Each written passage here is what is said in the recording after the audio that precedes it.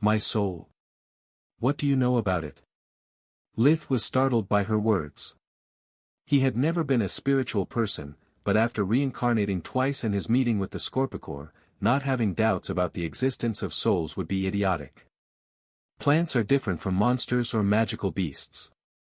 We do not evolve for the sake of power, we also gain a greater affinity with the Great Mother. The blonde dryad waved at her surroundings. We dryads, in particular, are deeply linked to all forms of life on a spiritual level. I can tell at a glance that your soul is damaged. I have no way to know how it happened or how that changed your life. I think I have a clear idea about it. Lith thought.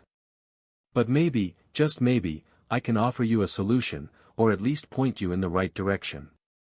How exactly? Have you ever had a déjà vu? Or the feeling to be in the right place at the right time? That happens when your soul manages to guide you to an important crossroad in your life. We can show you where and when a keystone event will take place, but the spell requires at least 2 dryads. At least? How many of your kin live in this forest? Litha's paranoia kicked in, so he started to search his surroundings for hidden enemies, finding none. Just the 2 of us. She sighed. I wouldn't have left my territory if my sister hadn't been in mortal peril. Nor would I have handed my heart to you if I had any other choice. Sister. That word lit a hint of compassion in Litha's heart. She had taken an enormous risk to protect her family, something he deeply respected. Despite the fact that she couldn't even move without his permission, her eyes were filled with pride and defiance. After pondering about his options, Lith dispersed all the dark energies. He already had another hostage, in case the redhead tried something funny. Also, he had no use for them from the beginning. If smuggling a glowing flower was hard, then how was he supposed to explain 2 dryads following him everywhere? The natural treasures were enough to compensate Lith for all his troubles. Without the dark energy sapping her powers, the red dryad managed to dress herself with a wave of her hand, conjuring a satin red and gold morning dress that complemented her eyes. The longer she was in contact with the earth, the stronger she became. Lith stored the natural treasures in his pocket dimension, without letting the dryads get out of his sight. Since the second dryad had appeared, Lith felt a tingling annoying sensation inside his heart, something that resembled guilt. He always acted unscrupulous, killing without distinction or remorse, but he was secretly proud of never having harmed someone without a reason. Lith knew that the moment he started killing simply because he could, he would have lost his last shred of humanity. Following his live expecting the worst way of life, this time he had almost killed an innocent, forcing another into slavery. Even for him, that was a new low. Feeling bewildered, he sought the advice of his moral compass. Do you think I went overboard this time? Let me see. Solus pondered. You got almost killed by a tentacle monster, and when another appeared you took precautions. That was the right thing to do. But when you determined it was not an abomination, there was no reason to be so cruel. Magical creatures are just like humans. Some are good, others are bad. Yet you groundlessly tagged her as a threat. We are lucky that you are masked, otherwise the next time we meet, I would expect her to attack us on sight. He silently agreed with her. Do what you have to. Lith stepped back, allowing the dryads to get close to each other. The 2 dryads joined their hands and their eyes were instantly filled with white light, while a pool of water formed in the space encompassed by their arms, filling it to the brim. The light descended in the water, forming a white sphere that spun on itself, turning the water in a whirlpool and making it resemble a 3D projection of a galaxy. A small, black wisp came out of Litha's body, making him suddenly feel lighter as if part of his emotional burden had finally been relieved. The wisp entered the vortex, turning it into a deep orange twilight color. At that point, the dryads released their hands, letting the dying galaxy go. It kept spinning on itself for a while before moving towards Lith, merging with his body and forcing him to relive all of his 3 lives. Pain invaded his body while his mind was set on fire. Old injuries and bruises appeared and disappeared in a split second, while the memories of his first life flooded his brain. He fell on his knees, clawing the ground so hard to break his nails. The pain, the anger, the grieving despair, the revenge, and finally the peace. Then it was his second life's turn, with its madness, loneliness, and hunger. At the memory of his second death a gaping wound opened on his chest. Lith tried to spit a mouthful of blood, but only saliva came out. The wound disappeared as fast as it had formed, leaving behind only the feeling of pain that preceded the relief of death. Then it came to his third life, and it wasn't at all like he remembered it. There was pain, hunger, but a lot of light and joy. He was forced to realize all the love and affection that the people had showered him with, even when he had still treated them like tools, manipulating their actions and feelings. Starting with his father, then Celia, Nana, Lark and finally his friends at the academy. When the images in his head caught up with the present, they kept moving forward, showing Lith a place that he had never seen before, where he was supposed to be at all costs. The vision disappeared, and Lith managed to stand up again while healing his damaged fingers. He discovered that tears were still streaming from his eyes. He hadn't cried for years, and the feeling linked to the act was bittersweet. They were mostly tears of pain, but at the end of the vision, they had turned into joy from his third life. When he saw the Dryad standing a few meters from him, Lith finally remembered where he was. Is it supposed to hurt so much? In another moment, rage and doubt would have filled his voice. But he was still shaken from the experience. He was questioning all of his life choices, including what to do next. No, it's not. The blonde Dryad was genuinely worried. It was meant to show you the past to help you understand the future. It shouldn't have been so painful. Because Lith had her heart, she had felt an echo of his anguish. Humans are the real monsters. How could a kid go through so much pain at such a young age? She thought. Somehow Lith knew instinctively in what direction he needed to go. A feeling of uneasiness was growing inside him with every second, like when he had received the phone call from the hospital the day Carl died. It wasn't too late, but the clock was ticking. He had to get there as fast as he could. Yet that development was too odd to be true, so he needed some answers before taking any rash decision. Are you sure this will help me with my soul? As his memories faded, Lith was returning to his old self. As I said before, no. But it's likely. Any soul's priority should be the desire to be mended, to be whole again. The blonde Dryad said while shaking her head. What else could it be? Lith had never grown fond of riddles. It could mean meeting the love of your life, the person that will become your best friend. She shrugged. The only thing that I know for certain is that you will find someone or something related to what your soul craves the most. I'll be honest, all this talk about souls and destiny sounds fake like a flying pig, but a deal is a deal. Lith gave back the yellow lotus to the Dryad before darting away faster than a bullet. As soon they were alone, the blonde Dryad's demeanor changed as if heaven and earth had switched places, looking at her sister with eyes full of annoyance. First you let a newborn abomination best you in combat and use you to leech the world energy, turning your turf into a dump. Then you need my help to handle a human child. You've sunk low, dear Lyda. She said with a sneer. That bastard took me by surprise. Lyda pouted. Don't act so smug. You and I know that in my place you wouldn't have fared any better. As for the human, that's no child, it's a monster. He didn't bat an eye even after seeing me naked.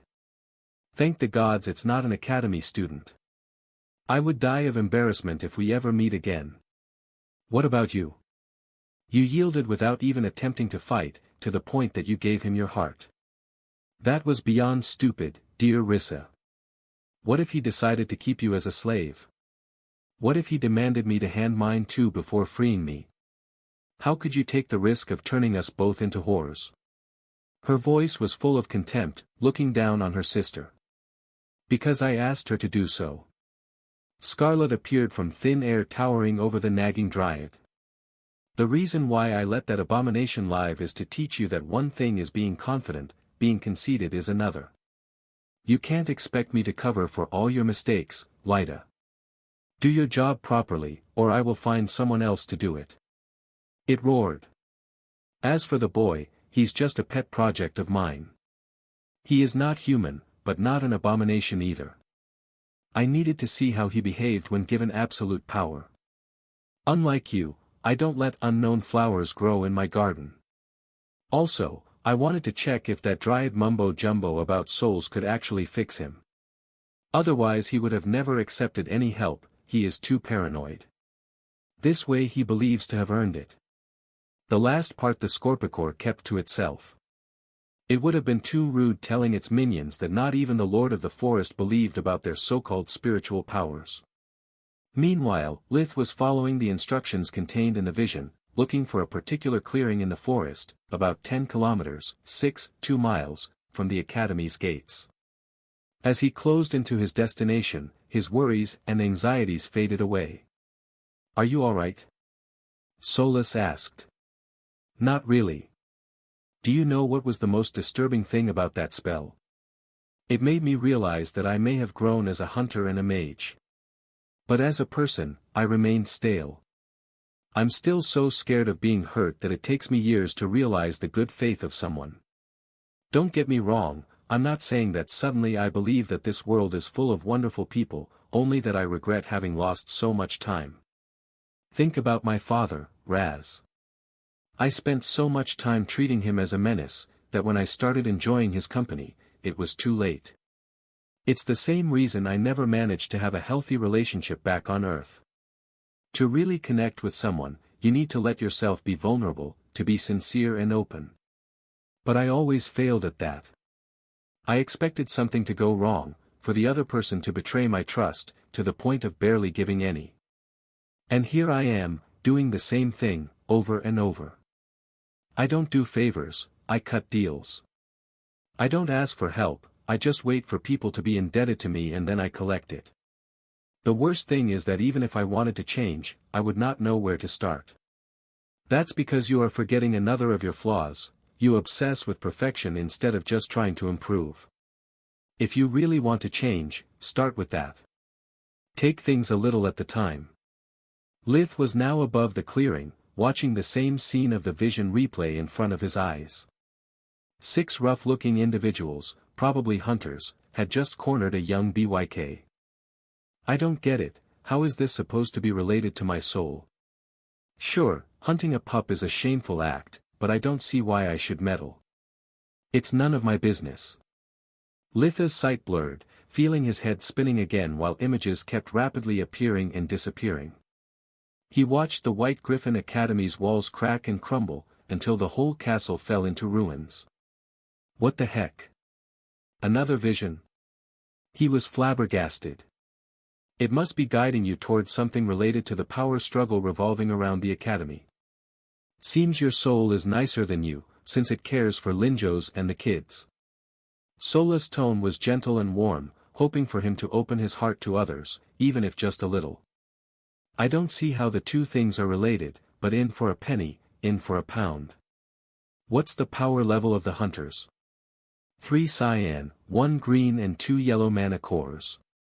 The latter are unlikely to be mages, too many muscles, too little mana. Solus replied.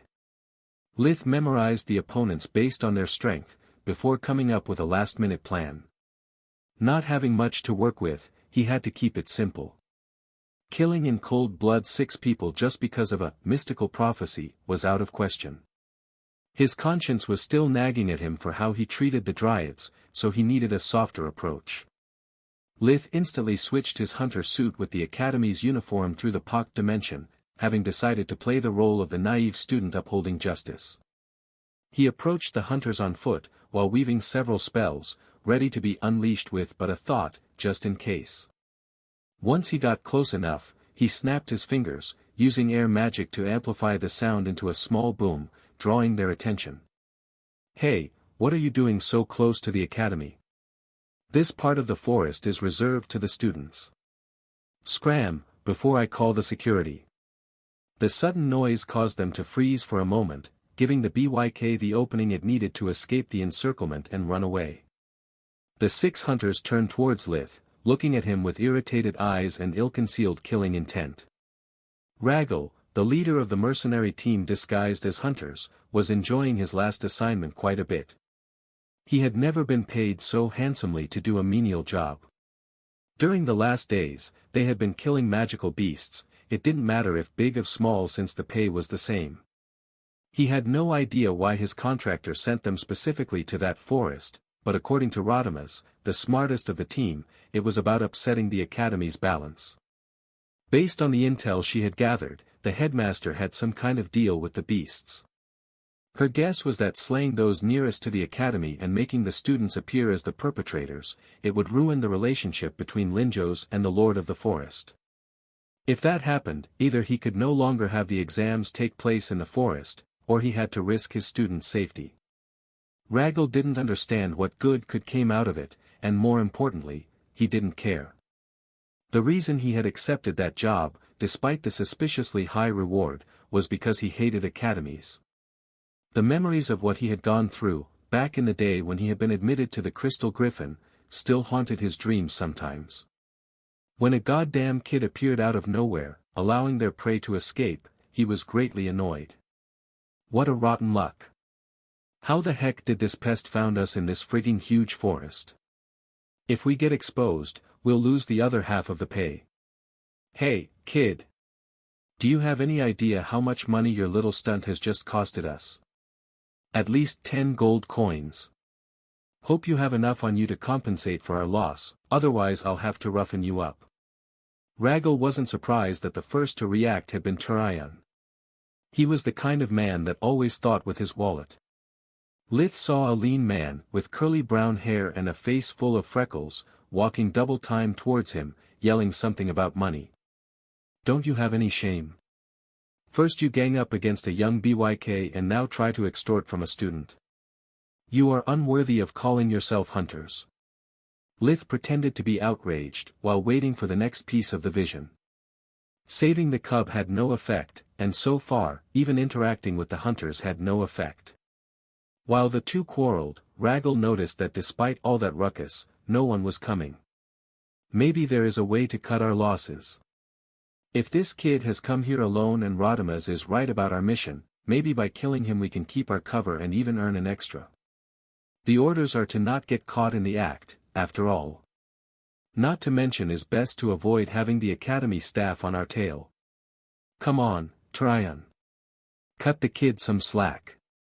He is right, we are too close to the academy. We are not looking for trouble. Turion recognized the code word for murder, yet his poker face was impeccable. He didn't smirk, didn't pause what he was doing not even for a second, managing to withhold his killing intent. He turned his back at Lith, nagging. Are you kidding me? I deserve my gold, so either I take it from your share or nothing. Exploiting the moment Lith could not see him, Turion unsheathed one of the knives hidden under his hunter jacket, before continuing to spin on himself, lunging it where Litha's neck was in a single, fluid movement. Alas, even after his meeting with the Dryads and realizing that his third life had indeed been quite blessed, Lith was still more distrustful than a turkey the day before Thanksgiving. The knife only cut air, since its intended target had promptly backstepped, conjuring 4 icicles that pierced Tyrion's arms and legs, pinning him to the ground like an insect. Lith had reacted on instinct, but now he seemed to be in a daze, uncertain on what to do next. He then pretended to be casting a fake magic spell, but the mercenaries had already recovered from the shock, quickly adjusting their formation to encircle him. Rixa, save Turion before it's too late. Beware, the twerp has magical rings, but don't let him run away or we are fucked. While screaming orders, Ragel thanked the gods for their good luck. The kid seemed to be hesitant to kill humans, otherwise the situation would have been much worse. For the same reason, Solus was really worried. It was the first time since they had merged that Lith showed mercy on the battlefield. Even worse, his thoughts seemed to be in disarray, letting himself being cornered that easily. The biggest of the group, almost 2 meters tall, with arms as thick as a head, charged forward like a boar, blocking the line of sight with his huge body mass. According to Solus, he was the other non-mage in the group, but if they kept him around, he was bound to have more than one trick up her sleeve. His clothes emitted a yellow glow, making his speed increase dramatically, followed by a red glow that seemingly had no effect.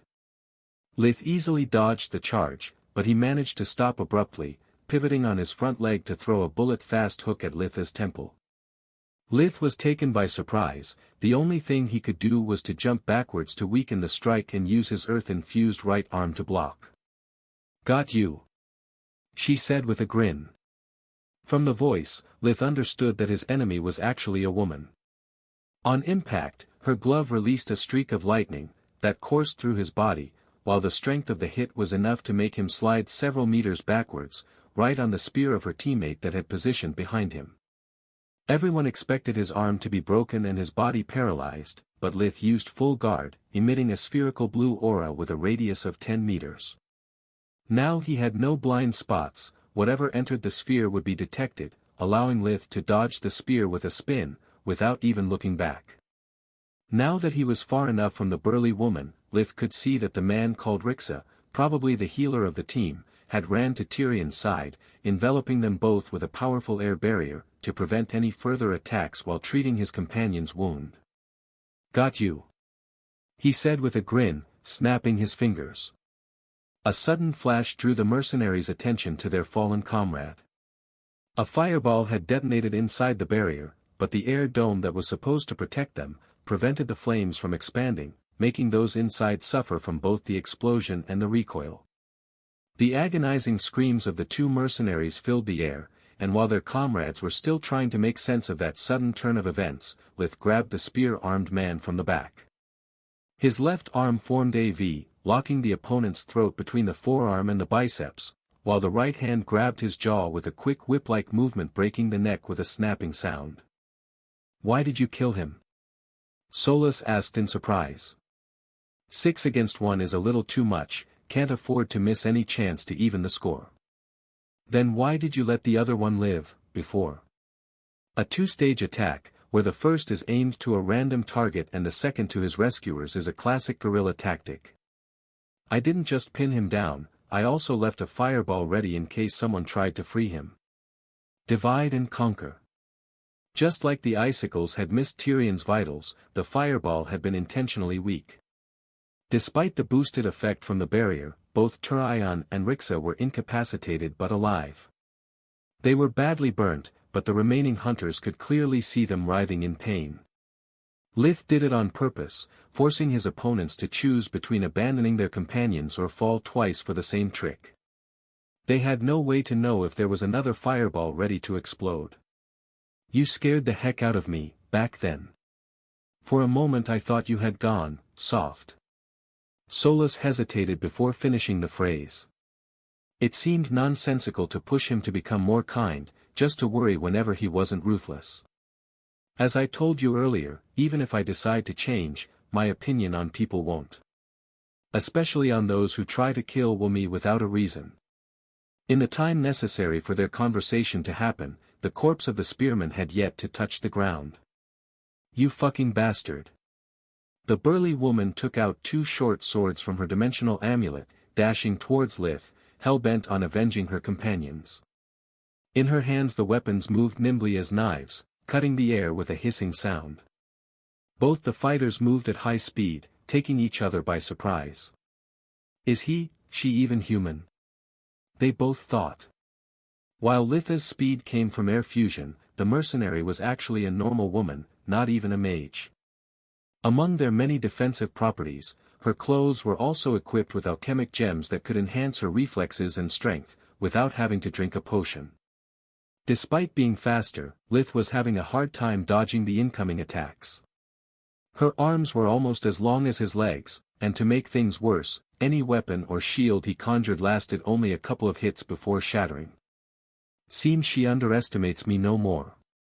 I have to come up with something, fast." "Watch out for her blades, they are enchanted," Solus pointed out. "I doubt that your uniform can offer any kind of protection from them." Gritting his teeth at the news, Lith saw the mercenary sweep the ground with her leg, forcing him to jump. Her plan was to follow up with a roundhouse kick while the opponent was still in midair. Instead of falling down like she expected, Lith darted forward, kicking her face with both feet, forcing her to take a step back with a bloody nose. Exploiting that opening, Lith closed in, stomping his right leg on the ground, with enough strength to crack it. The force of the kick was transmitted to the knee, and by bending the knee it was amplified and transmitted to the waist, the spine and the shoulder, releasing it through his right fist, right in the sternum, making her slide back several meters with a cracking sound. Despite all her magical protections and superior physique, the punch empowered by air, earth and fire fusion had broken several bones, making even breathing terribly painful. The remaining two members of the mercenary squad, Rodimus and Ragel, used that short exchange to position themselves behind him, locking Lith in a triangle formation. He didn't need to turn around to know that they were probably casting some spell to give their companion the second she needed to turn him into mincemeat. They had yet to notice that their fight had already ended. Lith struck again, this time at her chin, knocking her out before activating the Tier 3 spell stored in his magic ring, Checkmate Spears. The air was suddenly filled with icicles as thick as a small tree, encircling the Rodimus from all directions, leaving her no way out. Inwardly swearing, Rodimus cancelled her spell, performing a last-second switch to save her life. The two found their positions reversed. Now Lith was the one under the icicles' hail, but besides his wounded pride, he had nothing to fear. Checkmate Spears seemed an overly pompous name for a spell that had yet to actually checkmate someone even once. Being made out of his own magic, the icy darts passed through him like he was a ghost. In the meantime, Ragel completed his spell, a Tier 5 Battle Mage 1, the fastest one he knew. It generated several water spheres that would act as offense and defense at the same time. They were able to block or dampen air, fire and earth magic spells, and if an enemy touched them, they would invade his lungs, drowning him. Ragel only kept a handful of them to protect himself, sending the remaining ones to kill Lith. Like true magic enchantments, they were able to chase their prey, as long as it remained in the line of sight of the caster. Usually, the only way out was running away or killing the caster. Being still at the 4th year, Lith had no idea what kind of spell it was. Not daring to underestimate the opponent, he did what seemed to be the most logical thing to do. He used spirit magic to grab Rodimus and the burly woman, throwing them at the incoming spheres to see what would happen. Ragel couldn't believe his eyes. The kid was using his teammates as meat shields. He wasn't a newbie, he had already lost more than one ally during a job, sometimes sacrificing them to accomplish a mission. But that was too much. He had to choose between keeping his defense or killing two of his dearest friends for nothing. He could see the water forcibly entering through their noses and mouths, Rodimus' panicked screams reduced to a handful of bubbles. Before he could decide what to do, Lith closed in enough to knock him out with a single punch. The water spheres burst open, freeing their prisoners. Lith had just knocked out Rodimus too, to calmly decide what to do with them and how get the information he wanted, when he noticed that the young BYK had returned. "How kind of you, abandoning me like that after I saved your life," Lith said with a harsh tone. The BYK snorted, rubbing its snouts to his leg as a thank you. "Stop playing dumb. I know you can talk. I didn't come here by chance, but because some dryads told me about a fated encounter." The BYK tilted his head sideways, finding hard to make sense out of those words. "So, tell me. Are you supposed to be my true love, my best friend or what?" The BYK chuckled, an amused light in its eyes. "May the Great Mother spare me from such terrible fates. No offense, but to be a decent mating partner you are too thin, too small, hairless and too human." Thanks to his recently found mana sensibility, Lith realized that the BYK wasn't actually talking. It was using air magic to turn the sounds of the forest in words for him to understand. "None taken. To be honest, I'm happy to hear that. As far as I know, I'm interested only in human females. Just thinking otherwise was creeping me out," he replied. "What's a friend?" the BYK asked, sniggering. "Excellent question." Lith sighed. "In theory is someone that cares for you as much as you do for him. Someone to rely on during those times or when you are in trouble. Sounds like a mom or a pack leader. Maybe it was because it was young, or maybe just because it was an animal, but Lith had the impression the conversation was going nowhere. Do you know anything about the castle? Lith pointed at the academy's spires, clearly visible above the tree line. The man-made mountain? Sure, everyone knows about it. It's the place where the white-furred pups like you reside. Lith was about to facepalm himself in frustration, but then the BYK asked him an odd question. Now that you mention it, can you explain to me why your den mates have gone insane? What are you talking about? Lith replied in confusion. Until last winter, the forest folks and the man-made mountain folks coexisted peacefully. Sure, from time to time a big fight happened, but that's the nature of wilderness. The strong lives, the weak dies. It shrugged. But now things are different. The white-furred roam the forest not for food or herbs, they now hunt us actively, trying to kill us. And when I say us, I mean young magical beasts if not litters. That piece of news made no sense. According to what Celia told Lith in the past, a cub had a no market value either dead or alive. The pelt was too rough compared to an adult specimen, and no one had ever managed to tame one. Magical beasts were not just powerful, they were also strong-willed. If a cub was properly fed and cared for, it would soon become able to escape, or at least die trying. If not, they would simply die out of starvation or of the abuse. Also, killing a cub was bound to incur the wrath of its parents, it was a high-risk no-reward move. A vagrant hunter might not care, but for Academy's students it was suicidal to do so. They could meet the beasts again during an exam, or even worse, when alone, and that would mean either getting a failing grade for receiving a professor's help or death. Luckily, most of them are stealthy as a storm, so only a few were killed. After we retaliated, the Lord of the Forest told us to stand down, to try to settle things with the Lord of the Mountain. But then things got even worse. More and more strangers arrived, strong enough to kill adults. The BYK pointed at the unconscious hunters with its snout. Lith could understand how those events were related to the headmaster. It was a pincer maneuver, to make the academy dangerous both inside and outside its walls. If a student were to die or disappear in the forest, especially during an exam, pinning the blame on Linjos would be child play. What he didn't understand was why such events were linked to his own soul. There was still something amiss, he could feel that the vision had yet to reveal itself. Litha's heart started to pound loudly in his chest. An irrational fear was pricking his mind like countless needles, cold sweat covering his body. He had no idea what he was supposed to do or find, but he knew that the window of opportunity was about to close. The only card he had left to play were the hunters. It was still broad daylight, and he couldn't afford to be discovered or interrupted, so he changed his clothes again and cast the hush spell all around them. Now no matter what he did or how much they screamed, no one would hear them. And even if someone stumbled on him, all he would see was a hunter killing the competition. He woke them all up with a jet of icy cold water. They discovered to have their hands and feet trapped inside the earth below them, that Lith had turned to stone. Their mouths were stuffed with clay, preventing them to talk. Lith had searched them one by one, even in the mouth, taken every enchanted or alchemical item they possessed, leaving only their clothes. They were at his complete mercy, even casting first magic would be incredibly difficult. He removed the gag from the burly woman, she was the one less likely to know something useful, so was the perfect choice to set an example for the other two. Free me and fight like a man, if you dare, you fucker.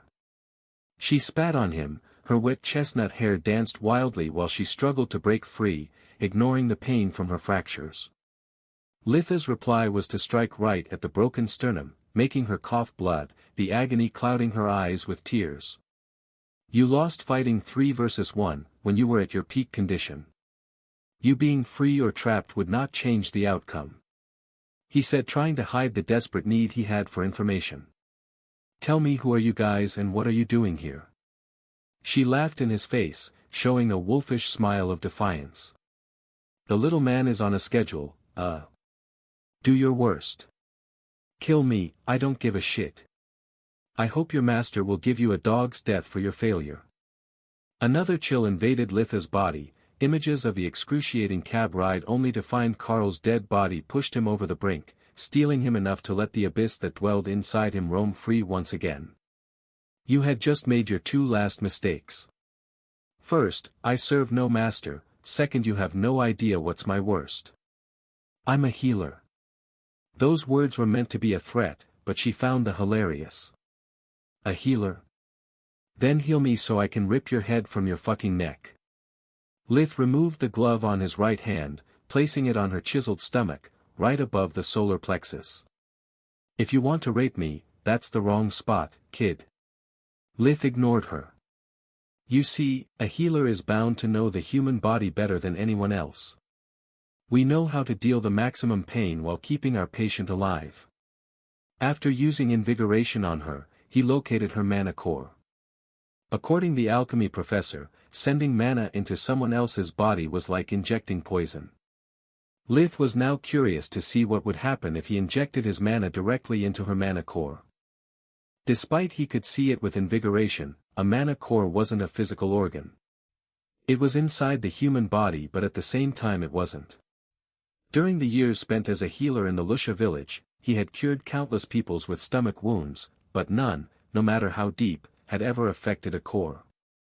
Lith had to rely on his newfound mana sensibility, sending a tendril of pure mana from his core to the woman's. At first, nothing happened, her core seemed stable, keeping its yellow color despite the flood of alien energies. But a few seconds later, Lith could see that the zone where he had attached the tendril was getting weaker and weaker. The yellow was turning to orange, slowly spreading to the whole core. The woman suddenly started to scream in pain, all her veins and arteries bulging out, as if they were trying to shake off her skin. The red of the blood turned blue as the mana that was invading her body. When it reached her head, she started to bleed the cyan liquid from her eyes, nose, and ears. The shrieks of agony showed no trace of her previous defiance, only desperation. Her voice went from shrill to hoarse, until it didn't sound like a human voice anymore. She kept yelling and yelling, until she had no more air in her lungs, but she seemed incapable of drawing breath again. Lith stopped, leaving her a couple of seconds to recover and feel the temporary relief from the lack of pain. Ready to talk now? Sobbing in terror, the burly woman swore to the gods that if she managed to survive, she would have changed her way of life. No more trading lives for money, she would redeem herself. My name is Melia, she said, trying to establish a connection, to force him to perceive her as a person. It was a trick that had worked countless times in the past, even if she had never been the one to attempt it, but Rodimus. She always said that every man dreamed of being the hero of a sobbing woman. And this time, she was sincere, she wasn't just trying to backstab him as soon as he lowered his guard. I don't care, he replied with a cold stare. I mean, who are you? Mercenaries? Hunters? Assassins? Mercenaries. We were paid handsomely to come here, kill as many beasts as possible and frame the students for it. Melia's words confirmed his theory, but didn't trigger any vision, nor relieved his fears. Who sent you here, and why? I don't know, I swear. I'm just the muscle of the team. Ragel is the one that deals with our contractors, while Rodimus is the brain of our operations. Ragel? That man. She nodded in his direction. It's everything I know, please, let me go. Leaving them alive was out of question. They had forced him to use too much of his true power, they were a liability. No matter their promises, as soon as they were out of reach, they would sell him to the highest bidder with a smile on their faces. Then I don't need you anymore. With a wave of his hand, Lith used spirit magic to twist her head 180 degrees, breaking the neck and putting her out of her misery. Now, Mr. Ragel, we can do this easy or painful. Tell me what I want to know, and I will give you a peaceful death. Resist and, well, you have seen what happens. Lith removed Ragel's gag, allowing him to speak. Wouldn't have been better to leave her alive? To give them hope. Solos objected. She really didn't like Lith torturing people. Every time he did it, she could sense something inside of him dying. What hope? They are professionals, not some Girl Scout. They know all too well that I will never let them live, because that's what they would do in my shoes. Listen kid, I'm sorry we tried to kill you. His terror ruined his usually flawless poker face, making him sound fake like a $3 bill. You don't have to do this. You are still young, don't become like us. Behind his fake empathy, Raggle only meant to buy time, hoping to find a way out of that predicament. But he discovered that his hands were blocked, he couldn't even feel the magical stone he hid in his boot in case of emergencies. His only hope was to find a crack in the kid's morality and exploit it to escape. Too late for that. Lith ignored his ramblings, placing his hand over Raggle's core and forcefully sending mana into it. Raggle had a cyan core, just like Lith, so even if he was incapable of controlling it, the core's energies were able to repel Lith's clumsy attacks. So, I can freely invade only weaker cores. It's a pity I don't have the time. It would have been interesting to discover what happens to someone once I degrade his core, maybe even below the red level. Stripping someone of his magic could be a formidable threat, not to mention that it would allow me to keep prisoners without having to fear any trick from their side. Taking a mental note to experiment on that in the future, Lith stopped wasting his pure mana, adding darkness magic to it. Raggle's defenses crumbled like a sand castle facing a tsunami, darkness quickly spread to the whole core. Like for Melia, his veins bulged out, but their color was black. Melia's suffering had been nothing compared to Raggle's, pure entropy was eating at every of his cells. When Raggle started to bleed black blood from all his orifices, Lith stopped sending energy, but the pain didn't pause. What the heck? Lith was flabbergasted. Trying to understand what was happening, he touched Raggle again, using invigoration. He was then able to see that even without his command, the darkness was still ravaging the mana core, that was now full of cracks, on the brink of collapsing on itself. Seems that dark magic is too powerful to directly inject it. I need a softer approach for the woman, or all the information will be lost. Lith, the core is black. Solus sounded worried. What if you just created an abomination? Lith refused to believe that accidentally performing such feat could be so easy, but being cautious, he kept monitoring Raggle's status while ignoring Rodima's whimpering and sobbing. After just a few seconds, the black core crumbled, and Raggle's body went limp, devoid of life. Lith sighed with relief. Humans seemed to be no match for him, but abominations were on a league on their own. He was already sick and tired of that day, he just wanted to understand what was the source of uneasiness he kept feeling, solve the damn vision and then sleep for a whole week. Lith had just turned toward Rodima's, pondering about what element use on her, when a sudden noise drew his attention. Raggle's body was trembling again, writhing like he had a seizure. By using invigoration again, Lith could see that black and red blood were pooling where the mana core had been, forming a new one, brimming with dark energies. The blood core was sucking all the remaining fluids in the body, making Raggle turn pale as a ghost, his eyes glowing with a red light, like a torch was burning behind them. Lith could see his canines grow into fangs, his hands and feet breaking free from the stone ground as it was just soft mud. He immediately backstepped, conjuring a wind barrier to intercept all the rock projectiles flying towards him. What the heck is a blood core? Solus almost panicked. The bad news is that I think I have just created a vampire. The good news is that at least he doesn't shine under sunlight like a disco ball. Lith replied. Solus had no idea what Lith had done, to be exact, either of them did. The creature in front of them wasn't dead nor alive, her mana sense had never perceived anything like that. A normal core was a mass of pure mana, that could be used to interact with the world energy to give life to spells. Awakened beings seem to be the only ones capable of using the pure mana to obtain various effects, like invigoration or spirit magic. An abomination's black core, instead, was a stronger but corrupted form of mana, that constantly required massive amounts of world energy just to not dissipate. To do that, abominations gained unique powers. The wither they had faced in the past had the ability to drain life force even from a distance. The plant thing could split his consciousness to overtake and consume the surrounding vegetation while searching for animal prey. That came at a price, though. Both of them had proved to have a deadly but limited skill set, to the point of having lost the ability to use magic in all of its forms. The blood core that Lith had accidentally created was completely outside their experience. It was a mass composed by blood and darkness magic, with the remains of Ragal's mana core somehow holding everything together. Based on what Solus could see, it had both a physical and magical nature.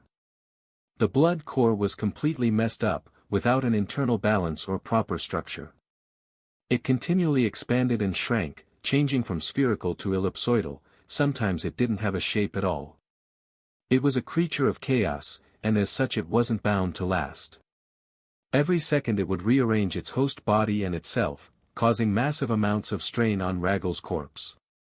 When he was alive, he had been a well-built man of average height, with short black hair and a well-trimmed goatee of the same color, that helped smoothen his square features. Now his visage was deformed in a perpetual scream of pain, his sharp nose sunk into his face until only the nostrils remained.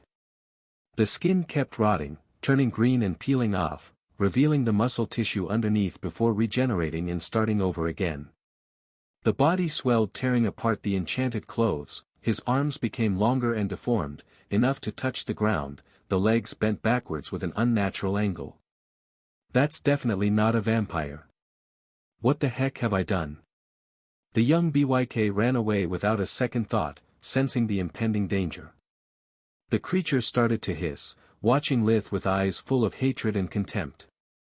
It moved with incredible speed, not even using air fusion to its extreme. Lith was able to avoid the charge.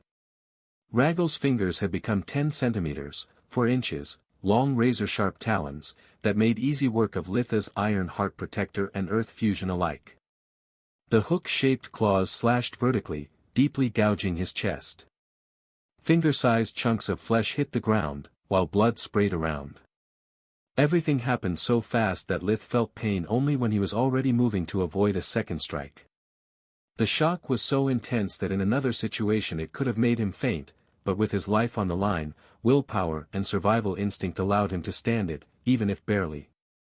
Lith could feel the rhythmic bleeding over his chest at every beat of his panicked heart, drenching his clothes. It was like having a white-hot branding iron ravaging his flesh, while ice needles pricked the surrounding skin, giving him a numbing feeling that was slowly spreading. He managed to avoid the second hit, but only because suddenly the creature became distracted, making the swing sloppy and predictable. He exploited the opening to get some distance and heal his wounds. To his surprise, the talon marks were brimming with darkness magic, making the recovery spell much slower and less effective than normal. The creature, instead, had picked the chunks of flesh, playing with them enthusiastically. It tilted its head sideways, making most of Ragal's hair fall like autumn leaves in the wind, seeming to have realized something important. Then it brought them to its mouth, wolfing them down. The good news is that whatever that is, it's not a vampire. The bad news is that I have no idea how to defeat it. Lith used light fusion, trying to neutralize the dark energy infecting the wound. You can either run away or stall for time. It can't live for long. Solus pointed out. She could clearly see the blood core falling apart. The strength coursing through the monster was too much for its body, despite all the changes it had went through. Every move, every attack would damage it as much as it did to Lith. Maybe it was because the creation of the blood core had been purely accidental, maybe because the creature was vulnerable to the sun, but being mindless it didn't care. Whatever the reason, ingesting raw flesh had barely delayed its decaying process. After the hair, all the skin was shed, leaving the muscles exposed, wet and shining under the midday sun. All its teeth had been replaced by fangs, giving it an alien look. The creature screamed with fury, noticing that Lith had got away, forcing it to decide if to hunt the creator for whom it felt a deep-seated hatred, or the helpless Rodimus. The sweet smell of dripping blood and the delicious taste of the meat settled the deal. While Lith and Solus were still talking, less than 2 seconds after the first blood, the nightmare began. The monster darted toward Lith faster than a bullet, tanking everything he threw at it. Burning Prison, Lith's personal Tier 4 spell conjured 6 fireballs, 1 above, 1 below and 4 around the creature, detonating at the same time. The head exploded and regenerated, the limbs got turned to shreds but all the pieces managed to reattach themselves before the blast could scatter them away. Lightnings burned its flesh and burst its heart, more icicles pierced its body that needles a pincushion. None of it managed to even slow it down. Yet recovering from all that damage took its toll, the creature's body had become thinner, while the talons fell, leaving the creature with just its fists.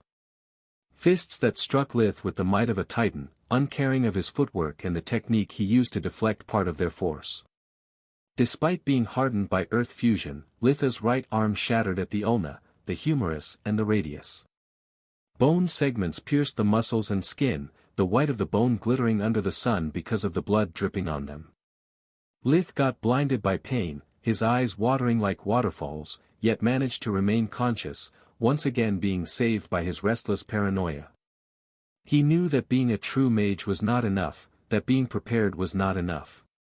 The new world was a big place, he was bound to meet sooner or later someone stronger than him, someone capable of hurting him for real. Among his trial and error experiments on himself, he had learned how to use darkness magic to cut his pain receptors, and that's what he did the moment he realized that all he had was not enough to stop a single punch of the monster of his own creation.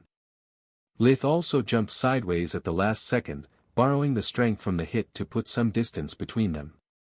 While flying through the air he kept casting as fast as he could, making all kind of spells rain down on his pursuer. Even with only his left arm remaining, he managed to land another 4 explosions before the creature caught up, striking again, this time at his chest. Lith felt his ribcage collapse, spitting blood realizing that even breathing had become an excruciating torture. The raggle thing lifted him by the neck, licking every single drop of the precious liquid, feeling its strength returning. Both of them were wheezing, their expression distorted, but while Lith was desperate, Lith's monster was triumphant, using its unnaturally long tongue to lap all the blood dripping from his face. Lith used that precious moment to wave a final spell, and when the monster opened its mouth to tear his neck open, he managed to conjure an icicle inside it, so that when the jaw attempted to close on him, it pierced its tongue, palate and brain. The creature didn't care for it, not until realizing that now it could not bite. Then the monster simply grabbed and pulled the icicle out, uncaring for its own wounds, accelerating the decay process. Its eyes withered and rolled into the skull, leaving only the red light of undeath behind. The fangs finally bit Lith's neck, blood sprayed out his jugular. But then the jaw fell off, shortly followed by the creature's right arm, holding the prey no more. Lith's monster emitted an angry gurgle, drool flooding its mouth, right before the whole corpse dried out and collapsed on the ground, turning into ashes. "In your face, Mary Shelley," Lith thought, casting all the healing spells he could manage before falling onto the ground, sprawled like a rag doll. After so much pain and struggling, Lith finally felt at peace. His vision blurred until everything went black. He could feel all his anxieties, all his fears and traumas fading away. The pounding ache from the wounds was reduced to a dull sensation, no longer important. He just wanted to sleep and forget about everything, but from a corner of his mind, something kept tugging at Lith's consciousness, refusing to give up. A part of him was fighting the stupor, knowing he would never wake up from that slumber. Solus tried non-stop to reach his mind through the numbing pain and exhaustion, but to no avail. He had gone too far, the wounds were too deep. The only thing she could do, was use her own mana to keep his condition stable. Yet with only a yellow mana core to back her endeavor, she was just delaying the inevitable. Finally, light fusion was able to purify the wounds from the dark energy festering them, allowing all the healing spells Lith had previously cast to kick in. The bleeding stopped, the wounds were still severe but no more life-threatening, at least for the moment. Lith was now able to hear Solus' voice, to grab the light of her will and use it with his own to finally open his eyes. Waves of searing pain were still ravaging his battered body, but he couldn't afford to heal himself. Not only he had little mana left, in his current conditions even light spells would add strain to his body, potentially killing him. Gritting his teeth to endure the agony of each breath, he used invigoration, to both assess his conditions and gain the energy he needed to survive. Minute fractures all over the ribcage, minute an open fracture of the right arm, minor internal bleeding, several bones cracked and open wounds. I doubt I would still be alive without light fusion's regenerating factor and your help, Solus. Thank me later, first fix your chest. If any of the bone fragments pierces your lungs it's over. Invigoration was an incredible tool, but it wasn't perfect. To use it, Lith required to remain still, focusing his mind and spirit to align the mana core with the world energy surrounding him. The slightest distraction would sever the connection. That was the reason why he couldn't use it during battles, otherwise he would have access to an endless supply of mana. Following Solus' advice, he used light and spirit magic to collect all the scattered bone fragments, rebuilding his ribcage. The process was slow and painful, but he couldn't make haste, his own life was on the line. After that, he had to take care of the hunger. Invigoration could make up for the lost stamina and mana, but recovering from so many wounds required nutrients. The right arm was still a mess, but with the pain receptors disconnected it was bearable.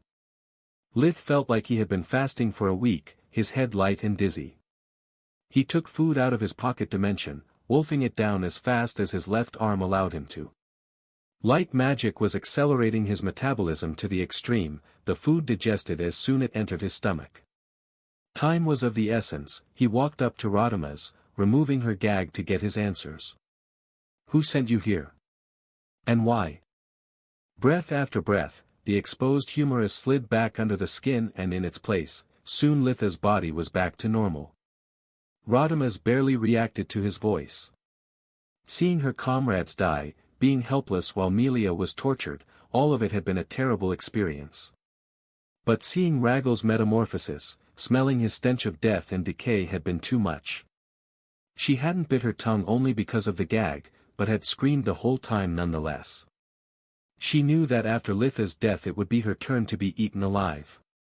Her eyes only showed the white, the pupil rolled almost backwards. She had dislocated both her shoulders trying to break free from the restraints.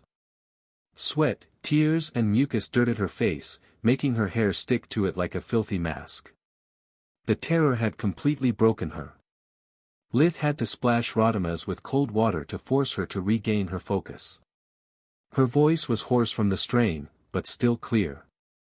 She explained how the request hadn't come through the official channels of the Mercenary Guild, but via one of their contacts in the black market of the city of Candria. According to the books in Soluspedia, it was simply a market town, the nearest trading hub to the academy. The contractor was a merchant, but the odd request coupled with the high reward had made the mercenaries suspicious. After taking a considerable down payment, they had investigated the matter, discovering that the merchant was just a middleman.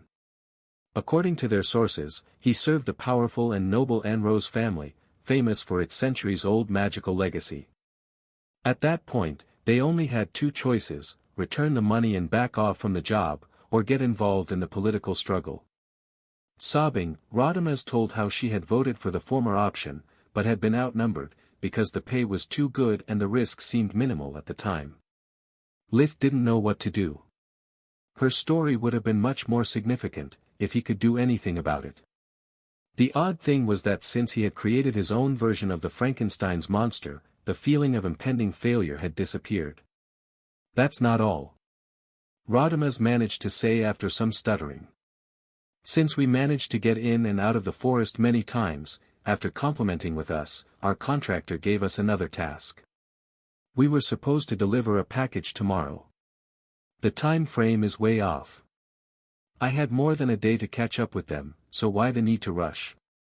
Still, the vision showed me that the academy is some way related to this. Whatever this thing is, it could be useful to change the course of the events. It's in my dimensional amulet.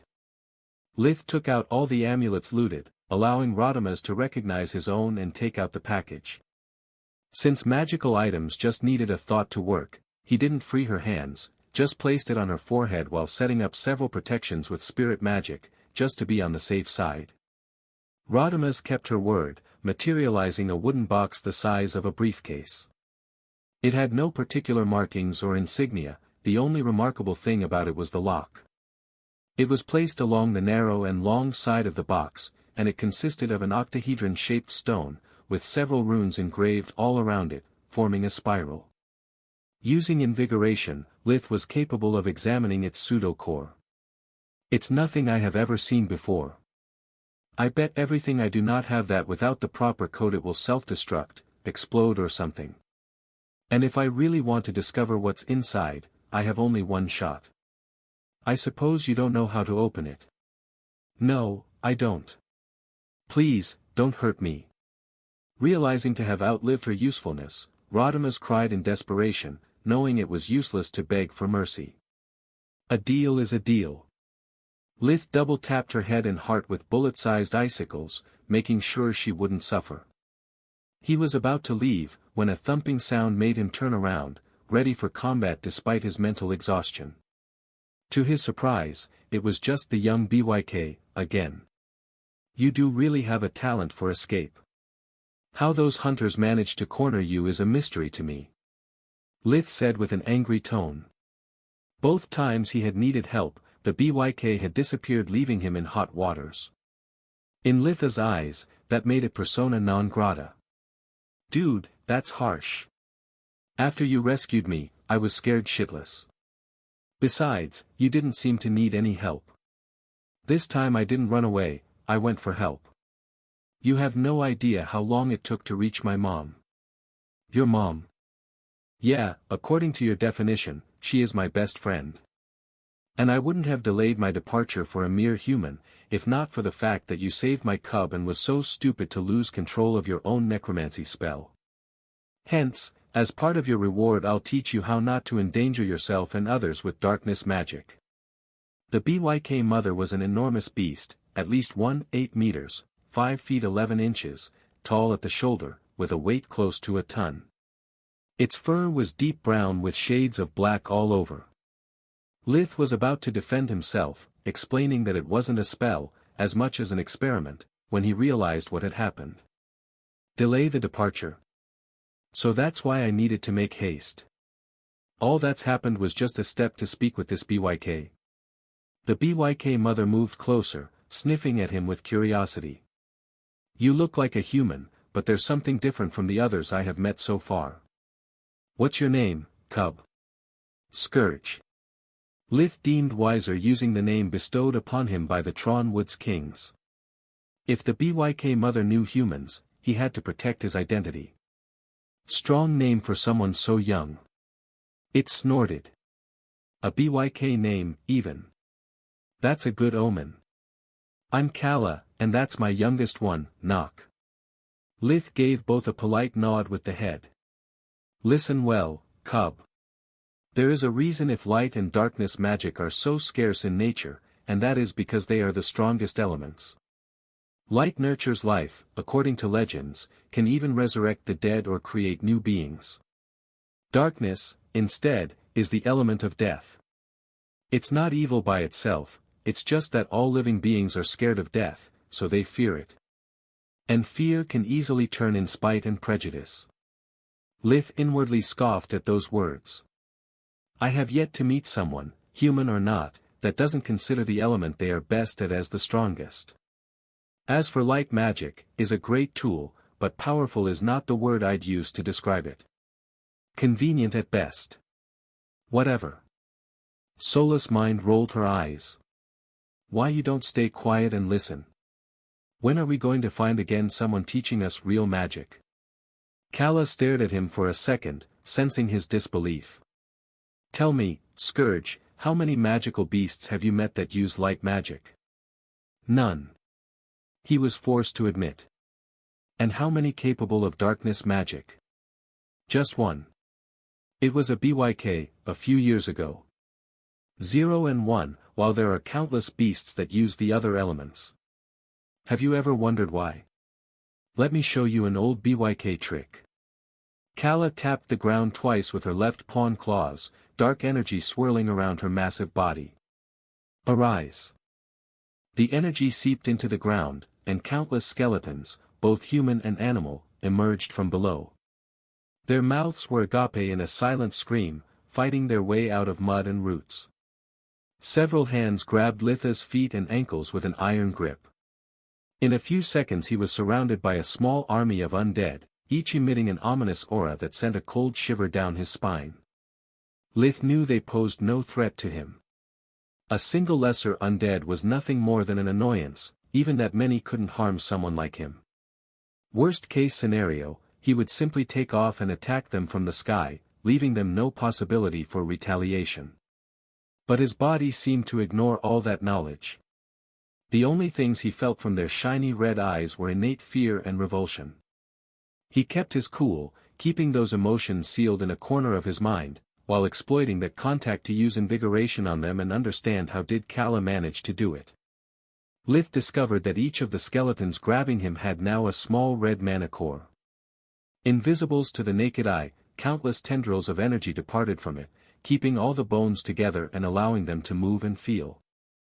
Unlike normal cores, though, they had black stripes, pulsing and growing every time the undead moved. In this world the dead outnumber the living by hundreds. An expert BYK will bury its praise and turn them into a weapon. The shock they cause and the sheer numbers can easily turn tables, if properly used. With another tap of her paw, the skeletons crawled back underground, and through her use of earth magic, no trace of their passage remained. Necromancy can be roughly divided in two branches, lesser and higher. Lesser necromancy, which I just used, allows to temporarily turn any corpse into an undead. It doesn't require much energy, but the effects are short-lasting, and its creations are incapable of thought, they can only obey simple orders. Higher necromancy, that you foolishly attempted, though, is an entirely different matter. With a flick of her snout, Kala conjured near her the ashes of the Lith's monster, stirring them with a darkness-imbued claw, biting her own other paw to let some blood drip on them. Horror struck Lith when he saw the ashes turn into a semi-liquid state, coiling around the claw and using it to stretch closer to the blood source.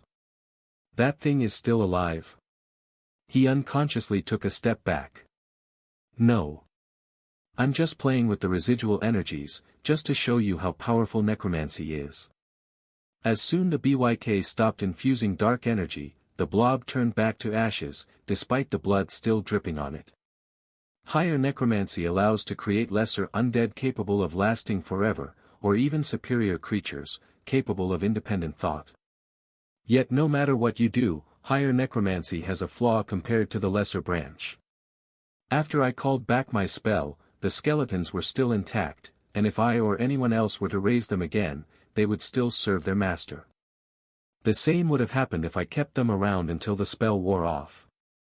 But when something is created out of higher necromancy, the unbalance is too severe. If the caster doesn't feed his creatures with the proper amount of light energy, the dark magic that animates them starts to corrode their bodies, until they turn into dust. The BYK sighed sadly. I tried countless times, but my inability to use light magic prevents me from truly mastering necromancy. All my creations have the lifespan of a butterfly. Undeath is no life, to sustain it a price has to be paid. The better the necromancer, the less energy the creatures require. But no matter how little it can be, raising a permanent army would either drain the caster or require an external source. Do you mean taking lives? Kala nodded. Skeletons are simple, they require raw energy, it's irrelevant to them the source it comes from. Other creatures can be pickier, and require living flesh or blood to sustain their existence if the necromancer's energy is not available. And that usually means that lots of people have to die. Wait, are you telling me that an undead army has to eat regularly? Isn't that a contradiction? Contradiction. Kala snorted. Have you ever found anything, alive or not, that moves without needing energy? Humans need to eat, and so do plants. For a stone to roll, someone has to push it. Or else both humans and magical beasts would only fight with undeads. Imagine an army that does not rest, eat or fear, that grows in number with every battle. No, Scourge, that would be nonsense. Kala is right, otherwise necromancy would ignore the first law of thermodynamics: energy cannot be created or destroyed. Only be transferred or changed from one form to another. But that poses another question. Then how can magical objects never run out of juice? What is their energy source? The magician. Solus observed. That must be the reason why the imprinting process is necessary before using one. Is not only a safety measure, but also a way to feed them. That would also explain why magical items can be reused after their master's death. I have a question. According to what you say, undead should obey the necromancer. Why the creature attacked me? Lith asked. As I said, I haven't mastered necromancy, yet. But the most likely explanation is that your clumsy spell didn't bear your mark with it. Because of that, it didn't recognize you as its master, but only as a prey. Especially so if it hated you when it was still alive. What do you mean with mark? Lith was clearly lost. And why should a dead man's feelings matter?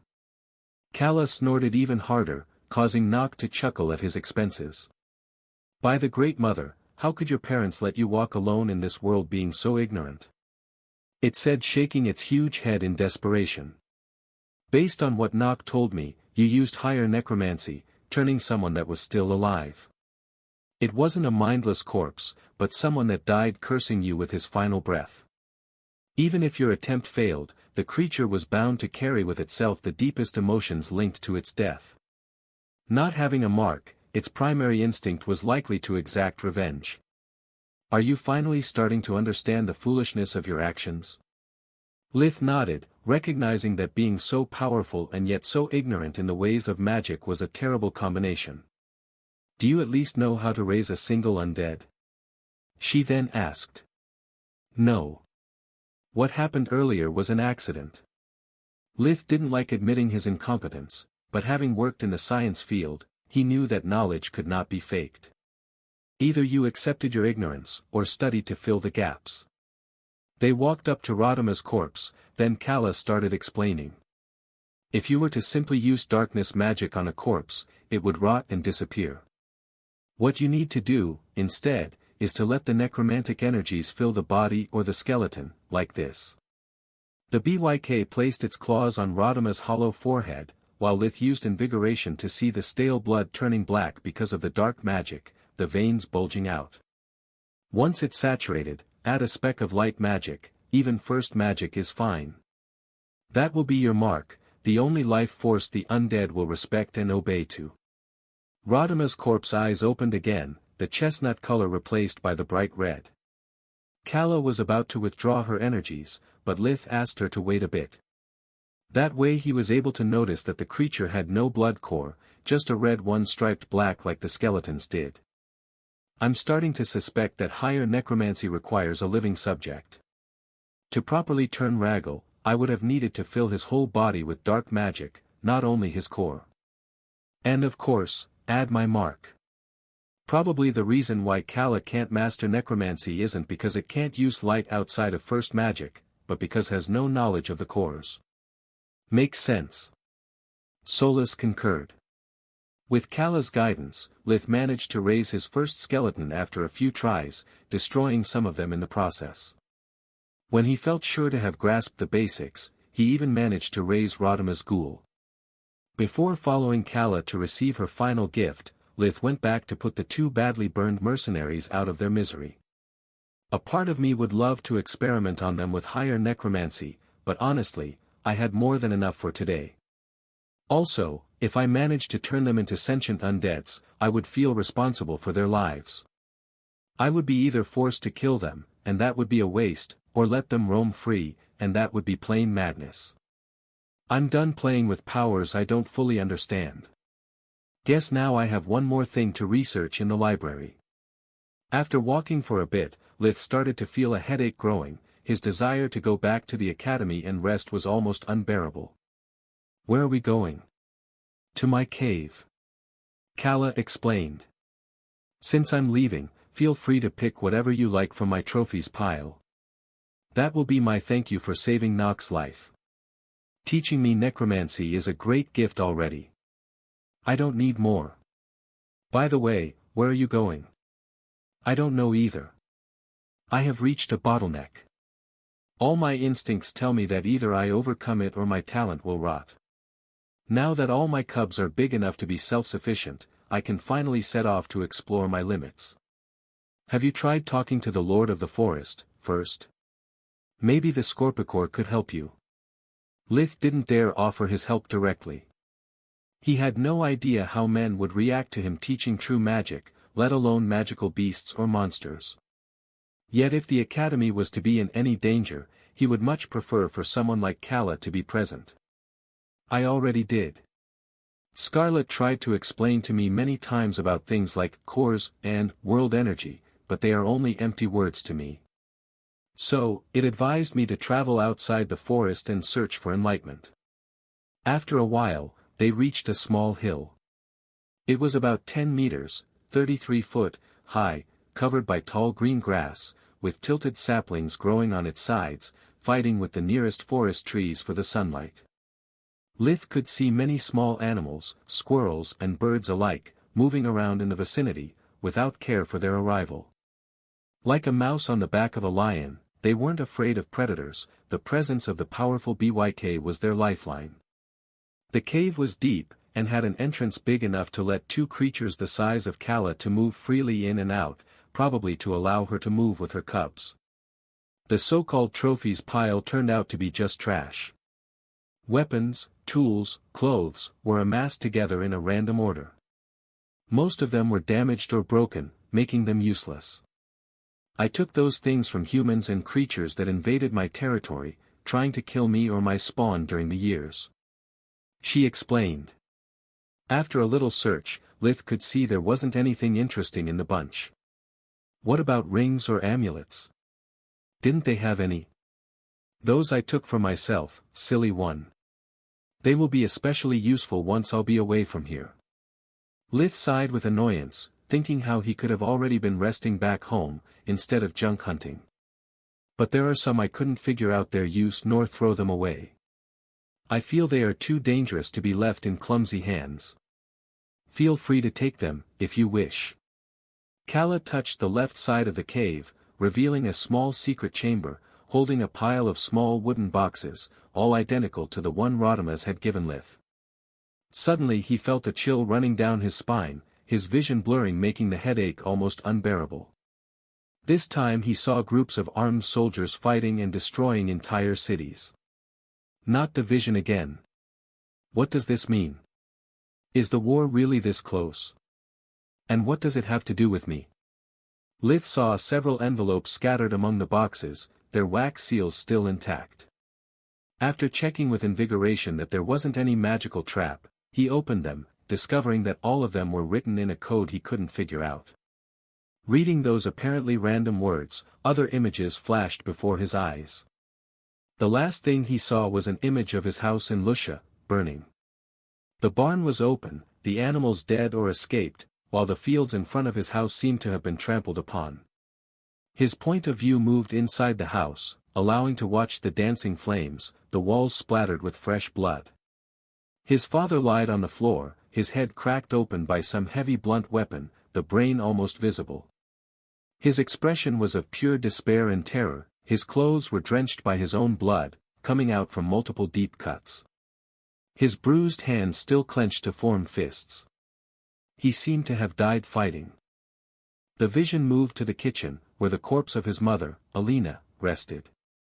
Her eyes were wide open, a pool of blood was under her head, a huge chunk of her tongue was visible among the blood. Her clothes were ripped to shreds, not even death had stopped her aggressors. Lith could see human bite marks all over her breasts and genitalia, a pool of white sticky substance defiling her legs and mouth. Anger was raising inside Lith's chest, a thirst for blood like he had never felt since his days back on Earth. Then, he heard his sister's voices calling for help. Rena was calling her husband's name, but Tista was calling for Lith. He tried to force the vision to show them to him, but suddenly he felt pulled up and away from the ground, watching everything in miles of radius from the sky. The whole village had been razed to the ground. Once Lith regained his senses, the headache was suppressed by the killing intent he could barely contain. Where did you find them? Most come from the dimensional items of the hunters that I recently killed. In the last months, lots arrived believing themselves to be predators only to end up as prey. Kala's snout deformed into a grin. But others I took from the white-furred pups that live in the man-made mountain. The students? Lith was shocked, not at the idea of their death, as much at the implication such event had. Yes. It happened when I was chasing the hunters who had killed one of my cubs. They had escaped me the first time, yet days later dared to return in my turf. Anger overloaded her eyes with mana, turning them in pitch-black holes. I stalked them, and when the opportunity arose, I exacted revenge. From that moment onward, every time hunters arrived, I would follow closely to kill them along with their pups, to let them know what I felt. How did you manage to do that? His interest was piqued. He doubted to be able to cleanly kill a group of mercenaries and students at the same time, without any of them escaping. Even with all her undeads, being unable to fly made Kala weaker than himself in Litha's eyes. Clackers, that's how. The BYK's laughter was like stone grinding against each other. I know how they communicate, via earth magic. I lure them with their feed call, and when everyone is busy fighting with the spiders, my undead sweep the field. The Lord prohibited us to kill the white-furred, but clackers do not answer to its orders. I only take care of the hunters. It's not my fault if the little bastards don't know how to fend for themselves. There were still many things Lith wanted to ask Kala, like how she managed to perceive the clackers' calls and how to manipulate them, but as his bloodlust receded, he could feel that something was wrong with his body. The headache had returned worse than ever, and no matter how much he used invigoration, his energy was leaving him like sand slips between fingers, no matter how hard one clenches his fist. Soon he wasn't even able to stand, his eyelids were drooping, forcing him to fight just to remain conscious. You seem to have a fever. Solus warned him. Impossible. Except during my first years of life, I never got sick. Not even a flu. As his breathing turned ragged, Lith lied on the cavern's floor, feeling the comforting coldness of the rocks ease the heat waves ravaging his flesh. I think I need to rest for. Lith fell asleep even before finishing the sentence. Both BYKs had no idea what to do. Even with their limited knowledge of humans, they were capable of understanding that Litha's constant shivering and sweating bullets wasn't normal. Mom, do you know anyone capable of using light magic? Nock lapped Litha's cheeks trying to comfort him. Outside of the Lord of the Forest, no. Maybe Scourge is just exhausted. A snapping sound from Litha's body cut Kala short. The BYKs stretched their ears, sniffing the guest. Another snapping sound occurred, this time louder. It was akin to a fresh log thrown into the fire, cracking because of the heat. Snap and pop sounds came one after the other. If an earthling happened to be there, he would think that someone was making popcorns. From the inside, Solus could see his bones cracking and healing continuously at an alarming rate. Sometimes it was just a fissure. At other times, the whole bone would shatter in small fragments before they assembled again. When it was the skull's turn, Nock jumped backwards out of fear. Suddenly a porcupine seemed to have slipped under Litha's face, sharp ends bulging under his skin, barely able to contain them.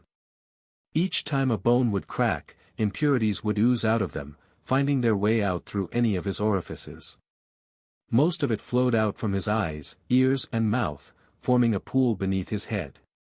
The stench was unbearable. Kala was forced to destroy the tar-like substance with darkness magic, fearing it could harm them. Is he going to become an undead? The events unfolding in front of Nock reminded what had happened to Raggle just a few hours prior. Unlikely. Kala replied. I don't sense a massive amount of dark energy surging. Nonetheless, she closed Lith in the secret room, leaving just enough space for the air to flow, strengthening the cave walls in case of attack, just to be safe. Thanks to invigoration, Solus perceived the world energy flowing inside Litha's core, the body was finally able to withstand its growth, surviving the changes necessary to wield the new power. The unconsciousness is actually a blessing in disguise. The pain would be excruciating if Lith was still awake. Solus thought. Hours later, he finally woke up, feeling like the Walmart doormat after the Black Friday sale. Every inch of his body ached. His already tattered hunter suit was soaked in impurities beyond saving. He managed to cancel the smell with darkness magic, but removing the stains would destroy the leather as well. What happened? Lith shook his head, trying to remember where he was. Good news. You have finally got past your bottleneck. Your mana core is finally halfway through the cyan. Probably the constant strain and healing cycles of this last few months did the trick. Solus' words made little sense to him. It's not my first rodeo. Why did I faint? And why do I feel like crap instead of refreshed? It was too complicated to explain, so Solus just showed him her memories. What the fuck? All that pain just for a shade of cyan. Once Lith managed to get up, even opening the stone door with earth magic proved to be a challenge. Rise and shine, sleepyhead. You have slept for 3 days. I was starting to get worried. Nock trotted to him, rubbing his snout strong enough to make him fall. 3 days. Sorry Nock, I have to run. Lith yelled in desperation. He didn't care for the lost lessons, as much for all the time wasted doing nothing. If the vision was correct, he hadn't even a second to spare. Nock laughed at him. I was joking, it's barely sunset. Cursing the BYK's ancestors and doubting the morality of their mating choices, Lith punched the nearby wall with the feeble strength he could muster. It's not funny. He yelled, striking again. My family is in danger, who knows what could have happened to them in 3 days. You scared me to death. That makes the two of us. Nock took 2 cautionary steps back, keeping its gaze on him, ready to run away. Why are you scared? Don't want to end like the wall just for a stupid joke. Lith looked at his punch, discovering that it had created a small socket in the wall. A spiderweb of small cracks originated from the impact point. What the heck? Lith and Solus thought, still in a daze. I didn't feel anything. How can I be this strong? It must be because of what happened to your skeleton. Your mana flow is completely different from before. Solus pointed out. The quality of your mana has barely changed, but now even at rest, the energy that your core passively produces is able to reach every inch of your body. I have seen something like this only in magical beasts like the Protector. What's happening? Kala rushed back to the cave after the first pounding sound, expecting the worst. When it saw both cubs alive and well, the BYK sighed in relief, but then an odd smell reached its nose. Not beastly nor human, it was something lost in between. Scourge, you have changed. It was a statement, there was no shred of doubt in her voice. Your smell is even less human than before. It's akin to the one the Lord of the Forest emits. Its eyes gleamed with comprehension of the true nature of their guest. Before leaving, Lith asked Kala how to perceive and lure the clackers. Sadly, the former required a high earth magic sensibility that he lacked, while the latter was far simpler. The spider's feed call sounded exactly like the human heart rhythmic beat, only it had to be emitted via magic through the ground. On his way back, while flying through the air, he activated Life Vision, searching for more changes in his abilities. Lith discovered that now it didn't just show the life force and mana simply through colors. Lith could now see the world energy flowing from the trees, the leaves, even from the stones. The whole forest around him was breathing, generating a mana wind that had been invisible to him before. It has become much more similar to my mana sense. Solus said. Yes. In a way it's still worse, in another it's better. Look at that. Lith pointed at a clearing in the forest. It was near to the point where he had fought with the mercenaries, but from the sky and with its ordinary look, normally he would have failed to recognize the place. But now he could see everything. The red wind originated from the animals, the green from the plants, the gray from the stones, and the black from the dead. Lith only had to extend his hands and will to feel the rotting energies waiting for the call. Rise! Rise, my legion! He could sense the many corpses stirring underground, clawing to escape. And then he let them go. He had no time to lose, there were many things he had to do before nightfall. Lith immediately regretted his latest experiment. Damn it, my body is still weak. Even though my core is still cyan, the effects of the change are similar to the evolution process. Invigoration has no effect. I need real rest to recuperate. Your mind is not faring better either. You are still wearing your hunter suit. If you don't change it, not only it would raise lots of questions, but I doubt they will let you in the academy. Solus pointed out. The leather sleeves were reduced to shreds, the chest presented a giant hole, like someone had tried to rip his heart out, the metal protectors had whole chunks missing, and between the bloodstains and the impurities it seemed that Lith had stolen the clothes from a battlefield. Inwardly cursing his own stupidity, Lith returned below the tree line, swapping the clothes in mid-air via the dimensional pocket. After walking through the castle gates, he was halted by the front desk clerk, demanding to have back the distress device. It was the same middle-aged man that had lectured Lith that morning. Seeing him with his hands and face dirted by having slept on the ground, his short breath and worried expression, the clerk assumed that going solo didn't do well for the arrogant fourth-year student. His chestnut eyes shone with gloat, while a condescending smile cracked his otherwise thick beard. Seems you had to experience for yourself how harsh the world out there. Not everyone can be a hero, now you know it. Lith looked at him like a madman, he had already forgotten about him, so those words made no sense to him. There. The clerk continued, mistaking his confusion for embarrassment. At least you came out alive without needing to ask for help. Also, you remembered my advice and returned before sundown. Realizing your mistakes and learning from your seniors is fundamental at your age.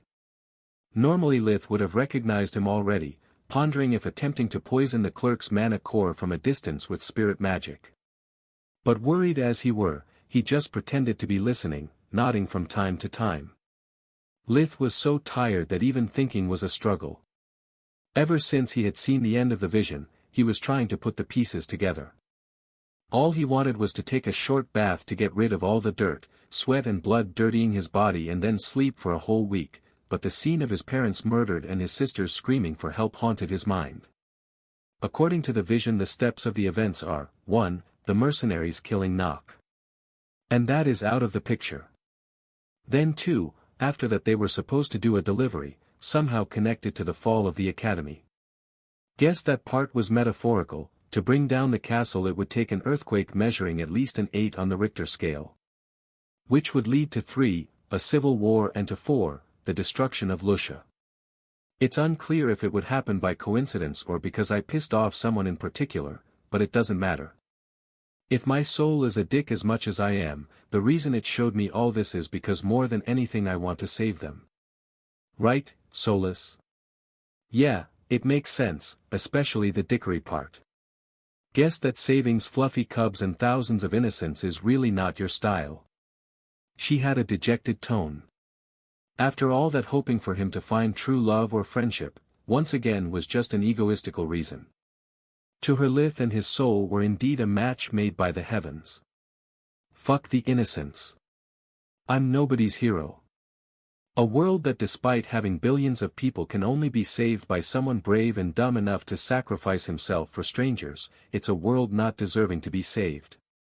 In the privacy of his room, Lith took out the communication amulet, thinking what exactly to tell Marchioness Distar. He couldn't sleep before making sure that the events he had spectated had yet to happen, but if he did call her, then he would need to spill the beans without having the opportunity to make up a believable backstory. The truth was too dangerous for him, and calling her the day after would destroy his credibility. Who in his right mind would take seriously someone that needed a power nap before reporting a threat to the kingdom? But without sleep, he had a hard time concentrating, let alone being convincing while spouting bullshit. It was another catch-22 paradox. Too tired to find a solution, he simply made the call. The Marchioness answered almost immediately, seated behind a luxurious desk riddled with books and sheets of papers. She had her hair down with no particular hairstyle, wearing something between a pajama and sweatpants.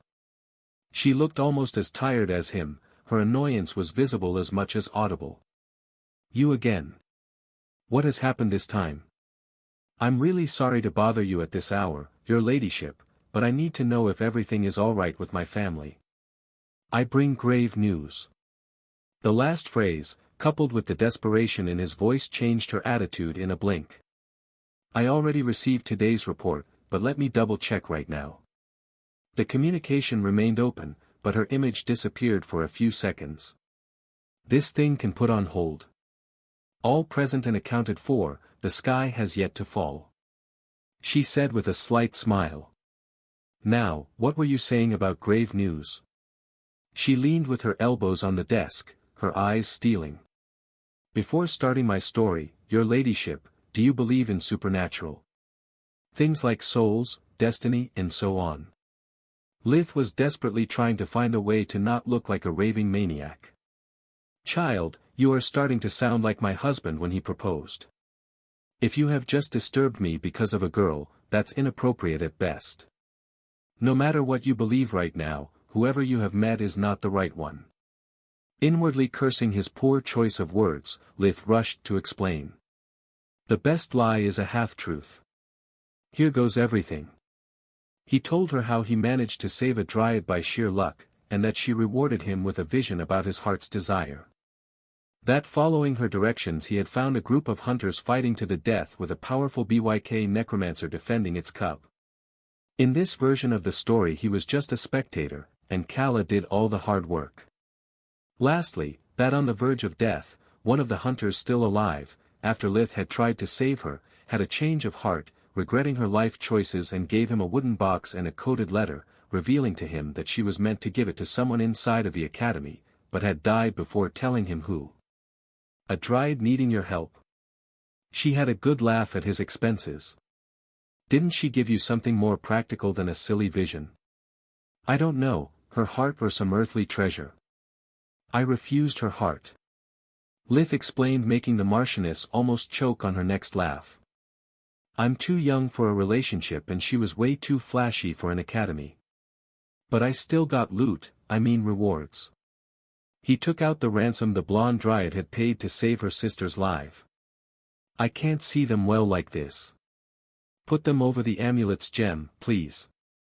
She didn't know what to think. So far, the story was too odd to be made up. When Lith did as instructed, the various natural treasures floated in the air. The light from the stone enveloped them like a 3D scanner, giving the Marchioness a life-size image that replaced Litha's. "Is there something this thing can't do?" Lith was flabbergasted by the second unknown function of the day. "Why can't it make a decent coffee? I miss coffee so much I could kill for a cup. By the gods and their children, I believe you. Now put those treasures away and show them to no one. They are very precious. Many would say too much for someone like you to have them." Lith saw the greed in her eyes, but it was a calculated risk. To further his story, he described in detail the plant abomination, nerfing it enough to make plausible for Litha's normal skill set to defeat it. "If you still have any doubts, there is a whole patch of the forest that's gone completely bald. It will take months for it to recover a shred of green." The Marchioness looked at him with renewed admiration. "I had heard great things about your little team, but honestly I didn't expect so much from them. It's amazing for fourth-year students, no matter how talented, to suppress a monster. All thanks to teamwork." Even half asleep, Lith realized that a gun he was completely unaware of, had just shot his own foot. "Why didn't you tell her that you defeated it alone?" Solus was surprised by the sudden turns of events.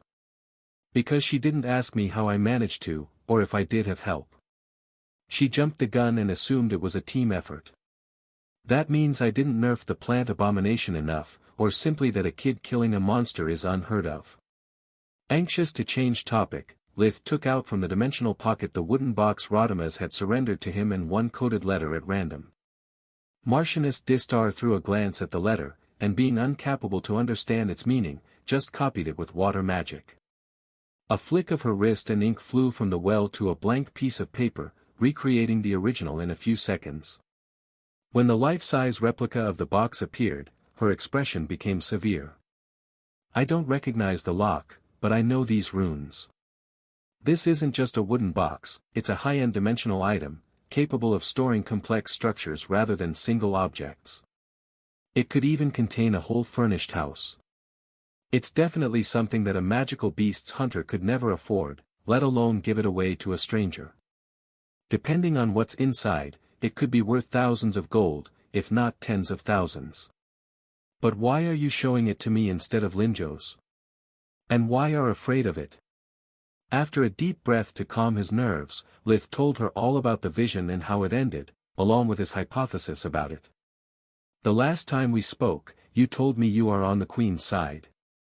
If what the Dryad has shown me is true, then I need all the help possible to prevent these events from happening. With all due respect, the headmaster is a good man, but has proven to be too much of a naive fool to be trusted with such a delicate matter. He expected people not needing ballots, yet now they are all in use. He didn't predict that his radical changes would backfire so fast and hard, or if he did, his contingency plan must have failed big time. Also, he doesn't know me, you do. For him I could as well be a homesick boy pulling a prank. I don't have the time to make him listening to me and believe a ridiculous story about dryads, souls and visions. I need someone capable of seeing the bigger picture and reacting accordingly. Whatever this is, its ramification go beyond the academy. The Marchioness drummed her fingers on the desk, pondering about Litha's words. His judgment on Linjo's character was harsh, but she fully agreed with it. And while the headmaster would take into account only the possible consequences for the academy and his precious students, she was capable of understanding also the political repercussions the events Lith described could have. Her fief was already torn apart by internal and external enemies, trying to replace her with someone more pliable to one side or another of the conflict. If a storm was really brewing under her nose, could she afford to ignore such a timely warning? The answer was no.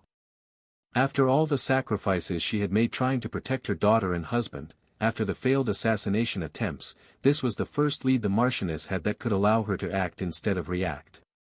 Also, it would give her an opportunity to prove her worth and loyalty to the crown in a moment of need, potentially reaping endless benefits. All things that made such information more valuable for her yet were meaningless to Linjo's. The dedicated headmaster had no interest in politics. His mind seemed to be incapable to consider anything outside the boundaries of the academy. That what made him an excellent teacher also made him a terrible pawn. I wonder if he took all these factors in account before contacting me. It would be amazing for a youth of humble origins to be so cunning. He could be a great asset in the future. She concluded. From what I have seen in the past, the Marchioness is not a power-hungry noble. She truly cares about her family. Also, she is the most powerful and influential person I know. If the civil war really happens, a backwater village like Lucia would simply be collateral damage.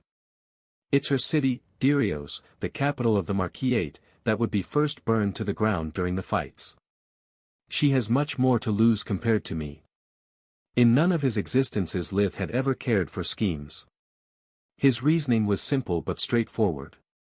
Fine. At those words, Lith sighed in relief. Finally his body was able to relax, the built-up tension quickly disappeared. No matter how crazy your story sounds, I believe you. There's only one problem. It's impossible to open warp steps inside the academy without the permission of a member of the staff. Hence, to get my hands on that box, I'll need to talk to Linjo's first. He'll probably summon you kids to listen to your side of the story. If I were you, I'd expect him to be pretty pissed off from your lack of trust. Lith stared at the hologram with adamant eyes and a grave expression, without saying a word. That's the attitude, face him like that and you'll have nothing to fear. More staring and silence ensued. Lith? She asked, starting to be worried. Is everything all right? His eyes remained sharp, yet a faint snoring became audible. Have you really fallen asleep with your eyes wide open? Wake up. The sound of her fist slamming on the desk did the trick. Sorry, I was absent-minded for a second. He said, buying time for Solus to bring him up to speed. I'll wait for the headmaster's call together with my companions. As per your request, they are still oblivious of our partnership.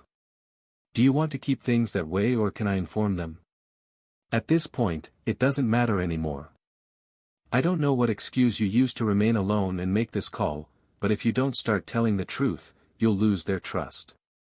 After closing the communication, Lith rushed towards Quilla's room, where his schoolmates were supposed to spend all day practicing triple casting and dimensional magic. What a rotten luck.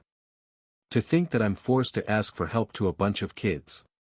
Didn't you complain that you have grown stale as a person just a few hours ago? Maybe this is a good occasion to start opening up. Be positive for once. Yes, I did. But I was talking about stupid things like sharing feelings, hobbies and all that jazz. Not potentially entrusting some of my secrets to others. In his mind, Lith could see many obstacles riddling the path he had been forced to take. Linjos could summon to his office not only Lith, but also the others. And unlike the Marchioness, being able to see them calm and rested, he could see past Lith's lies. To avoid blowing the cover he had created over the years, Lith needed his so-called friends to perfectly play their part. There were so many things that could go wrong, and he had so little time to convince them to help him. Being caught unprepared was what he hated the most. His only remaining option was hoping for once in his life to be lucky. A few seconds after he knocked on the door, Floria let him in. The mood in the room was gloomy, all those present had dejected faces and black circles under the eyes. It seemed like they had finished a shift in a mine while mourning their grandfather's death. Thank the gods, you all look like crap. Thanks, it's nice to see you too. Floria sarcastically replied. What happened? Lith asked. It's terrible. Uriel groaned. After all these hours, zero progress. We have barely eaten to have more time, but it was all for nothing. I'm going to fail dimensional magic so bad it's going to destroy my grades. How can we focus on a subject so hard with all that's happening? Every time I am alone, I have to watch my back from Liam and his goons. The rest of the time I am either studying or worrying about what could happen if a civil war really breaks out. I could lose everything and everyone I love. The work of generations destroyed in a few days, simply because people like the Luckart think that might makes right.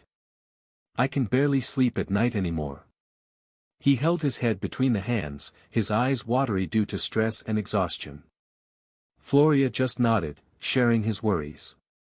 She had almost developed the compulsion to call in once an hour, to check the well-being of her brothers. So basically, you are saying that living like a commoner is driving you crazy? Lith replied, furrowing his eyebrows. Your first worry is the same one every ballot-less student has to live with. As for the second, well, back in my village, wandering nobles were treated like natural disasters, since they could pillage, kill and rape at will. And we were the lucky ones, since the presence of my mentor kept most of them at bay. Sorry, but I'm not sorry to break your self-pity bubble. Not to mention that basically you two are the living proof their strategy is working. If everyone were to freak out like you do, very few would graduate this year. That would be considered as the headmaster's fault, with the only result to push the kingdom one step closer to the civil war. Floria and Uriel only got gloomier after his speech. Way to go, you idiot. Lith scolded himself. Why don't you beat them down while you are at it? We need their help, so try to be a decent person for a change. Sorry, guys. I didn't mean to be a jerk. And for once he was sincere. But something absurd happened to me while I was in the forest, and I'm still messed up. Before any of them could ask a single question, Lith told his story once again, but unlike the Marchioness, they didn't allow him to continue after the part about defeating the plant abomination and rescuing the Dryad.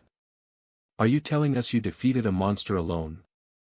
From her voice and expression, Floria didn't believe a word he said. Was the dryad hot?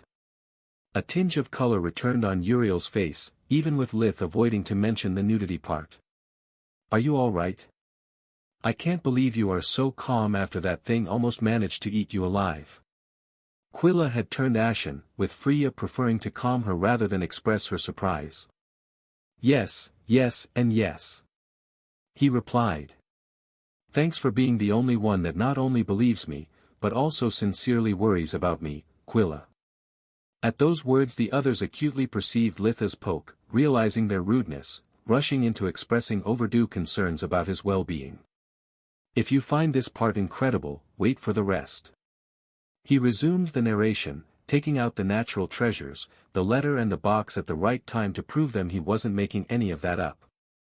When Lith finished, it was hard to understand if they were more incredulous or scared. Incredulous because both the ideas of the monster and a prophecy for a soul, seemed too much something out of a fairy tale to be real.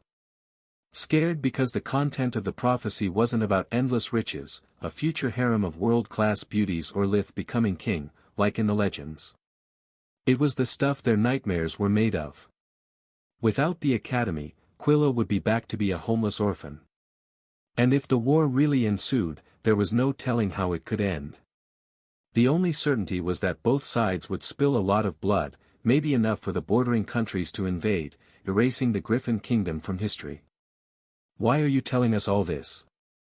You do know how crazy all this sound, and if your patron, of which we never heard about before, has already took matters in her hands, what do you need us for? As usual, Floria was the first one to speak. She had taken her leadership quite seriously. Despite their bond, she always felt he was keeping many secrets from them. More than not believing him, she wanted Lith to crack his impenetrable armor and show her some real trust. First off, because you are my friends, and you have the right to know the truth. Every fiber of his being was cringing at those words, yet he pushed forward. Like Solus had reminded him earlier, progress, not perfection. Second, because even my patron, just as you, Floria, don't believe me capable of such a feat. Before I continue, there's something you must know. Lith sat on Quilla's bed, massaging his temples while inwardly cursing the fate forcing him to take a gamble after another. Life at the edges of civilization is really hard. I had to fight for everything since I have memory. I'm not like you guys, I killed my first human at the age of 6. Then, after I finished my apprenticeship, I became a bounty hunter, killing people for money. There, I have said it. They finally know I am a bona fide murderer with a penchant for gold. With a deep sigh, he raised his head to look them in the eyes. Contrary to his expectations, there was no surprise, disgust or spite in their expressions. Why you don't look shocked in the least? Well, I already knew everything. Freya shrugged. After how you handled the school's queens the first day and reading Professor Vaster's report about your achievements, I was too curious. So, I had a background check made on you. You did what? Either in the New World or on Earth, violations of his privacy never felt nice. Sorry, but between your skills, glare and awful character, I thought it was best knowing the competition. Besides, it's not like I had to dig that hard, it was all public knowledge. And she told me everything once we became friends. Quilla chimed in. I never thought badly of you for that. On the contrary, I find you amazing. Wish I was able to do the same, instead of being constantly forced to rely on others. She blushed a little, keeping her eyes down and fiddling with her long hair. Same. I mean that I had a background check made too, not the cool part. To be honest, I found you to be quite scary at the start, but then you turned out to be a chill guy. Uriel patted some invisible dust off his shoulder, incapable of looking Lith in the eyes. He still found him to be quite scary. And so did I, hope this isn't the big secret. Floria snorted. It actually is. At least part of it. Lith stood up, taking a deep breath to calm himself. But showing is much better than telling. Floria, would you mind taking out your sword and attacking me? He gestured the others to clear the space around them, for their own safety. Are you crazy? She asked with her eyes wide open. Humor me. And while you are at it, drink a defense potion too. I'm too tired to hold back, I could hurt you quite badly. Seeing that she kept not moving, Lith closed in too fast for her to react, tapping with his right index and medium finger on her solar plexus, forcing the air out the lungs and making her cough uncontrollably. When Floria tried instinctively to reach for her sword, Lith swept her with a kick. Before she could adjust her body for the fall, he was already up, clenching her sword hand with his left hand and lifting her by the throat with the other one. He then gently helped her standing up again, while a shocked silence filled the room. Thanks to his new body, Lith hadn't needed to use fusion magic, his enhanced physical prowess was enough. Ever since I was little, I noticed my constitution was quite unique. That's how I managed so well in the past, before the academy. That's amazing. Why did you hide it? I would flaunt it all day if I was in your shoes. Uriel said. Yeah, you could. Because of your status. If so many nobles get angry when a commoner surpasses them in any field, imagine what would happen if they knew that a commoner that is both a good mage and fighter exists. It was the best explanation Lith had come up with. It covered the reticence, partly explained his exploit, and most importantly exposed as little as possible of his secrets. I would be either targeted by those that perceive my existence as a threat, or forced into servitude. My mentor always said to never reveal it to anyone, and this is the first time I'm disobeying her. Because I need your help. The Griffin Kingdom was commonly referred as the original kingdom, since more than a millennium ago had been the first great country to emerge from the Warring States period in the Garland continent. It wasn't the biggest, the primacy belonged to the Blood Sands tribes, but because of the much harsher life conditions of the desert coupled with its lack of fertile lands, it was without a doubt the richest. To the north and west it bordered the Gorgon Empire, and to the south and east with the Blood Sands Desert. The central government was located in the capital, Valeron, named after the original king, Valeron Griffin. The ruler of the kingdom was also the commander-in-chief of the royal army. It was prohibited to private citizens or even nobles to have an army. Those who could afford it were only allowed to have a personal guard, up to 100 soldiers. The simple attempt to recruit or form one was high treason against the crown, and the perpetrator's bloodline would be executed up to the third generation. Nobles were only considered as administrators of their land on behalf of the king/queen. They weren't allowed to make laws, only to apply them as they were enacted by the court. In case of doubt about their interpretation, a simple call via the communication amulet to a royal scribe would clear it. To waive the laws were needed special circumstances and the king's direct approval, otherwise it would be considered an act of rebellion. One of the reasons the Griffin Kingdom had flourished during the centuries compared to his neighbors, was the ruler's selection process. The title wasn't hereditary, just like the competence, skill and talent the role required. After the death of the current ruler, the spouse would hold the reins of the whole kingdom until the next one was found. To access to the selection, there were 3 essential requirements. The candidate had to share, no matter how dilute, the blood of the original king, also had to possess outstanding magical talent and proved administrative skill. The reason for the first requirement was still a mystery to everyone except the ruler. The second and third, instead, were quite obvious. Without magic, the ruler would be a prisoner of his own guards, since even a magico-level servant could kill him without leaving any trace in barely a second. Lastly, a good ruler was first and foremost a good administrator. Without a proper sense of justice and balance, he would be either a tyrant, or even worse a profligate strawman in the hands of whoever was able to enable his vices. Those who satisfied these requirements would be brought in the deepest part of the royal castle, in front of a mystical gate made out of gold and silver, that would open only for those who carried royal blood. The ones that were found worthy, would emerge from it shocked but unharmed, while the others would never return. It was the main reason why the title of king/queen was not coveted except from those who sincerely believed to deserve it. At any time, someone that met the requirements could challenge the current ruler and undertake the trial, but again very few came back.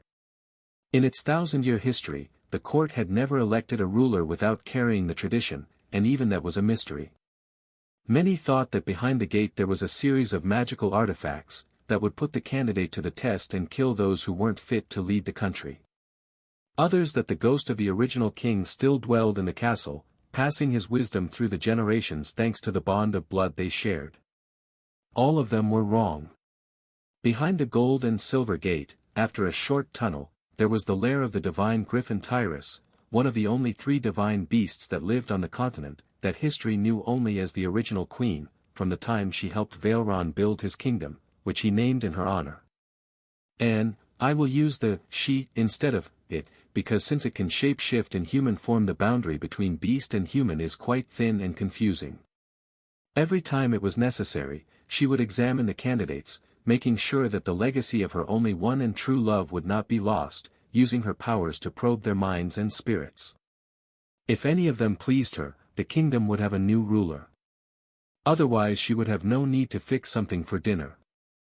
Tyrus didn't believe in direct intervention, nor did she care that much for human affairs anymore. She just kept fulfilling King Valorant's dying wish, choosing his successors and scaring the shit out the court from time to time, when someone thought that the tradition was outdated. It was from her lair that Arjun Renas departed for his new mission.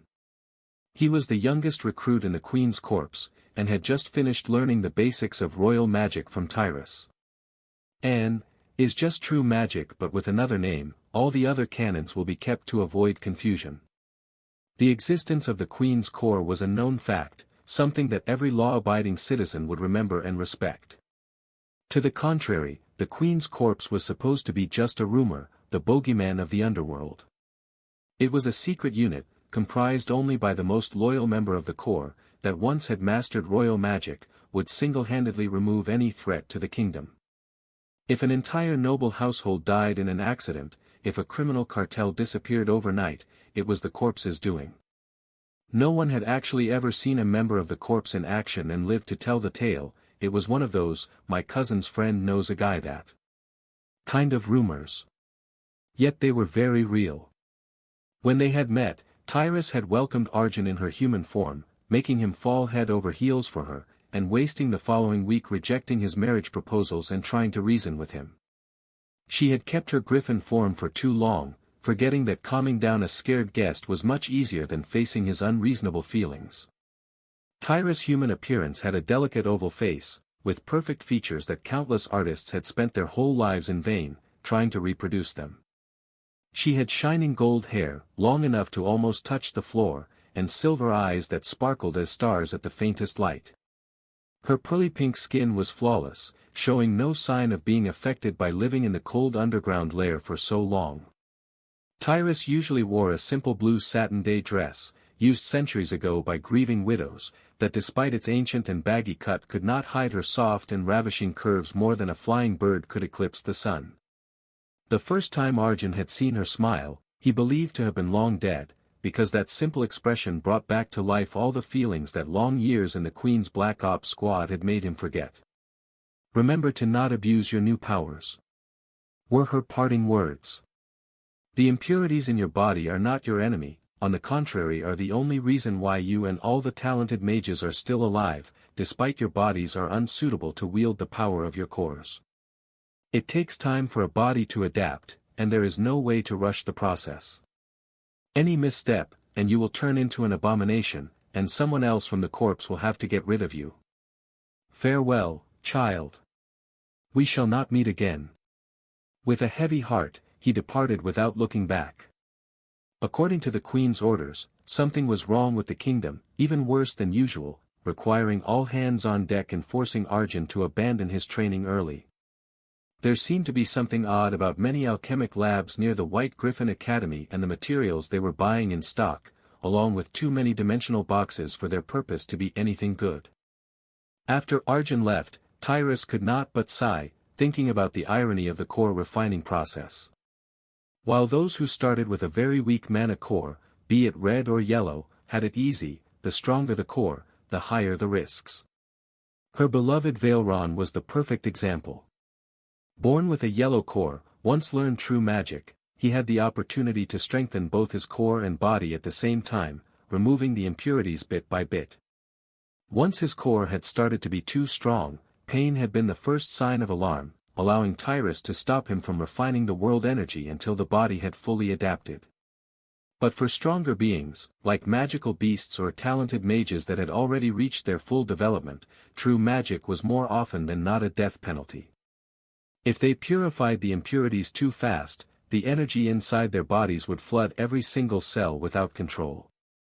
The lucky ones would die on the spot, while the less fortunate would explode among excruciating pains.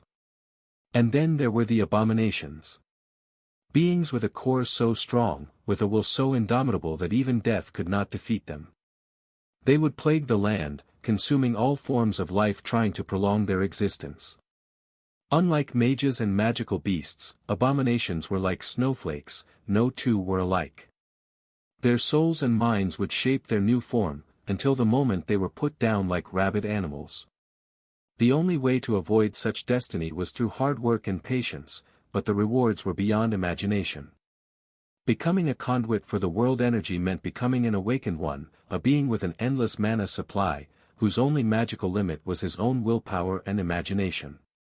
By removing the impurities, the body of an awakened one would progressively become faster, stronger and more resilient. His healing so fast to almost resemble regeneration, his six senses keen like those of the animals. Last but not least, all awakened ones would have their lifespans enhanced. They would no longer consume their own life force, replacing it with the world energy itself. That was how monsters like scorpicors, griffins, dragons and phoenixes could have an almost eternal life. But that didn't mean immortality. Despite each of them was really hard to kill, it was far from impossible. That was why most of the oldest awakened ones ended up isolating themselves. The stronger you were, the more conceited you became, until the point you felt entitled to force your idea of right and wrong on others, making the whole world your enemy. Thinking about the time she had spent with Arjun, and how fleeting was still his existence, Tyrus could not but ponder if her old friend and rival Lith had actually been right all along. Teaching humans is not impossible, just pointless. He had told her the last time they had met, centuries earlier, back when he had given up on humankind due to their innate foolishness. Thinking of him, after all those years, still managed to make her laugh. Lith was the only dragon she had ever met that flaunted his origins as a common lizard. If not for her pride, maybe Tyrus could one day confess to him that she too had started as a simple finch. While running along the stairs, Arjun Renas was amazed by how both his stamina and speed had improved. Being one of the kingdom's elite mage assassins, he knew his body like the back of his own hand. As a beginner awakened one, Tyrus had allowed him only to partly purify his blood from impurities, yet the changes were remarkable. His happiness was short-lived, though. Arjun could not stop worrying about the report he had just received. Not for its content, but for its length. A single page. That could only mean that all the crown's resources were stretched so thin that they could barely function properly. And considering that it included both the queen's core and corpse, the idea was beyond unsettling. I have entered seclusion just a few months ago, how could the situation change so much in so little time? As soon as he reached one of the mirrors, he prickled his left index finger with a small knife, using his blood to draw a magic rune on it while injecting his mana. The mirror's surface quivered, while the secret warp gate network was activated, allowing him to instantly reach his destination, the city of Candria. While on paper it was just a medium-sized city, thriving thanks to its position along one of the main trading routes, reality was a bit different. Under all the sweat and noise produced by its industrious and honest citizens, Candria was home of one of the biggest black markets in the Marquisate. For the right price, there were very few things you couldn't acquire, even slave collars, and that said a lot. Slavery was forbidden in all the free countries, and it was a crime punished with death, preceded by torture and the expropriation of all the family's assets. It was because of the ever-flourishing criminal underworld that a famous alchemist like Corin Haytorn had chosen Candria to build her state-of-the-art laboratory. It gave her access to all kinds of clients and ingredients, allowing her to take the best from both worlds, and became filthy rich very quickly. When Arjun emerged in the local branch of the Mage Association, the clerk barely glanced at him. The secret network also had access to all the official waypoints across the kingdom, allowing the agents to avoid being questioned or searched. Customs and controls would take place before departing, so those who arrived were considered to be properly cleared travelers. Before leaving the building, Arjun took a quick stop at the restroom, to prepare his cover. A fancy silk dress was inconspicuous in the royal castle, but it would make him stick out like a sore thumb in any other place. He wore brown cotton leggings, a white shirt and a vest. His new shoes had a soft sole, allowing him to move without making noise. The final touch was applying makeup with water magic, simulating a long scar going from under his left eye to his chin. Even if someone would stop looking at him, the scar would be the only thing they would see. Their gazes would be drawn by it, ignoring his eyes and his nose. Whenever they would try to recall his appearance, the only thing they would remember was a man with a 3-days-old scruff and a scar on the cheek. According to his seniors, it was the best mask one could ever wear. Once outside the building, Arjun remembered why he hated Kandria. When the city had been founded, no one had expected that one day it would be so busy, hence the roads weren't very large. Between the merchant stalls, the carriages stopping to load and unload their goods and all the pedestrians going to and fro their homes, walking had become a form of art for the residents and a labor for everyone else. The bustling activity forced people to bump into each other, making those cramped streets a paradise for thieves. When Arjun finally reached his destination, he had been robbed 4 times of the leather pouch he carried at his neck, holding a few copper and silver coins to hide the fact that he had a dimensional ring. Each time, he had been forced to replace it with whatever he could find in the pockets of those who were robbing him, whom he robbed back with a sleight of hand.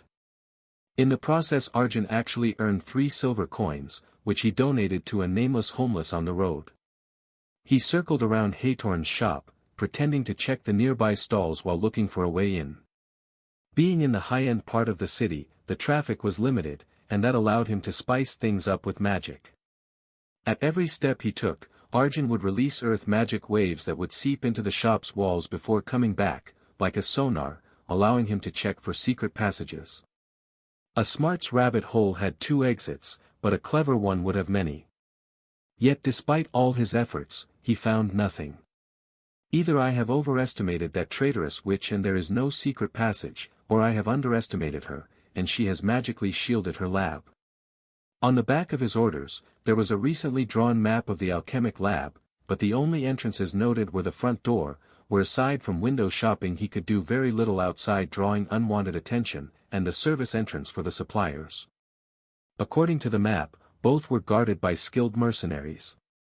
Killing them wasn't a problem, but getting in without causing a ruckus was. The mission required discretion, otherwise instead of the corpse they would have sent a simple constable with a proper warrant. Arjun didn't like complex plans. In his experience, the bigger the setup, the higher was the number of things that could go wrong. He had only one shot at the mission, so after scouting the surroundings, he bought a few trinkets before disappearing in a back alley. He chose to wait on the top of the tallest building in the zone, a 3-stories house, to keep an eye on the alchemic lab without being noticed. Arjun's options were limited. Being against a fellow magician, he doubted that Haytorn employed common locks. The illegal market was her biggest source of income, she was bound to have set alarms and safety measures to get rid of intruders or destroy all the incriminating evidence, in case something went wrong. Arjun wasn't hot-headed, neither the mission had a deadline, so he bid his time, waiting 2 days to get his opportunity. It arrived in the form of a shipment of crates, that 2 young men delivered after parking their carriage in the alley of the service entrance. Finally, the door was opened from the inside, allowing the goods to be brought inside by both the guards and the couriers. Using life vision, Arjun checked the surroundings for witnesses and then the building to make sure the intelligence he had was correct. There were no guards hidden inside, and that was good news. If Arjun wanted, he could have jumped down and killed them all in barely 2 seconds.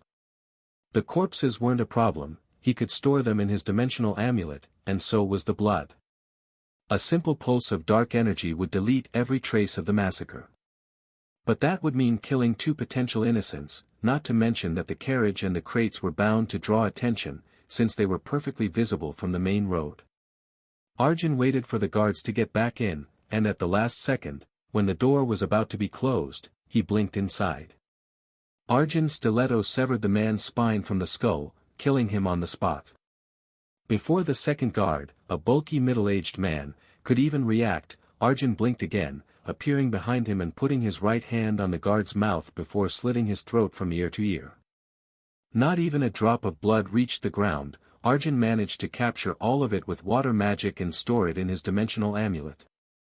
Then, he proceeded to search the corpses, finding a set of keys and personal effects.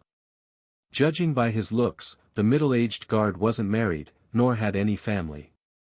Under the breastplate, his clothes were dirty with days-old food stains, missing some buttons that he never cared to replace. His belongings amounted to a set of gambling dices and a wineskin already half empty, despite was still morning.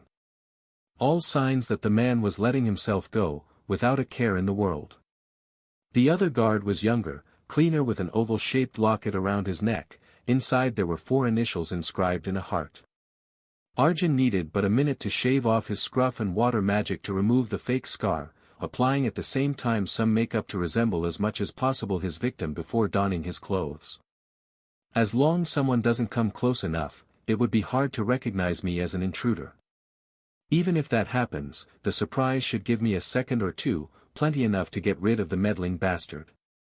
After sealing the bodies in his dimensional amulet, Arjun used earth magic again, this time scanning the building from the inside. As he had suspected earlier, it had been shielded against external probing, but from there he was able to perceive an uncharted grid of tunnels and rooms right below the shop. Arjun left the warehouse, heading towards the nearest entrance. He regretted not having the opportunity to search the crates behind him, but now he was on the clock. His goal was to get all the evidence he needed, before either blowing up the place or running away after writing an apology note. Thanks to Lith Verhen, he could see that the door in front of him had no magical properties. Nonetheless, when he found the right key, he used spirit magic to unlock it, just to be safe. According to the blueprint, the shop occupied the first floor of the building, being composed by the exhibit space of medium-low value merchandise for the public to see, the warehouse, to stock the unsorted raw materials and an ample corridor, connecting the two with the employee facilities. Below the street level, were supposed to be just the alchemic lab and the vault, containing the high-end products and rare ingredients. Thanks to earth magic, Arjun had no problems finding the hidden lever to open the path to the tunnels. The road was disseminated with alarms and traps, but between royal magic and Lith Verhen, he was able to get past them, barely slowing down. Building a magical lab underground was unusual, but not unprecedented. Handling powerful spells and volatile components, it was of paramount importance that the facility was perfectly insulated from external forces. If mystical wild energies were to enter, whatever the reason, during a crucial step, the best-case scenario was losing hours, if not days of work and all the resources employed. Worst-case scenario, the whole lab would go boom. A good insulation by magical means was very, very expensive. That was why stingy or needy magicians would choose the underground option to ease the burden on their wallets. Arjun thanked his good luck for Hathor not having realized that her ruse was a double-edged sword. On one hand, it had allowed her to build a lab under the lab, away from prying eyes, without raising any suspicion. On the other, though, he could see via Lith Verhen that she had been really stingy. The real lab was poorly insulated, and that meant that Hathor could not have placed any kind of powerful magical device in its vicinity without risking her own life. As he expected, from that point onward, the traps and alarms were only of mechanical nature, making his job much easier. While he delved further, Arjun suddenly realized why the security was so lax. The corridors were large enough for 2 adults to be barely able to walk side by side, and magically lit so that there was no hiding place. Going in was relatively simple, but if you were to be discovered, getting out would be nigh impossible. The low ceiling made flying useless, the tight space prevented to use agility to run away. Strength and numbers would be much more important in a fight compared to speed and magic. The first room he encountered was a luxurious lounge, with an expensive carpet covering all the floor, and velvet red couches and armchairs arranged around a long cherry wood table. It must be where she discusses business with her special clients. Arjun noticed several wooden boxes lying on the tables. Each of them had a very complex magical lock already activated, except for one. He recognized the rune pattern. It was a variation of a lock very popular among smugglers and spies. It allowed itself to be opened by whoever knew the right combination, not only by the one that had imprinted its magic, yet a single mistake and the vessel would implode, destroying its contents. This version seemed to be more complicated and dangerous. It would explode instead of imploding. Arjun stored all of them in his dimensional amulet, hoping to be able to find a way to break into them later. He also took the unlocked box, and after moving some of the furniture to get as much space as possible, he placed it on the ground, pushing the opening button. The box grew to the size of a big closet, containing beakers, glass rods, vials and several burners. It was also full of gears connected to mechanical arms that seemed to have been designed to hold and handle the laboratory glassware that had yet to be arranged. It was a marvel of magic and science like Arjun had never even dreamt about. Whatever this is, it must be the unassembled version of what lies in the other boxes. If only the glassware was already at least filled with the ingredients, my mission would be as good as done. As it is, the question remains. What the heck is this for? He compressed it again, storing it away too. The lounge led to another small corridor, identical to the previous one. After checking with earth magic and life vision for traps or hidden guards, Arjun moved forward, determined to find the last piece of the puzzle. His steps didn't produce any sound, allowing him to keep an ear out for incoming enemies, yet he encountered no one.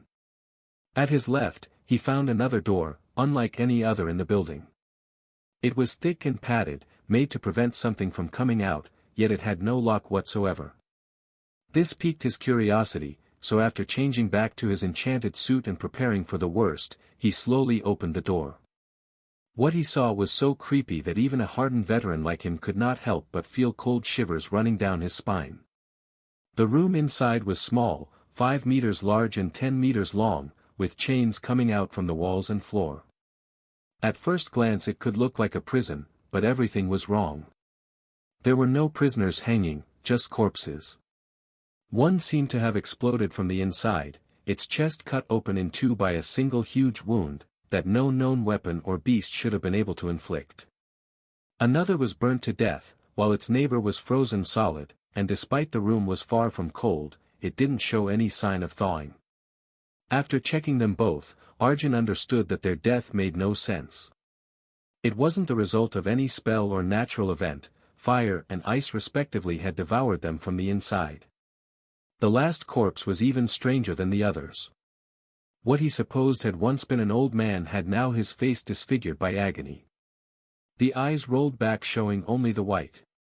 The corpse had its veins turned of a bright blue, and they were bulging out, like they were going to burst open at any second. When Arjun touched the body to better examine it, the old man regained his senses, whimpering an almost silent prayer. "Please, kill me." Arjun jumped back from the surprise, instinctively activating life vision. Not only the old man was alive, but all the chained bodies, even in death, kept emitting a mana signature. Whatever had killed them was still active. What in the gods' names has that madwoman done? Arjun stored the bodies. The royal mages would have a lot of explaining to do. Then, he checked the old man again. He was clearly in a lot of pain, in no condition to be moved, and Arjun was no healer. He had only recently become an awakened one, developing with true magic only the spells he was already apt to. "I'm sorry, old man, but your body or those of your companions may hold the key to prevent a great disaster. The kingdom honors your sacrifice." Arjun snapped his neck, giving him a painless death, but as soon as he did, the chains started blinking with magical energies. Even without understanding how, he knew to have triggered some kind of alarm. Arjun assessed that between the bodies and the boxes, he had gained enough. It was time to get out of there. Unbeknownst to him, it wasn't an alarm, just like the room wasn't a prison. It was just another lab, with a different kind of guinea pigs. The chains had simply alerted the assistants that was time to collect the data. Arjun rushed all the way back using air fusion, slowing down only to avoid the traps. Suddenly, a man with a wizard attire and a couple of guards popped out of a corner, managing to sound the alarm the moment they spotted the intruder. Cursing his bad luck, Arjun darted forward, his stilettos made short work of the guards and the mage, that died before having the time to cast a single spell. More and more guards flooded the corridors, dying like ants under Arjun's stilettos, their corpses piled up as fast as they arrived. The alarm kept resounding in the building, forcing an assistant to alert his mistress. "Mistress Haytorn, there is an intruder in the Kandria's lab." Her voice was full of panic. "How far has he gone? What has he taken?" The old, hoarse voice was more annoyed than worried. They had disturbed her during a crucial point in her latest experiment. "We don't know. He's about to come out from the underground lab. I don't know how long we will be able to stop him. Please, help us." "Help you? A bunch of incompetent, ungrateful idiots. You are all fired." Koyan Haytorn took out a glass pearl from her dimensional amulet, crushing it under her heel. A second later, a powerful but controlled explosion erupted from the underground lab, turning everything and everyone in a radius of 5 meters from the shop into ashes. Then she took her communicator amulet, informing her client. "Luckart, old fart, I have good news and I have bad news. The bad news is that an intruder screwed up your little master plan. I had to destroy everything to prevent him from escaping. What's the good news?" "I'm still not finished, you idiot. My old student, Professor Raflar, had come to collect his order, and he is probably dead too. If I'm right, and I usually am, the intruder was sent here from the Queen. The death of the professor is ill-timed, they will probably think he was one of your lapdogs. Also, I don't know if there was more than one intruder or what they have found out. The last batch is either lost or in the enemy's hand. If I were you, I would make haste. If they find out their content, you'll fail even before you start." Archmage Lookert's voice was full of anger and impatience. He would have buried alive that old hag years ago, if only he had the chance. But Haytorn was too smart and knew too much. "I am still waiting for the good news," he roared. The lab was insured. Lith waited for his companions to fully understand the seriousness of his situation. Without their aid, he feared to be forced exposing himself and his family to countless dangers. The 4 of them were now facing a really difficult choice. Either to back up his story, lying to the headmaster and put their academic careers and family name in danger, or refuse, leaving Lith to shoulder alone the consequences of his desperate attempt to save the academy.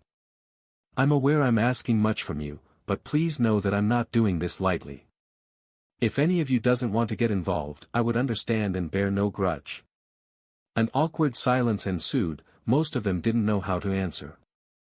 On one hand, they felt proud of their friend, not only willing to risk so much to protect the country from the civil war, but also having enough trust in them to reveal his secret. On the other, though, they felt scared by the repercussions both choices would bear. But most importantly, they realized that he was asking a leap of faith from them. If his revelation had proved something, was that they actually knew nothing about him. Lith was already eerie back when he glared all the time, breezing through the classes and single-handedly disposing of magical beasts in the mock exam. But now, didn't he had just admitted not being a normal human? For all they knew, his unnatural speed and strength could be just the tip of the iceberg. That wasn't a situation any of them had ever taken into account when joining the White Griffin Academy. For Uriel the plan had always been to study hard, have as many flings as possible before his arranged marriage, and inherit the family assets. Floria's only aim was to graduate with grades high enough to allow her to avoid any arranged marriage, and live her life as she wanted. After finding out that her mother didn't care for her as a daughter, but only as a tool for her plots, Freya had become determined to become as successful as possible to give her the middle finger before leaving the household for good. Quilla, instead, just wanted to never suffer from loneliness and starvation again. Things had just turned so much complicated. Contrary to everyone's expectation, it was Uriel the first to answer. "You can count on me." He gave Lith a thumbs up. Quilla would probably follow him even if he revealed to be an undead or a shape-shifting monster. Uriel thought. Freya will simply come along. Those two are so glued together that I wouldn't be surprised even if she accepted to take part in a threesome. That leaves out only Floria, but she seems too much bounded to honor and loyalty to abandon a teammate in dire straits. Hence, instead of looking like a coward, is better to move first. Besides, no pain no gain. Once it gets out we've managed to kill a monster, my reputation will go through the roof, and if somehow our discovery prevents the civil war, I'll take credit for that too. Although cynical, Uriel's reasoning was in the ballpark. He had anticipated Quilla of a split second, and as soon she spoke, Freya agreed too, leaving the flabbergasted Floria looking like an egotistical jerk. What the fuck? I mean, I'm in. She blushed so hard to almost look cute. After thanking them, Lith proceeded to describe again the fight versus the abomination, concocting with their help a believable team victory. They were still discussing, when a voice resounded in the air, just like the gong for the lessons, summoning them in the headmaster's office. They walked as slowly as possible, trying to fix the last details. When they entered the office, Linjos was waiting for them, standing up in front of the glass window.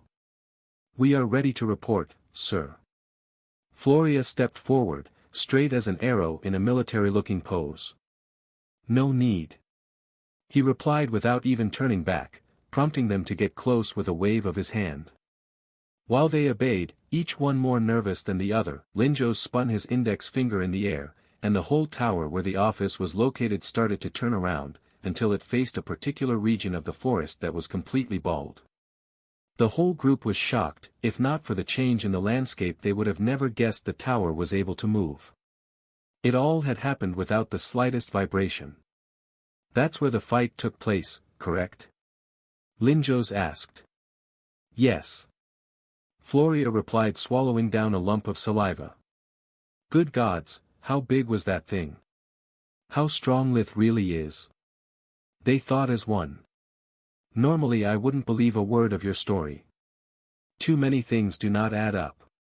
But even if that horrible withered scar wasn't proof enough, I have already contacted the Lord of the Forest, which confirmed everything. So, either you are telling a truth worthy of being sung by bards, or I'm the victim of an incredibly elaborate joke. When Scarlet had received Linjo's call about the abomination, it had immediately understood what was happening. Knowing what humans would do to an awakened one, and being still interested in Litha's development, the Scorpicore nodded to everything, even introducing to Linjos the rescued dryad before hanging up the call. Animals can talk. Uriel couldn't avoid asking out in surprise. Animals can't. Monsters, instead, speak fluently just like you and I. Linjos turned around, looking Lith in the eyes. That leaves me with only a couple of questions. How come Lith was the one to decide what to do with what you have found?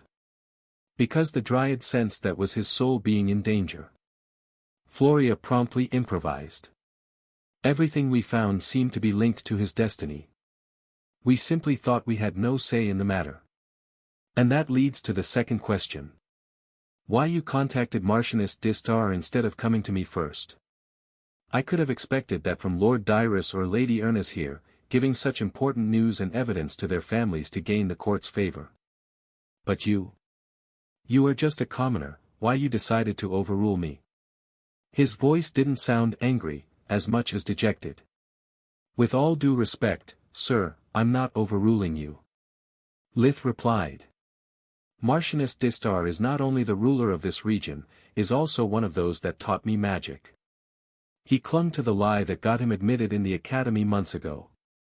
Also, I think she is better suited to handle the matter, since she is more detached from the problem, that albeit just in part, you contributed to create.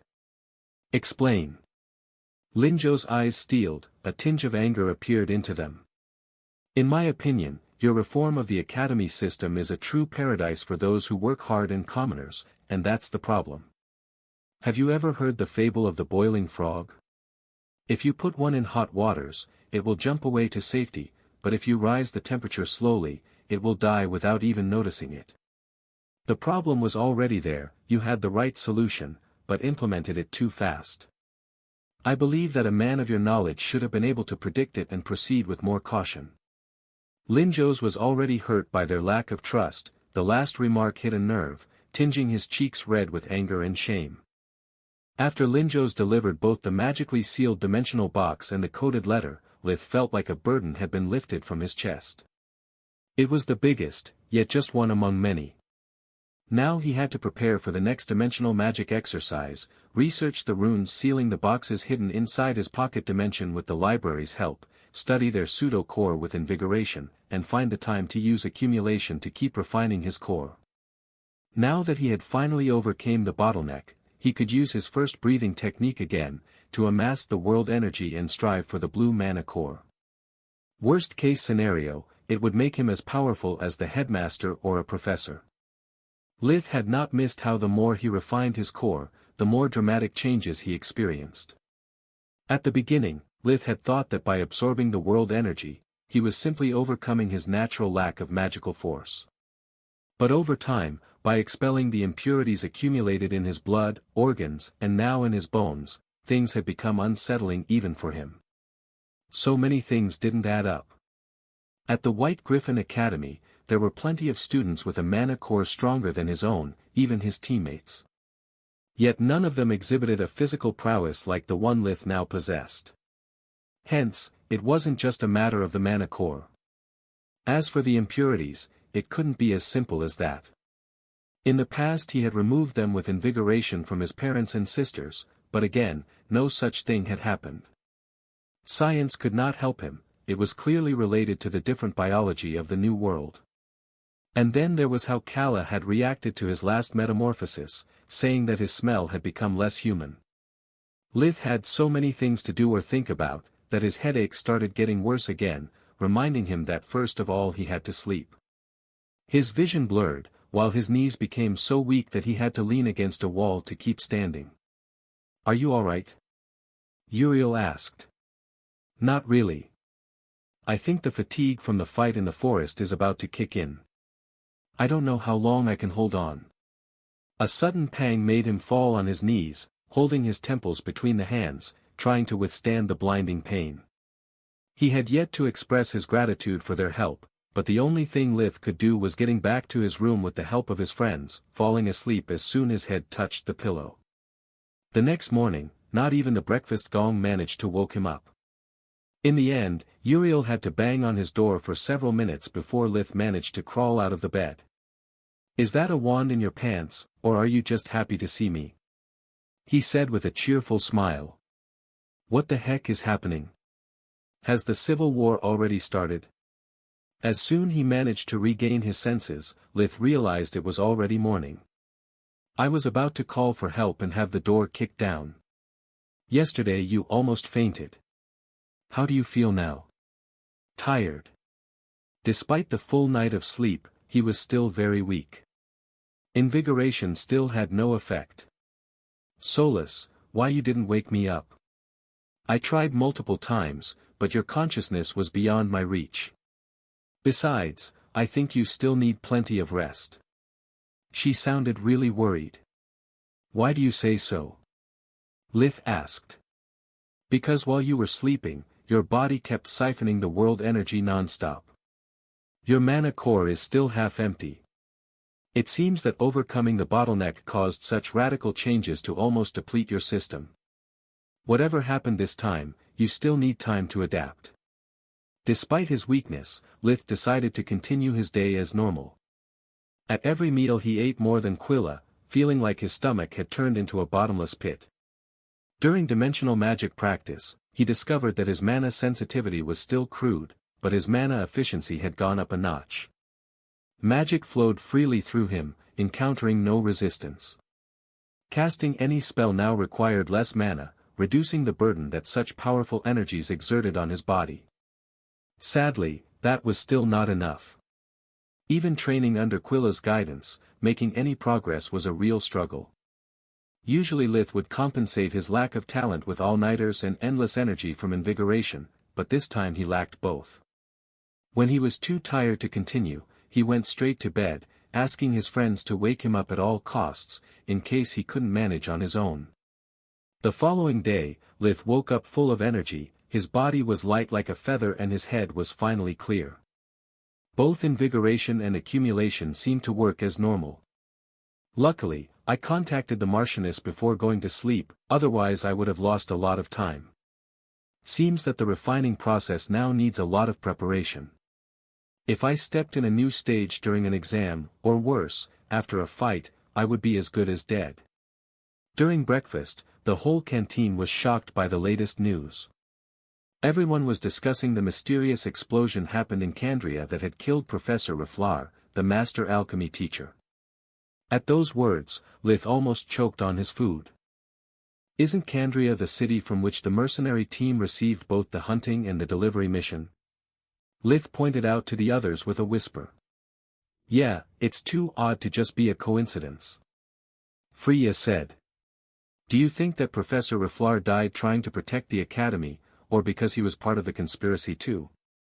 Floria's question was on point. Based on what they knew, even professors were untrustworthy.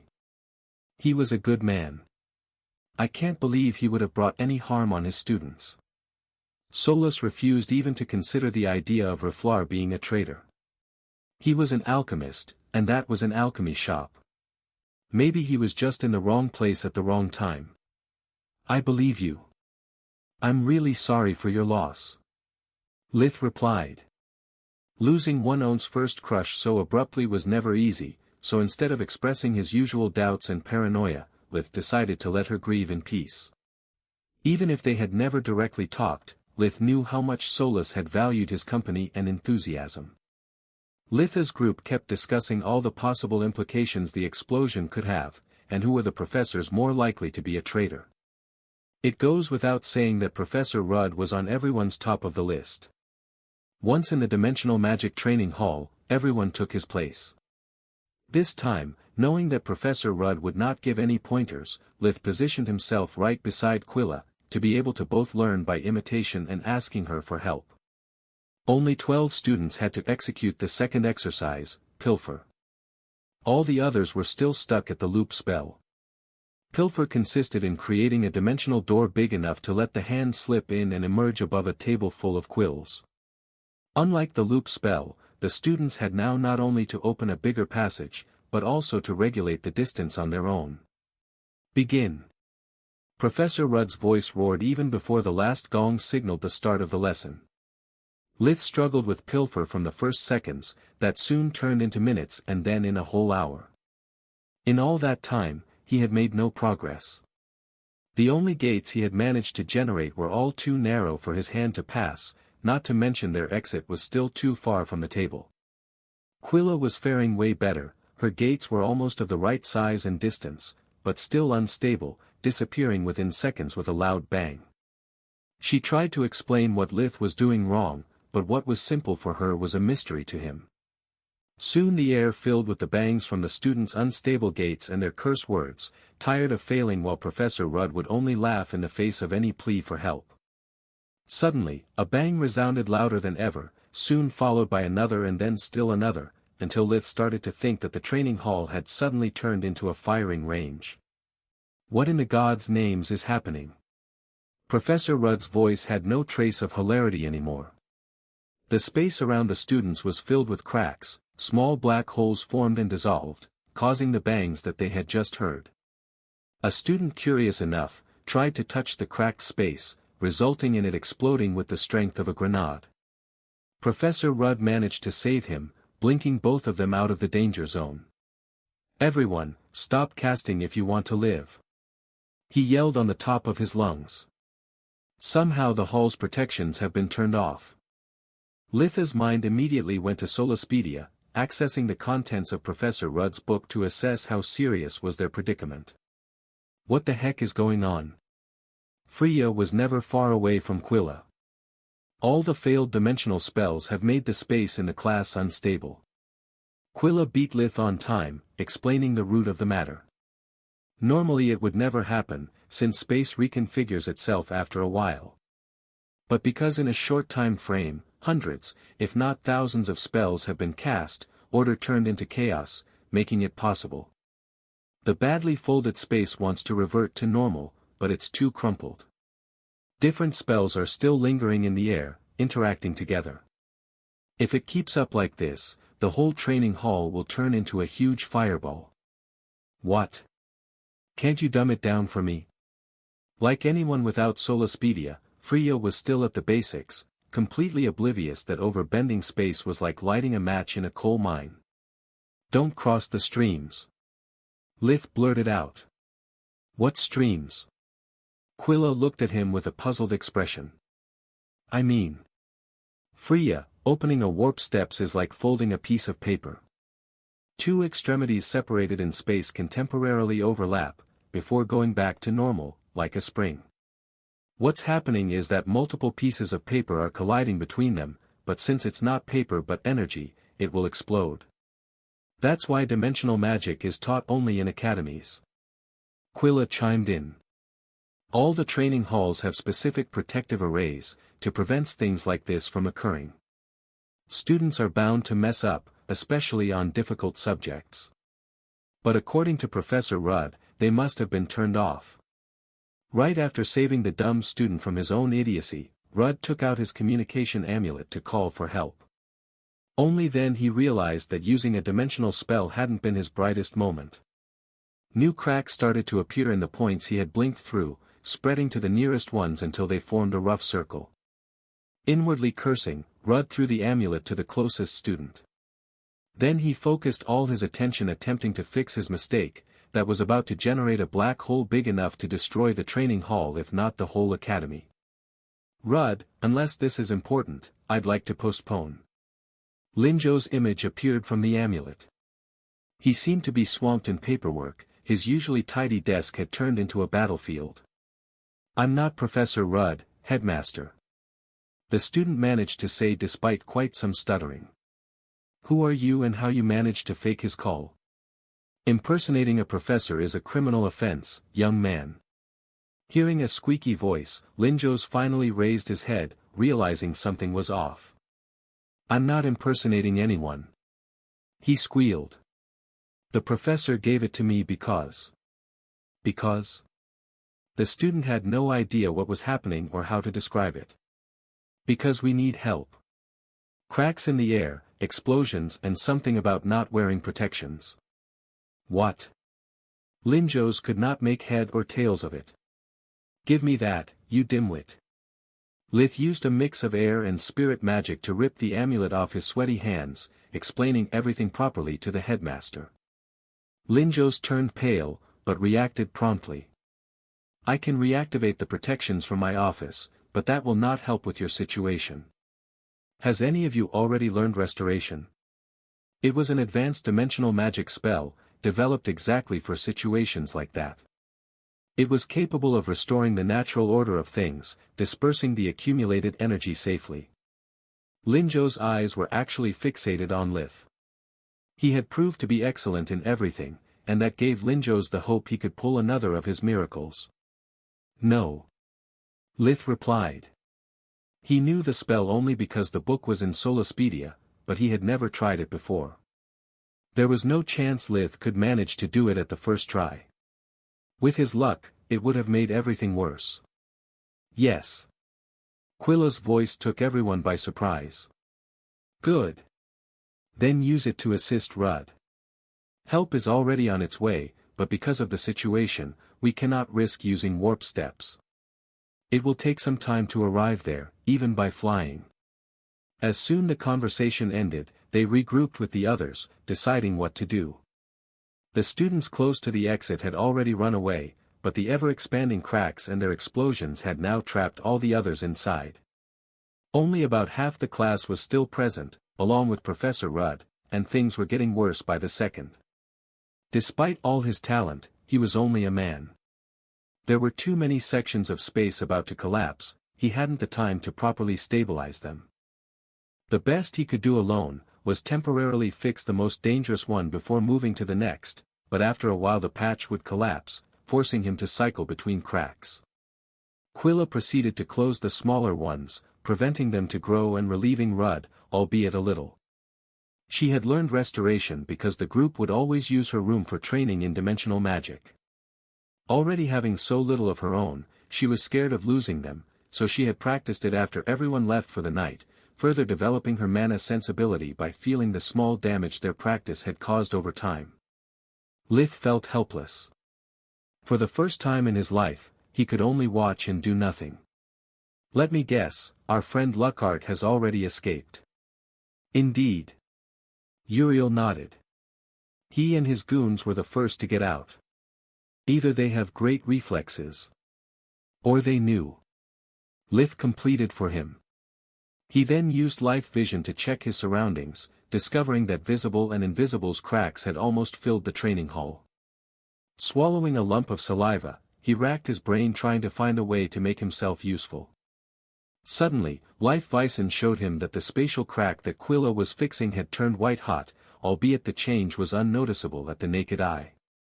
Reacting as fast as he could, Lith managed to shield her with his body before the explosion, conjuring at the same time a series of concentric barriers made of darkness, air and water.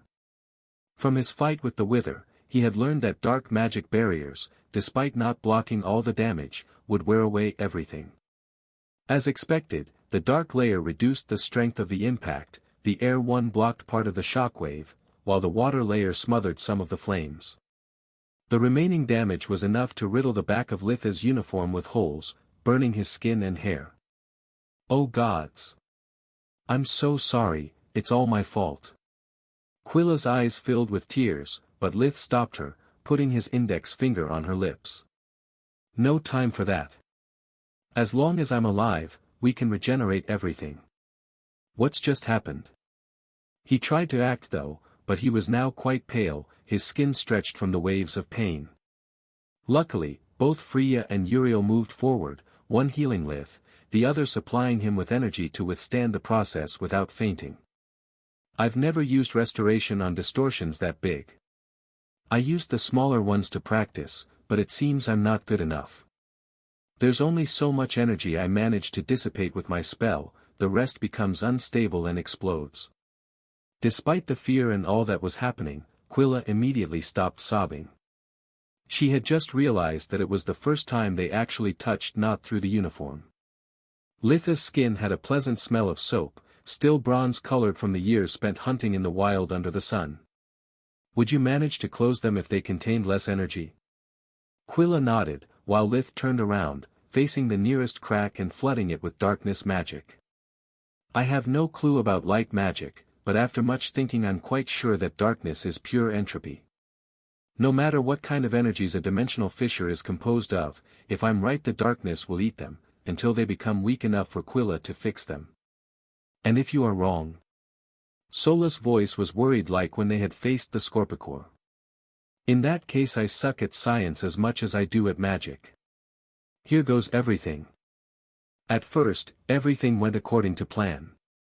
Lith could see via life vision that the highly compressed forces stored inside the spatial crack were progressively weakening. But then, he noticed its edges turning white hot, just like had happened to the previous one before exploding. Damn it, I was too naive. In this situation darkness magic is a double-edged sword. It allows me to erode the energy just as I predicted. What I didn't take into account, is that at the same time it accelerates the destabilization of the crack, making it even more volatile. Quilla, I did all that I could. Time for you to step in. Lith let the darkness fade away, hoping she had still enough time to complete her spell. At the same time, his hands moved rapidly, forming random signs, pretending to cast one spell after another, creating strong and thick multi-layered barriers in case something went wrong. Lith could only count the seconds, watching the fissure becoming more and more unstable, inwardly wishing for Quilla to hurry up and finish. Just when the crack was about to collapse, the restoration spell took effect, making it disappear with a small bang. One down, 1 million to go. Lith didn't find any joy in succeeding. There were still too many spatial distortions, and only a handful of seconds had passed since he closed the conversation with Linjos. Time wasn't on their side.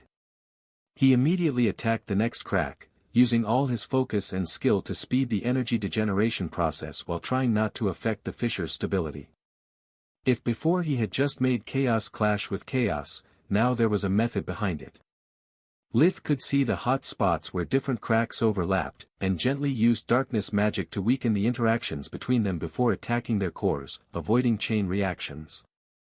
Rudd had no such thing as life vision, but thanks to his talent and abundant experience, he could appreciate the finesse Lith was demonstrating by using darkness magic in such an unorthodox way.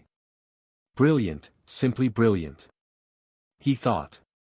It's such a shame that his space sensibility is so much greater than his dimensional magic aptitude.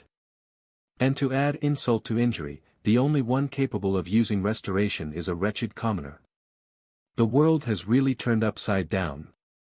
Here I am, fighting side by side with some inferior commoners that yet stand at the top of the class, showing unparalleled talent and improvisation, while the nobles do nothing but run like rabbits. Maybe I have grown too old for this job. Rudd inwardly sighed, closing one fissure after the other, trying to create a safe zone for the students. Meanwhile, Lith realized that the strategy was doomed to fail. They had only 2 mages able to use restoration, while the space distortions were too many and too strong to keep attacking them one at a time. Quilla, focus only on the cracks that I point out for you. Freya, you protect her at all costs with your Mage Knight's shields. I'm going all out. Without waiting for a reply, he enveloped several spatial distortions at once with darkness magic, marking each time the most dangerous one with a wisp of light. His hands and mouth moved like crazy, mixing random seals and words, giving Lith the alibi he needed to create small but densely packed barriers around the remaining cracks, this time trying to prevent the resulting explosion to get out, rather than get in. What in the God's name is that? Professor Rudd was flabbergasted by his performance. He is controlling so many spells at once, adapting the shape, size and intensity of each one according to the situation. No matter how simple each incantation is by itself, the combined effect is on par with a Tier 5 spell. The number of fissures started to decrease rapidly, but it came at a cost. Only those treated properly with restoration would just disappear, the rest would suffer the corruption of darkness magic until they blew up. Thanks to Litha's efforts and planning, they were controlled explosions, but explosions nonetheless. He couldn't get too far from them, the hot spots were small to begin with, and he had to keep track of all at the same time with life vision. Each time, the flames were strong enough to overcome the uniform's magical protections, burning through the fabric and the flesh alike. The others were barely able to defend themselves with their combined efforts, leaving Lith alone. The burns kept piling up, until the pain became unbearable. Lith was forced to use light fusion to regenerate the parts of his body that were too damaged, while cutting off the pain receptors with dark magic to avoid impairing his focus and movements. Where the heck is Linjos? He tried to yell, but the hot air had injured even his throat. His voice came out as a raspy hiss, before he started to cough uncontrollably, falling on his knees while gasping for air. Uriel immediately came to Litha's side, attempting to treat the most severe injuries without draining too much of his life force. You can't keep up like this, it's a suicidal move. Uriel was horrified. Most of Litha's upper body was now exposed, burned beyond recognition. His arms and back, which he had used to cover his vitals, had flakes of skin falling down at his every movement, revealing the bloody muscle tissue underneath. I don't know how can you handle so much pain without going crazy, but you need to rest, or you will die. Thanks, man. Lith appreciated him being so concerned about him to be blind to the truth. But if I stop, we'll all die. Or do you have a god in the family that we can call upon for actual help? Lith smiled, patting Uriel's shoulder before attacking the next group of cracks. In the New World, religions were a relic of the past, whose only remnants were the old gods' names, used either as exclamations or swear words. Since humans had discovered magic, they had stopped believing in superstitions and devoted their passion and faith in the mystical arts.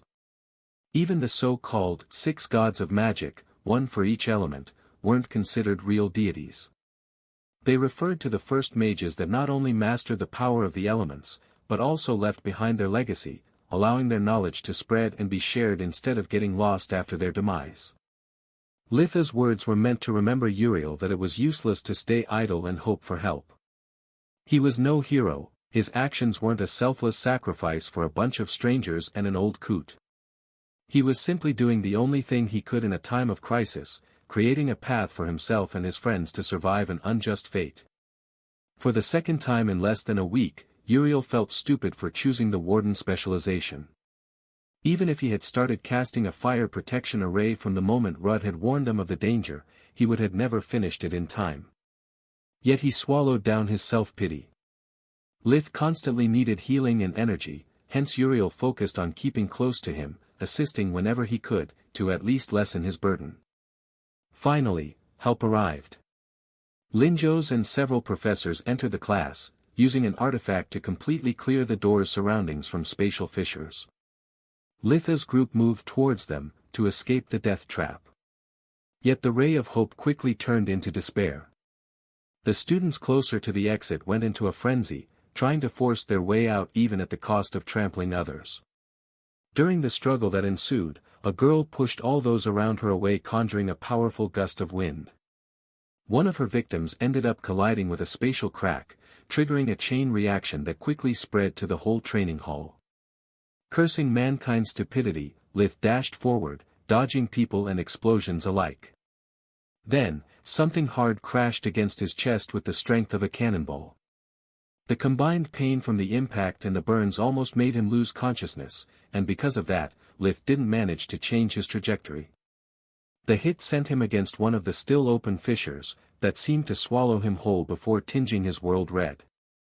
The moment Lith collided with the spatial crack, he knew that something horrible would happen.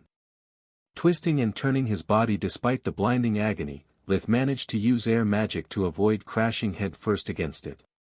But with the little margin he had, and the feeble energy he managed to muster, avoiding the fissure entirely was impossible. His left arm penetrated it up to the head of the humerus, giving him the feeling that someone had thrown a massive boulder from a cliff, but not before gluing his left hand to it. It was like every single cell in his arm had been put into a blender filled with gasoline and a flint. It stretched endlessly in the deformed space, appearing and disappearing multiple times from different spatial cracks, before they finally closed down under the effect of Linjo's artifact. The result was that both Lith and his left arm were finally free from the dimensional vice. But while he was still where he had fallen, the arm was about 20 meters, 66 foot, away, cleanly cut from the shoulder with inhuman precision. Lith's world turned red when his mind went beyond the pain and the blood gushing out of the stump, realizing what had happened. No matter how many times he had mentally simulated the event in the past, the shock of the amputation almost overwhelmed him. Almost. Emitting an outraged roar rather than a scream of pain, Lith used what energy he had left to stop the bleeding, before his body collapsed due to the accumulated damage. The group had stopped in its tracks since their friend had been knocked down by a tower shield, ripped off the hands of his owner by the same explosion that turned it into a deadly bullet. While the others ran to his side, Floria turned back, sprinting to the severed arm and storing it in her dimensional amulet as fast as she could. According to my father, reattaching a limb is much easier than regrow it. The important thing is to preserve it in the best conditions possible. A dimensional item is the ideal solution, since it will not rot or degrade as long as it's in there. When Quilla reached him, she thought it was already too late. Despite being only partially healed, the stump bled too little, and she was unable to feel a pulse. If Lith was really dead, she would have been forced to attempt a resuscitation maneuver, and, like CPR, even at the risk of further compromising his body's integrity. But if there was even just a spark of life, she knew, or better she firmly believed he would have made it. Damn diagnostic magic. It's too slow. She inwardly cursed, taking out a small mirror from her dimensional amulet, and putting it in front of his mouth and nose. The glass fogged up, giving her hope. Uriel, you heal him. You have already given him too much energy, we cannot afford anyone passing away. Freya, enhance his life force, I'll keep him stable. Quilla's task was the hardest. She had to use diagnostic spells to find the most damaged organs, and then alternate healing and energy infusion without compromising the other's work. Too fast healing would kill him, he was too weak to endure more strain. Too much energy would kill him too. If the heart suddenly started pumping fast, Lith would either bleed out the countless open wounds or die due to organ failure.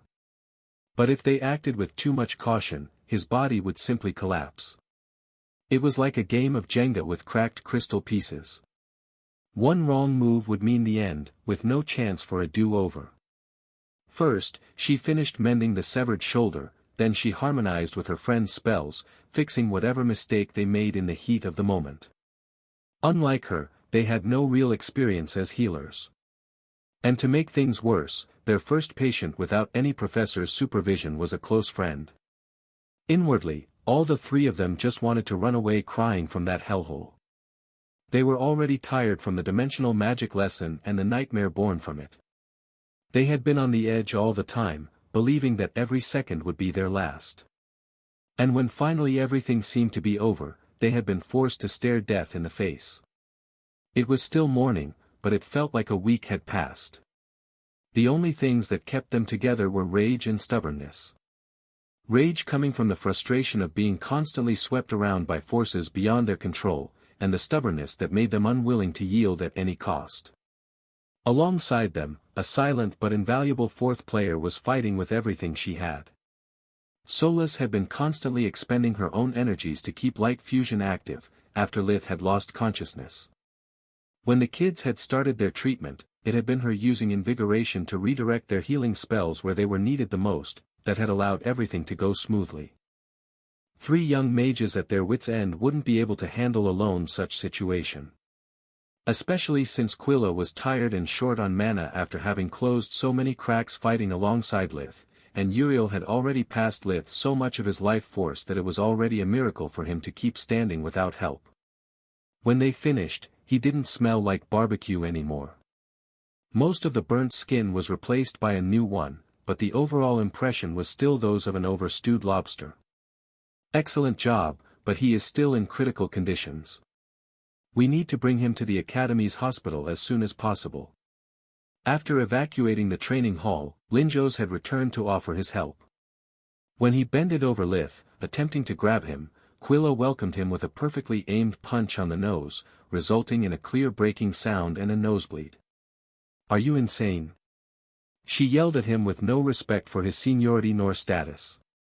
"We can't move him. He could go into shock from the amputation at any moment. Light magic needs time to take full effect. Have you really studied before becoming a headmaster, or did you just win the title at a raffle?" Linjos wanted to reprimand her harshly, but after noticing that her fist was still held high, in the optimal position for hitting him in the groin, he took a step back instead. "Young miss, I can see you are very upset, so I'll overlook your lack of discipline, just this once." His voice was now nasal, until a simple healing spell stopped the bleeding and straightened his nose. "But for your information, now that all the protections are activated again, we can move him safely with warp steps. Besides being an excellent healer myself, I have already alerted the light department." "Where in the god's name is Manohar?" "Right here," said the god of healing, punching him in the nose too. "Why did you do that?" Linjos was flabbergasted. "Because she is right, you are wrong and didn't tell me the patient is one of my own." Manohar formulated a quick spell that made Lith look human again, even regrowing his hair to a medium length. "Now it's safe to move him, you 2-bits healer," he said, throwing a mean look at the headmaster. "Did someone fetch his arm, or is it lost?" "I did, sir." Floria showed him her dimensional amulet. "Great. 30 points to the flat beanpole for the quick thinking." Floria didn't know if to laugh or cry at the rude remark. 50 points to each of you for saving a colleague, and another 50 to the scrawny shorty for the well-executed punch. First, this is not your lesson. Second, awarding points for assaulting a headmaster is unheard of. Linjos was fuming with anger. "Well, you always knew I am an innovator." Manohar shrugged, opening a warp steps to the intensive care unit and disappearing through it with Litha's group. Linjos remained there, with his mouth agape, with a snarky remark still stuck in his throat while the rest of the staff was snickering at his expenses. Derek woke up in what was unmistakably an hospital room. Even with a fuzzy head and a blurry vision, he knew there was only one place where so much white would belong. The sheets, the blind, even the walls and ceiling were white. He tried to rub his eyes, but discovered his right arm was cuffed to the bedside, while the left one felt so heavy, he couldn't muster the strength to lift it. Must be the morphine. That or they tied me up. He thought. The last reasonable memory he had was about him killing the bastard who had murdered his little brother. Fucking cops, couldn't just let me die. I don't know if it's because of the brain damage or because they have heavily drugged me, but that was one heck of a dream. He shook his head, trying to clear up his vision. A little too absurd, even for a dream, though. Magic powers, a mystical sentient girl tower, talking animals and a kingdom in danger. It only lacked a pink-dressed princess kidnapped by a fire-spitting turtle to be more ridicule. That, or me finding my happy ending with the girl in the tower. Heck, even if it was all inside my head, it has been the most meaningful relationship I ever had. He scoffed. Really? I would have never assumed you would think of me that way.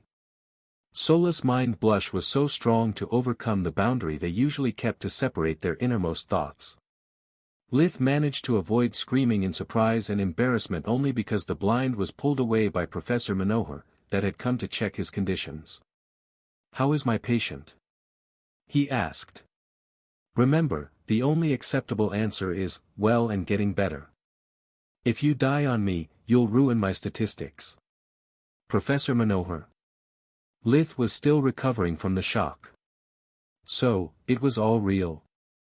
I know how this seems, such an incident, if we want to call it that way, happening in the White Griffin Academy is simply unbelievable, yet it happened. Odd, I perfectly regenerated your skin, yet you are all red up to your ears.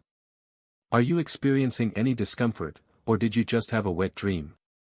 Litha's brows furrowed, while his memory was finally returning. Just a yes or no. I'm not interested in your fantasies.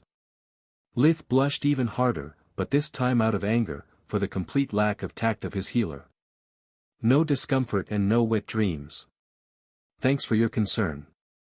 Why am I cuffed? I don't remember doing anything to deserve such treatment. Do you mean the chain? That's no punishment, is just to prevent you from rolling on the wrong side. The wound is just barely closed, we still need to reattach your arm, after all. I would expect an accomplished healer like you to understand something so simple. Lith turned his head abruptly, trying to touch the little stump where once was his arm, but the chain stopped him again. At that point, Solas had regained enough of her cool to share her memories of the most recent events, bringing him up to speed. How long was I unconscious? A few hours, it's barely lunchtime. Manohar replied, right before casting a series of diagnostic spells that made Lith glow like a light bulb. Everything seems fine. Your body heals magnificently, young man. Keep up like this, and you'll get discharged in one piece before dinner. Manohar took out his communicator amulet, informing Linjos that the patient could receive visitors. Remember to properly thank your friends. They gave it everything to save your life before Manohar arrived. Usually Lith would have objected at the abuse of the word friends, but after looking at Solas' memories he didn't feel so sure about it anymore. Wow, Quilla really punched Linjos. Was it really so dangerous to move me at the time? No, it wasn't. But I can't blame her for being protective. I would have done the same. Okay, then why Manohar punched him too? He doesn't seem the protective type. According to his rants while he was finishing to heal you, Manohar has always dreamt about hitting a headmaster and get away with it. Quilla simply gave him the inspiration he needed. He told her himself before awarding another 30 points.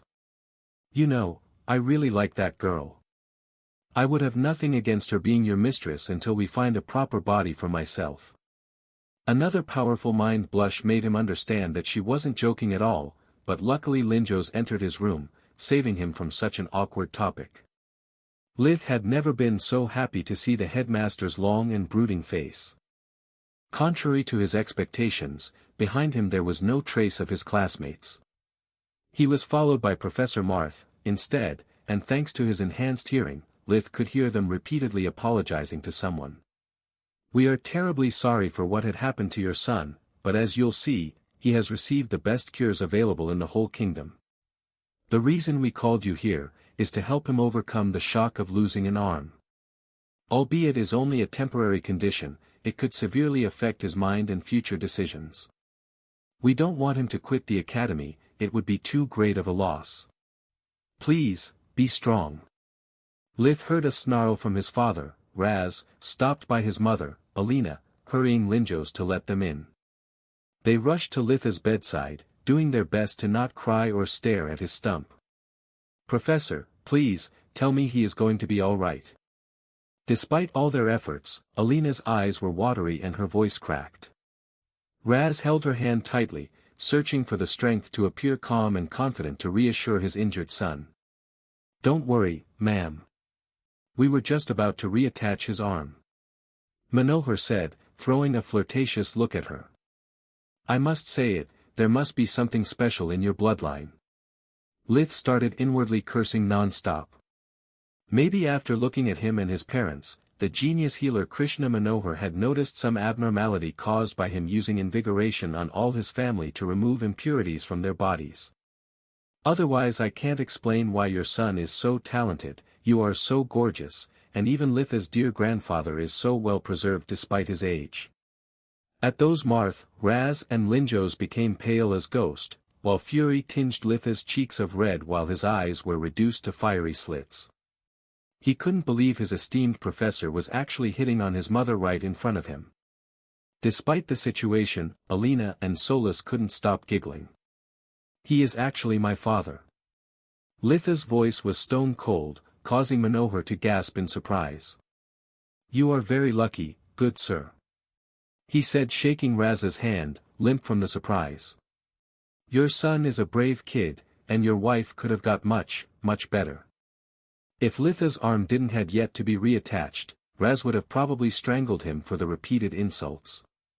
"See, old man," Manohar said, patting Linjos on the shoulder.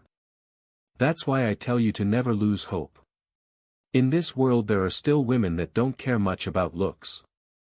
Before the situation became even more humiliating, Professor Marth dragged Manohar away. In the city of Kandria, all the hospitals and the healers' home offices were full to the brim, while the city guard was arresting lots of citizens for gruesome crimes. The two things had only one thing in common: all those involved would tell unbelievable stories to justify what had happened.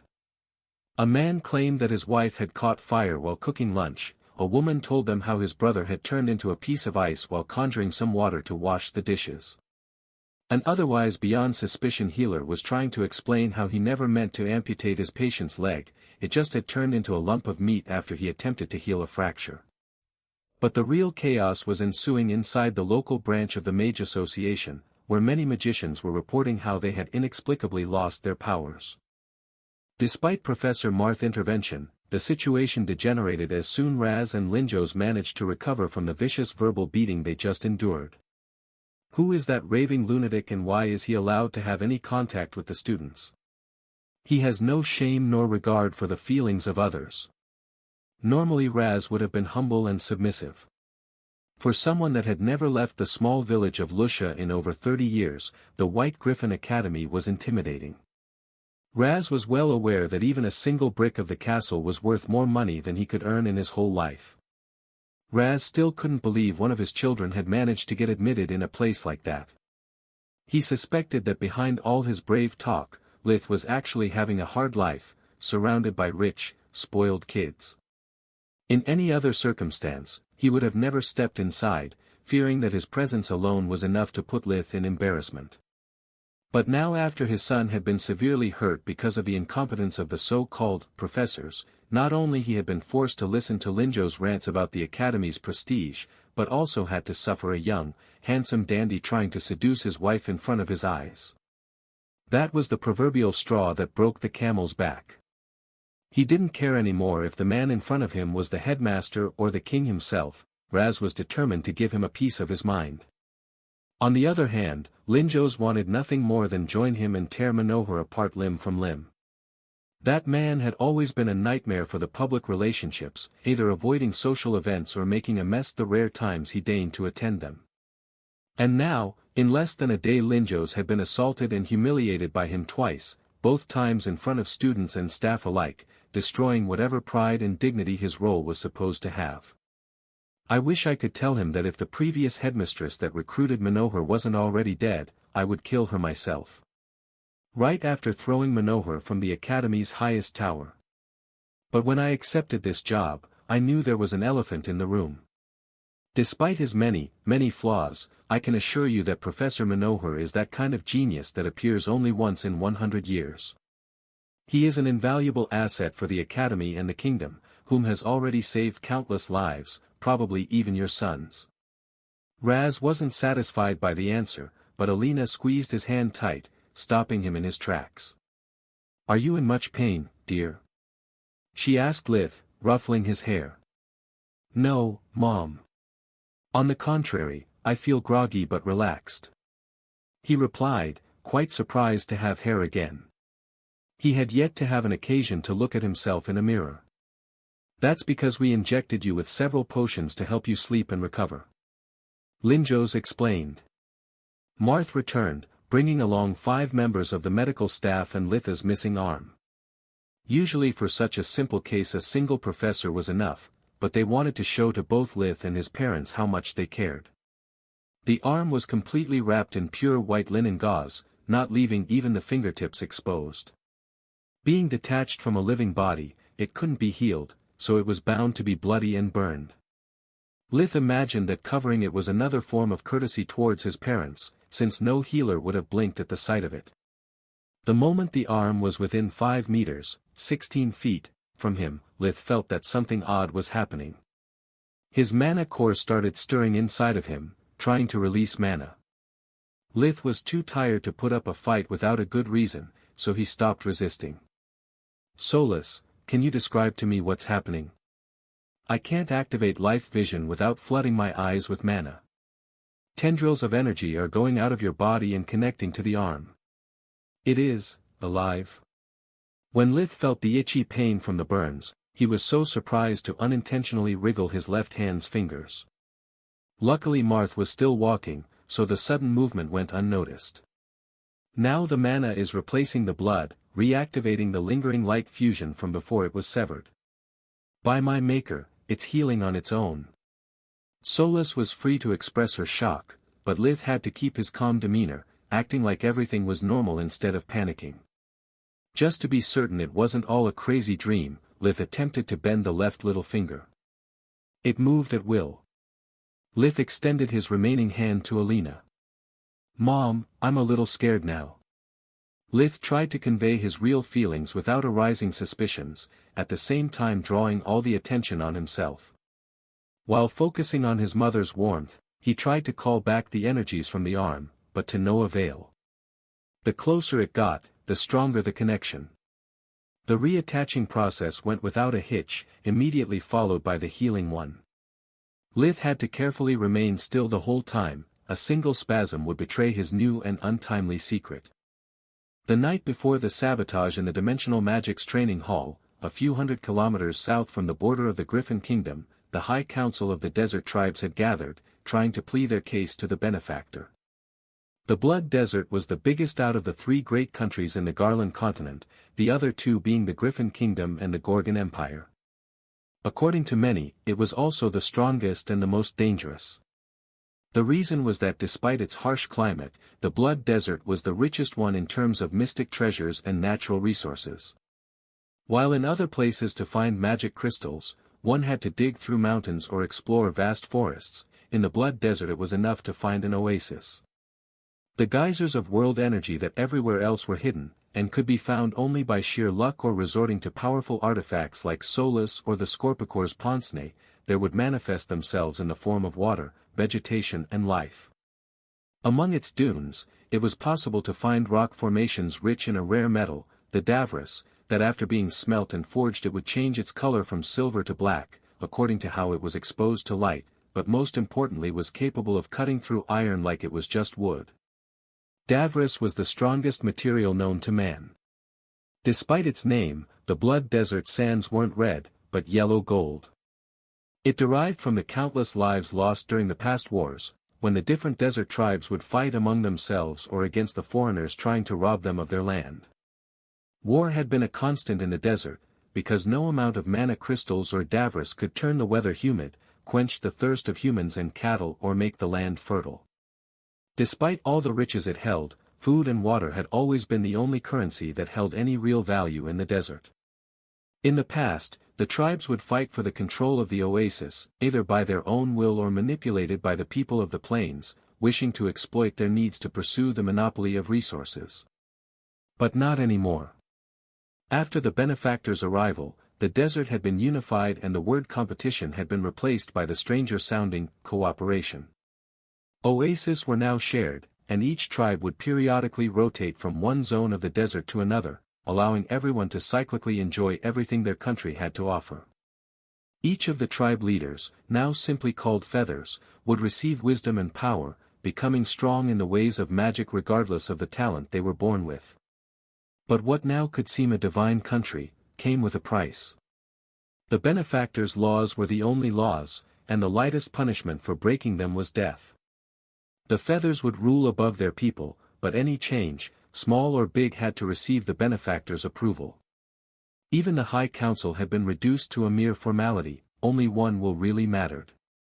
That was the reason it was now held only after the sunset, when the benefactor had a less fiery temperament. That night, the convened feathers were trying to persuade the benefactor about the many advantages the desert tribes would reap from invading a weakened griffin kingdom. Their spies had brought news that a civil war was inevitable. It was the perfect moment to start planning their invasion. Speaking in their name was Ashen Dagfer, feather of the Red Lion tribe, temporarily appointed as High Feather, first among equals and spokesman of the tribes. He was a tall man, around 1.84 meters, 6 foot, high, with a lean and muscular body, an olive complexion and a long but well-groomed beard. Like all the feathers, he wore heavy white pants and shirt to endure the coldness of the night, and a turban on his head, with a huge ruby on its center to represent his status in the tribe. The meeting was held in a ceremonial tent, golden in color, whose sides and floor were covered by carpets and tapestries depicting the collective history of the desert. The roof of the tent was enchanted to be able to turn invisible at will, since the benefactor hated constricted spaces, and this way was still able to gaze at the moon and the stars. The space was perfectly lighted by 27 black iron braziers, one for each tribe. Their fires were fueled by the magic of their respective feather, used both to symbolize his strength and vote once a discussion had come to an end. As always, Ashen spoke with passion, describing all the green lands and water springs, waiting for tribes to seize them from the weak and stupid plainsmen. His black eyes searched for the other feathers' approval and support, but he found none. After he had begun his speech, all eyes were fixated on the lonely figure standing on the other side of the tent, watching its every movement. It was a fiery red bird, 3 meters, 9 feet 10 inches, high, with the body of an eagle and the tail's feathers resembling those of a peacock. The legendary phoenix Salaark, also known as the benefactor of the desert, that centuries before had united all the tribes under its rule. It was whispered that from each of its feathers, a peerless weapon could be forged, and that its blood held the secret of immortality. To fit into the tent, it had shrunk remarkably, and was now in its most vulnerable state. Despite that, no man or woman among the feathers felt any kind of emotion aside from respect and fear.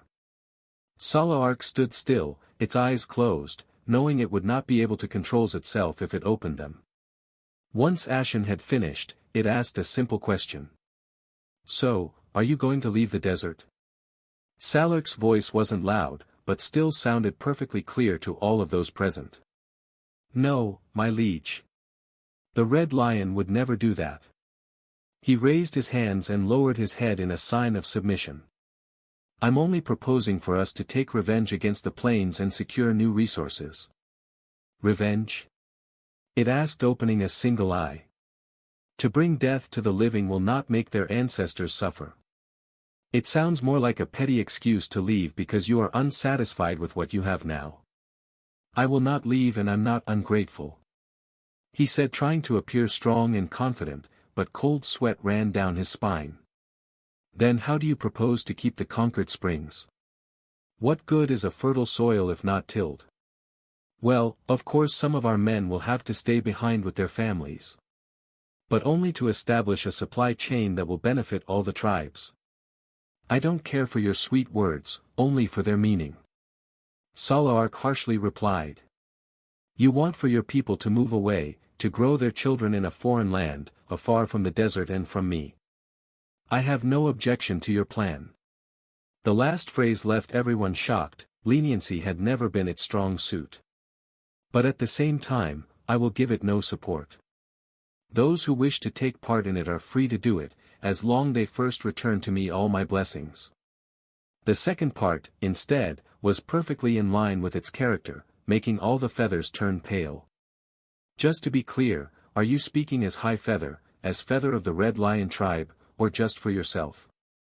Salark's eyes opened, releasing a massive amount of killing intent that brought Ashen to his knees. Its talons tapping on the ground had the rhythm of war drums. He does not speak for the Golden Eagle tribe, said a middle-aged woman standing up from her chair, just to kneel on the ground, her forehead touching the floor while her brazier turned black, denying the High Feather's words. He does not speak for the Silver Wolf tribe. One after the other, all the feathers knelt down, the black light from the braziers projecting an eerie atmosphere. He does not speak for the Red Lion tribe. Recognizing Ashen's failure, the elders that accompanied him disowned their leader, hoping to spare their people from being banished forever. Through a collective effort, they managed to snatch the flame from Ashen's control, turning it black and leaving him alone. The turn of the events had shocked him, but not to the point to not recognize what had happened. Beneath the tension and fear appearing on his peers' visage, he could see their lips curling into a barely contained smile. He knew to be unpopular due to his overbearing character, trying to benefit his tribe at everyone else's expenses. But that was because under his leadership, the Red Lion had grown to be one of the most populous and strongest desert tribes. Ashen had used that in the past to put pressure on the neighboring tribes, to gain more and give less, boosting his status in his community. When they had appointed him High Feather, he had thought they were finally ready to submit. Instead, it had all been a ruse to take him out without a war, in perfect accord with the laws of the desert. Whatever the outcome of the council, they would have gained a profit either by invading new lands or by eliminating a powerful rival. They had used his ego against him, turning Ashen in an unwitting sacrificial pawn. He knew what was going to happen next. After being stripped of his title from the elders, the benefactor would take away all the artifacts and the books Salark had given him through the years. Lastly, it would strip him of her greater blessing, the gift for magic. Ashen had been a talentless youth before meeting the benefactor. The Phoenix had been fascinated by his passion and dedication to the tribe, sharing with him its secrets and wisdom, turning the boy into one of the mightiest magical warriors of the Red Lion. And now it would take everything back. Ashen didn't know how Salark had boosted his mana capacity and magical strength. He had been made unconscious every time it treated him. But he had seen many times how it would revert the effects. A simple glance and the victim's body would twist and writhe, the veins would turn blue and bulge out, while the mana would literally be squeezed out through excruciating pain, until nothing was left. Ashen had lived his 36 years as a warrior, a leader, a man among men. He couldn't bear the thought of losing so much and live the rest of his life in disgrace. Before the sentence was carried out, Ashen used magic one last time, stopping his own heart. In death, his honor would be saved, and his family would be treated as the grieving relatives of a dead feather, instead like those of a traitor. The benefactor looked at the corpse, nodding slightly at Ashen's final decision. Salark had liked him as a boy and loved him as a man, but once he had become a leader they had grown apart. The more power he acquired, the more dissatisfied he became. First stealing from his own tribe, then twisting the arms of the neighboring ones to quench his thirst for glory. And now, he had even the gall to ask for Salaark to consent to a senseless migratory war. If the phoenix had ever wanted to leave the desert, it would have already done it. If it wanted to bathe the world in fire and blood, Salaark wouldn't need to spend centuries teaching the tribes magic and how to prosper in the harsh environment it called home. I am Salaark, the desert's son. My path is the only path. My words are law. It roared, spreading its wings, setting the whole tent and its occupants ablaze, yet burning none. I can be like the sunrise that harbingers a new era, or like the sunset that preludes a dark night. Summon me again out of petty greed, and all the tribes will need new leaders. After Professor Marth finished healing Litha's arm, the bandages were removed, revealing that it was back to normal, except for one small detail. Unlike the rest of his body, that still retained his normal color, it was pale like it had never seen the light. Marth didn't miss the silent question in his eyes. Sorry, I don't know how Manohar manages to do that. In theory it's impossible for new skin to retain any kind of tan, but that doesn't stop him from doing it anyway. Then, whispered in Litha's ear. It's better if you go to Manohar later, if the skin problem bothers you. I don't feel like bringing him back here would be a good idea. Lith nodded. Both the headmaster and his father probably wouldn't be able to take in another one of his pep talks. Professor, you have yet to tell me what happened after I lost consciousness. Thanks to Solus, Lith already knew the answer, but he needed to pretend to be curious about it. Yes, indeed. But it's better if you hear it from the ones that actually saved your life. It took quite some effort to force your friends to leave your bedside and get some rest. His parents were moved, hearing their son had such dedicated friends, Lith not so much, since it made crumble another chunk of his personal beliefs. It also raised a creepy question. Solus, since now I'm wearing an hospital nightgown, please, tell me Manohar didn't strip me in front of the others. No, he didn't. She giggled. But there would be nothing wrong with it, you are all doctors after all. True, but if the situation was reversed, do you think any girl would like being seen naked by 3 of her male friends? It depends on the friends, I guess. There was a hint of malice in her words. Okay, that's it. Lith decided to solve the matter once and for all. Solus, what's happening to you? Ever since we came to the academy, from time to time you try to fix me a girl or another, or say something inappropriate, like right now. People aren't just slabs of meat, they have feelings too. That's rich, coming from you. For the first time since they had met, Lith could sense her anger. He didn't reply, waiting for Solus to vent out. Since when do you care for feelings? All you do is lying to manipulate everyone, fight like a madman, amass power, rinse and repeat. Have you ever thought about my feelings? About how scared I am every time you do something stupid, putting your life at risk like it's nothing? Or how envious I am of all of you, free to talk, laugh, walk in the sun, while I'm trapped all the day inside a ring of stone, living my life through you. And to be honest, is not much of a life. You have so many people that love you, so many chances to get close to others and become real friends, instead of just pretending. Yet you always reject them like trash, and that makes me furious. You know, maybe the Scorpicore was right. Maybe I really am a cursed object, because this life sometimes really feels like a curse. Despite she had no tears to shed, to Lith it was like she was bawling her eyes out. It made him feel terribly guilty and helpless. Too often he had closed himself to her, either to study or practice, speaking only to ask her help. They had been together for so long, yet he still sometimes treated Solus like some kind of home appliance. Lith couldn't deny anything she had said. To him people were just tools, while feelings were a useless burden. I'm sorry, Solus. I don't know what to say. All this time I never stopped considering how you felt, always taking your happiness for granted. It's not entirely your fault. She mind-sniffed. I never shared my worries with you, because I was afraid you wouldn't care or understand. Thanks for proving me wrong. A warm aura spread from her consciousness, the equivalent of a hug. By my maker, it was all so much easier when we just met. With me being content just with surviving, learning new things every day. But now, knowledge is not enough anymore.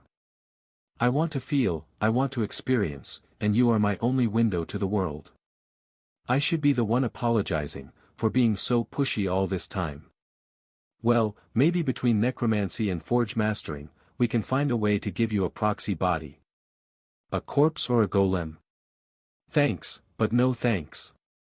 I already feel like a monster, sometimes, I don't need to also look like one. Besides, I think life isn't a problem to be fixed, more like something I need to decide if it's worth having. Lith didn't like at all how the conversation had turned out. His only true friend was suffering, and that wasn't something he could just passively accept. After changing into a new uniform, he let Professor Marth call for his friends, that despite the short notice arrived incredibly fast. Normally, Lith would have found a way to avoid the inevitable group hug that ensued, but Solus' words were still ringing in his ears. Progress, not perfection. He repeated in his mind, like a mantra, resisting the revulsion that the physical contact with those four strangers arose at instinct level. They drowned him in questions about his health, repeating more than once how they had thought to have lost him. Alina was moved to the tears, seeing their affection for her child. Guys, allow me to introduce you to my parents, Raz and Alina. At those words, they finally released him. Raz shook their hands, while Alina embraced them tightly. If you ever come to pass in our village, you will always be welcome in our home. I'll never be able to thank you enough. After a few niceties, Lith prompted them to tell him what had happened after he crashed into the spatial crack. Despite already knowing everything, he remained impressed by their focus and dedication during such a critical moment, to the point of remembering the finest details. Obviously, with Linzhou's present, they overlooked all the punching part. Then it was Litha's turn to express his gratitude. A simple thank you and a handshake was fine for Raz, who was a stranger to them. Not to mention he was quite intimidated. For all he knew they could all be prince and princesses. Lith had no choice but to put a big smile on his face and hug them one by one. While for the others he managed to perform a in and out kind of hug, when it was Quilla's turn, she locked him in place. Lith could feel her hands running over his back, while she sunk her head in his chest, sobbing a little. After a few seconds, the situation became really awkward. Everyone was looking away, until Raz saw the silent plea for help in his eyes and said, "Son, what do you want to do? Do you want to come back home, change academy, or stay here? We'll respect your decision, whatever it is." Only then Quilla finally let him go and hid behind Freya, blushing wildly after having realized what she had done. Lith pondered for a while. Despite all its flaws, the White Griffin Academy was still the safest place for him. Other academies would probably discriminate him for his origins and past, forcing him to constantly watch his back. Also, he still had to solve the mystery of the boxes in his pocket dimension, find a way to avert the Dryad's prophecy and to save Solus from her misery. She could refuse his help all she wanted, Lith would never give up on her without a fight. "I want to remain here, Dad. I think I need them as much as they need me." "You'll not regret your choice, Lith." Professor Marth patted his back, with a proud look on his face.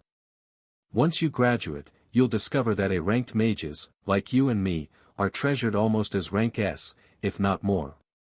He chuckled. "What? Why?" Lith didn't know if to consider it a good or bad news. "Because as you have seen, geniuses like Manohar aren't just brilliant. They are also willful, fickle and unpredictable. We may not be as productive, but are much more level-headed and easy to handle." After the accident in the training hall, Professor Rudd had lost much of his nastiness. He now replied when someone asked him explanations, and whenever he saw Quilla or Lith, he would sigh deeply, shaking his head. In the following weeks, Lith put his heart and soul in forge mastering, relentlessly pestering Professor Wainmeyer with questions. He was researching both the runes that kept the boxes locked and a construct that was able to feel like a human. The library helped him greatly on his first task. Even if the exact sequence of runes wasn't to be found anywhere, Lith was able to determine their power and purpose. He came to the conclusion that opening at least one of the boxes was feasible if he had Wainmeyer level of mastery and a proper research team. Since that was impossible, he decided to take a roundabout route. Instead of attacking the lock from the outside, like a normal forge master, he would destroy its pseudo-core like only an awakened one could. The lock and the box had a pseudo-core each, both held in place by the respective mana pathways their maker had surrounded them with, thanks to the rune patterns. The main difference between a pseudo-core and a real mana core, was that the former had no way to replenish its energies without the mage that had imprinted it. Hence, if somehow Lith managed to damage the pathways, the energy stored in the pseudo-core was supposed to leak without triggering the explosion, and the lock spell would be undone. Before doing this kind of experiments, Lith would always use his hush spell and several barriers, to prevent a resulting explosion to destroy his room or be noticed from the outside. After a month since the beginning of the second semester, Lith had already lost 3 boxes. All of them had exploded without leaving any trace behind, but he still considered it a success. Neither he nor his belongings had suffered any damage, and with each box, the explosion was getting weaker. It was only a matter of time before Lith could find the right way to puncture the runic pathways without the pseudo-core becoming unstable. Now I get why the vision wanted me to save Nock and get to meet Kala. The small BYK and its mother. With only the box from Rodima's, I would have never managed to open it. I could either give it to the Marchioness or Linjos, leaving me empty-handed, or try and fail on my own. He sighed. Well, for being self-taught you are doing great. Marth and Wainmeyer always praise you for your talent and achievements. I think Wainmeyer already considers you the best student of the 4th year. Yeah. He sighed again. Someone is bound to get angry at me, again. Not to mention that I am falling behind in dimensional magic. Without the all-nighters, even Uriel is slowly catching up with me, and I have yet to learn the restoration spell, that Quilla already knows. I must work harder. Maybe it's because Quilla has only 1 specialization, while Uriel just 2, and they are hardworking too. You, instead, are such a slacker. Sola's voice was oozing sarcasm. Top of both your official specializations, learning other specializations on your own and converting them into true magic. All this while working on that lock, researching a body for me, and refining your mana core during your spare time. Which usually means when you are forced to use a bathroom or during theoretical lessons. You don't sleep for almost a month. Honestly, I'm amazed you achieved so much with only 24 hours a day. Progress, not perfection. Remember? You need to slow down. Can't do. The second trimester's exam is nearing, and no one knows what's going to be about. Must make every second matter. Since the explosion of Coin Haytorn's alchemic laboratory, the city of Candria had quickly plunged into mass hysteria. Just a few days after the event, strange diseases and murders had started to happen all around the city, and with the passing of time, things had only got worse. Healers from all the Marquisate and beyond had been called for help, but despite both the Crown and the Mage Association were sparing no expenses to get at the root of the problem, they were getting nowhere. An information blackout had been enacted, to avoid the panic to spread outside the city borders. Those who knew about the phenomenon talked about a mysterious plague haunting the province of Candria, and were worried about it spreading. The body count had already reached the hundreds, and with each passing day more and more cases arose, forcing the Crown to declare the status of quarantine 2 weeks after the start of the outbreak. Whoever tried to get in or out of the city would be executed on the spot. The whole region had been enveloped by an array that prevented flying spells and warp steps to work.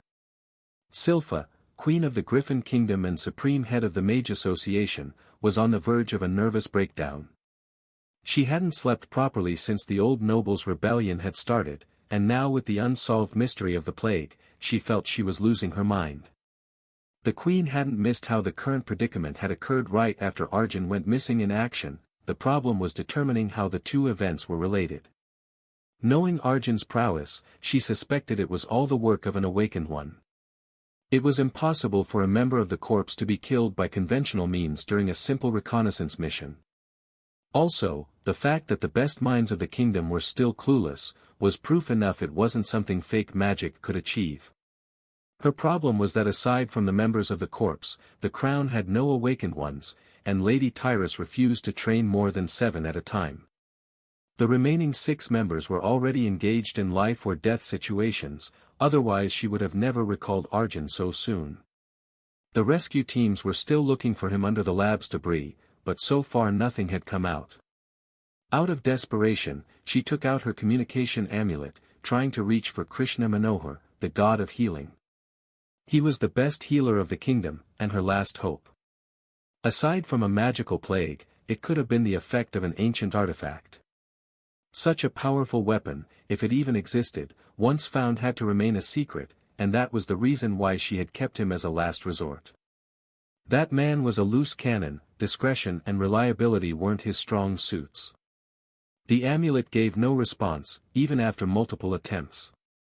Having no time for his antics, Silpha called Linjos, instead, demanding for Manohar's whereabouts and the reason for his unavailability. "I would never dare to disobey a direct order of yours, Your Majesty, but alas, your first request is beyond me. Even I do not know where he is.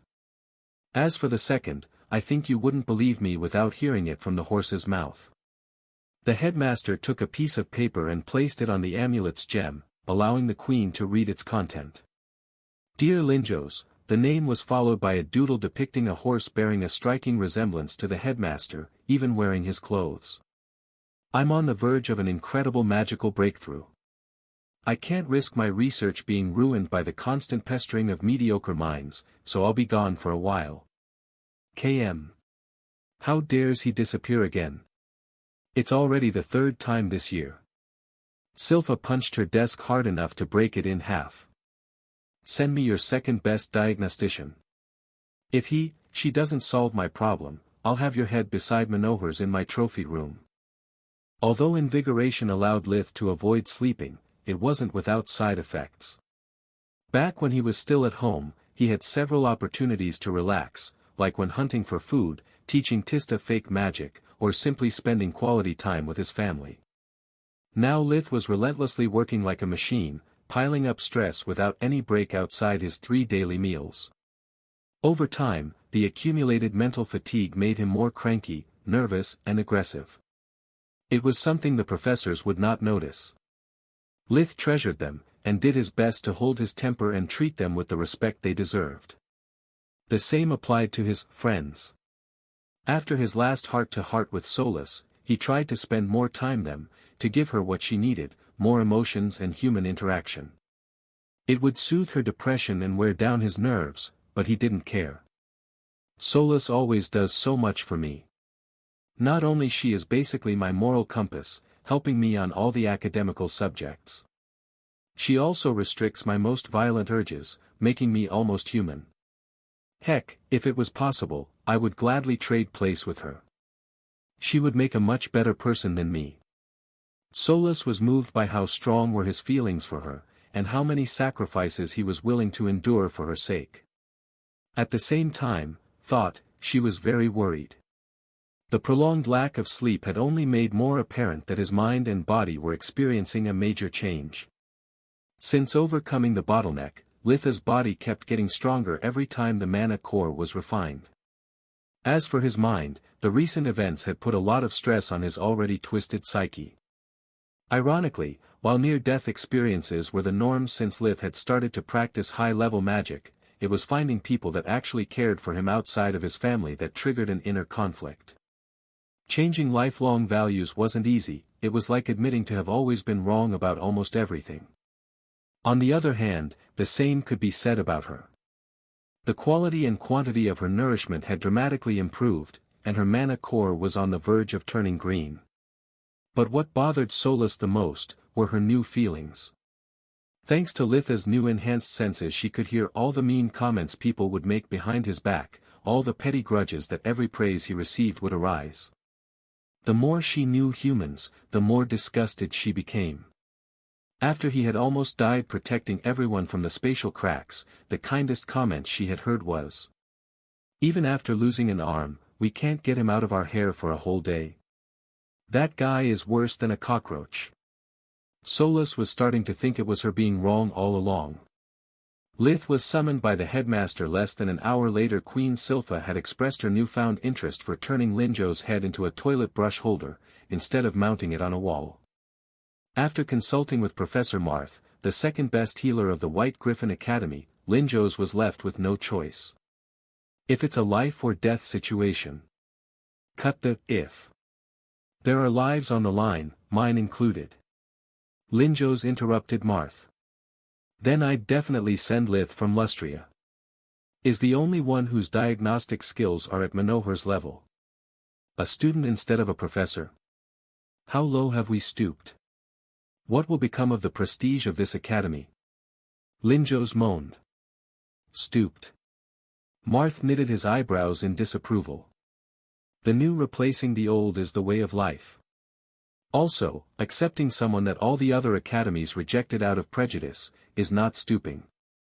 Especially if he succeeds. But what if he fails? Linjo's was about to cry. We'll become the laughingstock of the kingdom. Everyone will think we are so incompetent we have to rely on a child. Well, we can always send a couple of professors and hope for the best. At least you would fail with dignity. Linjo's groaned, his neck suddenly hurting. Failure wasn't an option. What about that other student? Quilla from Syria? At this point, sending one or two makes no difference. It actually does. Martha objected. Her talent for light magic is outstanding. I believe that if properly nurtured, she can become the next Manohar. Stop saying that name. Linjo's neck felt a new pang, feeling the executioner's axe nearing. I mean in a good way. There is nothing good about that man. Seeing the headmaster being unreasonable, Marth dropped the matter. As I was saying, she is a magnificent mage, yet she is too young to witness such horrors. Not to mention that her diagnostic skills are about my level. I'd rather go myself instead of putting her future at risk. As for our new star, he is, quite special. Marth tapped on Litha's complete personal file. A folder almost as thick as a book, where the experts from the Mage Association had classified him as what on Earth would be called high-functioning sociopath. At that point, Linjo's had stopped resisting and accepted his fate. When Lith entered, he was wearing his old set of frown and glare. I didn't do anything wrong, and was about to have a magical breakthrough. When he had received the call, Lith was about to clear the second-last exercise before attempting a real warp steps. After the sabotage, the fourth-year lessons had been suspended for a few days, until the internal investigation was concluded. He had used that time to further practice under Quilla's guidance, and was close to placing 8 opening a gate. While most students had been scarred by the event and needed psychological counseling, he had continued his studies like nothing had happened, managing to catch up with those more talented than him. Litha's choice of words only intensified Linjo's feeling of impending doom. The headmaster gave him a file, containing all the relevant information about the events in Candria, explaining to him that his presence was required to shed light on the matter. I'm just a student. Lith replied, giving back the folder. What does this have to do with me? What Headmaster Linjo's forget to tell you, boy, is that this isn't a request. This is an order from the Queen herself. The voice belonged to a man about 30 years old, 1.82 meters, 6 foot, high, that walked out of a warp steps that opened right in the middle of the room.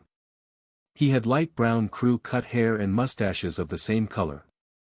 He was wearing a deep blue uniform, bearing on the heart the royal crest, a triangular shield representing a prancing griffin with a crown on its head and holding 2 scepters in his front claws. One representing the magical power, the other the military one. Lith, allow me to introduce to you Captain Vallegros, from the Queen's Corps. Captain, this is Lith from Lustria. Linjo stood up, offering his hand to his esteemed guest. Were you spying on us, or did you just wait in order to make a dramatic entrance? Lith wasn't impressed, more like annoyed. His bad mood made him blurt out what normally he would have just thought. "Kid, this is no laughing matter. People are dying this very moment. If you can do something about it, it's your duty to. People die every day." Lith shrugged. "Usually it happens to the poor, the orphans, the homeless. Yet no one gives a damn about it. But if it happens to a few rich guys in a fancy city, then suddenly it becomes a huge problem. Also, I have no duty, since I took no oath. So, let me rephrase, what's in it for me?" he said, rubbing his right thumb and index fingers together. Normally Captain Vallegros would have been tempted of teaching the arrogant kid a lesson, but he too had read the file. It was clearly stated that because of his upbringing, Lith had no real ties to the kingdom. That was the reason his family was so tightly protected. The orders were to not antagonize him, unless it was absolutely necessary. Captain Vallegros could only grin and bear Lith's attitude, and not only because of his orders. The more he looked at the youth, the more wrong everything felt.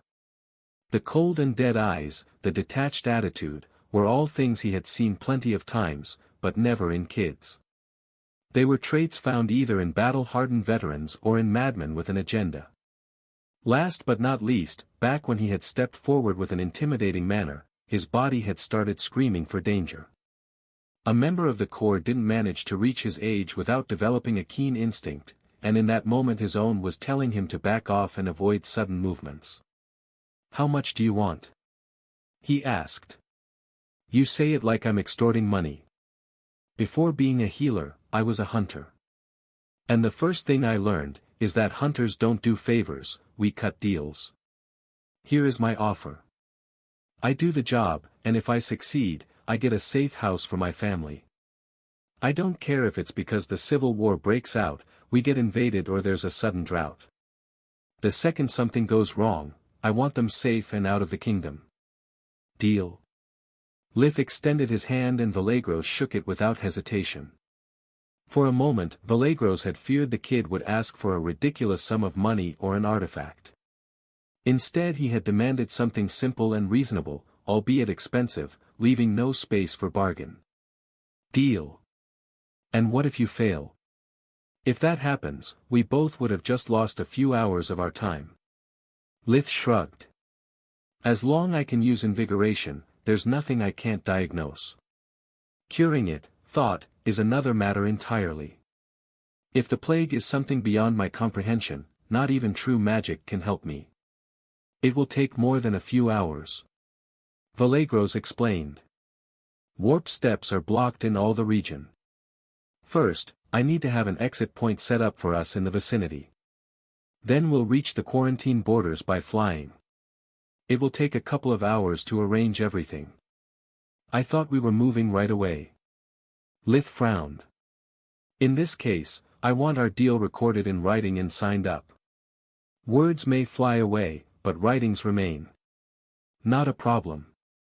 Use the time to settle your business or to arrange your baggage before leaving. Depending on how it goes, we may be stuck in Candria until tomorrow. And remember, you are not allowed to speak about the mission with anyone." Lith walked away, ignoring the last trivial order. He moved quickly toward his room, his aim to catch as much sleep as possible before departing. Being in his weakened state while inside the academy was one thing. It was full of professors bound to help him, and an hospital that could heal him as long he had a single breath of life. But on the outside, he didn't care if he was with the Queen's Corps or the Queen herself, he would always act as he were alone. "I'm so happy you took this mission." Soulless Mind smiled. "So many people are suffering, we should help if we can." "And that's where you are wrong." Lith objected. "If you volunteer every time someone is in danger, you'll live your life for the sake of others. Give an inch, and they will take a mile." The demand of payment served multiple purposes. First, if I succeed the vision should be foiled, at least the part that I really care for. Second, it showed them I'm no puppet. Only soldiers obey without questions, and only idiots and saints work for free when they could get the right compensation. Solus pondered on those words. Once she would have dismissed them as Lith being cold and cynical, now she wasn't so sure anymore. After Lith left the headmaster's office, Vallegros started arranging the last details for the mission, while Linjos couldn't stop sighing. Is this the society we really want to create? A world where heroes are actually cold-blooded killers? At this point, I don't care what the Queen will do with me. I find way more terrifying the idea that if he succeeds, such a person will become a role model. I hoped that nurture could beat nature, but it seems I was wrong once again. Captain Vallegros laughed out loud at those words.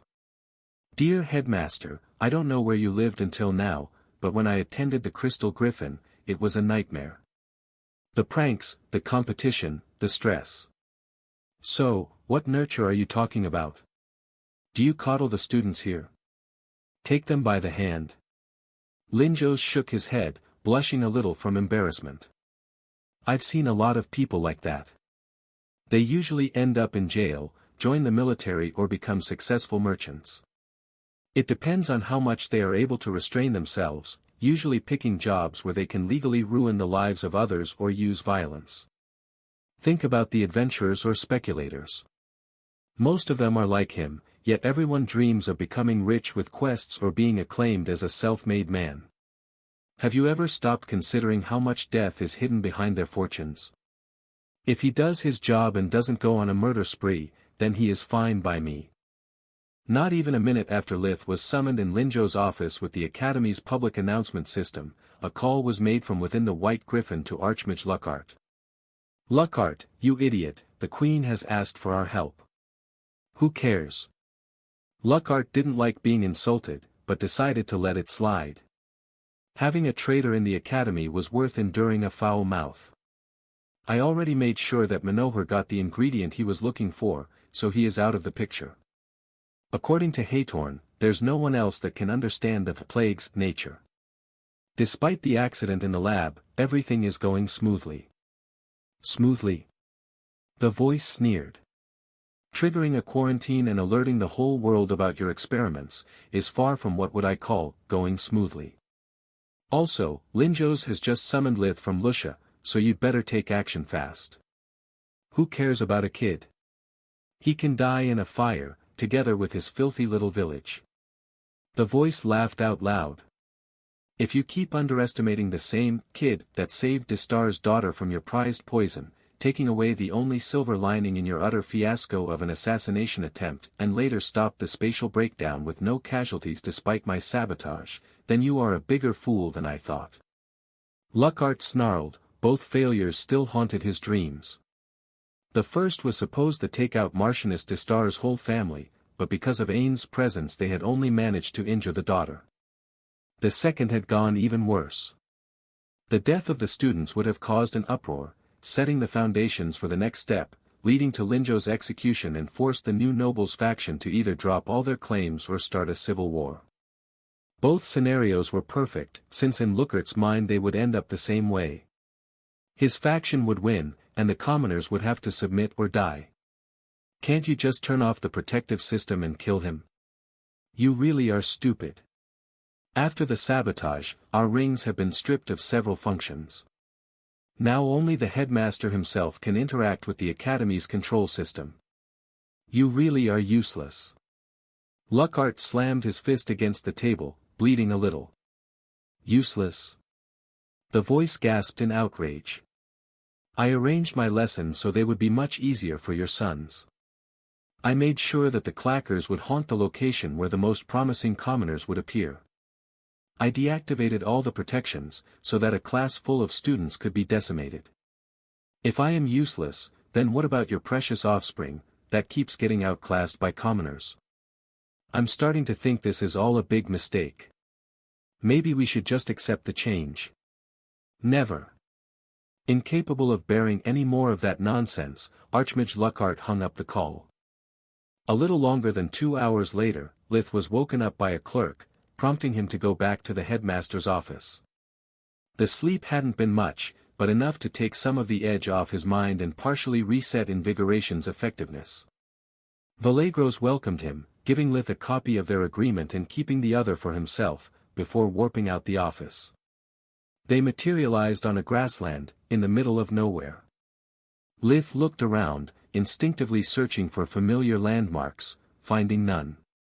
The only structure in sight was a circle, formed by rectangular wooden rods, from which they had emerged from. The rods were about 2 meters, 6.5 feet, high and 3 centimeters, 1.8 inches, thick.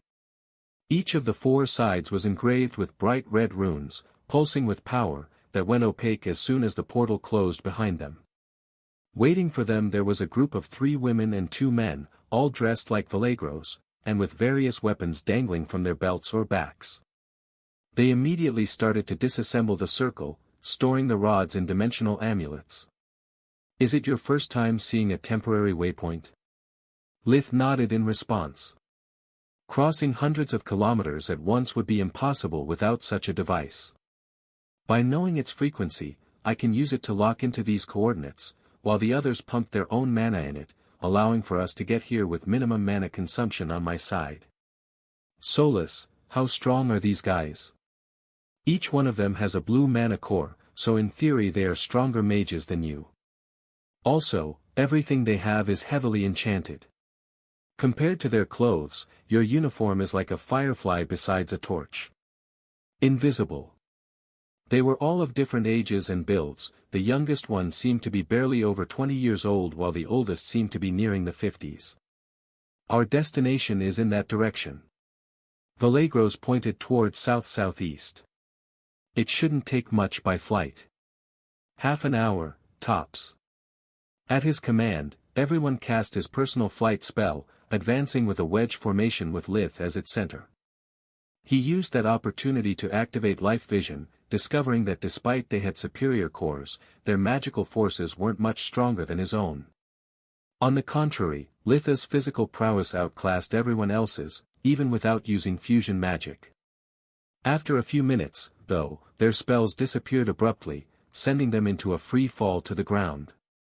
Luckily, they were flying low, around 5 meters, 16 foot, high, to avoid being visible from a distance, so they ended up tumbling on the ground instead of splattering. The core's protective vests absorbed much of the impact, but Lith wasn't wearing one, and his uniform's weak point was offering no protection against blunt impacts. He made the earth under him soft and elastic, bouncing and rolling to disperse the momentum. "Ambush!" Captain Vallegros roared, while he and his men assumed a defensive position. Lith and Solus activated Lith Verhen and Mana Sense respectively, discovering that they had stepped into a very complex array. "This is clearly a high-level warden formation," Solus observed. "Besides disrupting air magic, making flight impossible, somehow it also compresses space. I can't access to our dimensional pocket, and I bet that even blinking or using warp steps is impossible." Cursing his bad luck, Lith alerted Vallegros of Solus' discovery, while readying both fake and true spells. He would do everything to keep his secret, but dying for it was not an option. Crap. The kid is right. Vallegros had just tried to warp them away, but to no avail. "Fall back, we are sitting ducks here." Vallegros had no idea how Lith had assessed the situation so fast, but that wasn't the time for questions. With no movement spells, escaping the encirclement would be difficult, and with their dimensional amulets sealed, their resources had been dramatically reduced. "How deep are we into the array?" he asked, noticing how Lith's eyes were burning with mana. "Very. They probably waited for us to be in the middle before activating it." "Makes sense." Vallegros nodded. "I would have done the same." Any direction was good as another. They were still in the open, with no natural formation offering them cover or protection. Vallegros picked one at random, making his team move fast but keeping the formation, to not leave blind spots. To his surprise, despite being the shortest, Lith had no problem keeping the pace of their jog. Since this was a last-minute operation, the only possible explanation is that there is a spy in the royal palace. Otherwise it would be impossible to set up a trap like this on such a short notice. Vallegros inwardly swore to find the traitor, and give him a slow and painful death. Suddenly, several gates opened in the air, from each emerged a person wearing a guerrilla combat suit, that unleashed a Tier 5 spell on the core unit.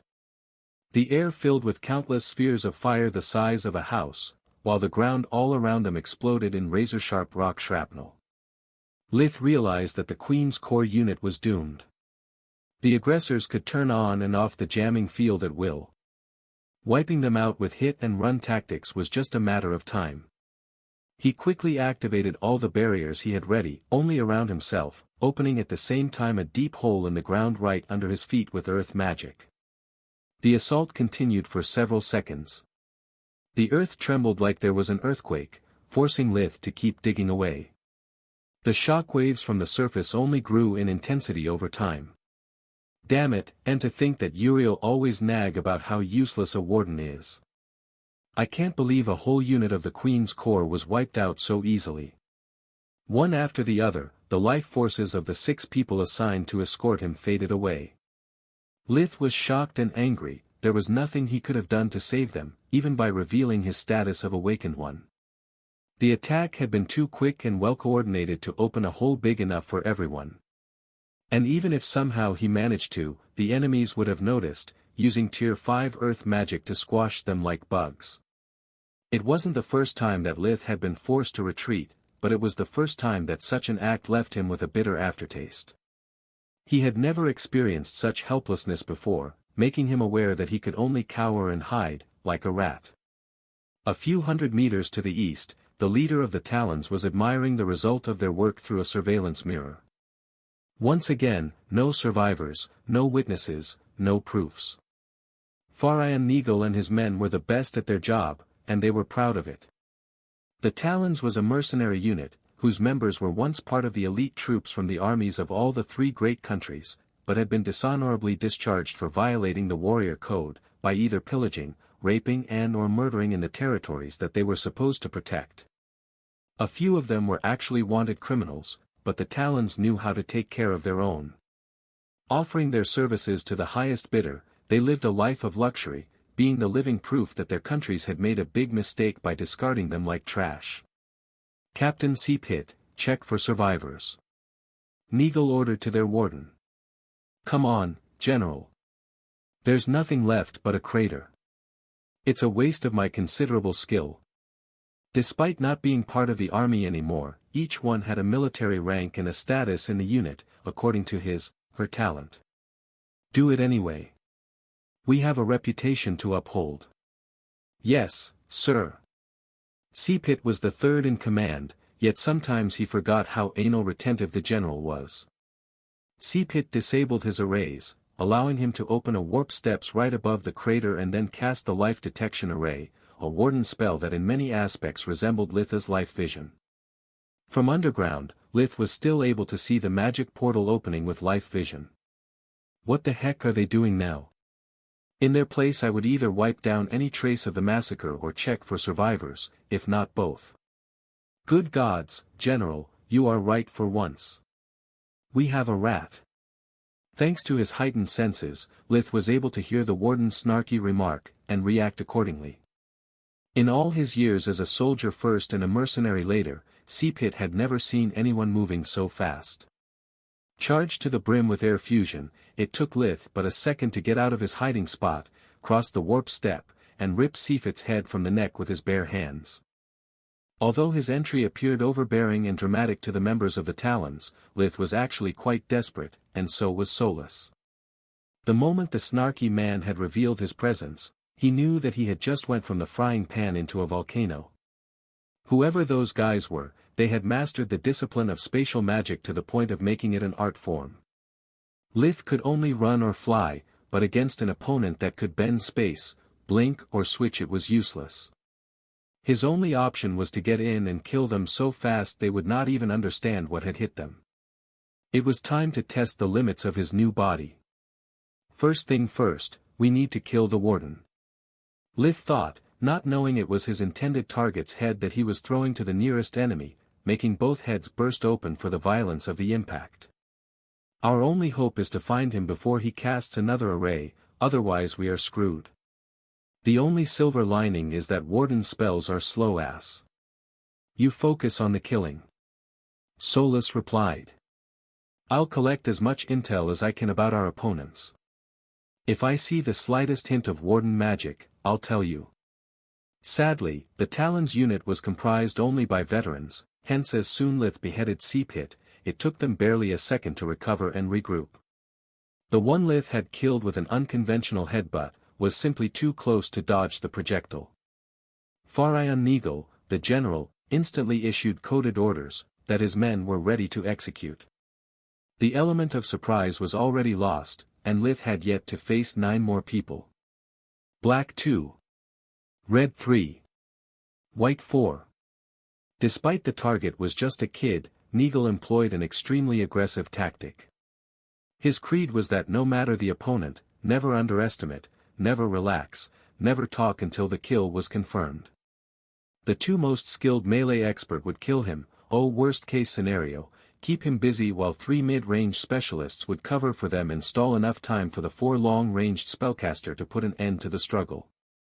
Cursing his bad luck for the umpteenth time since he was born back on Earth, Lith prepared to face his incoming enemies.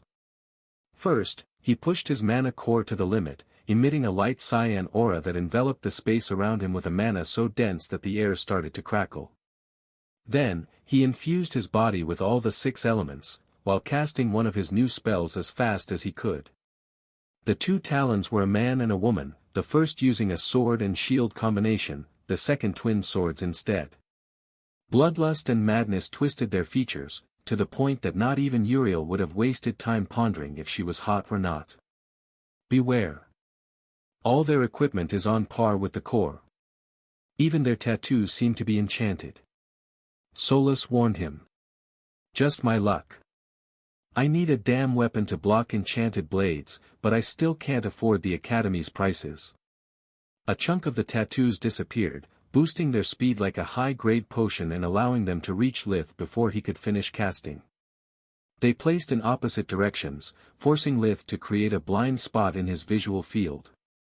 Much to their surprise, he didn't even try following the movements of them both with his eyes. Instead, he turned his back on the shield man, focusing only on the double-wielding woman. Nonetheless, they didn't lose focus, executing a 2-pronged attack where each strike was meant to corner the prey, by making the attacks coming from the partner harder to evade.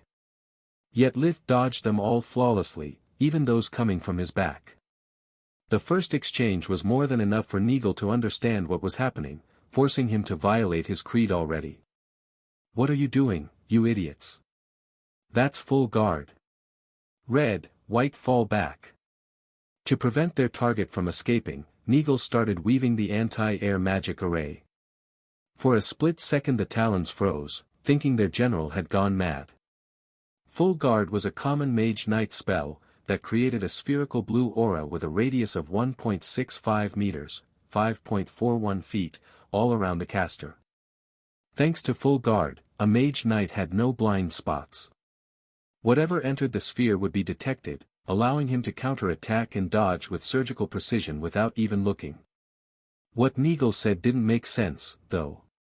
The cyan aura surrounding their target had a radius of over 20 meters, 66 foot, something every one of them knew by experience was impossible.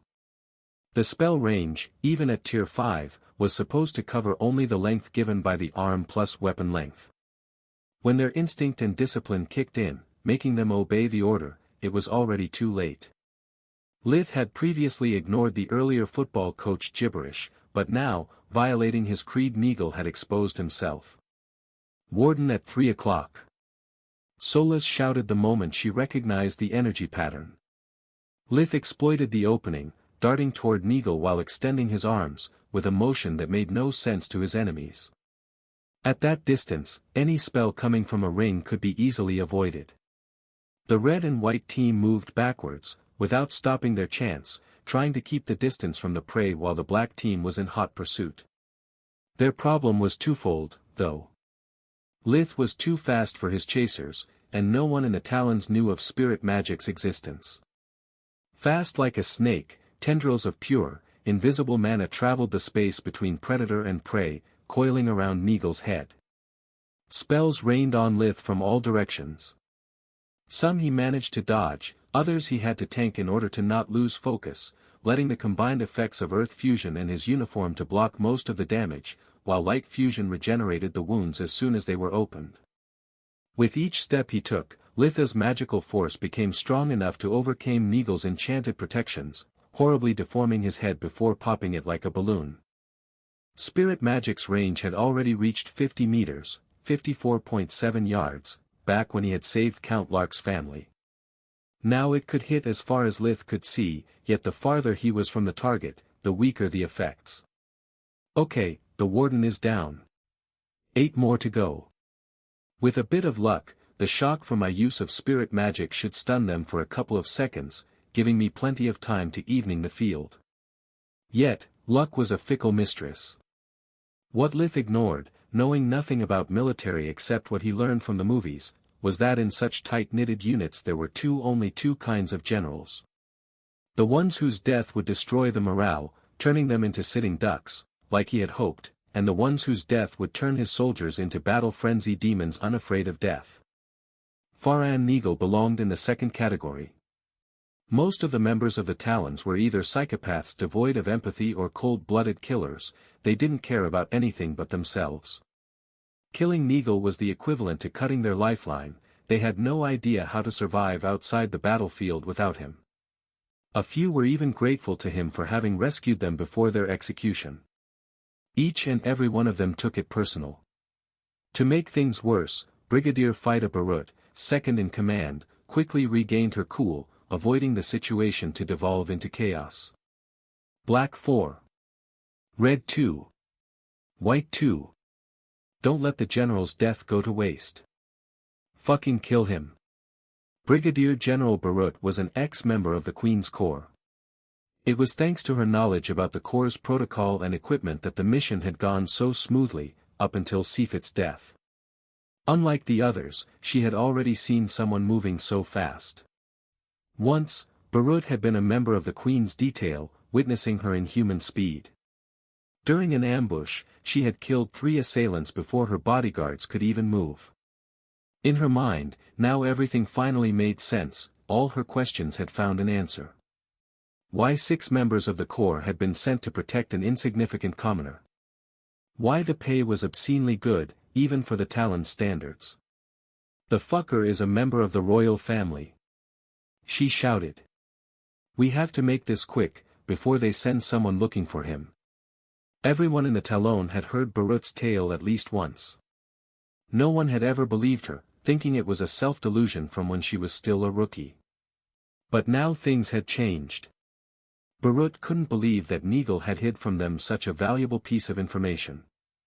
She knew not even the general took her story seriously, but being so meticulous that act of carelessness seemed so out of character. I'm what? Lith couldn't avoid to inwardly sneer at that rubbish. First, I'm the bastard son of Count Lark, and this time of the Queen. 2 more enemies coming up close. Solus warned him. Lith could only sigh with relief. Just what the healer ordered. Then, he activated the spell he had previously casted, turning the world around him dark. Being a self-taught true mage with very little knowledge outside of Tier 3, had always been a problem for Lith. He had to make up from scratch most of his spells, and not having much free time, if not none at all, his toolkit was quite limited. For such reason, most of his spells were derived from imitation. Floria's full guard, the re-slipstream effect or the wither dark aura were all tricks that he had picked up along the way. His fight with the plant abomination had allowed him to further understand darkness magic, and how to overcome its obnoxious limitations. Darkness was an element capable of inflicting an enormous amount of damage over time, and to add insult to injury, it was extremely hard to defend from it. On the other hand, though, darkness-based spells were so slow that outside niche situations they were nigh useless. Vampiric touch required physical contact, hence it was a last resort. The Wither's dark aura had good range, but required a huge mana expenditure compared to the damage dealt. That was why Lith had thought long and hard about it, trying to figure out a way to use darkness magic to cover for his weak points.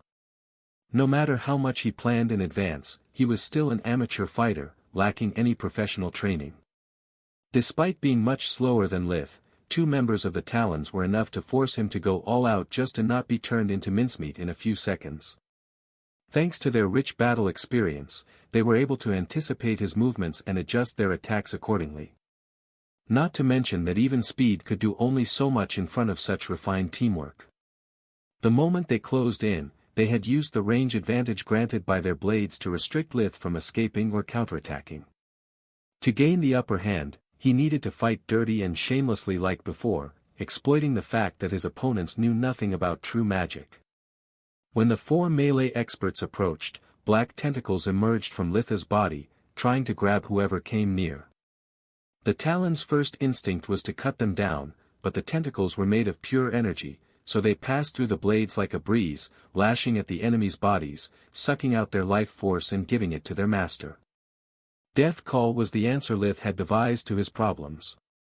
Anyone that came too close would have to endure the vampiric touch of the tentacles, that were nothing more than a dense mass of dark magic guided by his will.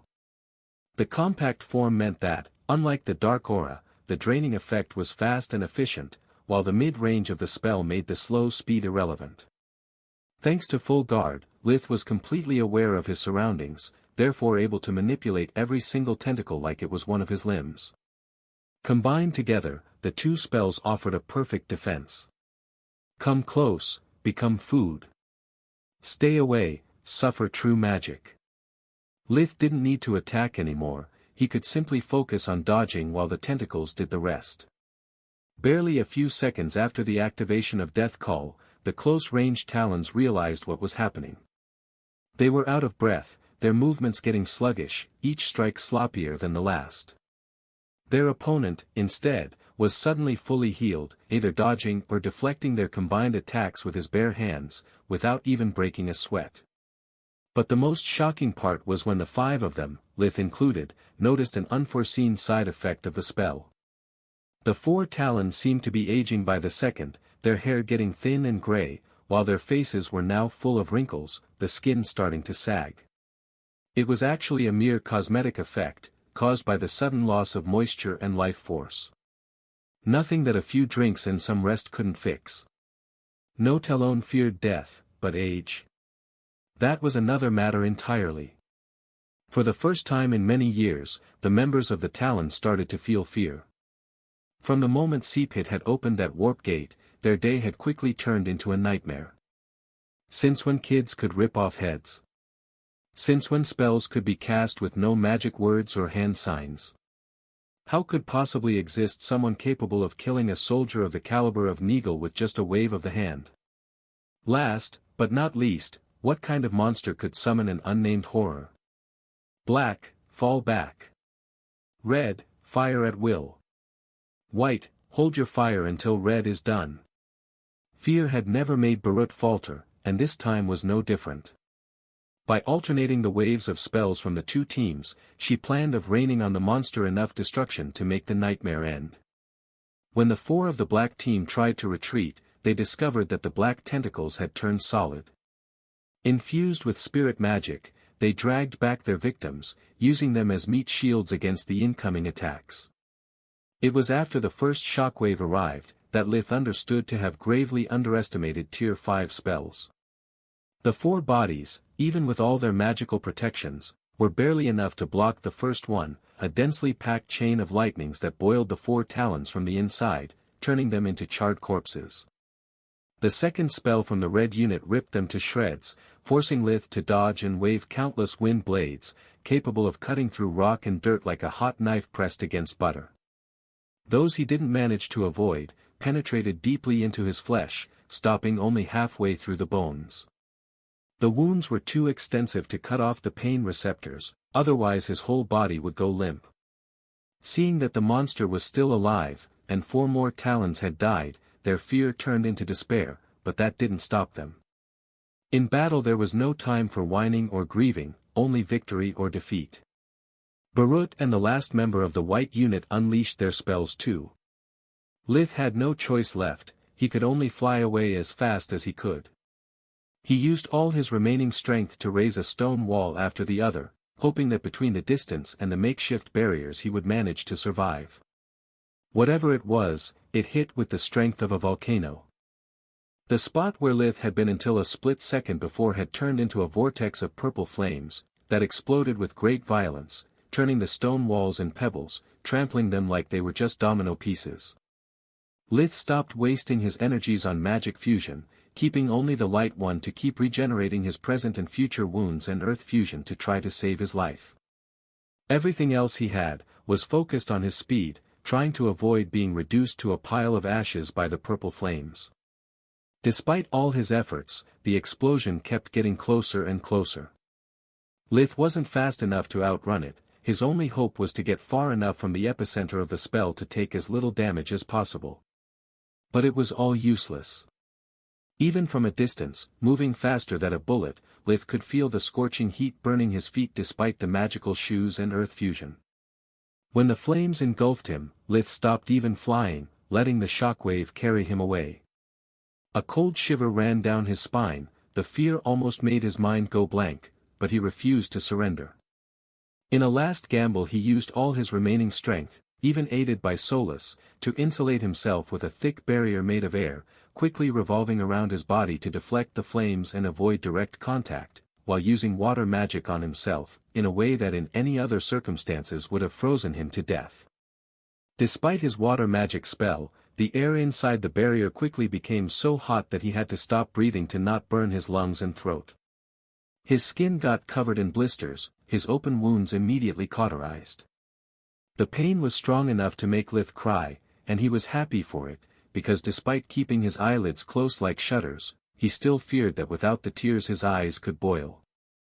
The few seconds Lith spent in that blazing inferno felt like hours, constantly wishing for the pain to stop, while his lungs were desperate for air. When it finally ended, he crashed on the ground, tumbling multiple times before coming to a halt. The first breath of fresh air he took, was the best he had ever had. His normal vision was blurry, but life vision showed him clearly that there was still no trace of his enemies. Playing dead had no sense, they had discovered him once, they could do it twice. Lith immediately started healing himself, using invigoration at the same time. Thanks to the world energy, his wounds healed much faster than normal, the bones mended and the burns disappeared without leaving any scar. Solus, any sign of those bastards? You traveled several hundred meters because of the explosion, but they are catching up fast. They'll blink here before you are finished healing. Damn blink. I can't get close, while they can escape any time. Also, from range they can dodge or block everything I throw at them. It's only a matter of time before they kill me for good. I'm almost out of tricks. Determined not to die, Lith stood up, waiting for the enemies while racking his brain for a solution. By the gods! He is still alive. Barut and the 3 survivors were all that remained of the Talons. That's impossible. Lieutenant Callant couldn't believe his own eyes.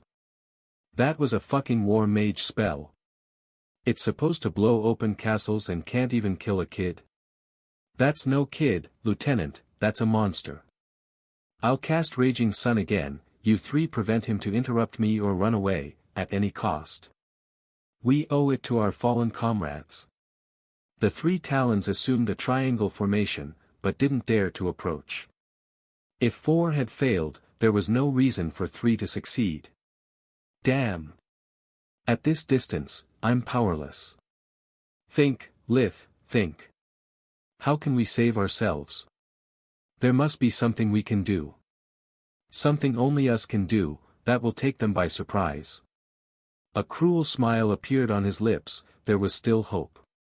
He dashed toward the chanting woman with air fusion, using full guard again to not miss any movement. The 3 performed a blink, planning on using hit and run tactics to not fall prey of the tentacles. But thanks to the combination of life vision and his enhanced speed, Lith was able to see where the gates would open, and react accordingly. He changed direction, aiming for the nearest gate, punching with his full force before the enemy appeared. The hit crushed the Talon's trachea, even severely damaging the spine in the process. Lith kept moving forward, while the corpse still stood up, with a shocked expression on the face. The 2 remaining Talons reacted by instinct, thinking their teammate had simply missed, letting the target slip away. They blinked together, one in front of the target, the other at his back, only to discover he was ready for them. Lith grabbed them by the throat, his hands were strong like a vice, snapping their necks with a twist of his wrists. Thanks to the distance, Barut was barely able to distinguish what had happened. Just like the Queen years ago, Litha's movements appeared only as a blur, but years of training told her to run away.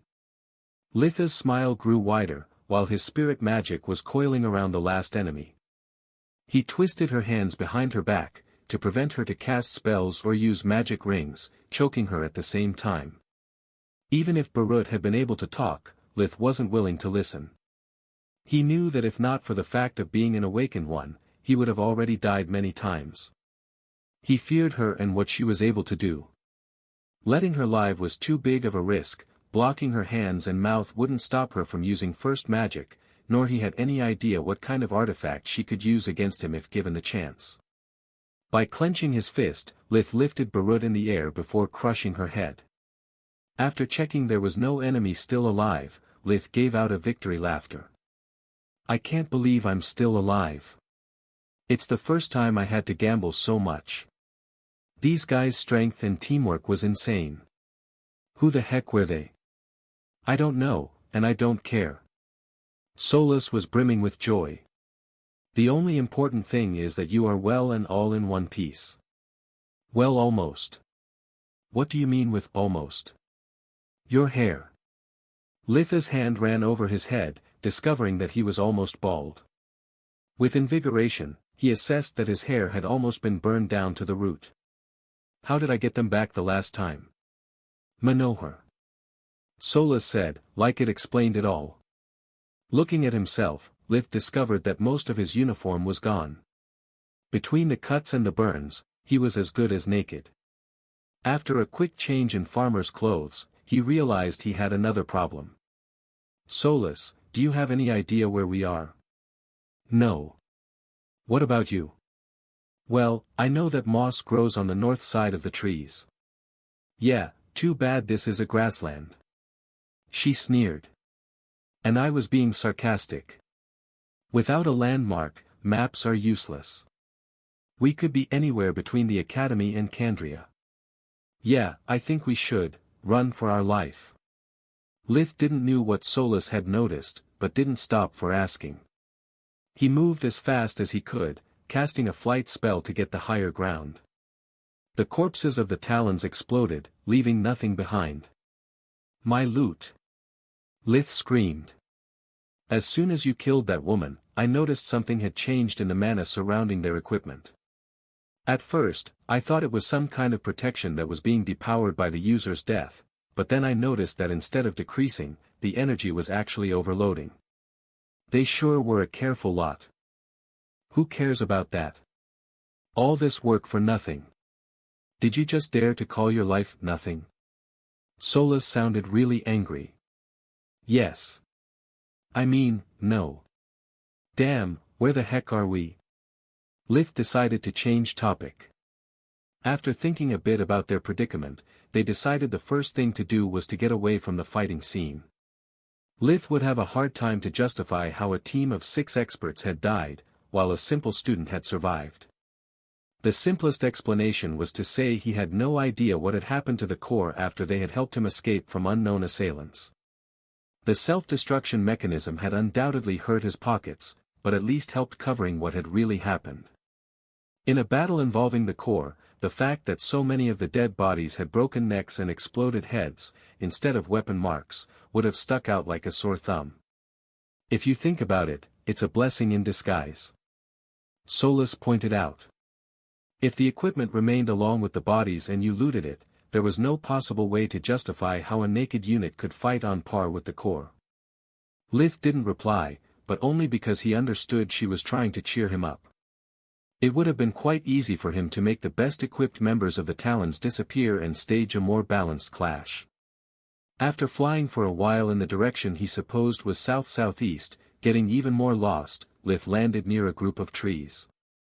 There, he took out his uniform, hoping for its self-repair magic to make it less tattered.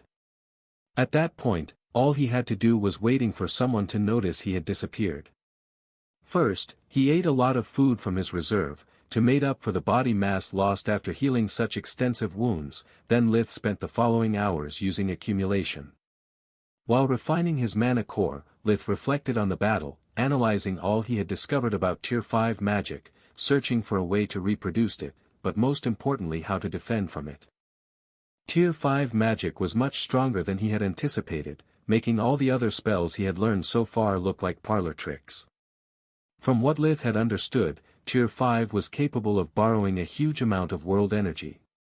No matter how strong a mana core was, just conjuring once those purple flames should have left the mage exhausted, yet the sorceress seemed perfectly fine. To be able to cast such spell twice in a short amount of time, meant that the burden on her body was limited. We have to learn a way to do the same. Otherwise the next time it happens, if our opponent is a little stronger or luckier, we'll be done for.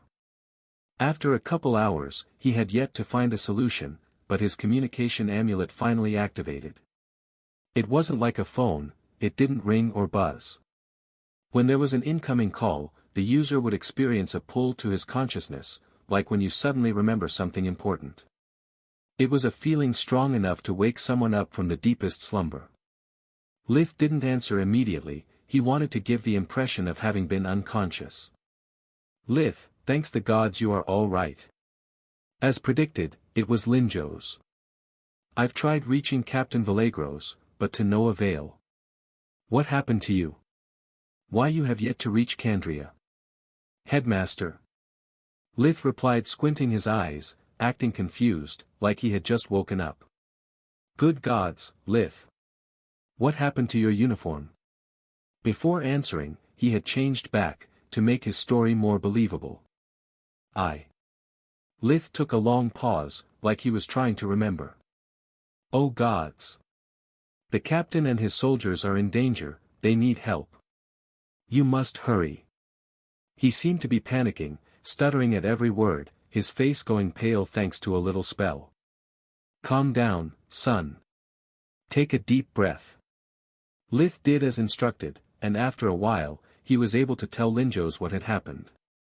In his version of the story, instead of using warp steps, the enemies had emerged from underground. The last thing Lith remembered, was being hit by some purple flames before losing consciousness. Purple flames? Linjos was shocked. I know very few spells capable of generating such destructive force. That would explain a lot. The captain must have used something to save you, but the damage sustained was too much and you have blacked out. Then, he has brought you to safety before going back to the fight. Lith gasped, nodding at the headmaster's words. When playing the "I don't know" card, it was always better let the other party to fill the blanks.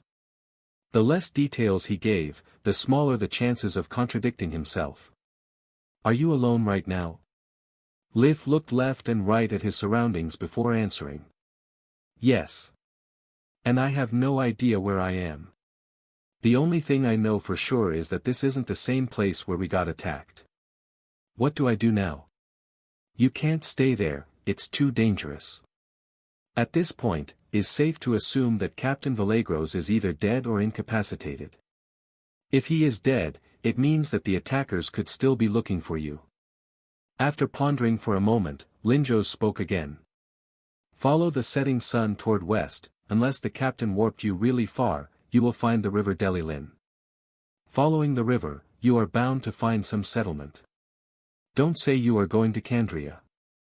Despite the information blackout, everyone in the region knows something is wrong with it. You would raise suspicions.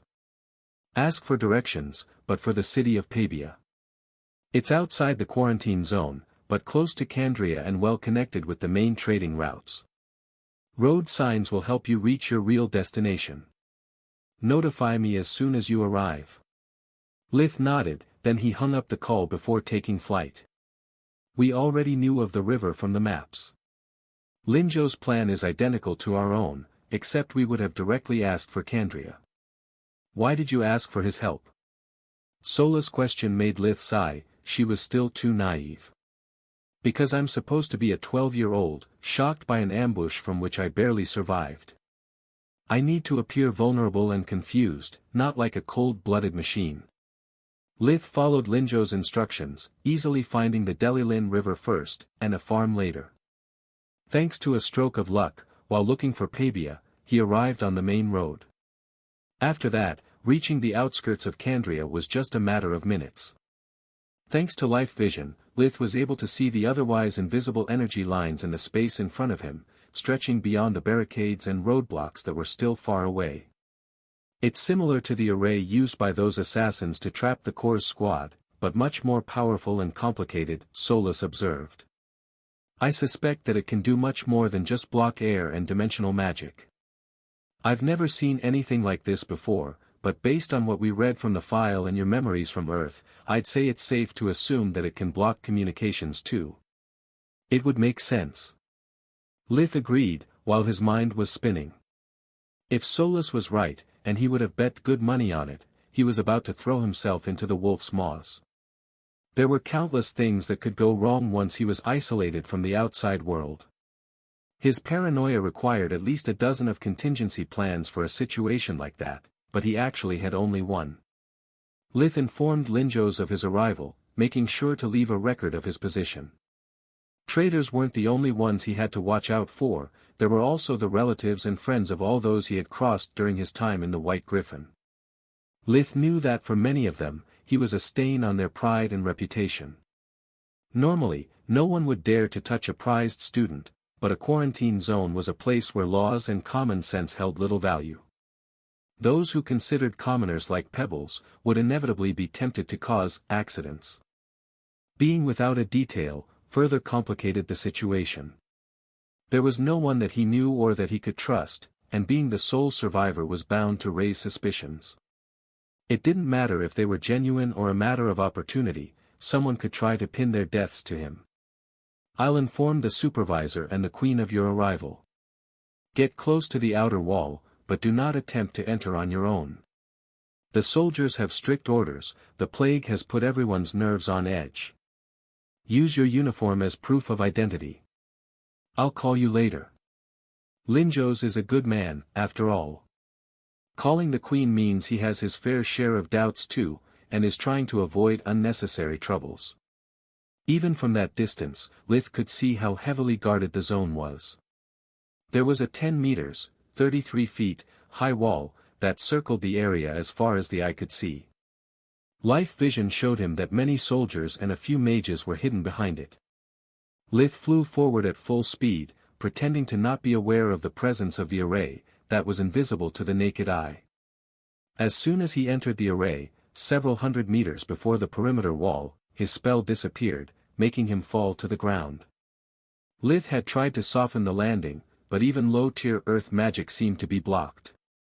The impact left him breathless, and before he could stand up, someone pushed him back to the ground, binding his hands, while several blades grazed his neck, puncturing even his unnaturally hard skin. Small droplets of blood started to flow towards his head.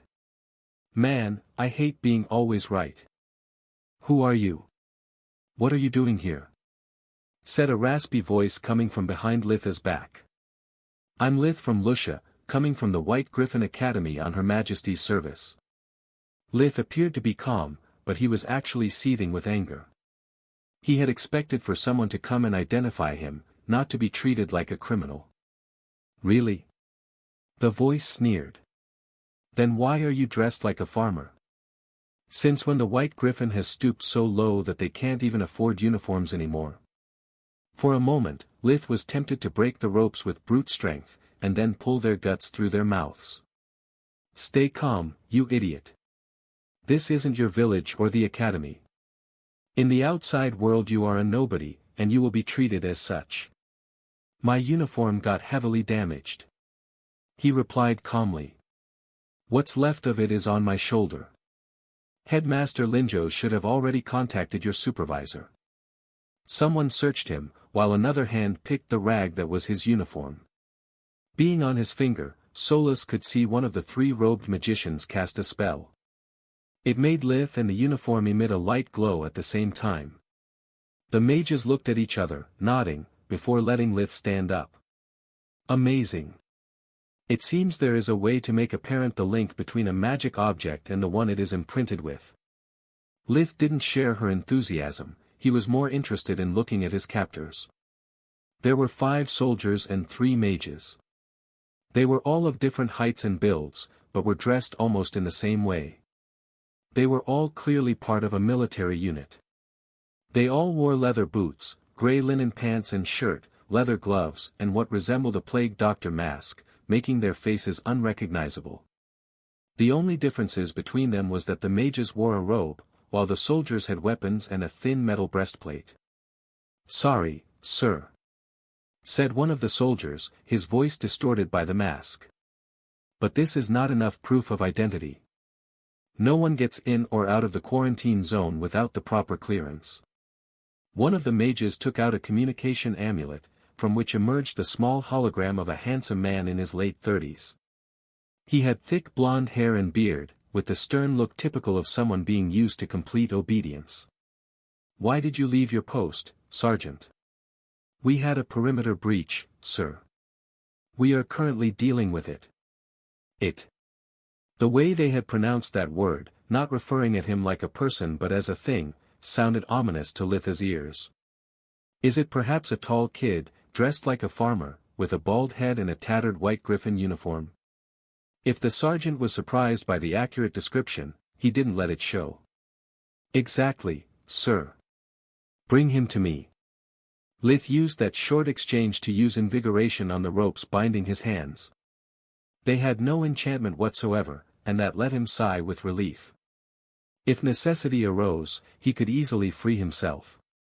One of the mages took out gloves and a plague mask from under his robe, making Lith wear them.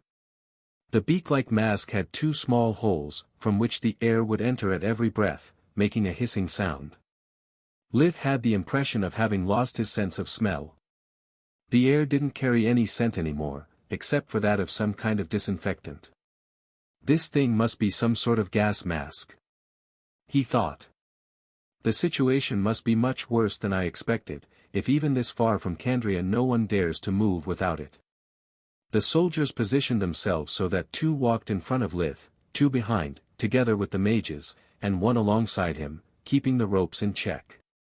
Once they got past the checkpoint, Lith could see a military encampment the size of a small city station behind the wall. It was comprised by several tents divided in 2 blocks. One block had only circular-shaped tents of various height and size, but none bigger than a house. The other block was situated farther inside. It was heavily guarded as the wall itself, and it was comprised only by large rectangular-shaped tents. The smallest one was at least 100 square meters big.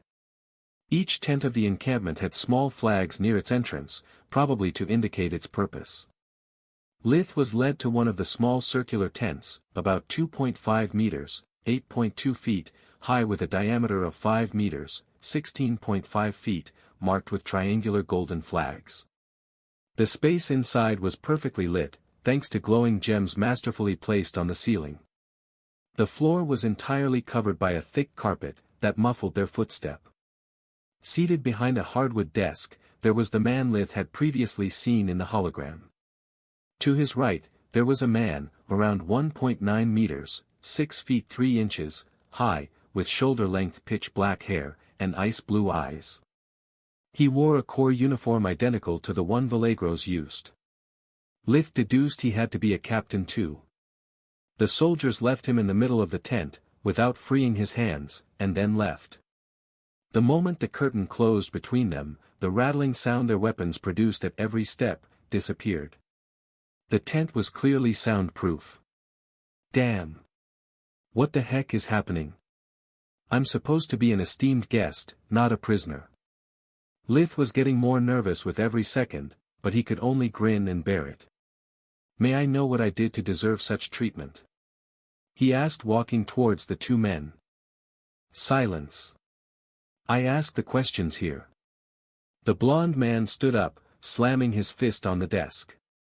Lith felt a powerful air current, pressing on him from above, trying to make him kneel.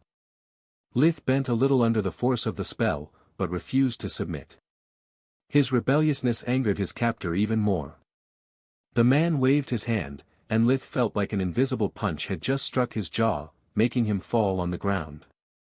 The corps captain stiffened up, but said nothing. Now tell me what happened to Vallegros and his men. The blond man's eyes were reduced to fiery slits. Lith stood up, before repeating to him the same story he had told Linjos. How they had departed from the White Griffin, get ambushed by unknown assailants, until he was struck by the purple flames and had lost consciousness. Lith was forced to repeat his story, again and again, but he never contradicted himself. When the man's anger peaked, and was about to hit Lith again, the captain stopped his hand. That's enough, Colonel Vergrave. The boy has already answered to your questions. I will not allow any further harassment to our Queen's esteemed guest. Despite the captain's lean build, Vergrave was incapable of escaping his grasp. Let me go immediately, Captain Killian. This is a military operation, and this is my camp. I only answer to the king. Killian refused to back down, twisting Vergrave's arm and forcing to look at him in the eyes. Make no mistake, you will answer to the king. This is a violation of the protocol, and you are acting on groundless accusations. Vergrave snorted. Do you really want me to believe that a man like Vallegros died, that his whole team was wiped out, and that traitorous runt managed to come out unscathed? Isn't it suspicious? Anger twisted his visage, baring his teeth at every word. I know that you and Vallegros were blood brothers, but nothing you do can bring him back. Now listen to reason, and let the healer go. Not until I have my answers. Vergrave snarled. Seeing that reasoning was impossible, Killian took out his communication amulet. Not even a second later, an unknown visage appeared from it, that made Vergrave turn pale. Tell me you have good news, Killian. Said the man from the amulet. Sadly, no, my king. Yet there is a matter that requires your attention. Lith inwardly smiled, seeing Vergrave's face twitch as Killian reported everything that had happened. The king turned towards Lith, that only then realized he could actually see him, and promptly kneeled. No need for formalities, Mage Lith stand up. By acknowledging his name and title of mage, despite Lith was just a student, the king was doing him a huge honor. Lith knew it, and kept kneeling for a couple of seconds before standing up. Thanks, your majesty. Killian, take Mage Lith to the hospital. There is much to do, and you have already wasted too much of his time. Vergrave and I need to have a talk. Please, leave us alone. Killian bowed, and untied Litha's hands. Then the two of them wore their mask and exited from the tent. My king, please, forgive my rudeness. Why are you letting him go? He is nothing but a traitorous commoner that has caused the death of many loyal servants of the crown. And even if he didn't, what could he possibly do? He's just a kid, how can he succeed where the best healers of the kingdom have failed? It's impossible. I would bet my life on it. The king silently stared at him for a second before replying. I'll take that bet. Once out of Vergrave's tent, Lith introduced himself to Captain Killian Aluria. He discovered that the ranks in the Queen's Corps were different from the army. Being elite squads, each unit was allowed to act independently, and was composed by 5 soldiers and 1 captain. Each captain only answered to the Queen herself, so despite their low-key demeanor, both Killian and Vallegros were actually big shots. Killian tried explaining to Lith how Vergrave had been grief-stricken ever since he learned about Vallegros' alleged death. The two of them had started their military career together, and been through thick and thin for years, before their paths had diverged. Lith politely nodded from time to time, grateful to the mask for hiding his uncaring expression. He knew a thing or two about grief and loss, yet he had never attacked someone based on a simple suspicion. In his mind, Vergrave's destiny was set in stone. He would use his success in the current task to ask for compensation as part of his reward. If that resulted impossible or too problematic in the short term, Lith would simply postpone. He had always considered revenge as something that was best served cold, there was no rush for it. After asking Lith to forgive Vergrave and Lith pretending to consider doing it, Killian lead him toward the second block. The first block is where soldiers and personnel live. The second, instead, is where the hospitals and the research labs are located. We have healers and alchemists trying to treat the victims of the plague that we managed to stabilize, or at least that was the plan. The truth is, that even after a month no one has yet understood what the plague really is. So far light magic is completely useless, while alchemy seems to work to some degree, but only as palliative care. It treats the symptoms, not the cause. The more Lith learned about the plague, the more it resembled one of his old medical cases. He was confident to be able to offer both a diagnosis and a cure, for a proper reward, of course. Just out of curiosity, he asked. In the first block, triangular flags mean a residential tent, right? Then what does the diamond and rectangular flags stand for? What do you think? Despite having read his file, Killian was still surprised that even in his earlier circumstances Lith had the presence of mind to notice small details. Well, since in here dimensional items do not work, I'd say one is for the food supplies and the other is for the weaponry. Correct. And in case you are wondering, the golden flag is for the commanding officer, silver for the officers, bronze for soldiers. Lith tried to take out his communication amulet, but to no avail. Space was tightly sealed inside the array, negating access to his pocket dimension. Then he tried to use first magic, discovering that even elemental magic didn't work. The array jammed the connection between pure mana and the world energy, leaving him almost powerless. I also noticed earlier that magic and magical objects do not work in here. Yet the colonel didn't have trouble smacking me around, and you were able to contact the king. How is it possible? Killian smirked at that naive question. He had almost forgot their esteemed guest was only a kid, with no knowledge about powerful artifacts. The array surrounding Candria is not a warden spell. Otherwise it would make no distinction between friends and foes. It is created by one of the crown's treasures, called Small World. As the name implies, it creates an extended space within which the one that holds its keystone can change the rules of magic at will. The colonel controls the artifact, so he is immune to its effects and can grant privileges to others. But every time someone uses a privilege, he is immediately notified.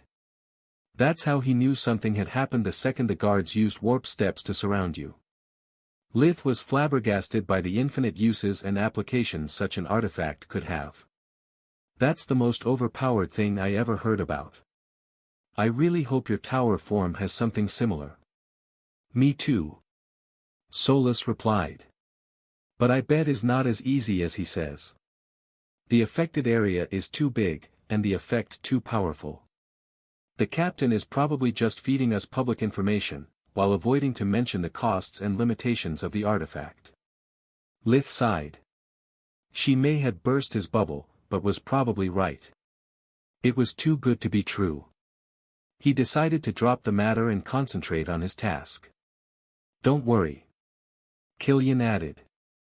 Light magic can be freely used inside this small world. You don't need to ask the colonel's permission. After they got past the security, Killian brought him to Block 2's largest tent. It was big enough to easily accommodate a whole circus. It was a field hospital, the interior of which was completely white. Instead of walls, it had countless curtains, that had been arranged creating corridors and defining the space of each patient's room. The first thing that Lith noticed about it, was the silence. Aside from the conversations between the mages coming and going into the various rooms, the hospital was completely silent. One could hear the patient's moans and complaints only when a curtain was opened. All the field hospitals have curtains enchanted to be soundproof. Killian explained. It's needed for security and morale reasons. Despite being heavily sedated, some patients are in constant pain. Their screams would disturb the healers and stress the other residents. Avoiding escape attempts and mass hysteria is a priority. All the field hospitals? Lith echoed. Do you mean there's more than one? There had to be hundreds of patients in that tent alone. Lith had underestimated the scale of the plague. Suddenly, he felt his conscience stinging at him. It was soulless, of course. Killian brought him to a patient, a middle-aged man whose right leg was split open like a watermelon. Despite the bandages and the attempts to stitch it, it was constantly bleeding. According to the chart, he hadn't much time left. There weren't enough blood potions and mages for everyone. Without constantly replenishing his vitality, he had only a few days at most. In Litha's eyes, this was the easiest to solve among the plague's manifestations. It was identical to what had happened to Marchioness Distar's daughter. Lith even had a fake magic spell he had later created, in case it happened again and the Marchioness was willing to purchase it from him. Selling it to the kingdom will be much more lucrative. Lith thought. The man was pale as a ghost, his body covered in sweat. The prolonged pain had sapped his strength, he barely opened an eye when the two strangers entered. Lith pretended to chant a spell, and then placed his hand on the man's balding forehead, activating invigoration. He didn't like at all what he saw, his confidence crumbled. "Captain, can I use darkness magic too?" Killian nodded, noticing that Lith carefully wiped out the sweat with magic before moving forward. He rushed Killian, visiting several patients with open wounds, but his findings were always the same. Then, he visited the survivors from the spontaneous combustion and freezing phenomenon, and despite the mask, Killian could tell that something was wrong. Lith was becoming increasingly nervous, like he had never seen him, not even during Vergrave's violent interrogation. Killian stopped, grabbing Litha's shoulder, executing with only one hand a spell that created a small air dome around them. Not only he can use air magic despite the array. Killian even invented the Mage Knight version of my hush spell. The idea of being plagiarized temporarily suppressed Litha's worry. These people are the official reason you and us are here. Off the record, though, reality is far more cynical. If word spread that we have a disease capable of stripping a mage of his powers, our neighbors would join forces and burn the Griffin Kingdom to the ground. I believe that even most mages, nobles or not, would run away at any cost, to not lose years of painstaking work and dedication. That's why the final wing of the hospital does not officially exist. Is it clear? Only after Lith nodded, Killian brought him into an empty room. He then placed an open hand on the curtain, injecting mana into it.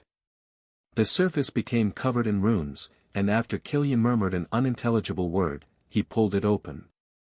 Lith discovered they weren't in a field hospital anymore, but in another much smaller tent without any exit. Dimensional magic. Killian explained. The tent had no curtains, except for the one they had come from. It was filled with beds, where men and women lied. Their faces were ashen, many were sobbing like they had recently lost their true love. They were all members of the Mage Association that had lost their powers. When they saw Lith using magic on them, some started crying uncontrollably, others tried to assault him in a fit of rage, forcing Killian and the soldiers stationed inside to intervene to protect him from the angry mob. After they left the prison ward, Lith couldn't wait to get the heck out of there. "Thank you for your help, Killian. For a moment I thought they would rip me apart." "Don't mention it." His voice oozed over eagerness. "What do you think of the plague?" Killian steeled himself, preparing for his hopes to be crushed once again. "It's not a plague, it's much worse. To whom must I report to before going back to the academy?" "Are you saying you have already cracked it?" "Cracked is a big word. Understanding its nature is one thing, curing it is another entirely." Lith tried to curb Killian's enthusiasm. Killian seemed to not have listened to a word he said, dragging him away by the arm at full speed while frantically speaking to someone with his communication amulet. For some reason, Litha's mind recalled all the times he had seen Manohar pulled around by Marth like a small child. Walking a mile in his shoes wasn't pleasant at all. Before he could realize what had happened, Lith found himself back in the colonel's tent. Much to his surprise, Vergrave was kneeling at him. Lith sneered at that sight, thinking that maybe the colonel wasn't such a bad man, if he was willing to humble himself to that point, after realizing how wrong he had been. "Your Majesty, Lith from Lucia is ready to report his discoveries." Killian said after falling on his knee. It was only at that point that Lith turned around, discovering that on the floor behind him lied a blue gemstone, that was projecting a life-size hologram of the king, a woman, and several youths that only a blind man could not recognize as their offspring. Judging from the number of crowns in front of him, Lith was about to give a speech in front of the whole royal family. Thanks to the etiquette book stored in Solaspedia, he knew what to do. Lith backstepped until he was lined up with the other two men and kneeled, barely holding in a laughter. To think that after almost triggering a civil war because of their incompetence in handling some power-hungry nobles, these royal idiots need the help of a 12-year-old to clean their own mess. Pathetic. Wearing a mask had been liberating for Lith. With it, he didn't need to hide his thoughts and emotions. Yet, even if behind thick crystals, his eyes were still almost visible. In them, the king didn't see awe, respect, or nervousness, like he would have expected from a commoner child, but only contempt and amusement, like it was just a game. A game that he was winning. Take off your mask and gloves, Mage Lith. I assure you that Colonel Vergrave's apartments are safe. The king ordered. Despite the king's tone was calm and his expression amiable, Lith seemed to perceive a tinge of anger in him. Maybe it's just my full-blown paranoia, maybe not. Better play safe. Lith obeyed, removing the protections. Looking at the kid's serious and brooding expression, the king realized that all the accumulated stress of those last few months was pushing him on edge, to the point of seeing things. Please, share your findings with us.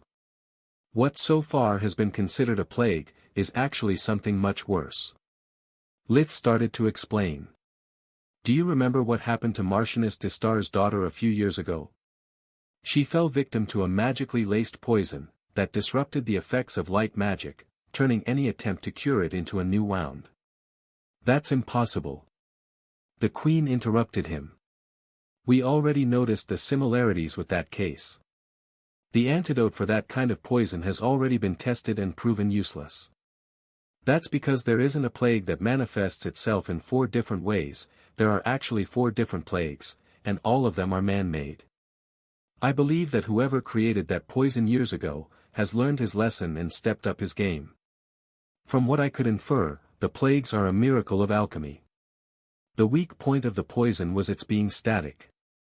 Instead of spreading into the bloodstream, it was designed to remain in the place it was injected, to not lose its potency. Hence, once identified, it could be easily removed. But the plagues that are affecting this area aren't that simple. Both the king and the queen knitted their brows. From what they remembered, that poison had escaped the detection of many expert healers. The only reason it had been later discovered a method to identify and treat it, was because Lith had extracted the poison without degrading it. That had allowed to conduct long and extensive analysis to understand its nature. The fact that he earnestly used the word simple to describe such a nightmare, was the first silver lining in the brewing storm that threatened to sweep away the Griffin Kingdom. Maybe he can become a leading figure in the field of poisons, just like Professor Duke Marth did when he was his age, but in the field of regeneration. Crazy or not, we cannot afford to lose such talent. The Queen's line of thought was shared with her spouse via a mind link, that allowed them to comment and discuss any matter. Even if they often quarreled, no one could tell, since they would deliberate only after reaching an agreement. This time they were on the same page, yet the consequences of it burdened the king's mind. There would be much to talk about later. The plagues, Lith continued, are not static, nor act like any illness I have ever seen before. They all work the same way. Once the host is infected, they spread to the whole body and remain dormant until magic is used. At that point, they alter the mana flow, making it chaotic. The effects are devastating, if not lethal. If it's not a poison or a plague, then what is it? The king asked. It's a very small parasite, barely the size of a needle. As long as the host is alive, it keeps spawning. I found eggs in all the patient's bodily fluids, sweat included. I don't know if physical contact is enough or if it needs an open wound to be transmitted. The one thing I'm sure, is that it mustn't be allowed to spread. A parasite? The queen was flabbergasted. Then how come no one else managed to detect them? Because normally, diagnostic spells look for something wrong with the patient's body. A broken bone, a malfunctioning organ and so on. In this case, the patient is perfectly fine until he tries to use magic. A healer will be able to detect common parasites either sensing their life force or because they suck the nutrients out of the host. In this case, their small size, coupled with their ability to mess with mana, make them hard to find, unless the healer, like me, is capable of perceiving even small alterations in the human body. Also, I have noticed no tissue degeneration near the parasites. The only explanation I can find, albeit is only a guess, is that they feed on mana. For several seconds, no one spoke. Everyone in the room was struggling to accept those revelations. Killian was worried for the people, while Vergrave, although sharing his feelings, was also concerned about his neck. Can you find a cure? The king's face was composed, but his hands were squeezing the armrests of his throne hard enough to break his nails. No. Lith admitted with a sigh, throwing those present into despair. I'm just a student, after all. I never worked on something so big. When it comes down to research, I wouldn't know where to start. Actually, Lith believed that given enough time, he could cure anything with true magic and invigoration. But this case was different from all the others he had faced before. There wasn't a single patient, but hundreds if not thousands of them. Not only he would never be able to cure them all in time by himself, but also the parasites were clearly a biological weapon. If he declared he could cure it, any sane ruler would demand from him to share his method, offering any sum for compensation. Lith wasn't willing to teach true magic, and was not skilled enough to convert an elaborate spell and fake magic for anyone to learn with so little time at hand. The king and the queen looked at each other, before issuing their order. Well done, Mage Lith. The royal family clapped their hands, almost making him feel guilty for his deception. Almost. You have brilliantly fulfilled your part of the agreement. Rest assured the crown will do the same. Thank you, Your Majesty. It pains me, but your kingdom requires a further sacrifice from you, for the greater good. You will remain in Candria, and use the best of your abilities in developing a cure for this monstrosity. What? Lith was so surprised that his expression almost revealed the shock and outrage seething within him. Almost. You are the one that discovered the truth about this accident. I'm sure that even with your limited experience, you will be able to offer your guidance and help. Do not worry about the Academy. At this point, we can only declare the state of national emergency and call all hands on deck. We need the help of all the light magic specialists to solve this situation as fast as possible. From today onward, all the 6 great academies will suspend their activities until a cure is found. Lith didn't like at all the turn the events had taken. In hindsight, it was an easily predictable outcome. Driven by his desire to stand out among the masses, he had provided them too much information, giving them hope. His plan to give them just enough to solve the problem on their own, letting him go back to his daily life, had actually backfired. Damn, I underestimated them because of my Earth standards. Back in my world, any prime minister would have turned this scenario into a black op, removing the threat in front of him with extreme prejudice. Instead, they are willing to put everything at risk to save these people. They could have just turned the infects into guinea pigs, using their bodies, dead or alive, for research purposes. Since no one outside this room knows that we made a breakthrough. The king continued. I hereby decree all the new information pertaining the crisis and their source a state secret. We will divulge them bit by bit once all our assets are in place, using a cover story to avoid Mage Lith becoming a target. Officially, he'll be here only as a consultant. He will convey any further findings only to Captain Killian, which in turn will share them with the other healers. The 3 men nodded, yet Lith kept racking his brain to find a way out. If I refuse, best case scenario I will get expelled from the academy and my family will lose the Corps' protection. Heck, I'd be lucky to avoid being charged of treason. I would be alone versus the crown, the nobles that I offended in the past and whoever sent those mercenaries to kill me. If their contactor didn't hesitate despite I already was under the Queen's umbrella, there's no telling what he'll do next. Once again, I can only grin and bear it. The only silver lining is that if I get properly rewarded, I'll not have money problems for the rest of my life. Before we proceed any further, I'd like to know why Mage Lith thinks these parasites are a product of alchemy. Queen Silpha's curiosity had been piqued by that particular statement, since she shared the same opinion. Because I can't think about any other mean to infuse magic in a poison or parasite. He lied through his teeth. One of the details he had not shared, was that the worm-like parasites he had identified didn't alter the mana flow directly, but by secreting an unknown substance. Not only that made them living alchemic labs, but was also deviously brilliant. Even with invigoration, Lith had struggled to overcome the mana distortion effect and identify the real source of the trouble. Any other mage would have fallen for that trick, devising a spell to cleanse the toxin, only for the healed patient to fall ill again in a matter of days. The reason why even Lith would need time to cure the plague, was that first he needed to find a way to remove the toxins without killing the patient, and then remove the parasites safely. He suspected that killing them while inside the host, or removing them forcibly would prove to be lethal for the infected. Also, I read from the Captain Vallegro's file that the plague spread right after the explosion of Corin Haytorn's alchemic lab. I think is highly unlikely for it to be a coincidence. The Queen nodded, disappointed from the answer. She had hoped for more brilliance and less logic, more Manohar and less Marth. Geniuses were hard to come by, and even harder to keep. As for you, Colonel Vergrave. The Queen's voice was filled with ill-restrained wrath. If glares could cut, the colonel would have already been turned in pieces not bigger than a postmark. I hope you haven't forgotten your bet with the king, because certainly I have not. Your earlier blunder is inexcusable.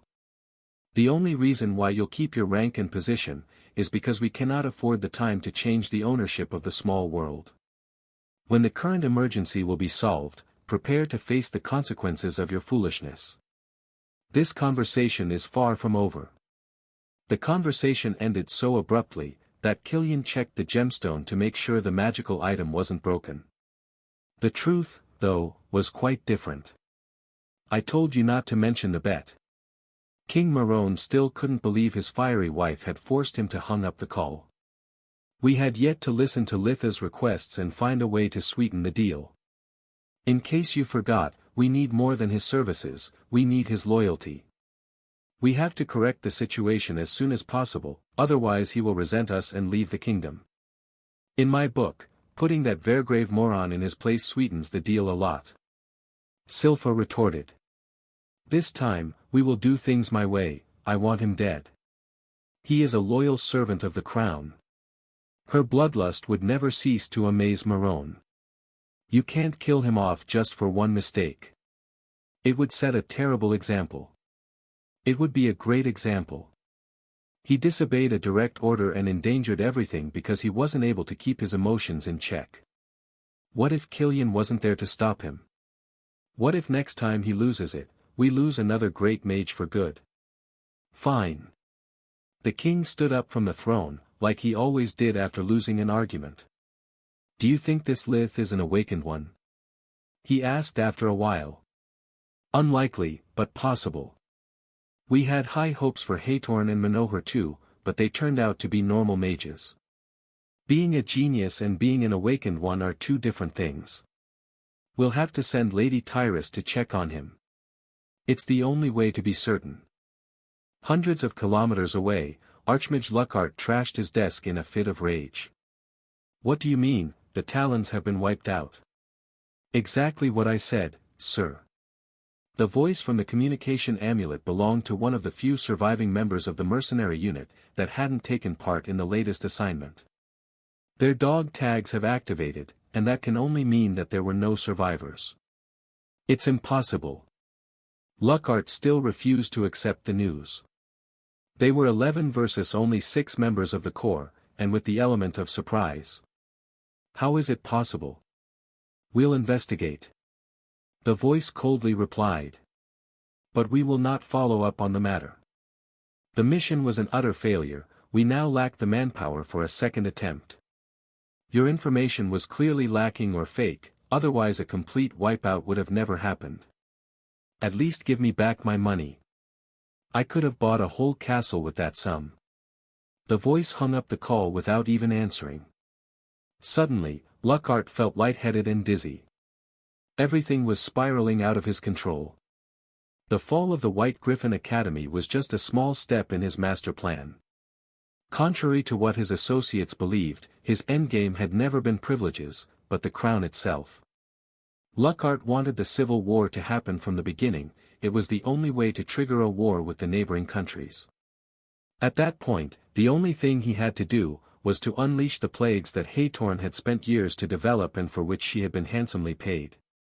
The water parasite would have crippled the Blood Desert tribes, forcing them to surrender or die.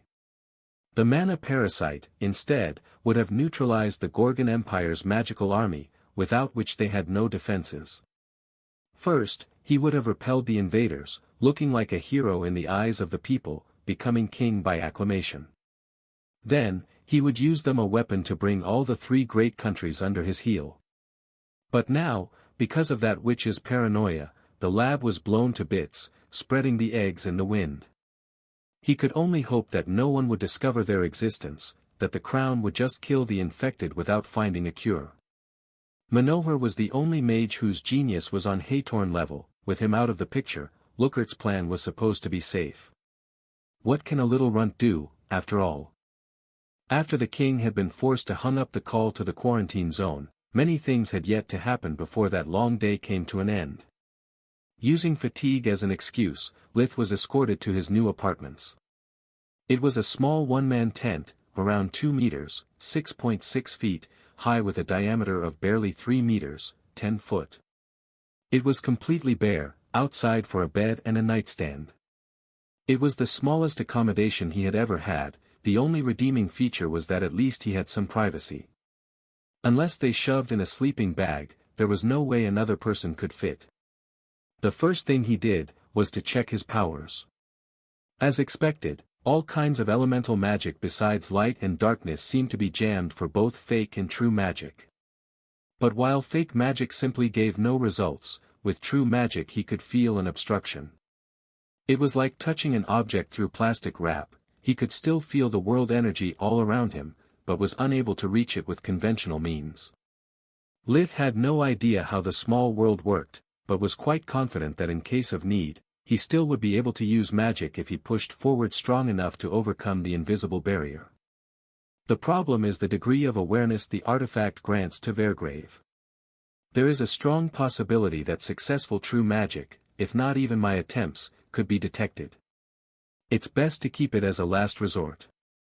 Much to his satisfaction, both spirit magic and fusion magic worked without a hitch. Either the forge master that crafted the small world was a fake mage, or he had left loopholes on purpose, to not fall victim of his own creation. Lith sighed, whatever was the answer, it was still a small comfort, compared to the realization he was losing control over his life, becoming a puppet in games he had no interest into. You know, Solus, this may as well be the worst day of my third life. First, I was taken away from the academy, then I almost got killed, and now I have been declared a state secret. All in one day. Just imagine what could happen tomorrow. It's not like they kidnapped you. They offered you a job and you took it. Solus didn't believe her own words, she was just trying to lighten the mood. She knew that as long they lived in any country, there would always be offers that couldn't be refused. After that, things have got unpleasant, but at least you should be rewarded for your services. You may even get a nice home and a noble title. Are you kidding me? He snorted. That would be the worst. If I get to choose, I'll pick money, hands down. A title would mean having underlings, responsibilities, becoming an active part of the system from which I'm trying to escape from day one. Not to mention being forced to attend social life, marry and take part in politics. He slammed his hand on the nightstand, making his sink a couple of centimeters in the soft ground. Damn it, I never wanted to be a hero, nor to conquer this shitty world. My aim has always been to find a fix to my reincarnation problem, and then live a happy and quiet life. Now, instead, I'm on the verge of being recognized by the crown itself, and if that happens, my family will always be used as a leverage against me. I can already feel the shackles around my body getting tighter and tighter. But what options do I have? Kill my own family just to not have any more ties. And then what? Live all my life as the monster I would become, alone, spending all my life running and fighting like a mad dog? What is the point in having all this fucking power for if I can't even protect the only 4 people I do care about? Away from home, away from his friends, Lith had never felt so helpless and alone. Once again, solace crashed against her condition. She knew that it was in those rare moments when Lith was showing himself vulnerable, that holding his hand or simply holding him tight would help him get rid of the walls he had built to protect himself. But she was just a piece of rock with a voice, and there was nothing that mere words could do. Lith had spent his first life going from a hardship to another, with people telling him to stay strong, that all will be well. Now, as then, he didn't need consolation. Lith needed someone capable of standing by his side and help him facing the incoming tide. Because of the small world, she was incapable of changing shape or even using her dimensional pocket. Solace felt useless, wishing for a second to be just a mindless tool, to not be forced seeing the suffering of those she loved and yet being unable to offer any comfort. In the colonel's tent, Vergrave and Killian were planning the future ahead of them while drinking dragon water, one of the strongest and most expensive liquors available in the Griffin Kingdom, with an alcohol content nearing 50%. Killian was listening to several reports from his team, while Vergrave was revising his last will. The kid's story checks out. The scouts have found where Vallegro's last battle should have taken place. There are indeed signs of the use of purple flames. Whoever the attackers were, they weren't willing to take risks. Any survivors? Vergrave asked as a formality, without raising his eyes or stopping the quill. None. Seriously, I can't believe you are able to write your testament with such a straight face. Vergrave drank his glass in one gulp, before refilling it. I'm a soldier, old friend. I know very well I made a mistake allowing personal matters to intrude in my duty, and I'm ready to bear the consequences. Vergrave raised his glass in a small toast, before emptying it again. That, and 5 glasses of water dragon can turn any mouse into a lion, otherwise I would be already shitting my pants. He admitted. Is it that bad? Killian was used to spend more time on the field than in the royal palace. He was unaware that the recent events had made the queen quite unforgiving. Very. Vergrave sighed. Nowadays a strong mage is worth hundreds of soldiers. Let's be honest, our mages do not have the blind loyalty the Blood Desert tribes devote to their mysterious leader, nor we invest so much as the Gorgon Empire in nurturing our talented ones. We already are on the losing end of the Cold War with our neighbors for amassing knowledge and power. If my destiny rested only in the king's hands, I could hope for a demotion or a very hard but not impossible task to prove my worth. But, alas, as my first mistake in over 20 years of distinguished career, I had the stupidity to cross the queen on her own turf, almost killing her new golden goose. Gods, I'd give anything to turn back time and slap my stupid self in the face. Vergrave folded his will, putting it into an envelope before passing it to Killian. Please, when this story will be over, give it to my wife. Tell Shia it's all my fault, and not to raise our kids hating the kingdom. Killian grabbed his hand, refusing to pick the envelope. You are an outstanding soldier and friend. I'm sure we'll find a way to make them realize that executing you is a mistake and get you out of this pinch. As long there's life, there's also hope. And by the way, if you croak, I call dibs on your sword. The following day, thanks to a full night of sleep, Lith had regained his cool, and started to plan his next moves. First, he needed to find a cure for all the 4 different kinds of parasites. It wasn't only a matter of using that knowledge to guide from the shadows the healers and alchemist. Helping the crown into developing a fake magic spell or drug was of secondary importance. The priority was to find a cure for himself, so that even if everything went south and the plague spreaded to the rest of the kingdom, he would still be the master of his own destiny. The mana-blocking parasite was the one that worried him the most.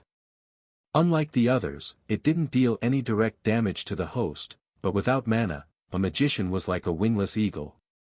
Lith had no idea if it would have the same effect on awakened ones, but he wasn't willing to take unnecessary risks. The first parasite he would study was the one turning healing magic into wounds.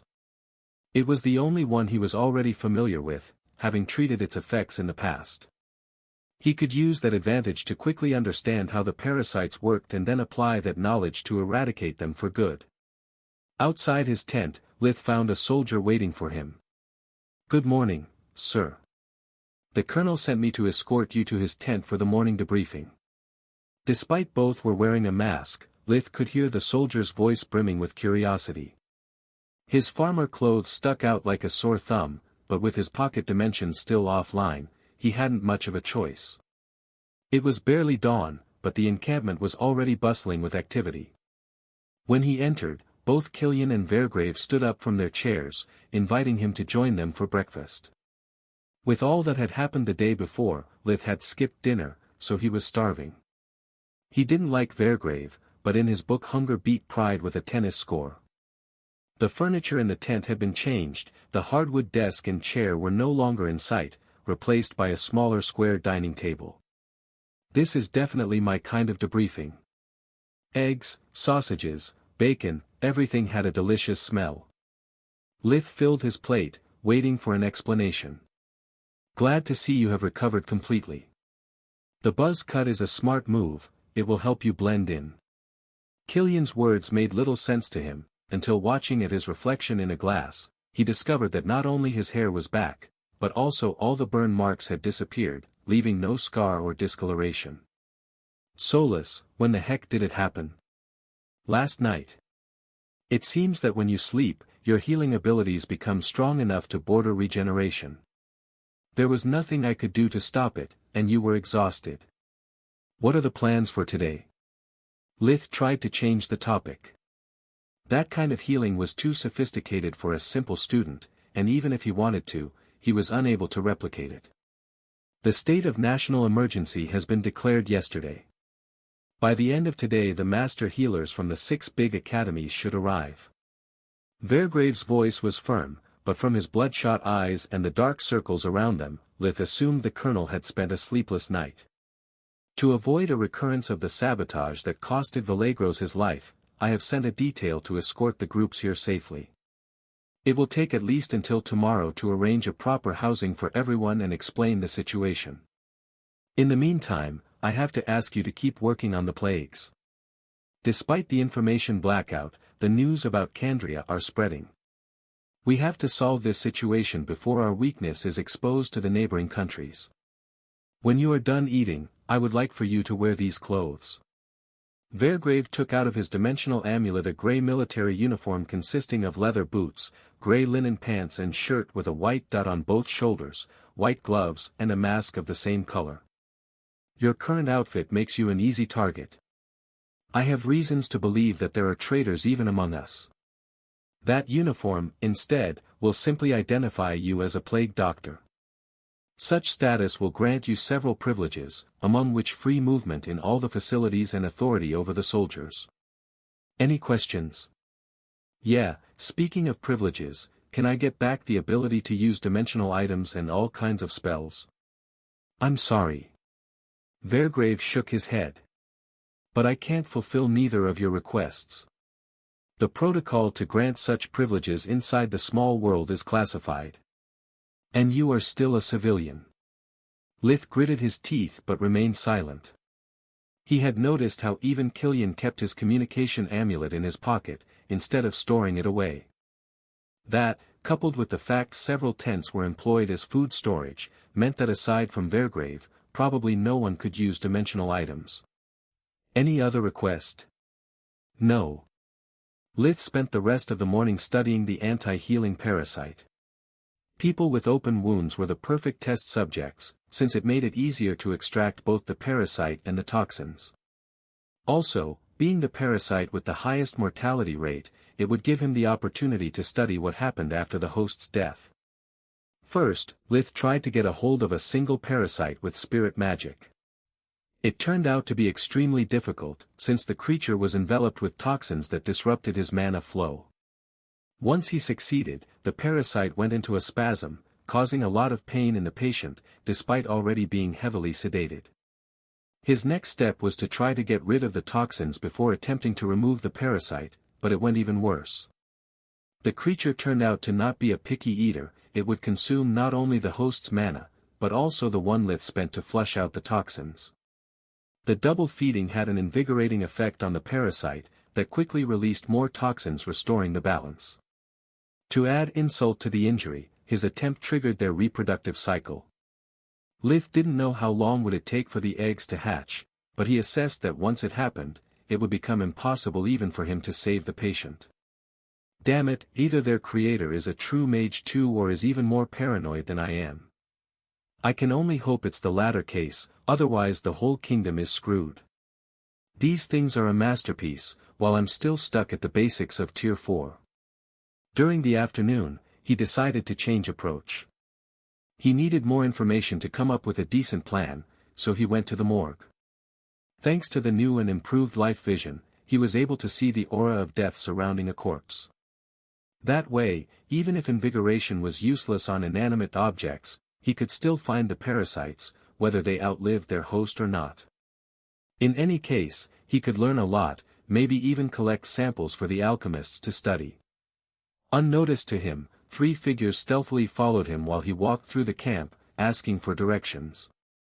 The morgue was located in a tent bigger than the field hospital itself. There were no curtains inside, it was like one huge room. It was perfectly lit by yellow magic stones hanging from the ceiling, while several blue crystals were etched into the tent's fabric, constantly emitting a cold air. The temperature inside was so low that Lith could see his breath steam.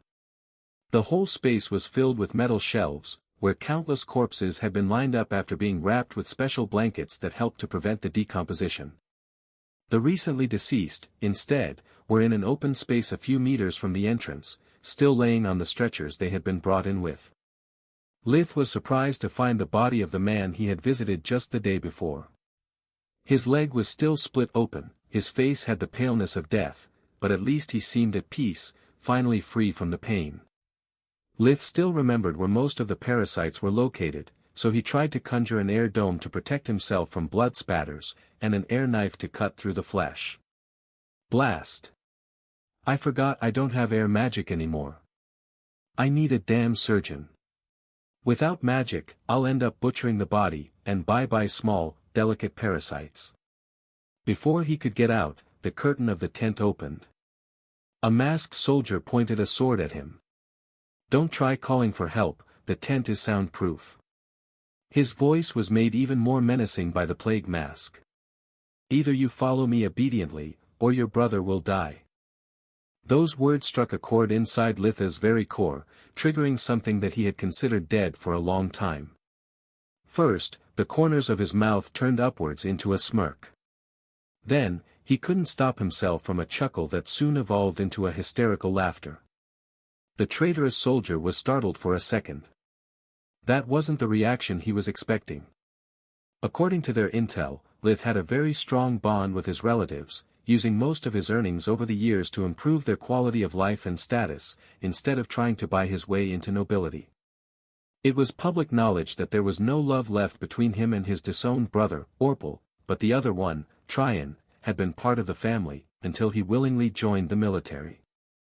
He had been well dressed and fed all his life. According to the locals, despite having different interests and goals, the 2 brothers went along.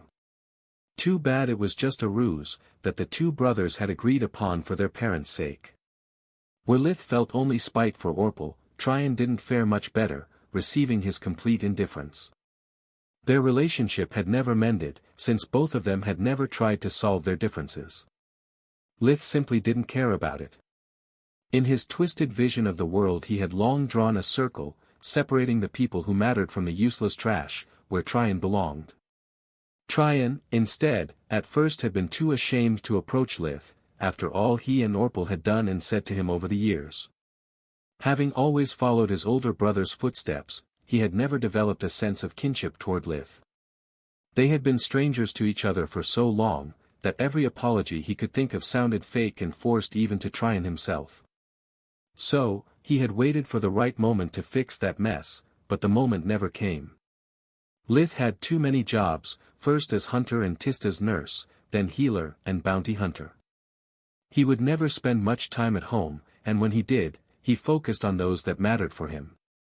It didn't take even a year for Tryon's feelings to fester again, while his mood turned sour.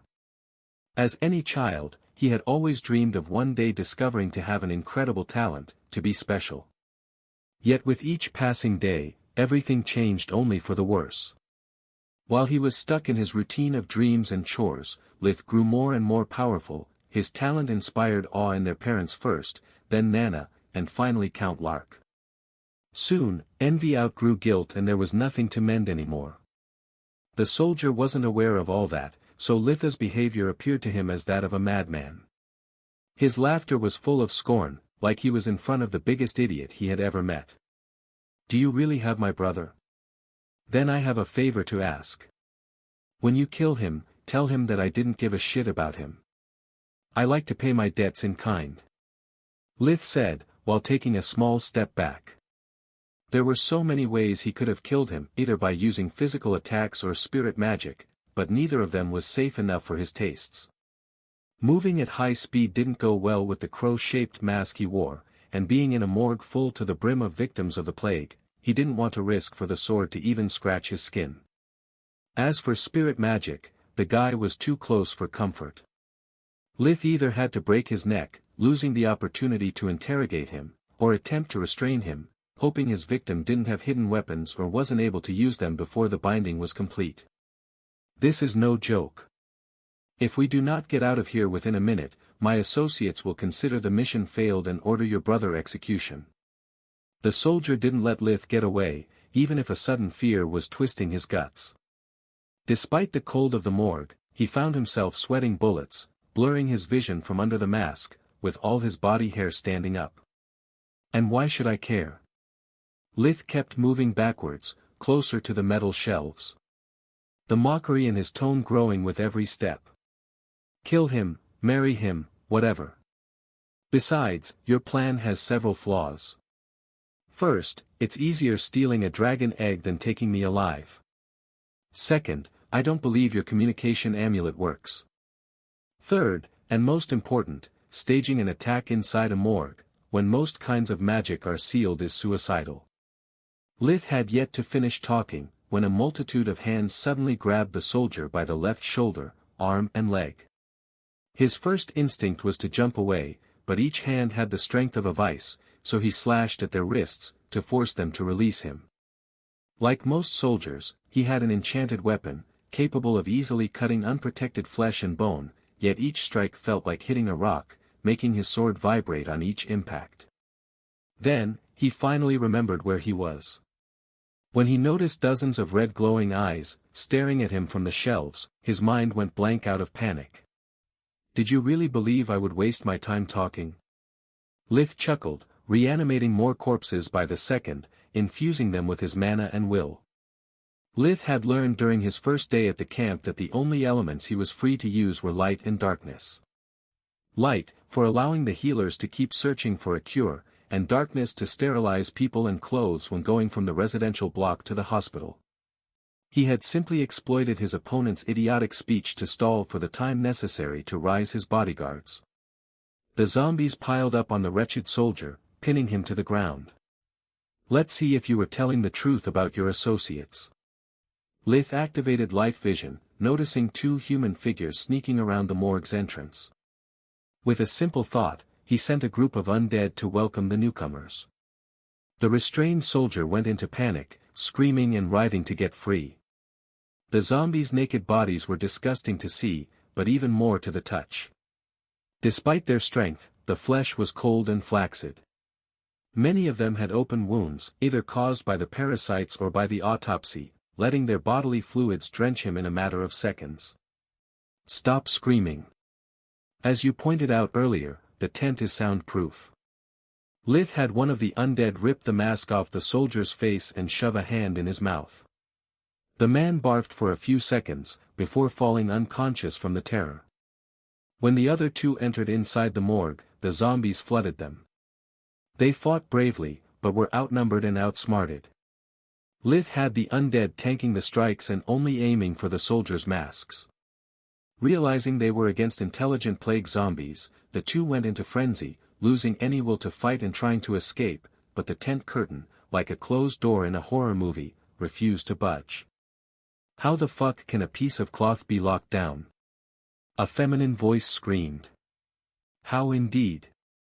Lith chuckled, using wave after wave of spirit magic to keep the door shut and savoring their terror. Soon, all the three traitors were either unconscious or wetting themselves. They knew that without the masks, even if they miraculously managed to escape, it would not change their fate. Their minds were frozen, incapable to decide if to beg for their lives or a swift death. Litha's eyes glowed with a cold red light under the mask. Ladies and gentlemen, we have to talk. Back at the White Griffin, Professor Marth was facing an unexpected complication. After the state of national emergency had been issued, all the Academy's staff that had even a shred of knowledge in medicine had been tasked to pack their things and reach Candria as soon as possible. The professors had been permitted to bring along anyone they deemed could help, even students. It was part of the cover story the king had devised to make Litha's presence in Candria seem unimportant. He would just be one of the many youths accompanying their mentors, hoping their talent would be recognized by the crown or at least to gain practical experience. Having only one student from the White Griffin among all the experts would raise too many questions. The departments most affected were two, the light magic and the alchemy department. Despite they were used to cooperate for the most difficult cases, this time the approach on the matter couldn't be more different. For alchemists, this was a once-in-a-lifetime opportunity. Working without a budget limit with only state-of-the-art instruments, with the opportunity to have them even custom-made, was an offer too good to turn it down. Hence, the alchemy professors had no qualms about bringing students along. They would have minimal interactions with the infected, studying the disease only through tissue samples and in the safety of their labs. For healers, instead, it was a nightmare. Daily contact with the victims, high risks of exposure to the plague, not to mention that according to the reports the mortality rate was akin to a war zone. It was difficult explaining to the ones that volunteered how dangerous the situation was, without either being rude, or giving enough details to trigger panic attacks. After turning down many well-meaning amateurs, Marth was at an impasse. Please, Professor. Why can't I accompany you? Quilla from Syria seemed unwilling to accept a no for an answer. Because it's too dangerous. He snapped after running out of excuses. Let's be honest, okay? You are 12 years old at her first year of academy. What kind of contribution could you possibly offer? You still have a whole life in front of you, I can't endanger your future on a whim. You are one of the most prized talents your class has to offer, but you are still young and emotional. Believe me, I'm not going on a vacation or a field trip, it's a serious matter. Then why Lith has been sent there? The fierceness in her voice made it more of a statement rather than a question, taking Marth by surprise. Excuse me. Don't try to deny it. First, he gets summoned in the headmaster's office, then he never returns for dinner or breakfast. And the next day the lessons get suspended. It can't be a coincidence. Her cold logic made him proud, but the worry he perceived made everything clear. Puppy love, the thing that he hated the most. Because no matter how idiotic it was, there was no reasoning with it. Yet he had to try. His case is different from yours. How so? She snorted, stomping a foot. Because he is inhuman. Gods, I wish I could say it out loud, but the queen would kill me. He thought. With Manohar gone, he is our best diagnostician. He actually said. Besides, he has already made several contributions in the theoretical field thanks to his unique understanding of the human body. Otherwise I would have never let him go. Now, if you excuse me, I'm in a rush. Quilla left Marth's room with a dejected look, the door slamming behind her. Outside, Uriel and Freya were waiting for her. Her face told them everything they needed to know. Why the long face? Quilla asked, noticing that Freya seemed to be on edge, even more than her. My mother just called me. She only said that someone has screwed up big time, and that I must pack my things and be ready to leave the kingdom on short notice. First, I want to know who sent you, and why. Lith was very curious about their attempt to capture him. The other team had spared no efforts to kill him, so either the contractor had changed his mind or it was another matter entirely. The first one to answer was the soldier that had tried to blackmail Lith using Trion's life as a leverage. According to the name tag on the uniform, his name was Vikas Banat, a plain-looking man with chestnut eyes and hair of the same color. His cheeks were still bright red, since Lith had slapped him multiple times to force him regaining his senses. Puke still dirted his mouth and uniform, giving him an even more wretched look. Will you let me go if I tell you? His voice trembled, mustering the courage to look in his captor's red eyes. Of course not. Lith laughed. It would be useless, since you are all already infected. He lied through his teeth. According to Lith Verhen, the three of them were still healthy, even without the masks and after having been scratched and bitten by the undead. Either the parasites do not handle well the coldness of the morgue, or they die shortly after their host. Too bad I have no time to infect them and study the plague's progression. I need to get out of here fast, before someone else comes in. Then why should I tell you? If I have to die, I'll bring my secrets with me in the grave. The certainty of death seemed to have rejuvenated Vika's spirit. Excellent question. Lith clapped his hands. Eat him alive, starting from the feet. His orders were meant for the prisoners to understand their fate, rather than for the undead. The mindless zombies were like puppets, and Lith needed but a thought to make them move according to his will. Vikas tried to fight back, twisting and kicking every time he could, but the creatures ignored his pitiful attempts. One covered his mouth with a rotting hand, while the other managed to grab his legs, filling the air with muffled screams and chewing sounds. The other two prisoners tried to avert their gaze, but the zombies kept their heads blocked and their eyelids open. As you can see, they are avoiding all the major arteries. Lith explained with the same voice he would use to explain math to a dumb kid. I'm a healer, after all. You can't expect me to kill you by accident. You'll die only when I say so, and in a way of my choice. The first one to talk will win a swift death. The others will join my ranks. The two first tried to scream, but their mouths were sealed as well. Lith hated to be interrupted by hysterical cries when he was speaking. When Vika's feet disappeared, leaving most of the bones bare to see, puke seeped through their noses and the zombies' fingers, preventing them from talking and allowing Vikas to make his move. Lith noticed his hands waving madly, so he stopped the zombies, using at the same time light magic to briefly relieve his pain. Yes. Duke Selimar arranged everything, with the complicity of General Lizhark and Mage Fernath. Vikas blurted as soon he was able to speak, pointing at his accomplices, that managed to stop puking, shocked by his betrayal. I never heard of them. But they know you. They know that yesterday you said something to Vergrave that forced the king to declare the national emergency. It's the first progress in over a month. But why kidnap me? Lith couldn't see the logic behind their actions. Because they are scared of the plague. One of their associates, I don't know who, is the responsible. But he did it behind their backs, they didn't even know it existed. When they understood what had happened, they couldn't trust him anymore.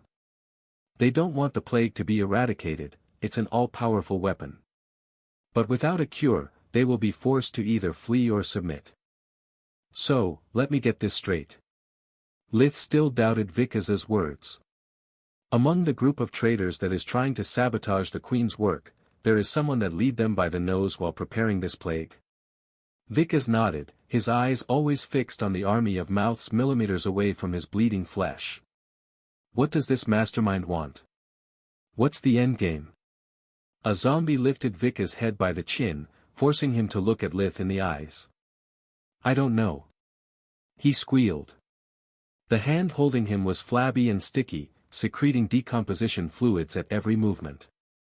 The putrid smell would have made him puke already, but there was nothing left but bile in his stomach. Then how come you know so much about your friends and their masters? It seems only a convenient lie to me. Vikas exploded into a feverish laughter. The dreadful experience he was living, being captured, tortured and allegedly infected, had already pushed him to the brink of insanity. Litha's naivety seemed to be the proverbial straw that broke the camel's back. Ha! Ha! Ha!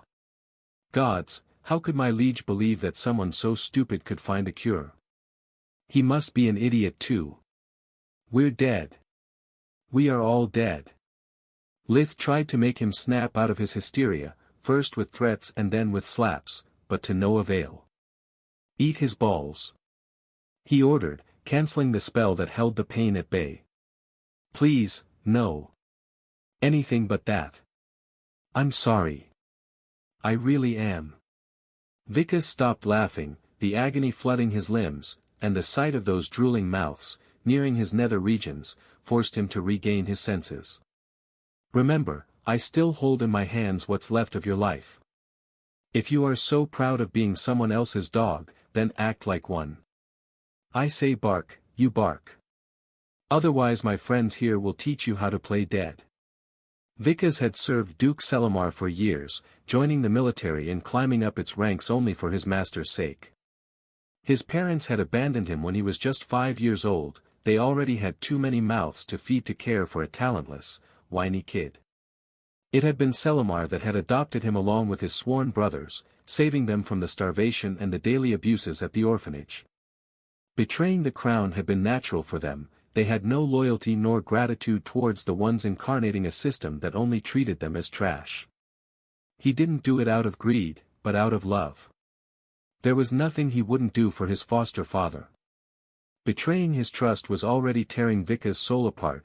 Being called a dog was too much to bear. If only I could use magic. He snarled, baring his teeth at Lith.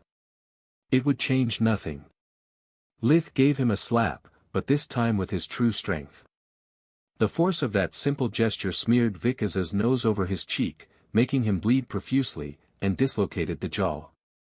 Vikas had never been hit with such strength, not even when fighting soldiers twice his size. His pride and defiance crumbled, realizing that the zombies were innocent lambs compared to their shepherd. After the plague was released, Selimar understood that without a cure, he is bound to lose. If the crown wins, he will be executed for treason. If his faction wins, they'll become the mastermind's slaves. He fears him, so he didn't tell me anything, to not compromise their relationship. Vikas dropped the honorifics. He was a traitor now.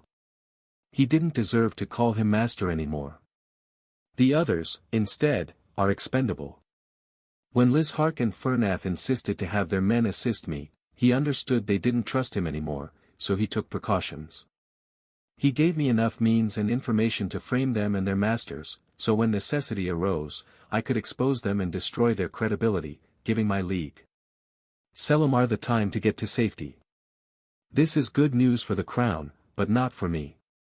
Lith thought. The accident in Candria revealed the hidden agenda, which in turn is causing them to infight. These morons are so desperate to put all their hopes on me, and I have yet to do anything. The only way to get them off my back is for the cure to be found, and fast. One last question. How could they know what happened and react so fast? How did you bypass the array? It's actually easy. Vikas swallowed a lump of saliva. Last question meant he was about to outlive his usefulness. We were already here, so when you arrived, each of us notified to his master. Whatever you did, made the crown move fast, and that made you a target. As for the array, small world is not perfect as they say. Whenever Vergrave makes a call, anyone can use his communication amulet. Lith was shocked, but thanks to the mask, nothing transpired.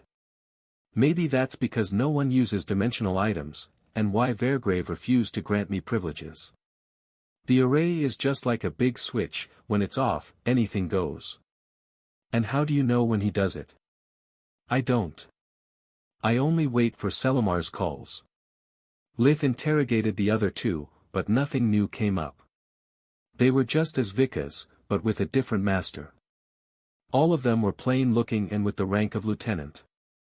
High enough to be able to move freely through the camp, but not enough to make it hard keeping a low profile.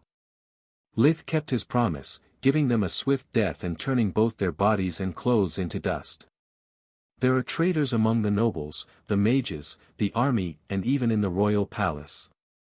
Without someone reporting exactly when the king is unavailable, it would be impossible to nail the right timing to call inside the quarantine zone. I'm in hot waters, Solus. I need a cure to be found, but it would be really nice if someone else discovers it. I'm already a magnet for troubles. What about those three we now know about? Will you expose them? How could I possibly explain where did I get such information?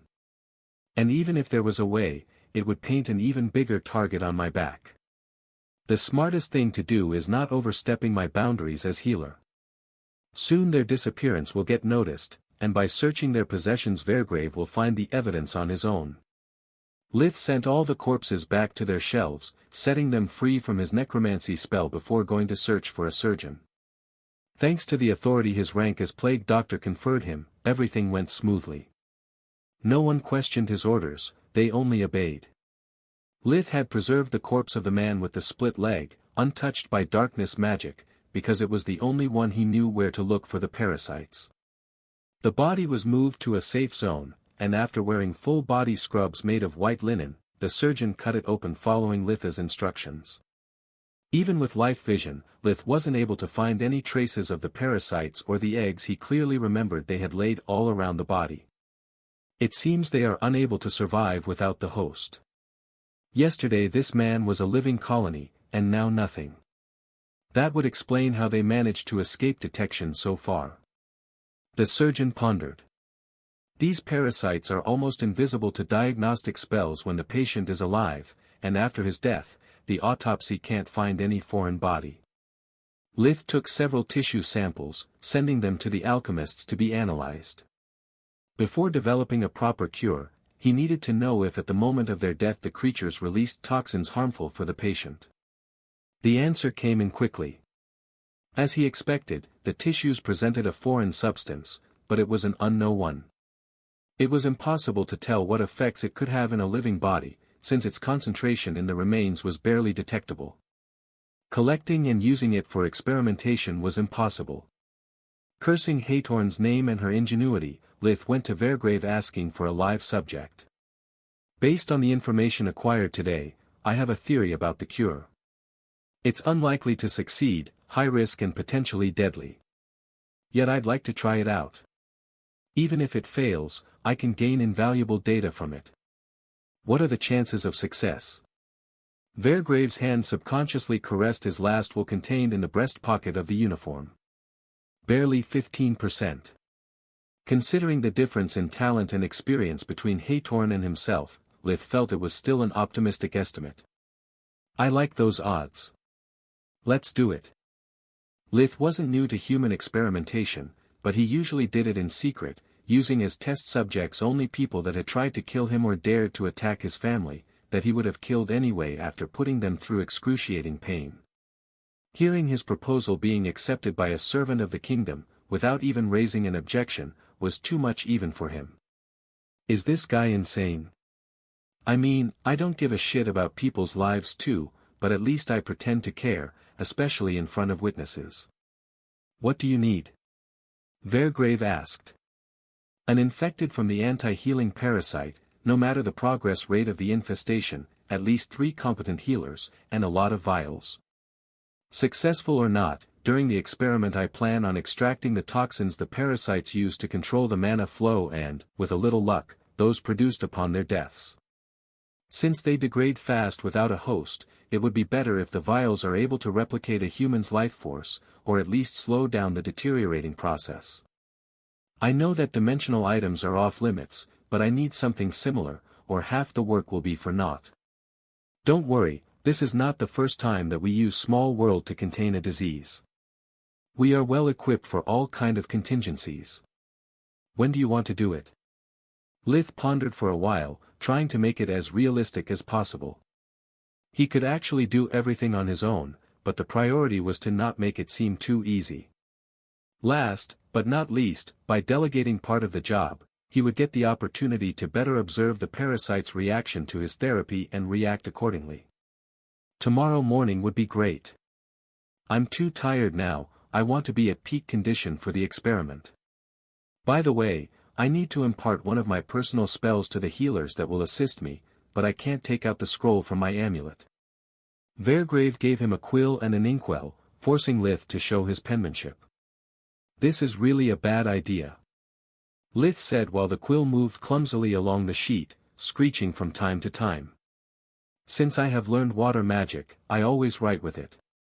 Are you sure you can't grant me water magic, or at least let me access my dimensional amulet, even for a second? Sorry. Vergrave shook his head.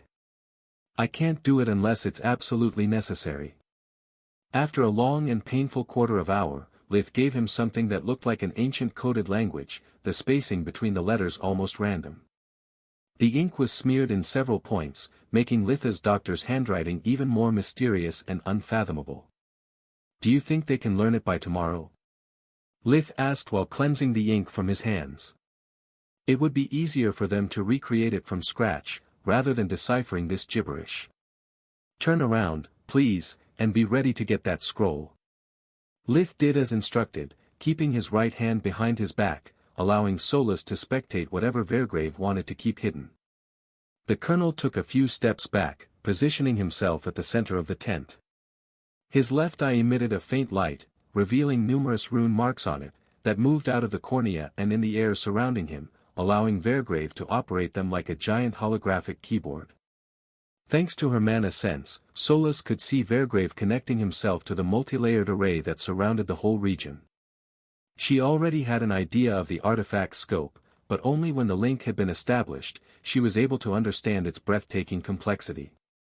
Now that small world was activated, Solus could see the countless runes of power that enveloped every single millimeter of space.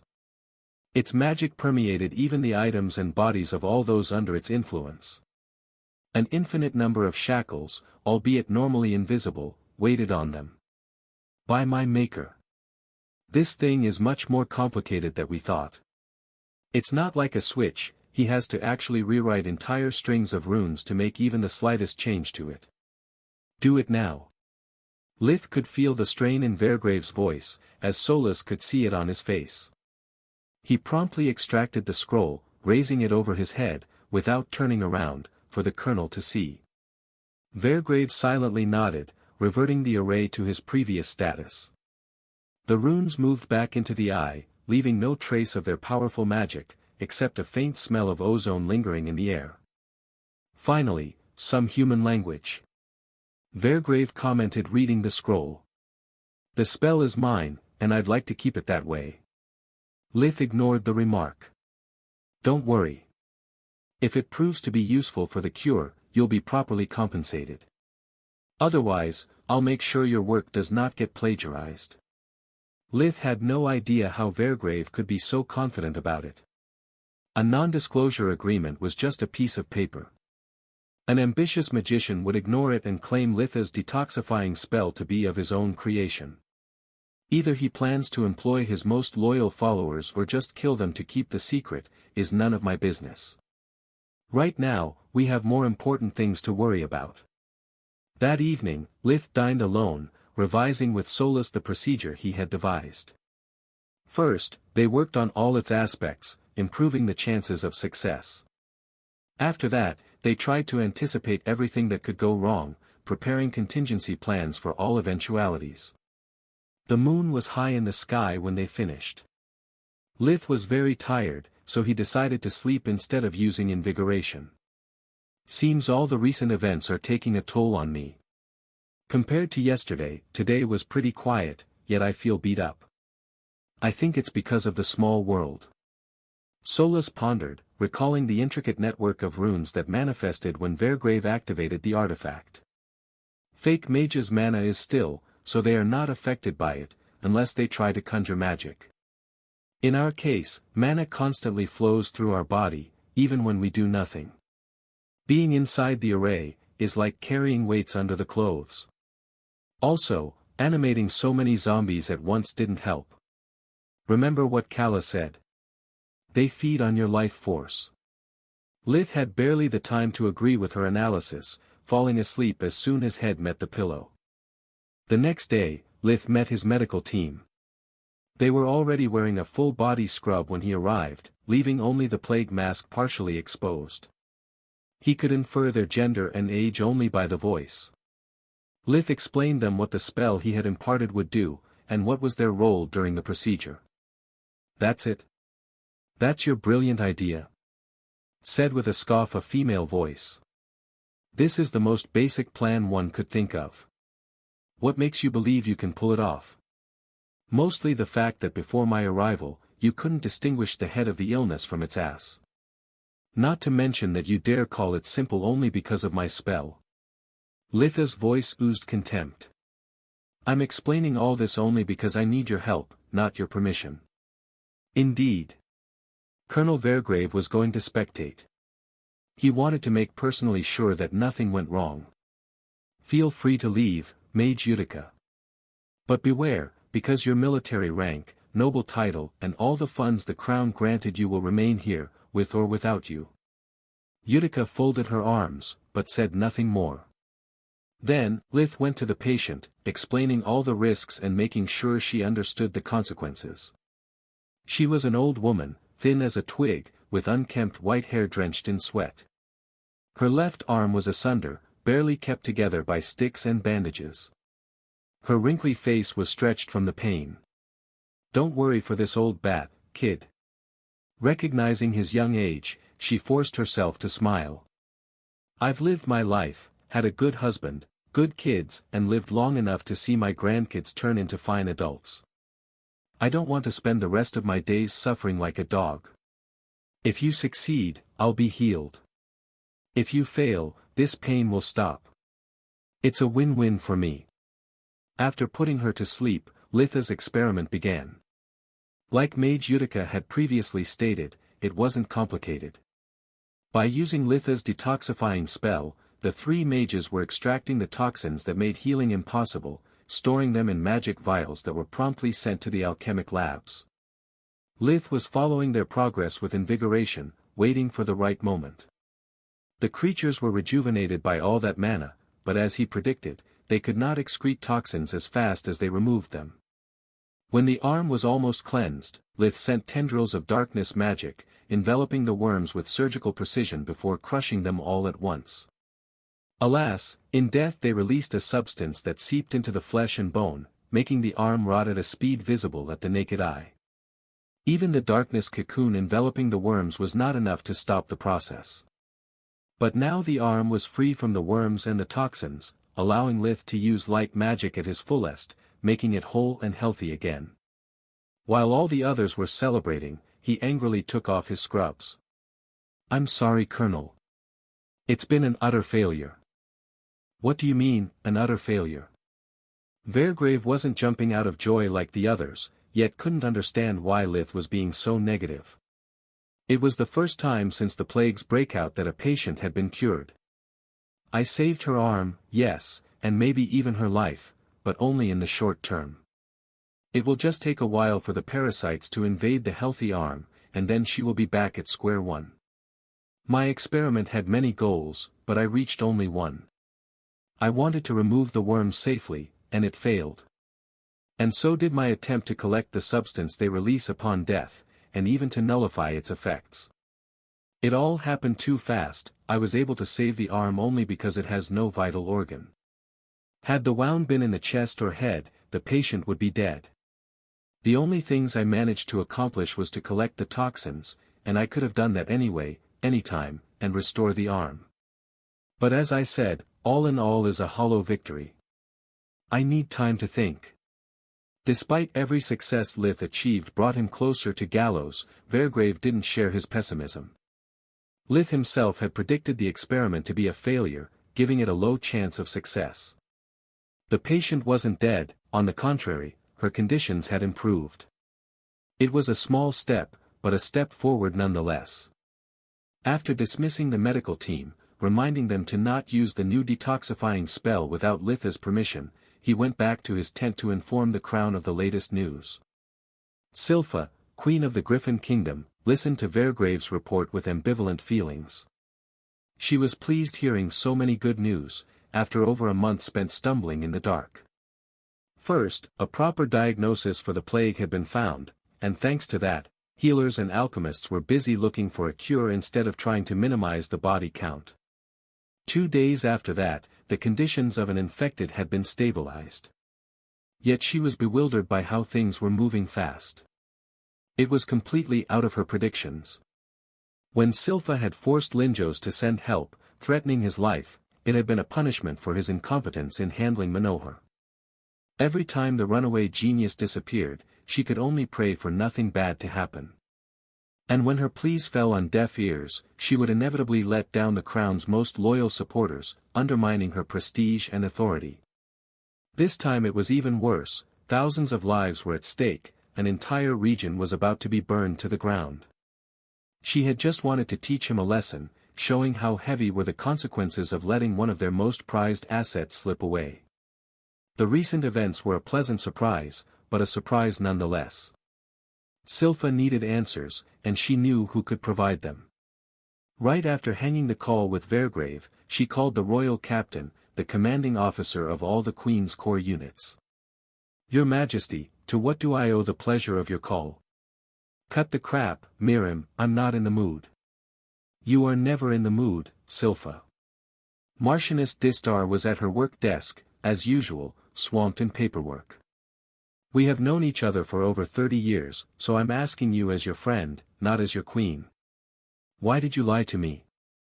Miriam was flabbergasted by the allegation, her eyes wide open from the surprise. "I have no idea what you are talking about.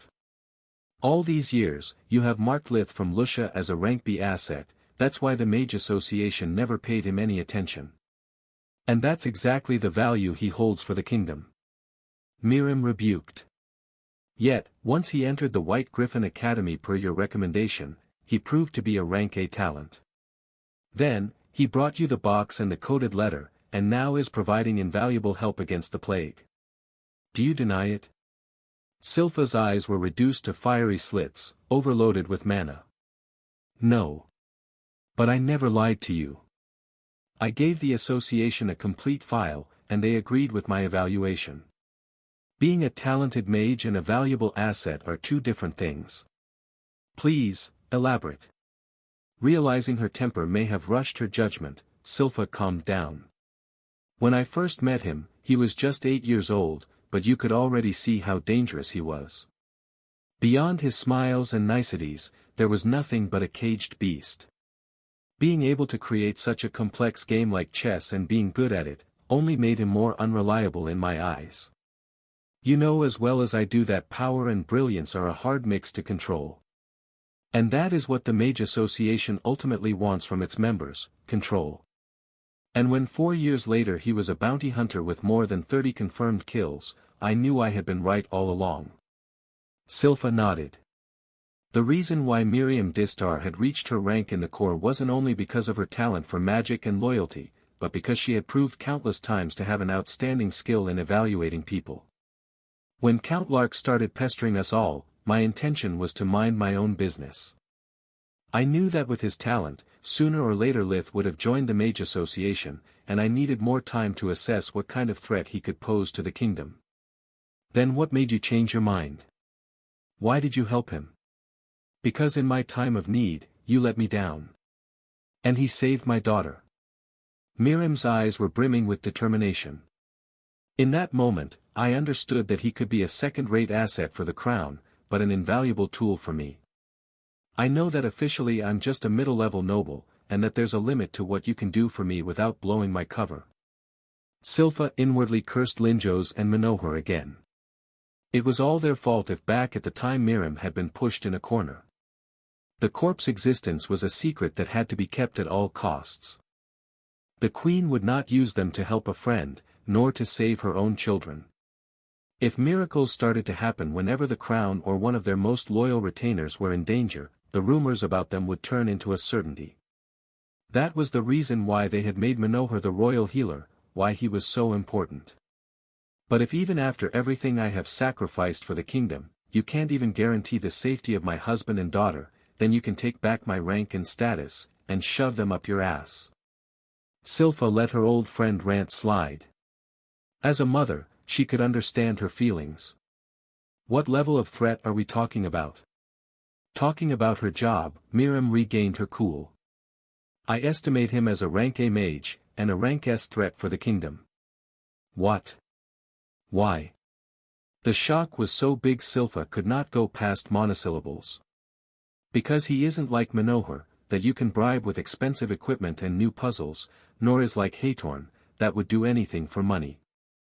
Lith has his own rules and agenda, but only the gods know what it is. If you, or anyone else for that matter, try to force him to do anything, he'll bend to your will, bid his time, and then when you least expect it, unleash something that will make this plague seem the common cold. It's not his talent that makes him dangerous, it's his patience and ability to manipulate others.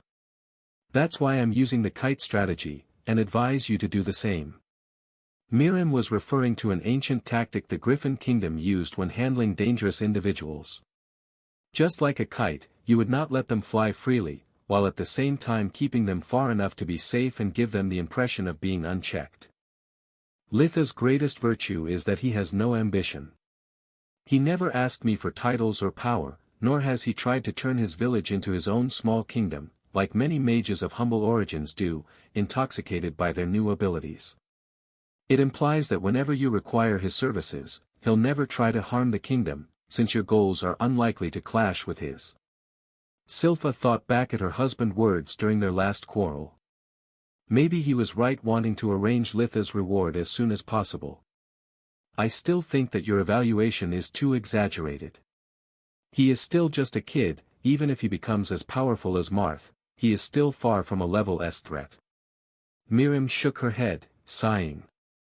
You are thinking too straightforward.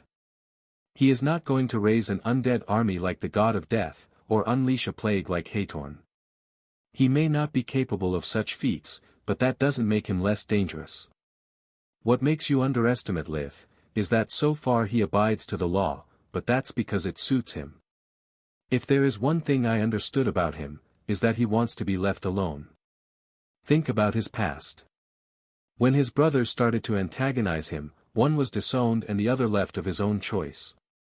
When a noble family messed with him, it was wiped out, because after killing several adults without shedding a tear, he had the presence of spirit of bringing proof of their contractor. And he was respectively 5 and 6 years old at the time. Each of his achievements, taken separately, is remarkable. But when you assemble all the pieces of the puzzle, you get a kid that lacks any conscience, patient, manipulative, and scrupulous towards his own kin, let alone strangers. And you are letting such a person near the most dangerous disease the Griffin Kingdom has ever faced. Think about it. He accepted to help you because he was promised a reward of his own choice. Lith couldn't care less about the infected. If he manages to cure it, you'll have to take into account that he probably is capable of replicating it, or even make it worse. If angered, there is no telling how far Lith is willing to go for revenge, and I am not willing to learn it the hard way. That's why I always bound him only through gratitude, helping him when he needed. Consider him a freelance to call I the times of need, but always remember to pay his due. Force him to live under your roof, and he'll burn the house down after boarding up doors and windows. Silpha mulled those words for a few seconds, drumming her fingers on the armrest. I see your point with the kite strategy. Too dangerous to bring him close, too valuable to kill. Good thinking. Without him, we would still be in hot waters with the plague. Any idea about how to reward him? It's still too early to tell. Give him something precious, but not too much, otherwise he will not need us anymore. Silpha nodded. What about the box? Any news? No, the lock is really complicated, and we have only one shot at it. Same for the former headmistress Linnea and Haytorn. I don't think we have to worry about Haytorn, though. She has left the kingdom the same day the lab exploded, and that was a big mistake on her side. Here she could still rely on her contractor, but once the other countries learn what she did, they'll kill her in our stead. The Blood Desert tribes value honor above everything else, and what she did is the highest form of cowardice, killing hundreds of innocents for money. As for the Gorgon Empire, the Magic Empress would never employ someone that didn't hesitate betraying her own country. Agreed. If I had ever suspected she was capable of doing such a thing, I would have killed her years ago. Geniuses are erratic. Miriam sighed. That's why they are so precious yet so dangerous. And that's why I prefer people like Lith or Marth, they are predictable. The two women kept talking for hours discussing the future of the mages of the whole country. In the following days, Lith kept searching for a cure, but to no avail. Even after Professor Marth's arrival, the situation remained dire. Lith started to work with the healers from the White Griffin Academy, sharing with them over time everything he had learned about the parasites. Solus racked Litha's brain non-stop, looking through all his memories about Earth technology and medicine, searching for a clue. But there were still too many things they ignored about magic. Science seemed to have nothing to offer against those monstrosities. Both of them were at their wits' end, feeling their sanity slipping away. Lith was sick and tired of the life at the military camp, with most of his abilities sealed, always looking his back against traitors. He hated being forced to spend his days with people he didn't like, working on something that had no interest for him, with no privacy at all except during the sleeping hours. If it wasn't for Solus' constant support and care, he would have gone on rampage, rising from the dead every single corpse available and exploiting the ensuing chaos to run away from that prison. As for Solus, she was experiencing what Marth feared would happen to Quilla if she took part in the research project. For the first time in her existence, she was facing the darkest side of humans, against which Lith had warned her over and over. During their work, she had to witness death, misery and pain, knowing it was no accident or natural catastrophe, but the result of the constant war that men waged against other men for the sake of power. Until that moment, she had always lived surrounded by the love of Litha's family and friends, allowing herself to believe that the world wasn't as dark as Lith painted it, and that he had been scarred by the unfortunate events in his first life. The plague didn't discriminate between young and old, good and bad people. Every death they were powerless to prevent, left a scar in her heart. Her only solace was Litha's constant nagging about the food, their living quarters, the mask that made him sweat bullets, everything. Whenever Solus felt she was about to lose herself in the madness surrounding them, she would find a safe harbor in his heart, uncaring for the ever-growing body count or their failure. The only thing he worried about was her. As often happens in the history of science, a crucial element for their survival was discovered almost by accident. Litha's research team had confirmed that the worms couldn't be killed or removed, either by magic and surgery, without causing them to release the necrosis-inducing toxin that lead to the patient's death. To make things worse, Lith had discovered that even if the parasite's effects weren't triggered by the active use of mana, once their number grew above what the mana capacity of the host could sustain, they would start to feed on his flesh and blood, causing his demise. It was after one of such cases occurred that Lith noticed something he had missed until that point. The corpse, like all the others caused by the worm's reproductive cycle, was perfectly normal. Temperature, rigidity, everything was as it was supposed to be, with no sign of premature decay. After consulting with Marth, they devised together a spell that would allow them to confirm his new theory. Being comprised only by experts, it took Marth's team only a few hours to create a trial spell, instead of the weeks that Lith would need if he had worked alone. Lith had already helped creating a diagnostic spell that would allow even to fake mages to detect the parasites, so he decided to let Marth conduct the experiment. He needed a cure that anyone could use, or everything would be for naught. First, Marth located the parasites in a patient's limb, then he applied the trial spell. Once again, Litha's core idea was simple.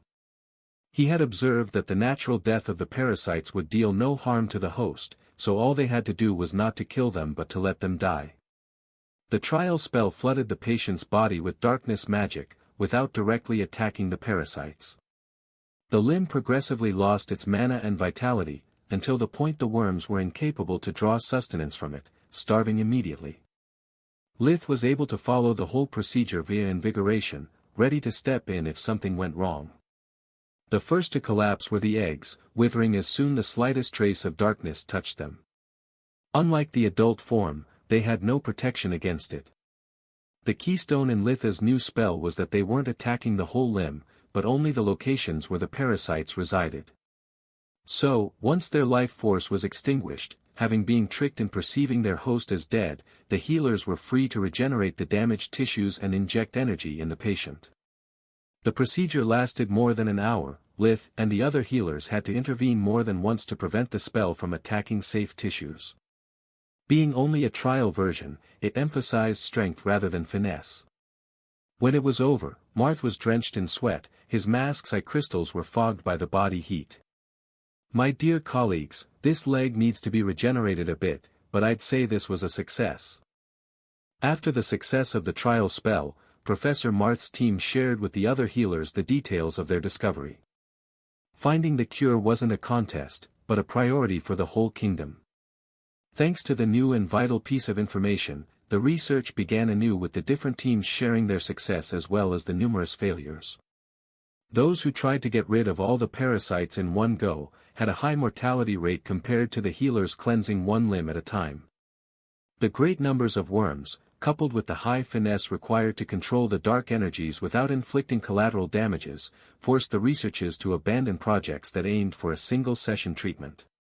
After a trial-and-error experimentation, it became apparent that the best approach was a different spell for each limb, arms, legs, chest and head. When Marth told him that their team was going to develop a Tier 5 spells, Lith went back studying the other kinds of parasites, letting them do their job. He had still a limited knowledge of Tier 4, whenever the discussion moved to Tier 5, Lith was able to understand only the general terms, there was nothing he had to offer anymore. After 11 days, Marth's team had successfully converted the trial spell in 4 new spells. After testing their efficiency, curing several patients with a very low mortality rate, he went to inform Vergrave of their success. Those days, the colonel was often gloomy, no matter how many progresses the researchers did, he had never forgot his foolish bet with the king. The moment the cure was found, it would also be his last day. When Marth finished his report, Vergrave went pale, his lunch made several attempts to escape the stomach and get back to the plate, but a few glasses of dragon water to celebrate the good news managed to calm his nerves. "I'm impressed by your amazing results, Professor. The White Griffin truly deserves the title of Cradle of the Healing Arts. To think that less than 2 weeks ago we were considering the idea of incinerating the whole region." Vergrave shuddered. The thought of so many innocent lives lost only because of his incompetence, hadn't allowed him to have a single good night of sleep since Litha's arrival. "Just out of curiosity, did Lith help you develop the cure as well?" "Oh, no. By the gods, if he managed to do such a thing, we would have a second Manohar at hand. Heavens know if one isn't already too much." Vergrave nodded. His fate was sealed anyway. He decided it was best to understand the scope of his mistake, rather than live his last days in fear. "It is odd, though. From your previous report, I understood that it was him discovering the key element for the cure and proposing the method." Marth pondered for a while, searching for the right words to not appear arrogant or ungrateful towards his own student. Indeed he did. But saying, "There is a flood, we need a dam," is different from actually knowing how to alter the terrain and engineer a facility capable of getting the job done. "I'm sorry, Professor, but you lost me at, he did. Do you mind to dumb it down for me?" "Well, it's actually simple. Litha's diagnostic skill is the only thing he has on Manohar's level. He identified the plague's source and then understood how, at least in theory, it was possible to cure it. Yet he had no idea how to do it. If he was a true genius, he would have assembled 4 or 5 Tier 4 spells he already knew and attempted a makeshift cure. Luckily, he knows his limits and the importance of teamwork, so he came to me for help. Long story short, his core idea was correct, but it was just a vague idea. Turning it into reality was beyond his capabilities. Not to mention how difficult has it been to make it actually work. As most warriors, Vergrave had always had limited interest in healing magic, but since in the last month it had become his bread and butter. It was now a topic that piqued his curiosity. Not to be rude, but what are you saying doesn't make much sense. I read his file. I know he is the only S-rank healer that appeared in the last 5 years. Otherwise, how do you explain that all the great magicians assembled here, you included, didn't manage to do the same, despite the gap in age and experience?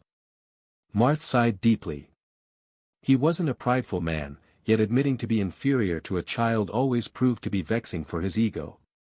It's a matter of vision. All us old coots have taken bad habits during the years, and Lith is our wake-up call. Since light magic has replaced medicine, we stopped asking ourselves questions that in this case proved to be vital.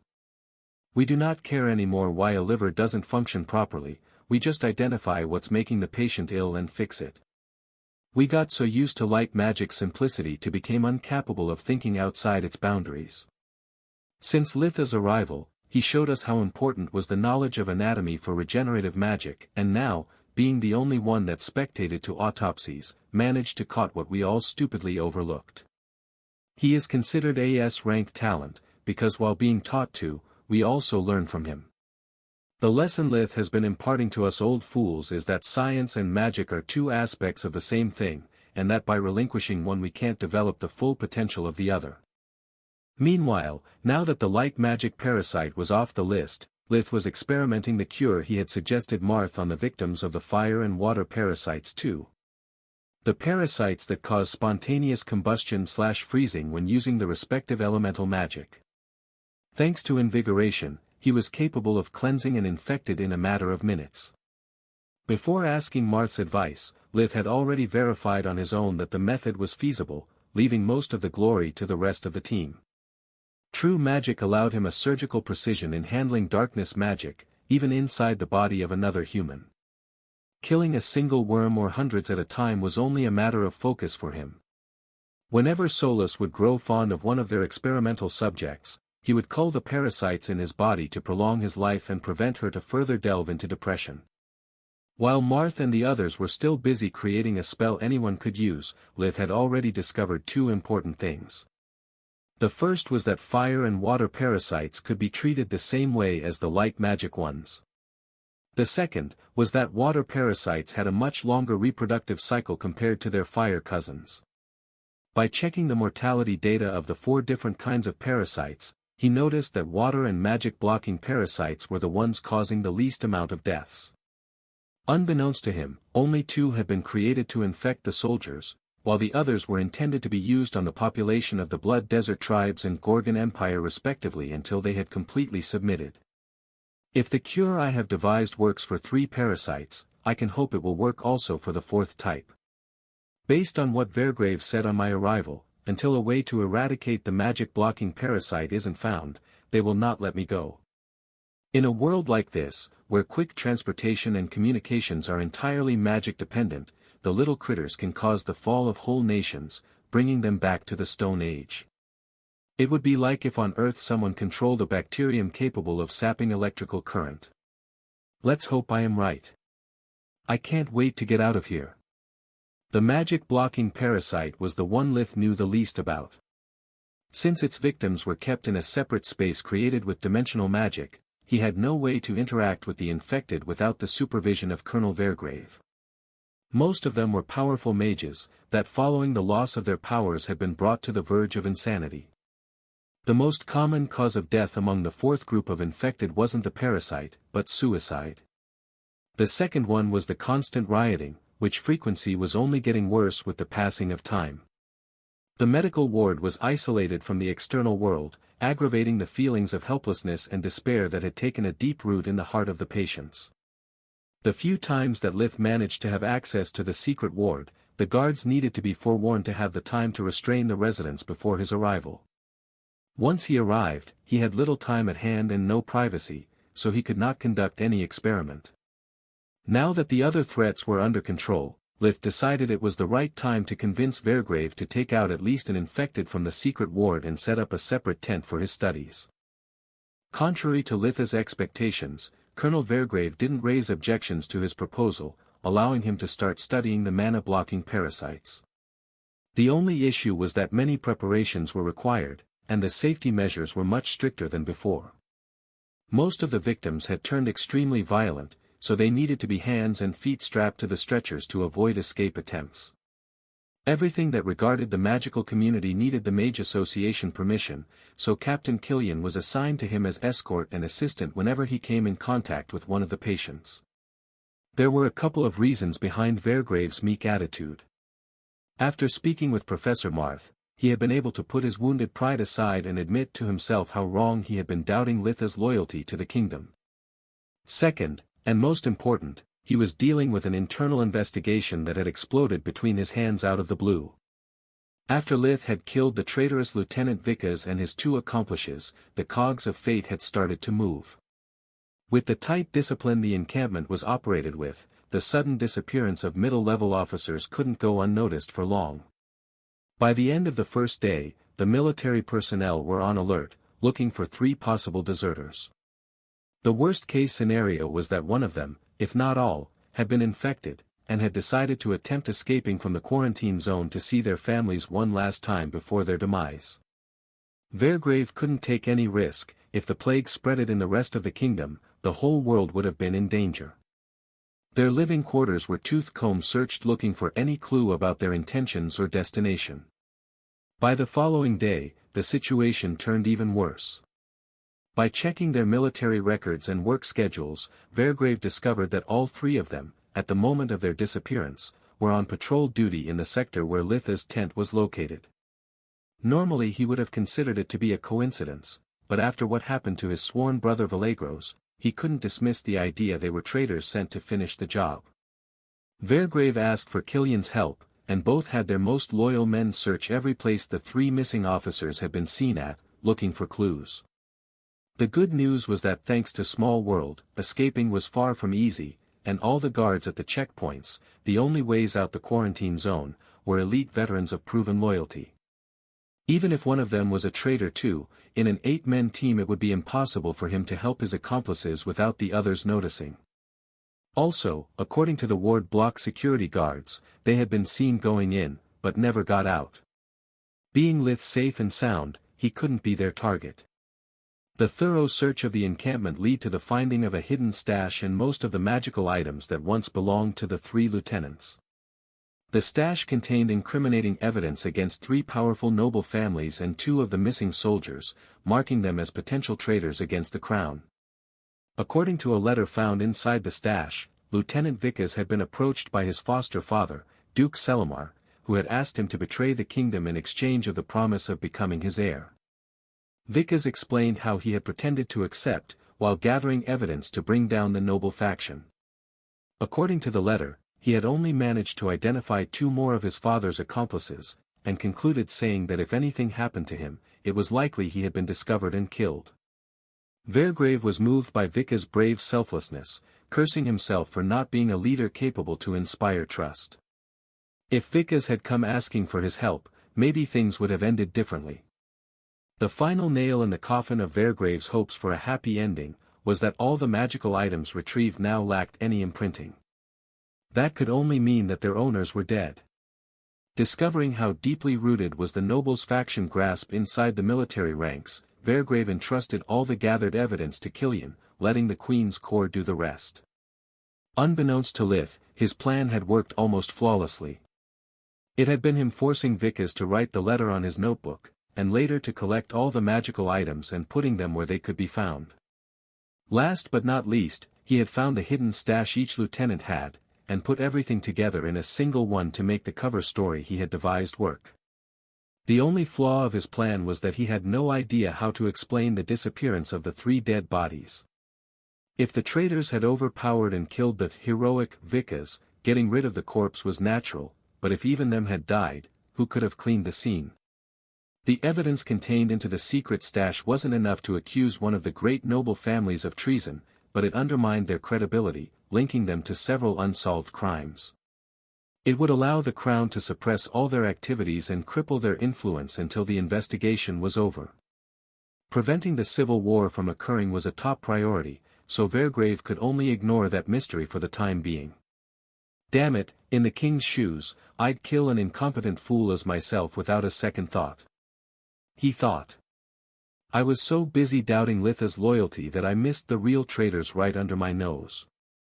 I can already hear the king and queen quarrel about how corrupted the army is. She will never let His Majesty hear the end of it. Considering the matter of the other 3 parasites resolved, Lith started to examine several infected from the mana-blocking parasite, looking for the perfect specimen. He was determined to find the worst case of infection possible and use it for his work. Unlike him, fake magicians weren't able to alter the magical flow of their spells unless they had been expressively devised to allow it. To make things worse, Lith had no idea how a Tier 5 spell worked, so he had to make sure to provide them a foolproof cure. Litha's plan was to study an advanced case, gathering all the necessary data he needed to create a trail of breadcrumbs that Marth's team could follow.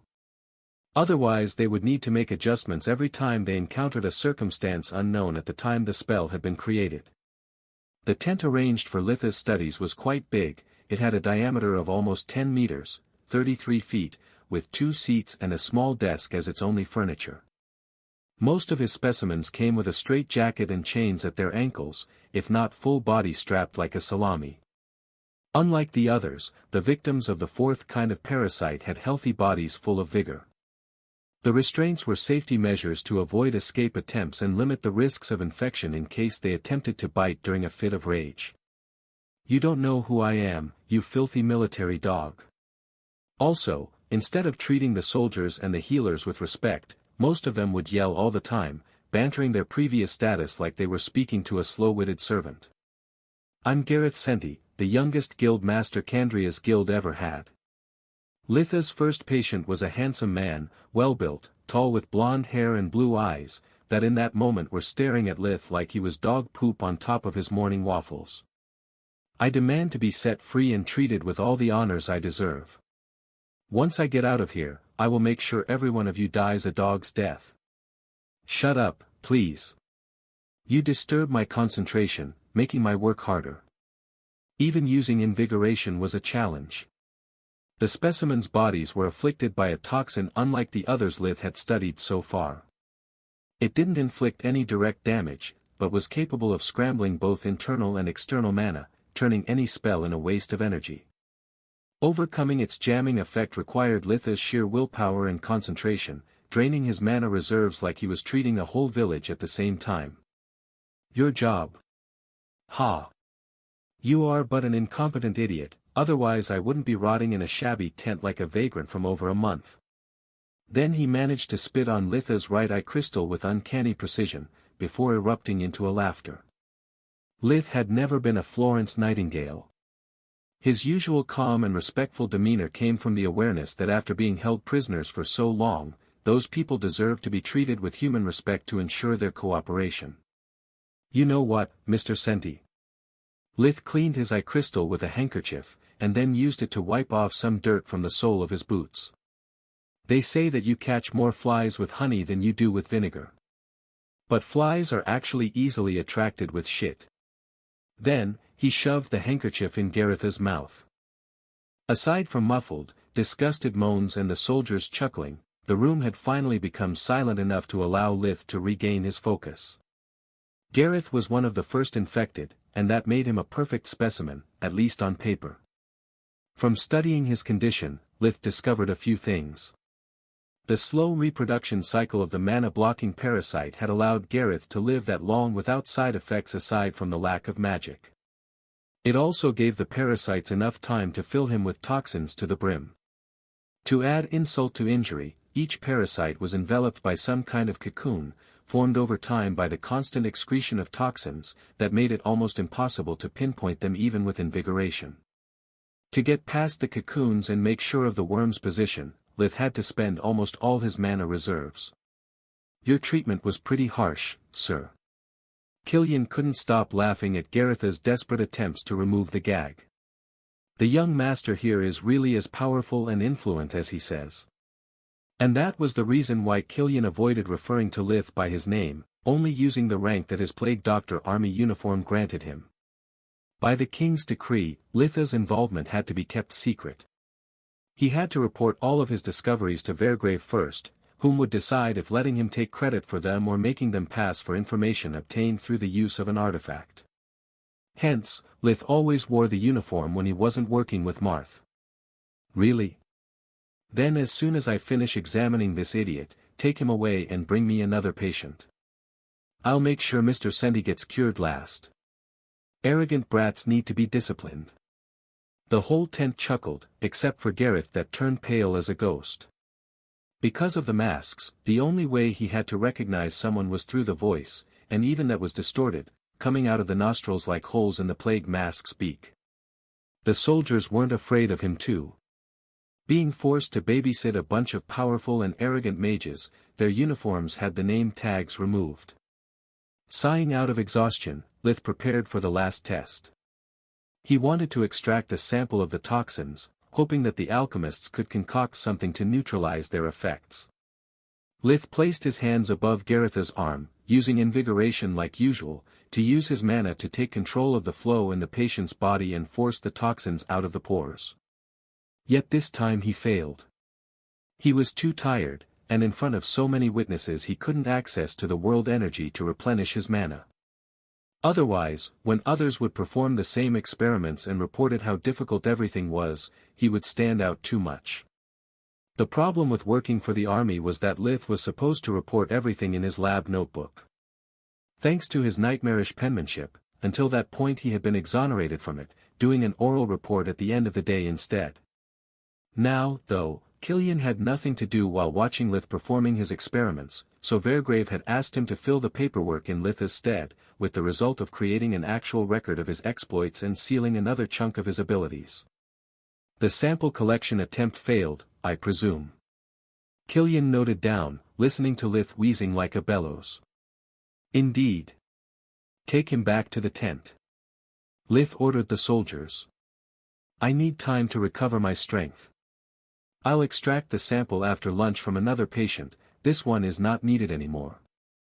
Yes, sir. Both soldiers replied while standing on attention. What about the handkerchief, sir?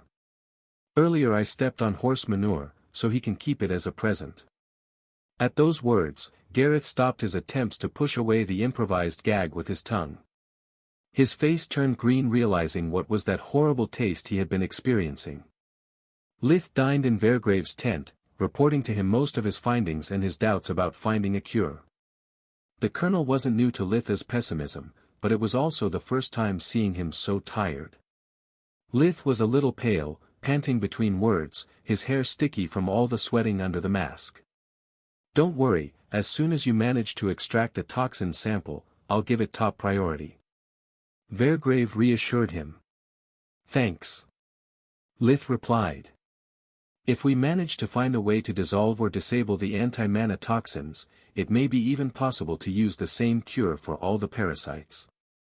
As it is, even locating the parasites is excruciating. Silence befell in the tent.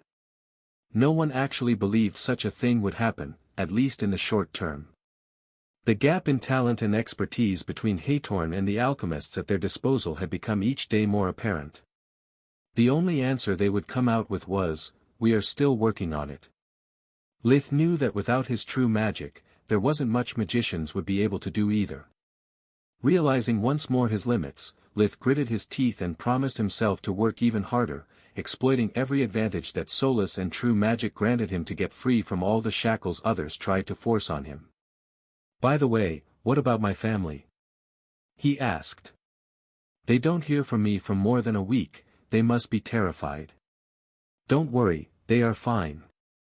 Vergrave sighed, thinking about his own children he may never be able to see again. We told them that you are busy helping your professors with an important research. You may call them today, if you want. But please, try to keep it short. Time is of the essence. After finishing lunch, Lith took a quick shower before going back to his specimens. His body was once again at its peak. After the last breakthrough, even his recovery speed had greatly improved. His next subject was a black-haired fat woman in her 20s. She was barely 1.55 meters, 5 feet 1 inch, high, with watery eyes, trembling like a cornered mouse. Her demeanor was meek, obeying everything the soldiers said. Lith noticed her unusual attitude and the lack of restraints, but didn't mind them until the examination started. There was such difference between her condition and Senti that it was hard thinking they suffered from the same affliction. The number of parasites in her body was small, and so was the concentration of toxins. According to her chart, she had been hospitalized even before Senti, but there was almost no trace of cocoons around the worms. I think it depends on their mana cores. Solus explained. The arrogant idiot from before had a blue core, hers is barely orange. Wait, you could see his mana core? Lith was surprised. During the previous examination, overcoming the jamming effect had required all his focus. Beside locating the worms, he hadn't been able to ascertain much. Yeah, sort of. The toxin overload made everything blurry, but I'm pretty sure it was blue. So, the stronger the mage, the harder will be cleansing the parasites? Well, at least in this case, it makes my work easier. Both the diagnosing and the toxins extraction process went easy as pie. Her conditions were so mild that with his current knowledge, Lith was certain he could cure her any time. Captain, this woman isn't part of the Mage Association, right? He asked to confirm their hypothesis. Yeah. Not all the patients of the last ward are powerful magicians. Lady Niazir, here, is just a member of one of Kandria's minor noble families. That explains a lot. Thank you very much for your help, Lady Zir. Lith made a small but polite bow to put her at ease. You are welcome, kind sir. Being treated like a human instead as cattle, Lady Zir gave them a warm and cute smile while performing a curtsy, managing to give off a noble appearance despite wearing a prison grey jumpsuit. Lith was about to dismiss her and move on to the next specimen, when Solus stopped him. Hold your horses. Her neck, look at her neck. I noticed something odd during her curtsy. Lith did as instructed, discovering a single blue bulging vein on the back of Lady Zir's neck. What the heck does this mean? I have seen something similar before, back when I forcefully injected my mana in that mercenary's core to torture her. Lith used invigoration again, but this time he focused on her mana core, discovering that it had several yellow streaks, but most of them were fading away, turning orange little by little. It's exactly what happened back then. The foreign mana suppresses the natural one, inducing a degradation of the core. That alchemist must be a monster to be able to replicate true magic to this extent. Actually, I think it's a very unintended side effect. Solus' tone was worried. Why do you say so? Well, I think it's clear that the fire and light magic parasite have been created with the purpose to kill. They reproduce fast and kill their host in a matter of weeks, while spreading their eggs along with the infection. But this one, it reproduces slowly and didn't kill anyone so far. If not for their sudden lack of magic, many would have not even noticed it. What's your point? My point is, that if the plague is man-made, then there is a cure somewhere, and that the mana-blocking parasite seems the perfect mean to restrain a mage. The problem is that the parasites not only prevent the use of magic, but are also draining the core's energies. As I see it, once we remove the parasites, there are two possible outcomes. In the first one, the degraded cores never regain their old power, leaving the mages severely weakened if not completely powerless. That's sad. Lith mind shrugged. But I still can't see anything to worry about. It's not like it's our fault. The second one. Solus continued, her tone annoyed by the interruption. Is that they all become true mages. Are you kidding me? Litha's mind refused to accept Solus' words. No, I'm not. She replied. Do you remember what happens every time you overcome a bottleneck? Of course that I do.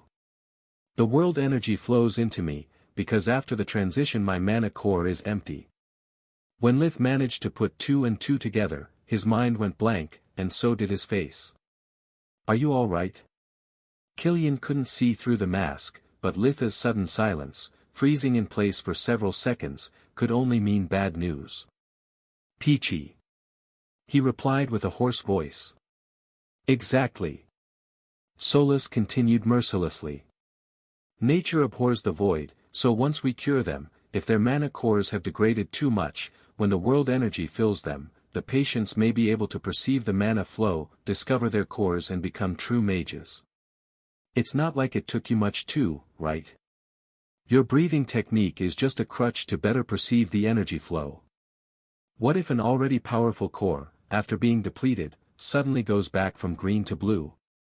The sudden mana flow would be so intense that only an idiot would not notice it. At that point, discovering true magic would only be a matter of time.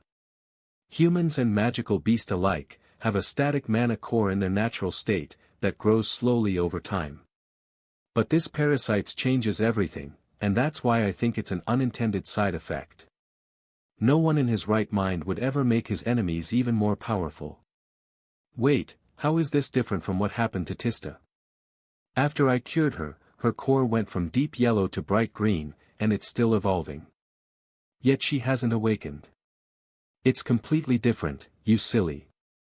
Solus' first giggle after days of weeping she had hoped Lith wouldn't notice, was the only silver lining among the madness.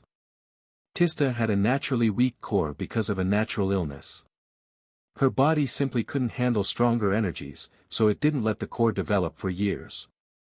After you cured her, the core started to grow, yes, but slowly, over time. Tista's core was always at full capacity, even if underdeveloped. For the infected, instead, their core is already fully developed, let's say it's blue, but because of the parasites is temporarily down to green. Just like you after a bottleneck, their core will strive for the world energy, getting filled in days, not in years like in Tista's case. If I am right, in the worst-case scenario, by recovering their powers, they will experience a breakthrough on a daily basis. Lady Zir, are you aware of this odd blue vein? Lith tapped on her neck, trying to keep his voice calm. Yes, thank you for your care. In any other circumstance her smile would have been contagious. The previous doctors and healers never cared about it, even after I pointed it out to them. One of my tent mates noticed it about 15 days after we got imprisoned. The scary thing is that everyone I befriended in the tent has one or more of them. Lith swallowed a lump of saliva. Everyone. Everyone. She nodded. Captain, how many residents has the tent? A little over 400. Killian replied after checking his notebook. The thought of having so many true mages pop out like mushrooms after a rainy day made Lith's head fuzzy. He was sure not being the only awakened one in the world, but at least each one of them had gained his powers with constant study and discipline, just like him. Also, according to his theory, those who were deemed to be unworthy or too stupid to wield such power had been killed throughout history. Sure, maybe not all those 400 would become true mages, and a good number would be killed by whoever was in charge of the culling. But Lith wasn't used to plan his life around maybes and ifs. First and foremost, the infected were humans, and he expected from them to be horrible people.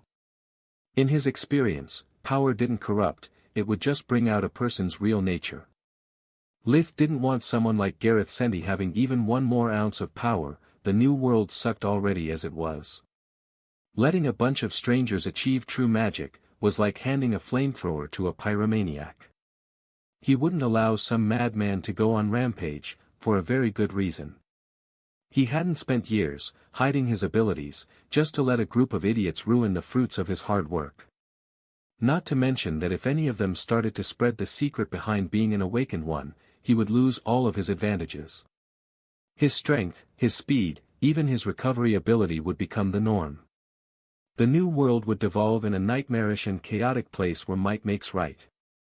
With his limited talent and knowledge, Lith had no doubt he would meet a foul end. Lith tasked Solus to memorize the personal details of his specimens, now determined to find a cure as fast as possible, while keeping an eye on them. He still had the advantage of experience. A newly awakened one would need weeks, if not months, to sort out his new abilities and learn true spells. Lith decided to exploit that knowledge gap to make sure that an accident would befall those he deemed too dangerous. After Lady Zir, Lith visited as many infected as he could, before running out of mana. Instead of checking for their conditions, he would only take note of the status of their cores and the blue veins. At the end of the day, he had barely managed to visit around 50 persons, and the results were bleak. All of them showed signs of deep mana poisoning, the blue veins, and their mana cores were discolored if not downgraded. The good news was that the stronger the core, the higher its resistance. Blue and cyan cores had just turned to deeper shades, only from the yellow level and below they had suffered an almost complete color change. The bad news was that at high levels, even changing a shade was a big deal. Lith had gained a whole set of new abilities just going past the middle level of cyan. There was no saying what an even stronger mage would experience. During dinner his mood was gloomy, searching the right words for his report. He needed all the help he could get, but couldn't tell the truth, at any cost. Now not only I must find a foolproof cure, I also need to make certain that no one awakens. I can achieve it in two ways. Either I make the cure slow and prolonged over time, or I do not extract all the toxins after killing the parasites. Either way, the specimens wouldn't be able to perceive the mana flow in their body while the cores recover their strength, and my ass would be out of the frying pan. Both methods have evident flaws, though. The first one could be improved by other healers not aware of the dangers it will pose. As for the second one, with no more parasites, I don't know how long the toxins would retain their potency. I need more data. Litha's trains of thoughts was interrupted by Colonel Vergrave. What is the problem with those blue veins that Killian was telling me about? It's a sign of the infection nearing the critical point. At this rate, the patients will be dead soon.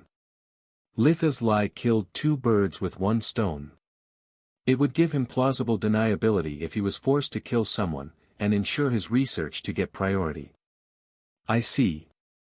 Vergrave didn't seem surprised, mostly worried. Are you going to extract more toxins tomorrow? Most likely. Why? Because we need to establish a safer chain of custody. Vergrave handed to him a gold ring with the royal family's crest engraved. Only people with one of these will be allowed to handle the vials containing the toxins. Use it to stamp the custody release note every time you produce a vial, and always check the courier has a ring too. Lith took the ring, pondering about the implications of the sudden increase in security. His mind went to the most paranoid answer. Let me guess, you want to weaponize the toxins. Vergrave was taken aback, he didn't expect a kid to understand the severity of the situation. Yes. If we managed to stabilize them and apply them on clothes and armors, we could obtain anti-magic protections. But that's not the only reason. Today an alchemist was discovered trying to steal a vial. He is currently being interrogated. Lith inwardly scoffed at their wishful thinking. If such a thing was possible, he had no doubt that Haytorn would have already found a way to do it and sold her merchandise for a high price. On the contrary, he expected Haytorn to prevent it from happening. She was a mage too, after all, he doubted she could be so stupid to leave behind something that could take away her greatest weapon. Yet Lith could benefit from their wild goose chase. Whatever they discover about the anti-mana toxins, I need to be informed as soon as possible. Without a cure, all the infected will die shortly, and with them all your precious toxins will be lost forever. Vergrave didn't miss Litha's hidden allegation, and was outraged by it. Are you implying that the army would care more about a possible weapon rather than the lives of the citizens of the kingdom? He indignantly stood up from his chair. I'm not implying anything, I know it. Lith replied between mouthfuls. I wasn't born yesterday. It's too dangerous to let it fall in the wrong hands. It's for the greater good.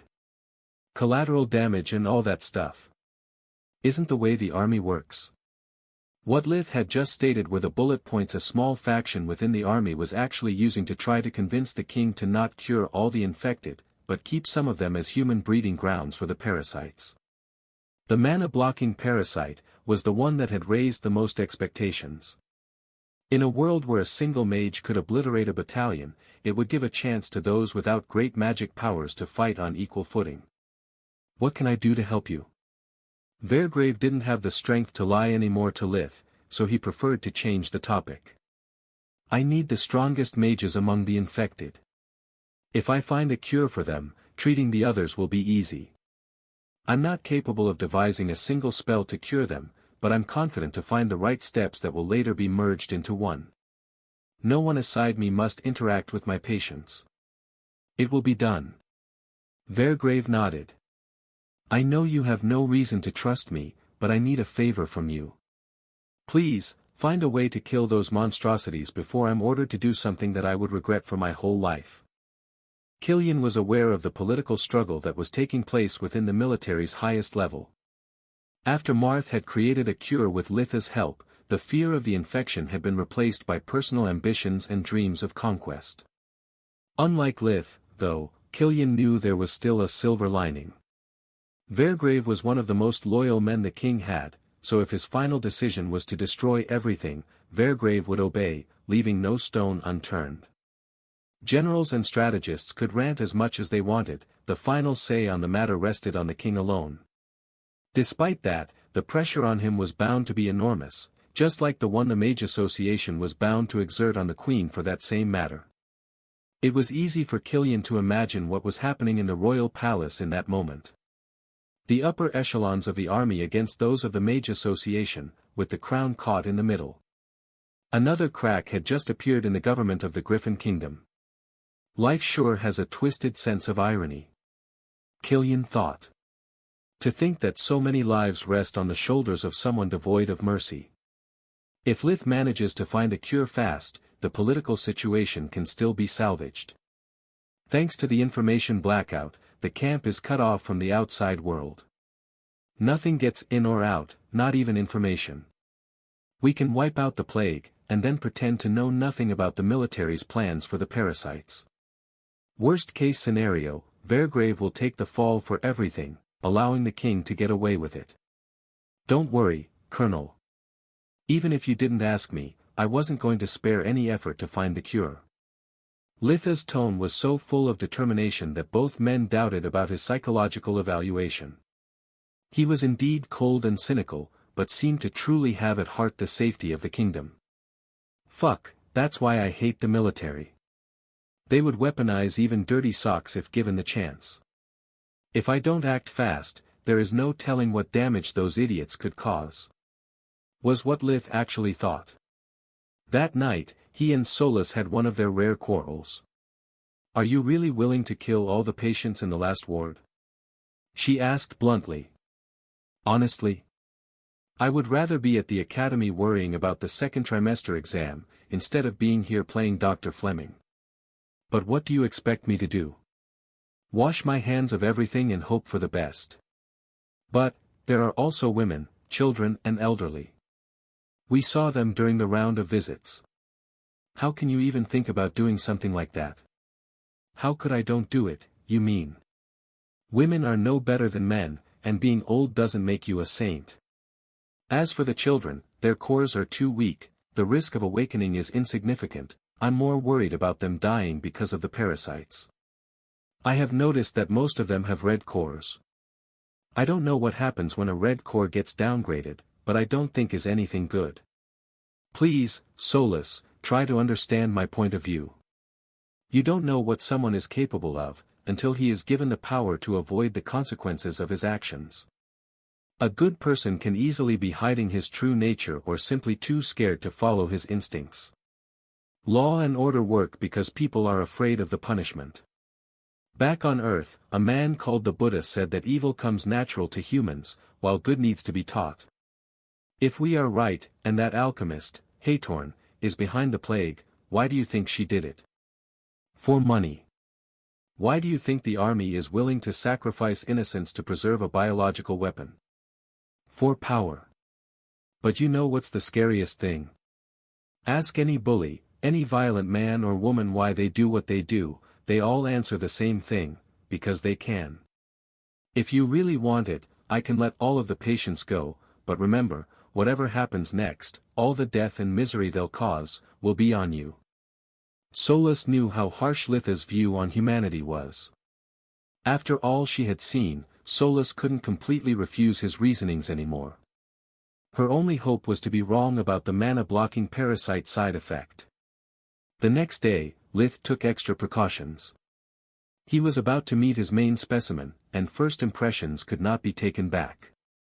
In case everything went well, he had arranged a comfortable medical table, a chair and some comfort food. Hidden behind a curtain, there was a stretcher with leather straps, a straitjacket, a mouth gag and some manure if the specimen turned out to be a troublemaker or Gareth Senti. The person that walked into the tent wore no restraints. Lith would have considered that a good sign, if not for her attitude, with eyes filled with contempt like she owned the place and wasn't happy with her guests. "Sir, allow me to introduce to you Nindra Luce. She is Kandria's strongest magician, and also the chairman of the city branch of the Mage Association." Killian knew what to expect from both of them. Diplomacy wasn't the strong suit of any of those present. "Nice to meet you." Lith extended his hand, only to have it ignored. "You are a member of the Queen's Corps, and a captain at that," she said, recognizing the uniform. "Why am I forced to stay in a mixed tent, and who is the pipsqueak?" Nindra was 1.67 meters, 5 feet 6 inches, barely a couple centimeters taller than Lith. Her remark aimed to emphasize the difference in their standing more than in their height. "I'm sorry, but for safety reasons the infected must be kept together, or surveillance would be impossible," Killian replied with a flat tone. "He will be your new healer, that's all I am at liberty to say." "Another quack that would do nothing more than grope and probe me around for another month?" "No thanks." She tried to walk away but the guards blocked her path, their hands on the weapons' hilts. Lith had to admit she was indeed a sight for sore eyes. Nindra was a beautiful woman in her early 30s, with bronze skin, light brown shoulder-length wavy hair and hazel eyes. She had long legs, and enough curves to make her attractive even while wearing a gray prison jumpsuit. Back on Earth, Lith would have asked her out for dinner, but in the new world he was at least 10 years too young and lacked a ton of patience. "Great. A female version of that arrogant idiot. Luckily I came prepared. Release me immediately. I'm a member of the Mage Association. I demand to talk with the Queen," she yelled in outrage. Killian was about to explain to her that she was in a quarantine zone, not a luxury resort, when Litha's ignored hand turned into a fist that struck a liver blow. The sudden drop in blood pressure, coupled with the pain, made her kneel on the ground, incapable of speaking one more word. "Strap her to the table and gag her mouth, I had enough of her rants." Lith could have knocked her out by hitting her jaw, but he wanted Nindra to stay conscious. After the soldiers executed his orders, it was Litha's turn to talk. "I'm sorry for whatever harassment you may have experienced here, but people are dying. I have no time to coddle your ego. Let's cut to the chase. To find a cure and give you back your magic I need your cooperation, but it may take some time. You may either spend your next days strapped like an animal, or behave as a civil person and be treated as such. The choice is yours." Lith ignored her gaze full of anger and the countless muffled curses she threw at him, focusing only on his task. He used invigoration to determine the status of her mana core. Judging from the streaks, it had once been light blue, but now it was several shades darker. Lith decided to have her treated first, checking Solus' theory at the same time. He had already devised a way to beat the last parasite, but between though and action there were countless things that could go wrong. The first part of his plan was testing if the toxins harmed the core by being in its proximity. Lith tried to extract the toxins from her abdomen, instead that from the arm or leg like he usually did. Not having access to water magic, he could only make them get excreted with the sweat, and let it drip into the vials. Even with all his considerable magical power, making the mana circulate in Nindra's body was like pushing a SUV uphill.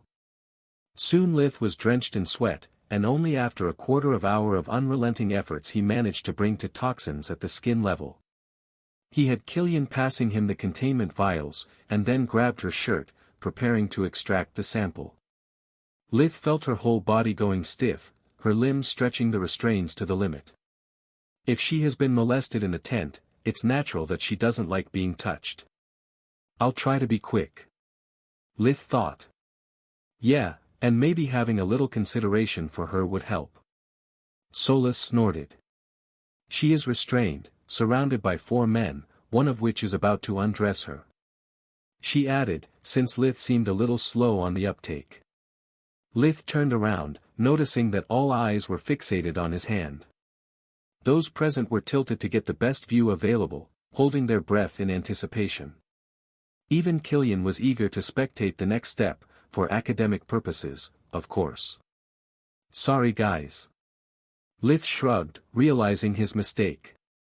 Having examined and treated countless patients of every possible age, he had become numb to the allure of certain aspects of his job. Doctor-patient confidentiality. The sound of the curtain being pulled was accompanied by loud groans, caused by the awareness that their thirst for knowledge would not be quenched. Lith unceremoniously lifted the grey shirt all the way up, revealing Nindra's flat and smooth belly. He then enhanced her metabolism with light magic, covering her abdomen in milky droplets of sweat saturated with the toxins. His eyes and hands moved nimbly, careful to not miss even one bead of the precious liquid. The fate of the kingdom, but even more importantly his own, depended on the alchemists finding a way to neutralize them or at least analyzing their properties, making Lith's work much easier. Even if her partner didn't care, Solus stared in envy at Nindra's full and perky breasts going up and down while she heaved in panic. If I ever get a body, I would really like for it to be like this one. She thought to herself. Nindra's fears quickly got dispelled by Lith's careful touch, filling one containment vial after the other without taking pauses to look at the scenery, or worse taking advantage of her helplessness. During over a month of captivity, she had learned to recognize the lust in the men surrounding her, be them other infected or soldiers. After the prolonged period of isolation, people were easy to fall in desperation and act like animals. Guards were relatively safe. They couldn't go past the casual grope because they feared getting infected the most. But her tent mates were something else. With nothing to lose, they would often lose decency, fighting among themselves for a slice of bread or harassing women. Usually the guards intervened quickly, but other times, when they were bored, they would let things slide, watching at the rape attempts like they were just a theatrical performance, laughing and commenting without a care. They would still intervene before something really bad happened, but that didn't make any of it less traumatic. With her powers gone, pride was the only thing Nindra had left, and she would do anything to protect it. When she had first met Lith, she had assumed that behind the mask there was just another perverted old man, and treated him accordingly, making sure to remind him her status in the association and her knowledge of the Queen. But now, watching him work relentlessly, she couldn't feel anything. He was cold, like a machine, allowing her to hope that for once since her imprisonment, the man in front of her was really a healer. As the last drop was collected, Lith carefully placed the shirt back down, avoiding any unnecessary contact, before using invigoration again. The zone surrounding Nindra's mana core was now clear from all the toxins, only the cocoons remained, with the parasites still hidden inside them. Any change, so far? He asked Solus. None, it's still too soon. Even for you it takes some time. Don't worry, if I notice her core recovering or her mana circulating like that of a true mage, I'll let you know. Without the toxin's dampening effect, Lith could now spot the worms and attempt to kill them. His plan was to test on Nindra the first cure he had devised. It consisted in cleansing first the mana core, allowing it to recover, while the rest of the body was clogged by the anti-mana parasites. His theory was that even if the core were to be flooded with the world energy, Nindra wouldn't be able to perceive it in such status. If I'm right, I need to make up some medical babble to justify the passing of days before treating the rest of the body. I can't allow other healers to rush things up. He then targeted the cocoons closer to the core, sending multiple tendrils of dark energy to seep in and kill their inhabitants. Just as he feared, the cocoons were just a highly packed toxin mass. Sending magic through them was like pushing the proverbial SUV uphill, but this time with the handbrake on. Since this was within his expectations, he moved to plan B. He used his cleansing spell to remove the outer layers, while he enhanced with light magic Nindra's metabolism. The effect was similar to doing cardio, the blood pressure increased and the muscle contracted and relaxed cyclically, hastening the dispersion process of the toxins, by both natural flow and osmosis. The hours passed, and soon Lith was too exhausted to continue. This is what we will do from now on, more or less. Can I have your answer now? He asked after removing the gag. Nindra's eyes were still cold, but contemptuous no more. Are you aware of what happens daily in that tent? Lith shook his head. If I accept to help you, I want the security to be increased, and the soldiers to be punished for their behavior. Nindra asked, after briefly describing to him her dreadful experiences. I'm just a healer. Lith shrugged. I can talk to the camp's supervisor, but I doubt there's much even he can do. Humans will be humans. I could have him give you a detail, though. One more thing. I want your promise that you won't lay a hand on me if not for medical reasons. Lith found her demands reasonable, and he needed her trust. Solus believed to be able to determine if someone was awakened, but that didn't mean that Nindra couldn't manage to feel the mana flow, and by remembering it, awaken weeks, if not months after being cured. Deal. Lith released the restraints, allowing her to shook his extended hand. There is one thing you should know. These blue veins. He tapped with his finger on her arm and behind her neck. Are a sign that the infection is nearing the critical level. My procedure should prevent it to become lethal, but it's still experimental. There are still a lot of things that could go wrong, so if you feel anything funny or unusual with your body after one of our sessions, you have to tell me. Nindra was shocked by his words, looking at her own veins like snakes in the grass. After the stick, Lith provided the carrot. Upon a small table he placed the comfort food he had prepared, a bowl of water with some towels and a change of clothes. I would like to offer you a proper bath, but with water magic unavailable, that's the best I could do. The delicious smell of real food made her stomach grumble, his offer was too good to turn it down.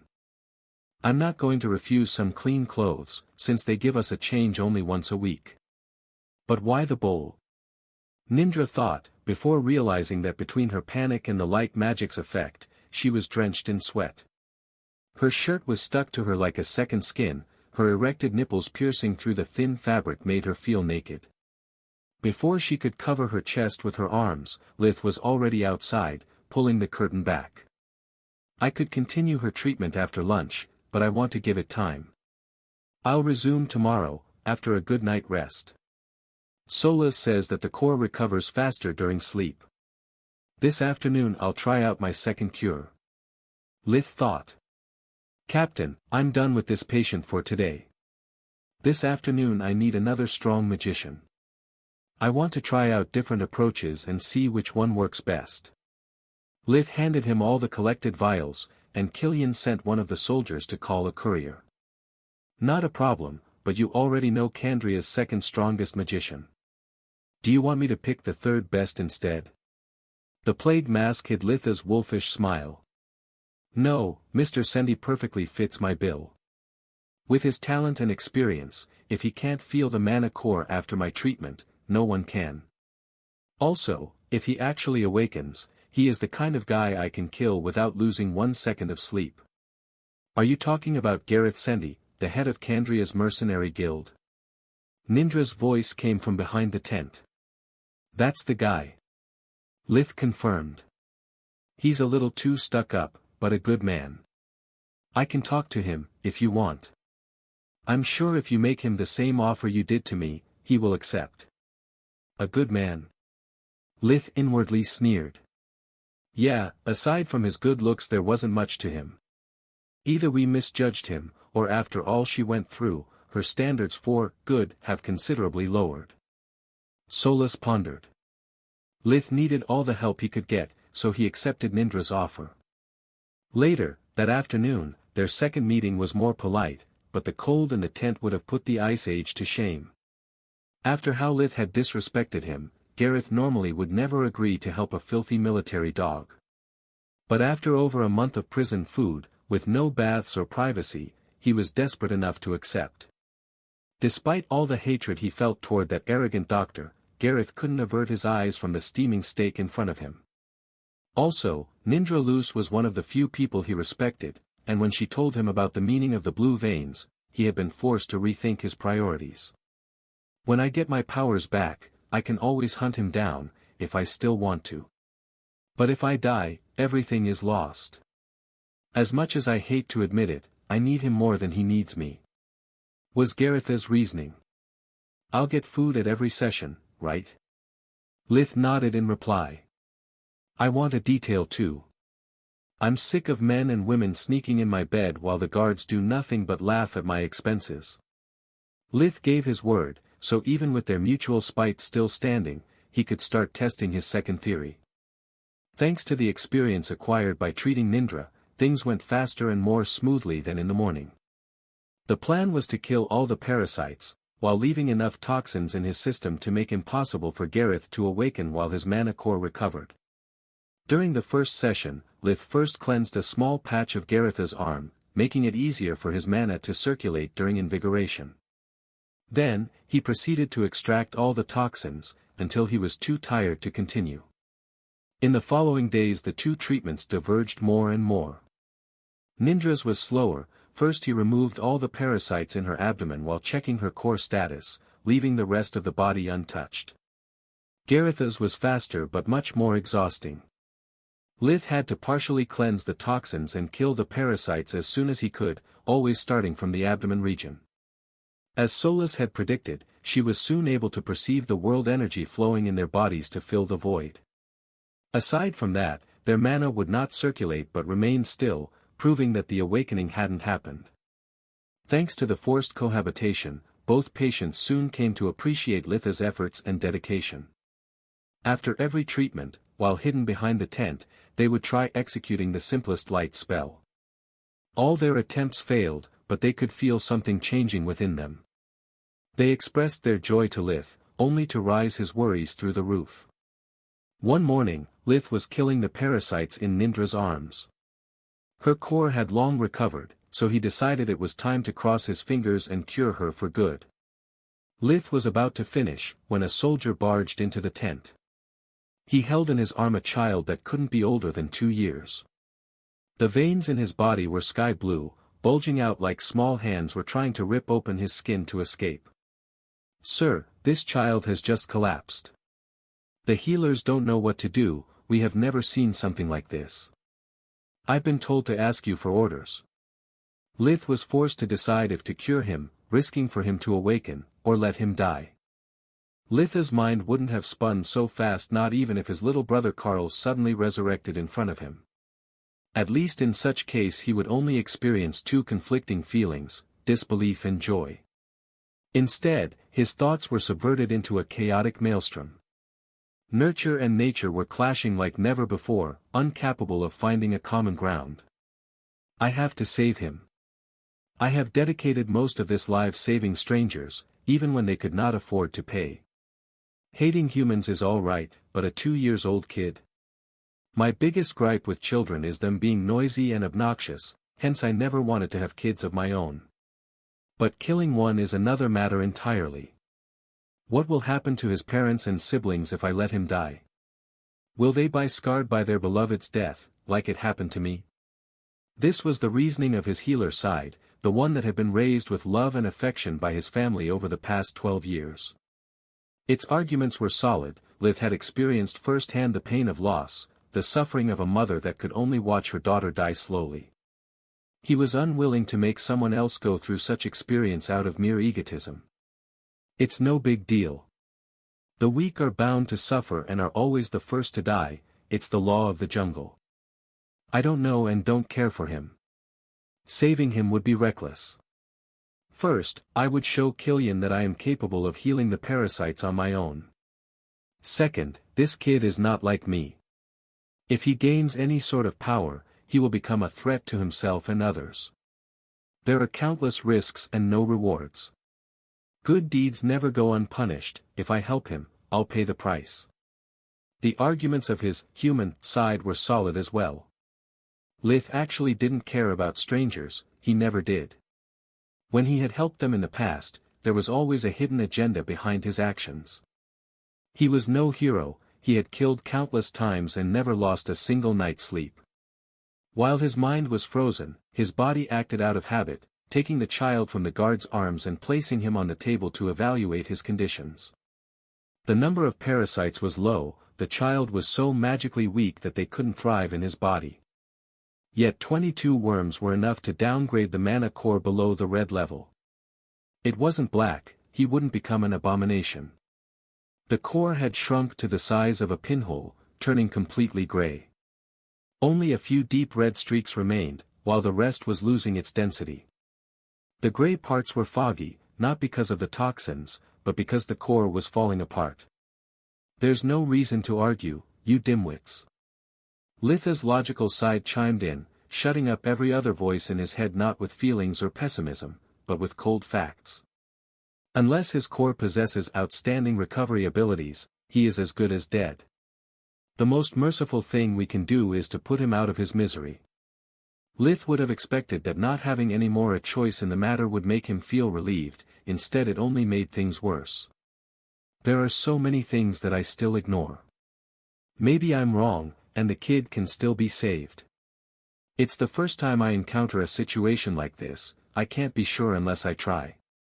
On the other hand, this is a unique opportunity to experiment on what happens when a core turns gray. His inner conflict lasted barely a few seconds, but to those present, Lith seemed to have stopped for hours. Is there something you can do? Killian's voice was dispirited. Knowing Lith, he assumed that all was lost. It was only a matter of time before the plague started to reap the youngest among the infected. Don't you know light magic's first rule? If the patient is still breathing, there's always hope. Why are you doing nothing? Nindra wasn't a healer, but she had great respect for them, as for Lith. She couldn't believe the situation was beyond his abilities. Before meeting him, she was already resigned to live her last days in captivity. She was aware that without a cure, the plague or the kingdom would have sooner or later killed her. He had given her hope. Lith had no answer to their questions, torn apart by his selfishness and the desire to become a better person. Someone real, that his loved ones could be proud of, instead of the mask he used to deceive the world. He started sweating profusely, yet he felt a cold sensation in the pit of his stomach, like needles were prickling him from the inside. His guts twisted in a painful knot. Solus, what should I do? I never wanted for any of this to happen, there is no contingency plan. It's not something for me to decide. I'm your companion, but the life is yours. I know that it's probably the scariest situation you've ever encountered, there is no lying or killing your way out of it. The only thing I can tell you, is that whatever you'll choose, you'll have to rethink your way of life. After all our talks about changing and growing as a person, it's time for you to decide if you just feel empty or if you really are empty. Whatever you'll become, I'll always be by your side. Those last 11 words were all he needed to hear. Solus knew him, the real him, but she had never judged or shied away from him. She knew every dirty secret he had, every one of his shameful thoughts and flaws, yet she wholeheartedly accepted him. Lith decided it was time to become worthy of such affection, instead of basking in its light, taking it for granted. I don't really know if this kid can or cannot become an awakened one. The only thing I know, is that I can't avoid taking hard decisions only because I'm scared of the consequences. If I really want to become a better person, I must at least try being one. Not even 5 seconds had passed since Lith had completed the diagnosis. His hands started to form fake seals and his mouth pronounced random Latin words, while invigoration swept away the toxins. After Nindra's and Garith's treatments, it was all too easy. Not only the parasites had been unable to multiply, the lack of nutrients had also prevented them to form a cocoon, leaving them exposed, easy prey for the dark tendrils. No one collected the toxins, that went wasted, but nobody cared. It took Lith several minutes to completely cleanse the body, and the effects were visible at the naked eye. The blue veins first deflated and then disappeared, the kid's skin regained some of its color, yet remained terribly pale. I should have cleansed his system. The parasites are still there, though. He lied, to protect his secrets. If the kid survived, Lith had to avoid at all costs that another healer examined him, adding him to the roster of his patients. That way, he could always pretend to have cured him bit by bit, instead of in one go. Then why he is still unconscious? Killian asked. Because there is no telling what damage his body sustained. I did all I could, now it's all up to him. Aside from avoiding mentioning the mana core's status, Lith had told them the truth. Using light magic or giving him some of my life force is useless. His body is in perfect conditions, the problem it's the core. How is it going, Solus? Not good. Even after you took out the toxins, the mana core has yet to show any sign of recovery. Bring him back to his parents. There is no point in keeping him here.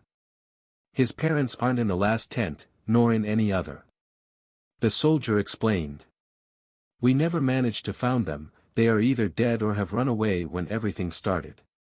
Lith nodded. I don't want to leave him alone while he is still like this. Do you mind if we postpone your treatment to tomorrow? Not a problem. Nindra replied, afraid to touch the kid's hand and worsening his conditions. She was still infected, and had no idea how the plague spreaded. Mind if I keep you company? Lith shook his head, and soon started pacing around the little tent.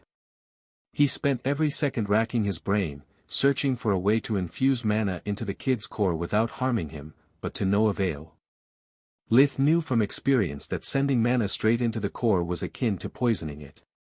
According to Solus, making his own mana circulating into another person via invigoration never did harm, but it also did not affect the core either. During the cleansing process, the world energy that Lith had pumped into the little body had not been absorbed, no matter how close he brought it to the core. Maybe it was because it still retained Litha's mana imprint, but the mana core ignored it, refusing to draw nourishment from it. An hour passed, and another, until the core turned completely gray before vanishing like a puff of smoke. He is dead. Solus told as soon as she saw the child's life force disappear. Lith passed the news to the others. His voice was calm and collected, but inside, he was in anguish, questioning how much was the parasite's fault compared to his own. Maybe if he had not hesitated, things would have gone differently. Maybe he was just a monster, and didn't deserve to be loved. After the accident with the nameless kid, Vergrave changed Litha's priority, asking him to visit the last tent again, to check the conditions of all the other children and avoid further deaths. No one was in a near-death state, but most cores were past half-gray, so he added the worst cases to his schedule, to devise a simplified version of the cure he had almost brought to completion. To do so, he needed time, so he was forced to postpone Nindra's and Garetha's treatments. Nindra was still shocked from the events of the previous day, so she raised no objection, wishing Lith the best luck. Gareth, instead, didn't take it well. What the fuck does this mean? Postpone until when? Until the emergency is resolved. Lith replied with a flat tone. Strong mages like you are in no life-threatening situation, while most of the others already have one foot in the grave. Orders are orders. We'll resume as soon as I'm done, it shouldn't take much. Lith was too calm, almost meek, making Solus quite worried. The man that she knew would have never tolerated such arrogant attitude without a good reason. In normal circumstances, she would expect Lith to kick his ass to the moon and back. She knew that he wasn't grieving for the nameless kid. Lith was hurting inside, angry because every time he tried to give mankind a second chance, or to change his attitude toward life, something bad would happen. The crisis would have never happened in the first place, if I hadn't been so arrogant to overlook such a predictable problem. When I examined Lady Zir the first time, I should have thought that the weaker cores would be the first to collapse and acted accordingly. Instead, I was so confident about finding a universal cure fast enough, to ignore reality and let the problem fester. I can't forgive myself for being so careless. Not to mention that one mistake lead to another. I ended up putting to risk my safety, my family, everything I have worked so hard to protect. I have to decide what I want to be, before I screw up again. Lith was so lost in his thoughts, that he barely heard Gareth's voice, giving him a nod from time to time. You don't understand shit, you filthy army dog. Gareth couldn't stand the thought of tripping when he was just one step away from the finishing line. He had everything in life, talent, looks, power, riches. During that month of imprisonment, he had been brought to the verge of madness, being helpless, forced to sleep in a cot among inferior beings, ordered around by soldiers to whom normally he wouldn't even allow to lick his boots. He wouldn't let anyone interfere, not when he was so close getting his life back. I don't care if a kid die. Heck, I don't care if every single one of the occupants of that fucking tent dies. I'm Gareth Senti, Kandria's strongest magician. I can't stand remaining like this one more day.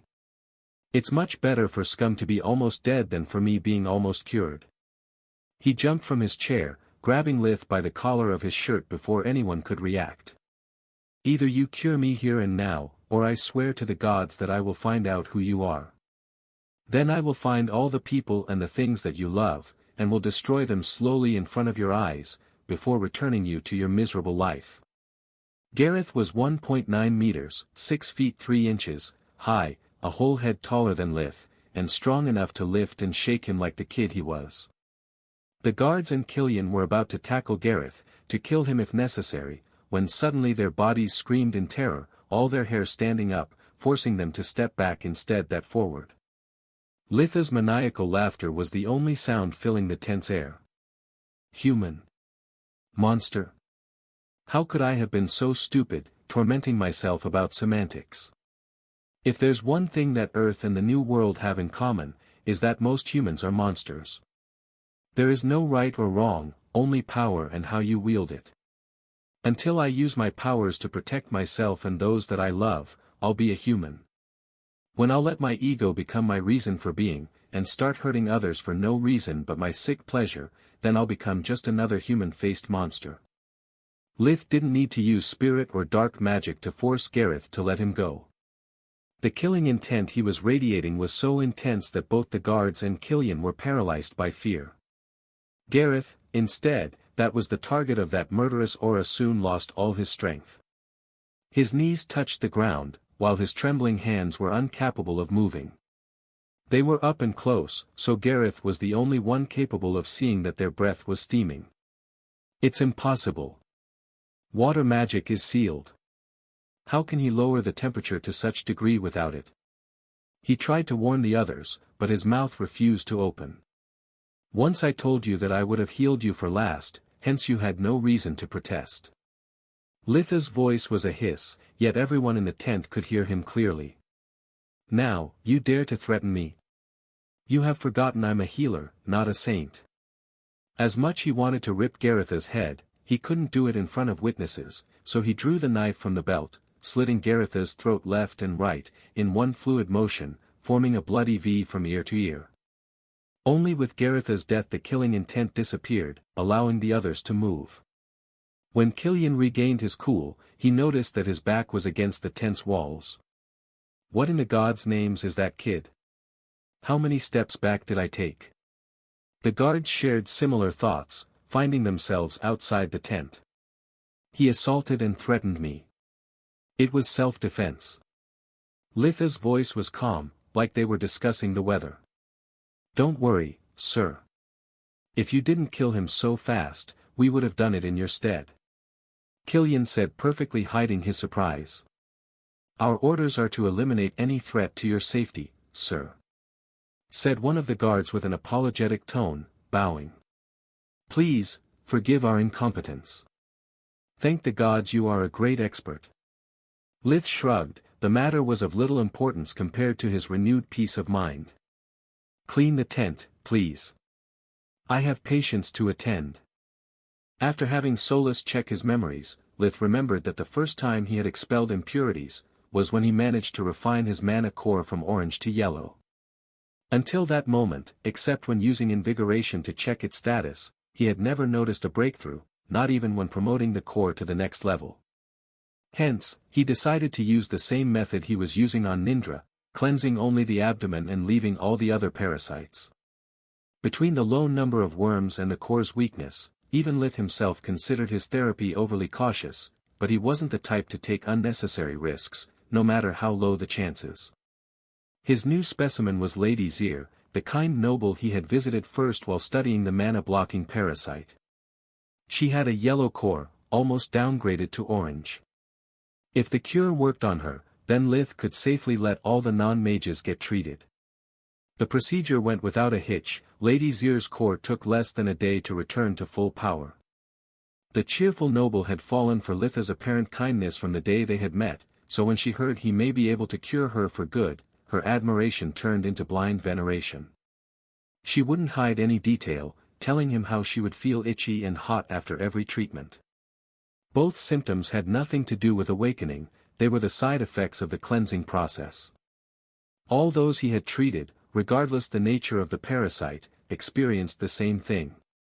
After Solus gave her okay, certifying that Lady Zir's core was healed and not awakened, Lith disclosed to Vergrave how to cure all those with scarce magical talent, sorting them himself to avoid setbacks.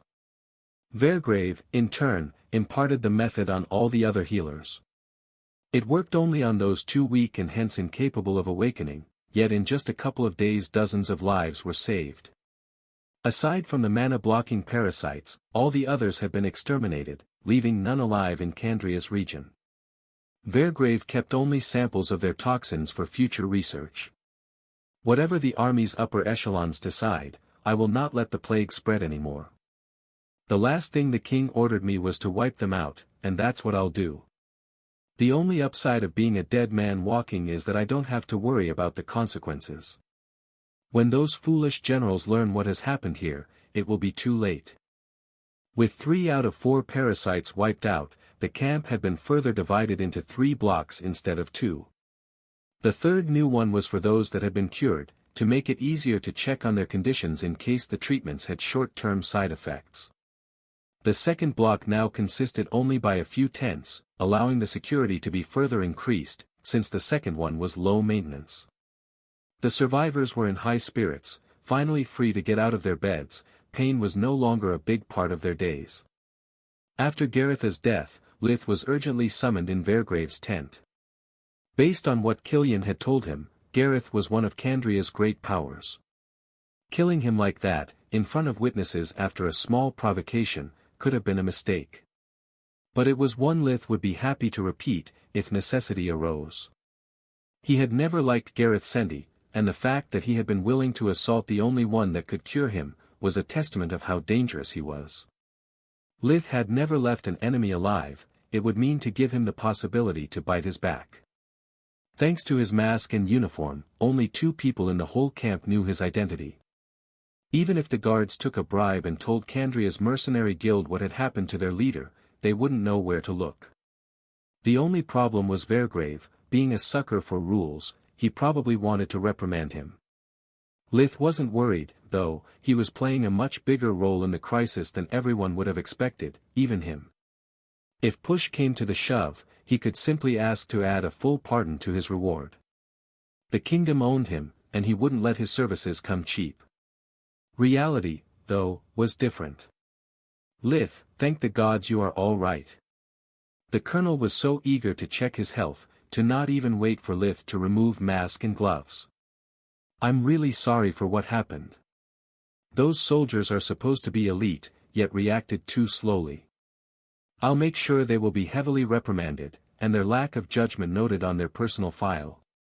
After making sure Lith hadn't as much as a scratch, Vergrave went back to his chair, sighing with relief.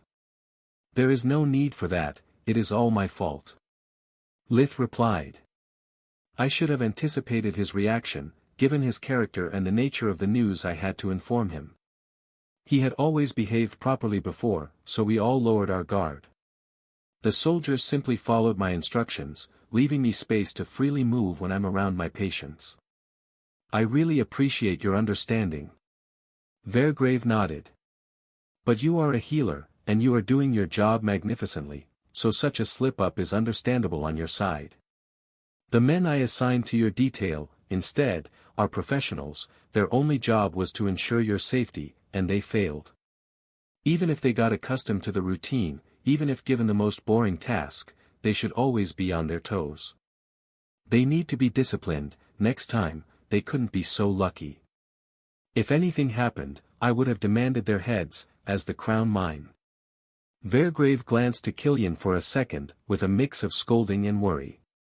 Given the Queen's fiery nature, his old friend's life could be endangered as well.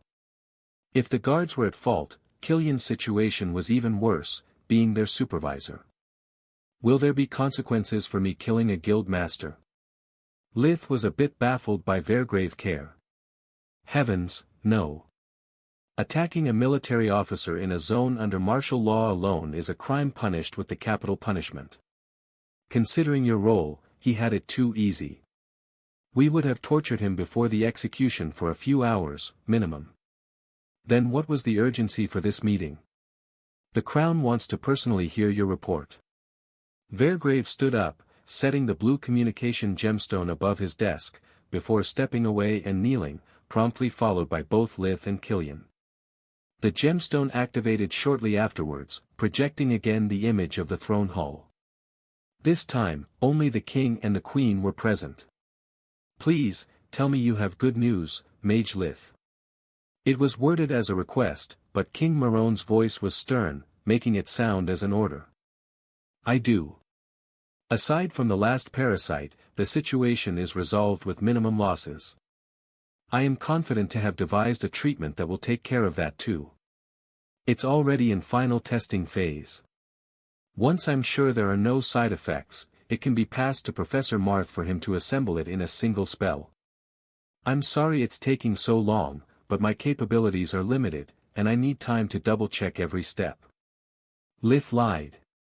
He had devised 2 possible cures since the day he first visited Lady's Ear. The only reason he had not wrapped up everything and went back to the academy was to make sure that Solus' worries didn't come true. You have nothing to apologize for. Queen Silpha intervened. Barely 2 weeks have passed since your arrival, yet it was enough for you to turn the crown's predicament from desperate to manageable. You have identified the source of the plague, helped in devising the cure for 3 out of 4 parasites, and now you are going to provide the cure for the most dangerous one all by yourself. The crown and the kingdom are greatly indebted to you. You are overestimating my contributions, Your Majesty. Lith lied again. The cures are mostly Professor Marth's doing. I gave him the idea for the first, and then I deconstructed and modified his cure to make it fit the mana-blocking parasite. See, my king. Humble and efficient. I wish we had more subjects like him. Silpha's tone was cheerful, but when her eyes met Vergrave and Killian they were cold like steel, blaming them for their incompetence. Killian swallowed a lump of saliva. The Queen clearly knew about the accident, and wasn't willing to let it slide. We have yet to discuss your reward, Mage Lith. Do you have anything in mind? Yes. I'd like 2,000 gold coins. It was a sum big enough to raise his family's status to the middle class, leaving him enough to buy all he needed for his future lab equipment and something to spare. That's it? The king was surprised. Wouldn't you prefer a noble title? We could easily make you a count. Between the lands and the annuities, you would earn much more. May I speak freely? King Marone nodded to his request. With what is going on in the kingdom at the moment, with the old nobles fighting the new ones, it would be like painting a target on my chest. I already have enemies inside and outside the academy, and I don't wish for more. Also, it would mean responsibilities that as a 12 years old I cannot shoulder. My whole family would have to relocate in a new county, where they would not be well received. They are farmers, Your Majesty. I'm sure they'll enjoy a quiet and slow life much more than social events and dabbling in nobility. I myself am still too young to already set my future in stone. I don't know what I want to be or do. Accepting a title would shut more doors than it would open. Money, instead, is always useful, and I can use them to keep increasing my family's living standards like I have always done, little by little. Not to mention that receiving a title now would make my involvement in the plague too obvious. Even if it was deferred, it would raise too many questions. And more importantly, if I get a title, I would be forced to swear my allegiance to the crown, giving you the right to constantly meddle into my life. Thanks, but no thanks. He thought. That's too little. The Queen blurted it out. Are you sure there's nothing we can do for you? At the moment, no. But if your Highness feels so grateful, I would be relieved from knowing that in case necessity arose, I can ask for your support. We live in dangerous times, there's no telling when I could need help. Agreed. The royals said as one. I really hope to rope him in with a fancy title, but an IOU, it's the next best thing. If he ever needs our assistance, we can push things to make him feel indebted, creating a cycle he would not want to escape from. King Marone thought. You are free to go, Mage Lith Colonel, Captain. We have much to discuss yet. The kindness in the Queen's voice died as soon as she averted her gaze from Lith, who promptly left. The curtain closed behind him, leaving the tent sealed from the external world. Your Majesty, I know that during yesterday's events I have failed you. Killian said. But maybe it was actually a blessing in disguise. There's something about Lith that I would have never discovered otherwise. Did you notice that while confronting Gareth you used water and dark magic? Solus asked. No. Really? How? My idea is that small world isn't the work of a true mage. It doesn't really block the mana flow, only makes it heavier. It's like you wore weights all this time, like in those martial arts comics, and now you are used to them. Did I power up because of it? He asked enthusiastically. You wish. She giggled. It's just that now you can use a bit of magic, and I can change form again. Sighing in disappointment, Lith entered his new tent. Since the second block had been partially dismantled, a lot of bigger tents had become available, and he had received a much bigger one as living quarters. He had to change into his plague doctor uniform and wait for Killian, before going to treat Nindra. If everything kept going like he expected, it was only a matter of a couple days before he could go back to the academy. As soon as he stepped in, a cold sharp blade was pressed against his throat. 3 masked figures dressed like soldiers, 2 women and a man, were waiting for him, their weapons unsheathed and ready to strike. Lith from Lucia, you have much explaining to do. Solus immediately recognized the mana coming out of their tattoos and weapons. They were once again in the presence of the Talons. The security of this place is supposed to be ironclad, instead is a fucking Swiss cheese. First the traitors and now this? Aside from the initial surprise, Lith didn't know if to be angry with the guards or scared for his life. Let's keep our cool. If they wanted to kill me, they would have slit my throat on the spot. Then we would have discovered the hard way how tough my skin is and how strong my regenerative abilities are. Solus. The bad news is that all their equipment is enchanted and razor sharp. The good news is that inside the small world they are just very sharp, very deadly weapons. These guys don't have access to dimensional items or even their tattoos, for that matter. All they have is what you see. Tattoos. What tattoos? Lith had been so focused on the plague, to have forgot the details about the group of mercenaries that nearly killed him a couple of weeks before. Solus projected in his mind the highlights of their last encounter. What they ignored was that for once Vergrave wasn't the one to blame. The Talons had spent a small fortune corrupting one of their old contacts, now in the administration department. She had provided them authentic uniforms and IDs, otherwise going past the checkpoints would have been impossible. Magic seals and documents couldn't be counterfeited, and to have access to such tools they had to pay their contact enough gold to allow her to leave the country and live the rest of her life in luxury. It was a sum that outshined even Litha's reward, but they didn't care, since it came straight from their contractors' pockets. The mandatory use of the masks had made their work easier, allowing them to move unnoticed until they had found Litha's tent. The Talons were unaware of his plague doctor persona, they couldn't care less about the Griffin Kingdom's crisis. This time they hadn't come only for Lith's life, but also for information. Killing him was just the icing on the cake, erasing the failure that now stained their name. It was a desperate move, because once Lith returned to the academy, they would never get a chance to approach him. Inside his academy, a headmaster had godlike powers. Even if they managed to infiltrate, they would immediately be discovered and killed by a snap of Linjo's fingers, activating one of the countless arrays that enveloped the castle. The academy's forest was a no-go too. A squad had gone exploring it, and only one man had returned, babbling about a monster scorpicore that had slaughtered the whole unit with a click of its tongue, releasing a barrage of light blades that turned them into shreds, ignoring all their defenses. The survivor reported that the creature had spared him intentionally, to bring back a message. "I'm sick and tired of humans hunting for cubs. The next time someone messes with my turf, I'll come looking for you." Then, it bit both of his arms off before warping him back into their allegedly secret base. Alas, the mating season had come, turning the Lord of the Forest into an angry murdering machine, having cubs of its own. The Talons hadn't taken the threat lightly. Sure, an offensive light spell was something out of the legends, no one in his right mind would believe it. Yet the limbless man had traversed hundreds of miles, bypassing the hideout's protections. If the Scorpicore knew their location and could come and go freely, the light spell was the least of their worries. The next option had been capturing Lith's parents, but they were guarded by 2 units of the Queen's Corps. Every single step they took was protected by arrays. There were more men stationed there than the surviving members of the Talons, and they had the field advantage and months of preparation.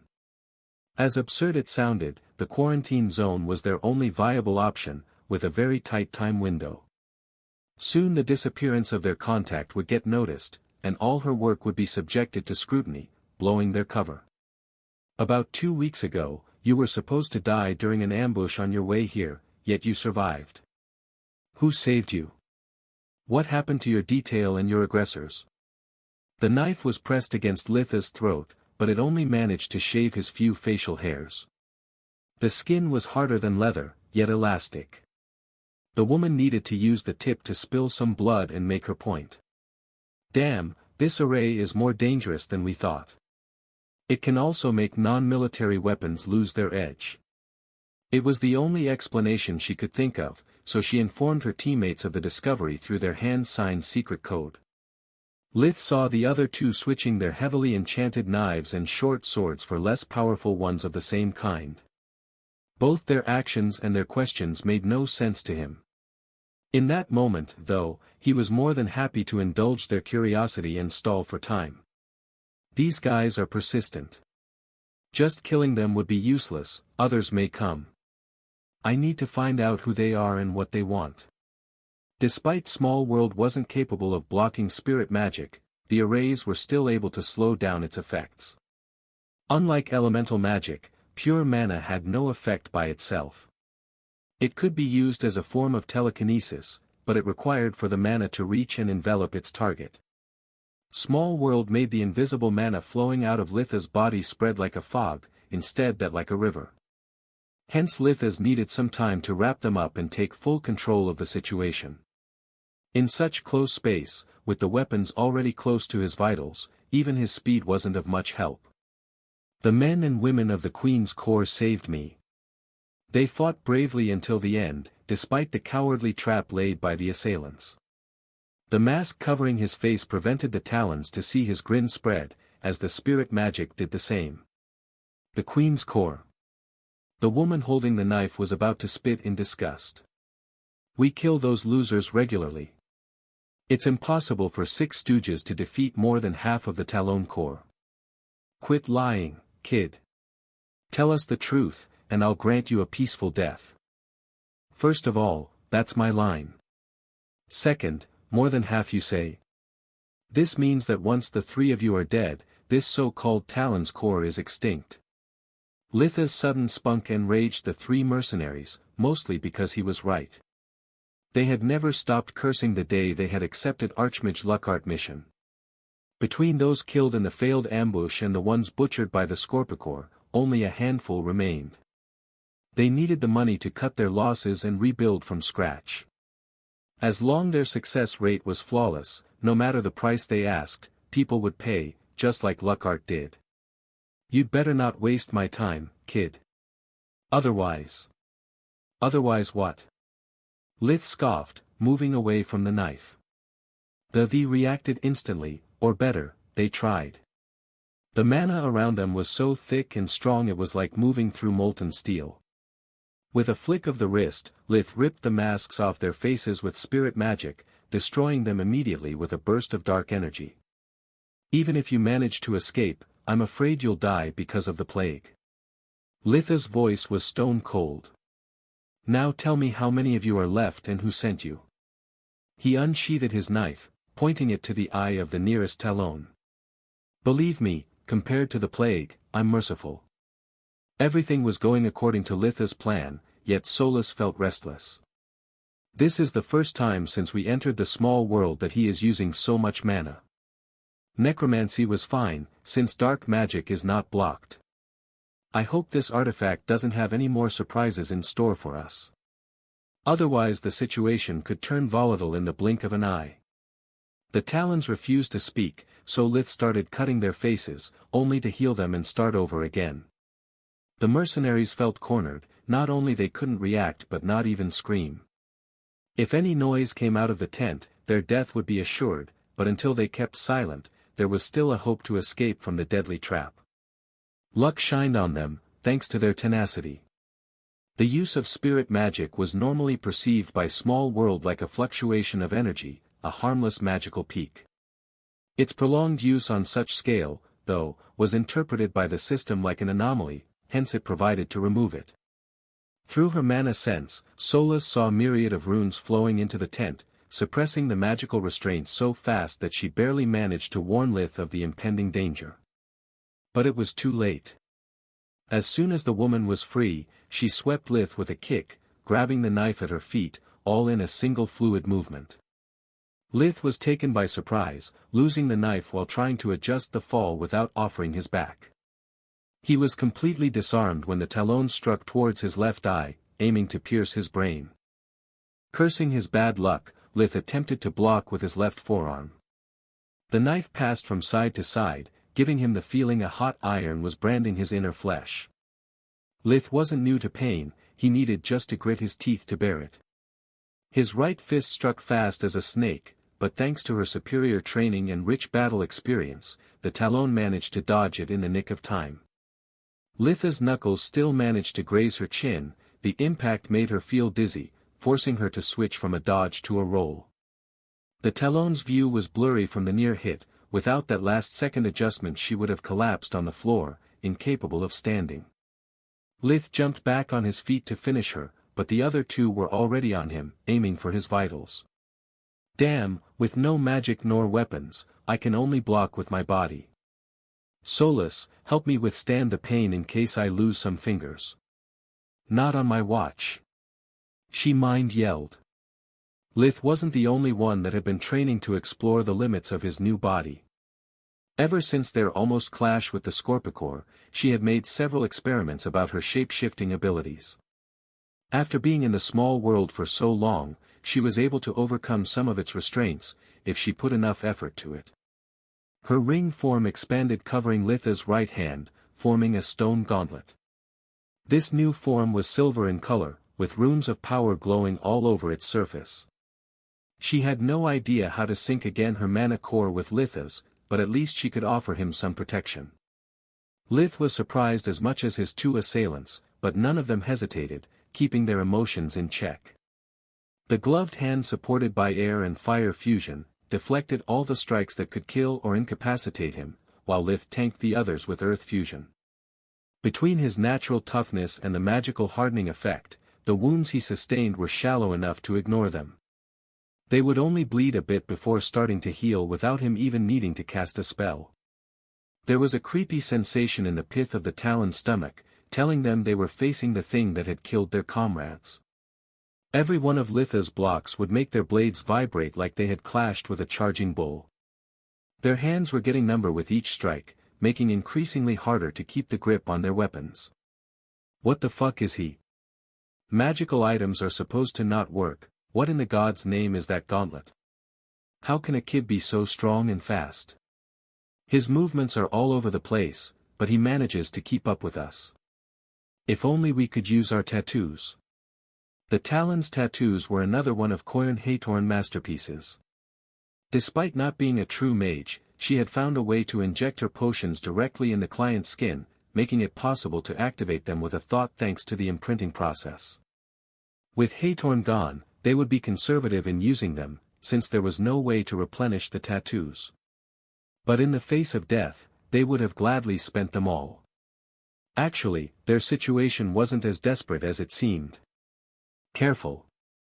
Do not use fusion magic for too long, otherwise Small World could detect and block it too. Only use short bursts. Thanks for the advice. It's easier said than done, though. These guys are good, even with my enhanced reflexes I'm no match for 3 of them in such an enclosed space. What about you? Can Small World shut you down? It can try. She sneered. I'm already following my own advice, boosting my defense only a moment before the impact. Being the first time Solus used such a trick, Lith was amazed by her ability in micromanaging her abilities. She wasn't as good as she made herself look, though. The gauntlet form was a desperation move by itself, made even harder by the Small World's dampening effect. Every time Solus missed the right timing, the Damascus blades would carve her thin form, if not even chipping away small pieces of stones. For her it was like being slashed and stabbed, but she held on bravely. I'm just a piece of rock. I can heal from everything. She thought in a hidden corner of her mind. Lith too kept getting hit, but he would return each attack with double the violence. 2 of the 3 Talons were women. Without their equipment and magic, they were like children compared to Litha's physical prowess. The man of the group wasn't in a much better position. Despite Lith being unarmed, during every clash with his opponent, the Talon would gain new bruises and cracked bones. The only reason they were still standing was because of their elite training and teamwork. Lith was just an amateur, yet he had all the advantages. Small World wouldn't affect his abnormal body. Fusion magic could substitute for potions and Solus was an excellent shield. The stalemate would have lasted long, if not for a Talon's lucky shot. The man's short sword hit Litha's right hand heavily. His 2 teammates had flanked Lith, forcing him to take the strike head-on. Lith managed to deviate the women's weapons at the last second by using quick elbow strikes, not leaving enough time to dodge or deflect the incoming attack. The blade managed to crack the gauntlet, making Solus yelp in pain. It took a breath's time for him to strengthen their connection, becoming finally aware of all her suffering, how battered she was. A seething hatred exploded within Lith, focusing his thoughts like a laser, erasing everything but the urge to kill. Spirit magic surged, overcoming Small World pressure enough to allow Lith to push his opponents away and trigger the death call spell. Darkness magic condensed in the form of tentacles, before starting to mutate. In his frenzy, Lith wasn't just merging his mana with the world's dark energies, but also those born from the abyss he kept in his mind and soul. Under the mask, his eyes glowed with a yellow light, like torches, the pupils reduced to vertical slits. Solus felt the darkness spreading through Litha's body, flooding her with power. The stone pieces scattered around the tent reunited with the main body, fusing back into place like the damage had never happened. The tentacles turned into a black fog, destroying everything on its path. What do you mean, Captain? Queen Silpha asked. Killian told them in the details the events leading up to Gareth Sendi's death. The royals were unimpressed. That's nothing new. We already knew that Lith from Lucia has no qualms killing. That idiot had it coming. King Marone snorted.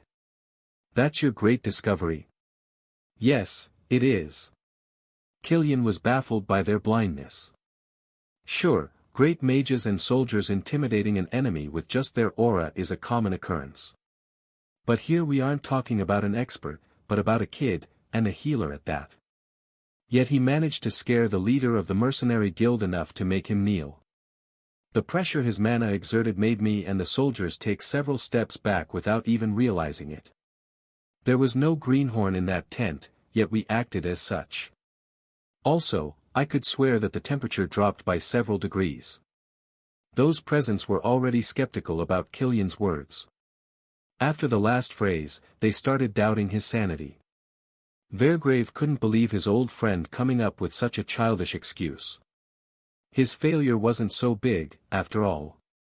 Killian could see the doubt in their eyes, but he didn't let it discourage him. Think about it. How come he is the only survivor of the ambush that took the lives of a whole unit of the Queen's Corps? How come he is single-handedly solving the plague? How can he strike fear in battle-hardened veterans? His words struck a nerve. There were still too many questions left unanswered. I am almost certain that he is hiding his real skills. I believe that he is capable of much more than just healing. No one can release a killing intent like that without talent and lots of practice. I suggest we change his evaluation from A to S, but only in the royal records. The idea that Lith was a talent on par with Manohar or Hathorn, with enough patience to keep his act for so long since so young, was too disturbing to dismiss it without further inquiry. If Killian is right, then maybe he really is an awakened one. The Queen used their telepathic link to share her worries with her husband. Agreed. We must ask Lady Tyrus to make haste, she's the only one that can discover the truth. Meanwhile their conversation went on, an alien force started to seep in the world energy, creating ripples that reverberated through the entire continent, that only beings attuned with the world could perceive. Tyrus the Griffin, right under the throne room, Ligane the Dragon, from the north, and Salaark the Phoenix, from the south, they all turned their heads in the direction where the encampment was settled. Rarely something capable of piquing their curiosity happened, and distance was no obstacle when they wished to speak to each other. It's not an awakened, nor someone attempting to become a lich. Tyrus pondered. And definitely it's not an abomination turning into an eldritch, nor a monster evolving into a guardian. I've never seen something like that before. Salaark added. Ligane was left with nothing to add but the obvious. That leaves us with a question, what the heck is that then? No one would have ever believed Milea Janice, if she told how before becoming the Gorgon's Empire's magic empress, she was just a second-rate magician of humble origins. What set Milea apart from her fellow students, was that despite she hadn't been deemed worthy of being accepted into one of the big academies, she had never stopped believing in the infinite potential magic held. Ever since she was a child, she had read the stories of the Magi of the Empire until she knew them by heart. Many of them have an unclear past, were considered trash for most of their lives, until they have found their path to greatness. Whatever they discovered, I can find it too. Talent is not just innate, you have to develop it. There must be a way to break through my limits. So, Milea decided to follow their lead instead of accepting a menial job, like the other graduates from the minor academy, the Red Basilisk, she attended. Milea didn't visit the hometowns of the Magi, nor she traveled through the places recorded in their biographies. Gods know how many people journeyed through those locations. If there ever was any clue, it would be already known. Worst-case scenario, the first one to found their legacies took them for himself. She thought. So, Milea decided to bet everything on rumors and legends, hoping to find the proverbial kernel of truth. What she found, instead, were tourist traps and hoaxes that costed her most of her savings, and in more than one occasion, almost her life. After months of useless traveling, she had lost over 10 kilograms, 22 pounds, the care for personal hygiene and most of her trust toward mankind. She wasn't a beauty, but a fresh and naive 16-years-old girl had a strong allure to certain men, and since she traveled alone, Milea was often considered an easy prey. At least until she revealed to be a mage, and left her assailants crunchy and well-roasted. One day, she heard of a cursed mountain, from which no one ever returned. Some rumors talked about an evil spirit dwelling into a cave, others stated that on the mountain slopes there was a gateway to the netherworld. When she expressed her interest to visit such place, no one offered to accompany her and the locals tried to discourage Milea. In her experience, that was a plus. It meant there was really something. Reaching the destination with a flight spell proved to be child's play. There was no trace of monsters, the birds chirped loudly while fawns and squirrels would fearlessly come close, letting her cuddle them until they lost interest in the new visitor. The surrounding vegetation was so lush, that Milea thought it had to be the most elaborate prank she had ever suffered. More than cursed, the place seemed out of a fairy tale.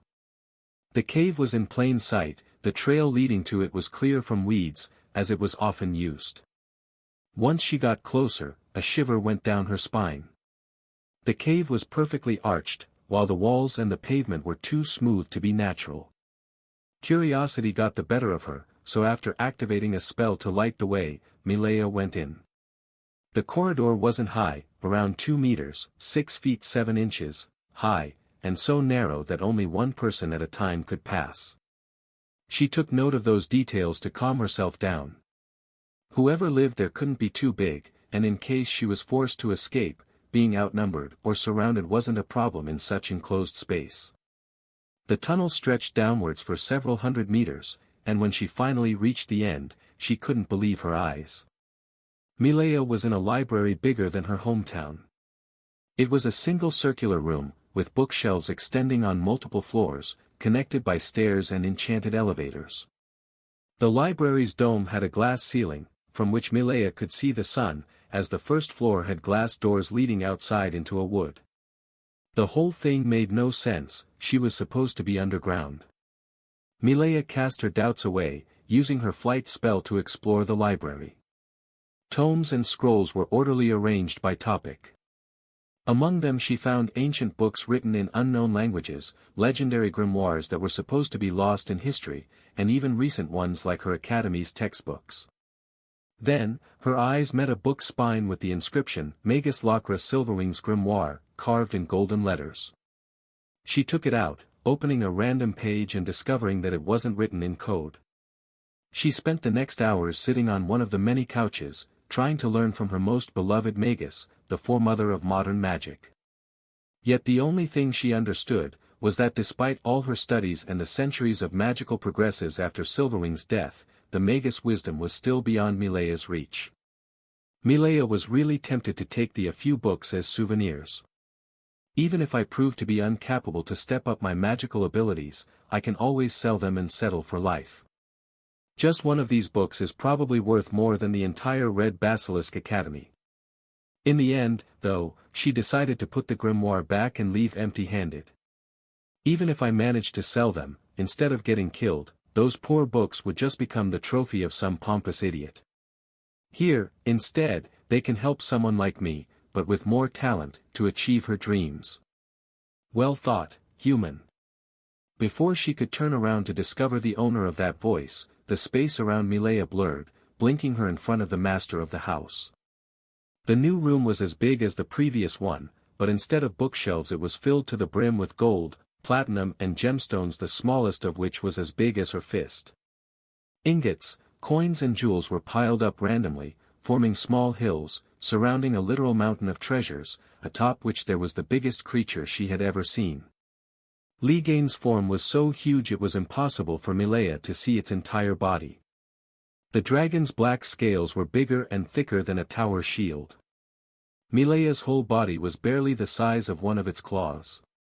She couldn't avert her gaze from the creature's yellow eyes, the pupils a vertical slit, resembling those of a cat.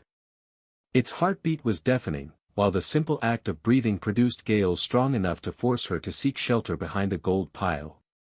"I'm sorry," it said after noticing her distress. "I almost forgot how fragile humans are." The noise stopped, and so did the wind. "You have come into my home and acted as a guest, and that deserves a reward. You didn't arrive here in a righteous frenzy to slay the beast, nor acted as a marauder, giving knowledge the respect it deserves." Now that the fear was leaving her body, Milea could notice the bony protuberances on its head, resembling a crown, and the gentle curve of the enormous membranous wings resting on its back. "Choose one thing, in my home. Be it riches, knowledge or a weapon, it's yours to take." "I want knowledge," she blurted out before the dragon changed its mind. Li Gain chuckled in satisfaction. It was an interesting fellow indeed. Name a book, and it will be yours. I don't want a book. The knowledge I want, it's yours. Please, teach me how to become a Magus. Li Gain was flabbergasted. That was something it hadn't predicted. So be it. It nodded. In the following months, Li Gain taught Milea the secret of the awakened ones. Very few magi in history weren't awakened ones. The principle behind it is simple, but achieving it is incredibly rare. No matter how strong a mana core is, it cannot generate a flow strong enough to be detected. The only way to awaken is being able to perceive the world energy that surrounds us, and let it flow inside you. Milea was sitting cross-legged, with her eyes closed, while Li Gain was curled up around her, gathering a huge amount of world energy through invigoration, his version of invigoration. I'll use terms you already know for simplicity's sake, to make it easier for her to perceive it.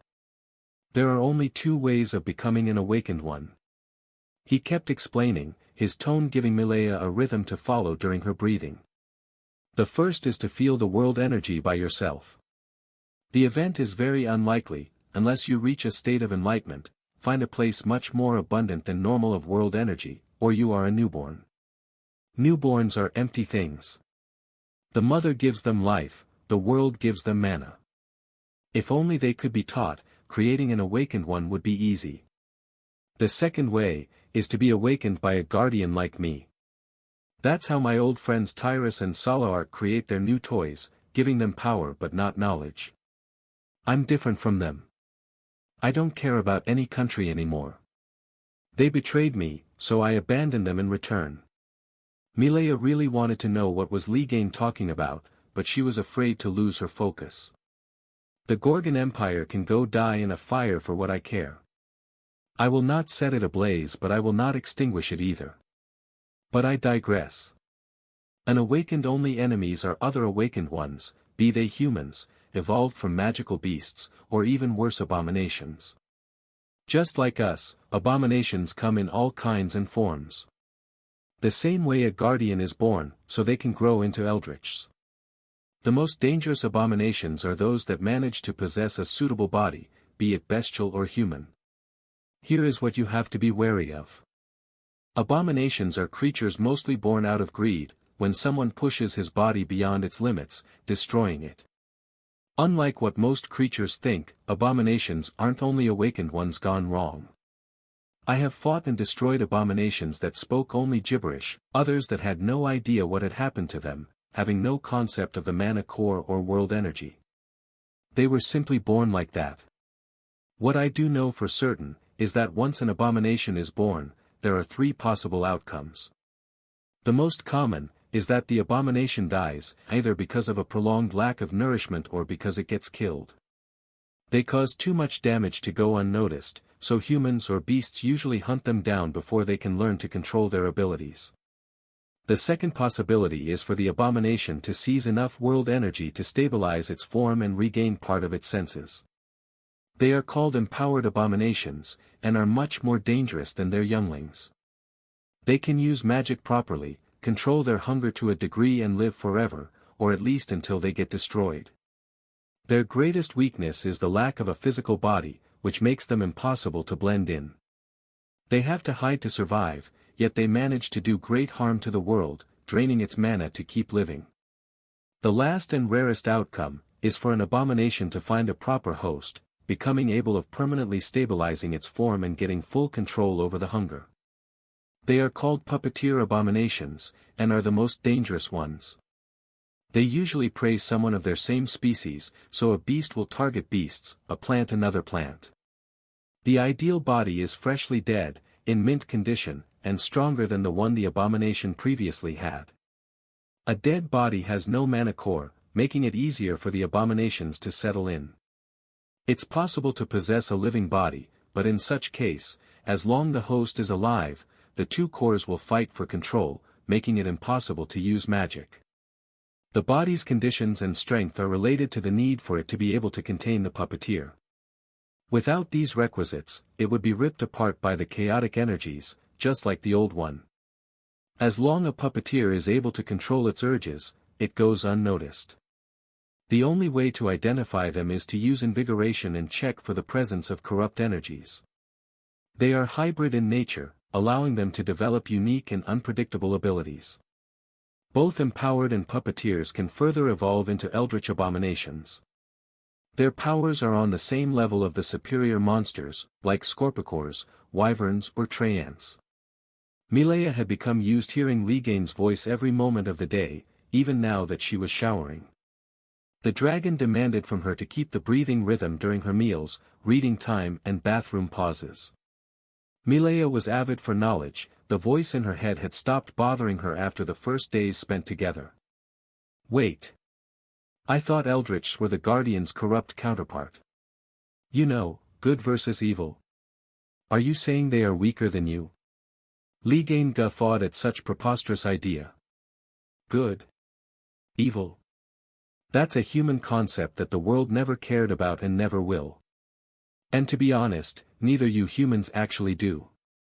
You just like to fill your mouths with righteous words, before feeding on those of your kin that are too weak to retaliate. Milea felt insulted by such cruel remark, but then she remembered all the fake offers for help she had received, all the misery and pain that her kind inflicted on itself in the name of profit or pleasure. So she changed topic. Well, good to know. A guardian abomination is too scary even to think about. How does one become a guardian? She asked. That's a complicated question. Do you know what the real difference between the magic you learned at the academy and the one I'm teaching you is? Milea shook her head while applying the shampoo. Human magic is egotistical. You try to do everything on your own, using only the mana that your body holds. That's why you couldn't use powerful spells before, because your mana core was too weak. Human magic forces its connection with the world energy, making a spell easier to cast, but doing so requires a great inner strength. Now, instead, I taught you how to strengthen the core and how to borrow the world's mana. It's like the difference between lifting something using only the arms and doing it while coordinating your arms, legs and back. That's a trait that permeates mankind's whole life, just like abomination's lust for power. That's why you can become true mages, even evolve into magi, but never before one of you became a guardian. To become one, you must accept the world, and the world must accept you back. Only by giving back what the planet has given you, it's possible to pass the world's tribulations and reach the guardian state. Milea sneered at her mentor's contempt. Really? And what did you give to the world? A huge scaly ass. They both laughed heartily.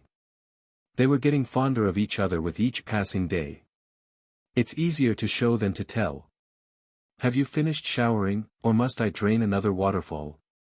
Ready when you are, smartass. A sudden gust of warm wind dried her up, covering her with a white silk Roman toga with a deep neckline and side slits that left most of her legs exposed. What the heck is this thing? It looks so ancient.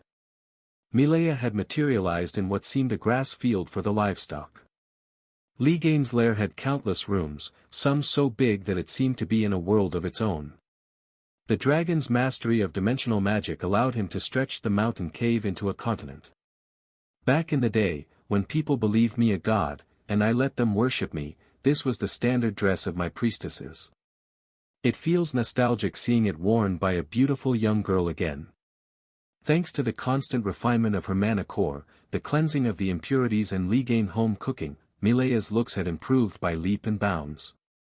She doubted her own mother would find easy to recognize her anymore. Wow, I would have never taken you for such a perv. Hey, I'm ancient, not dead. Back to your question, kid. Do you know why the Gorgon Empire is named so? Of course.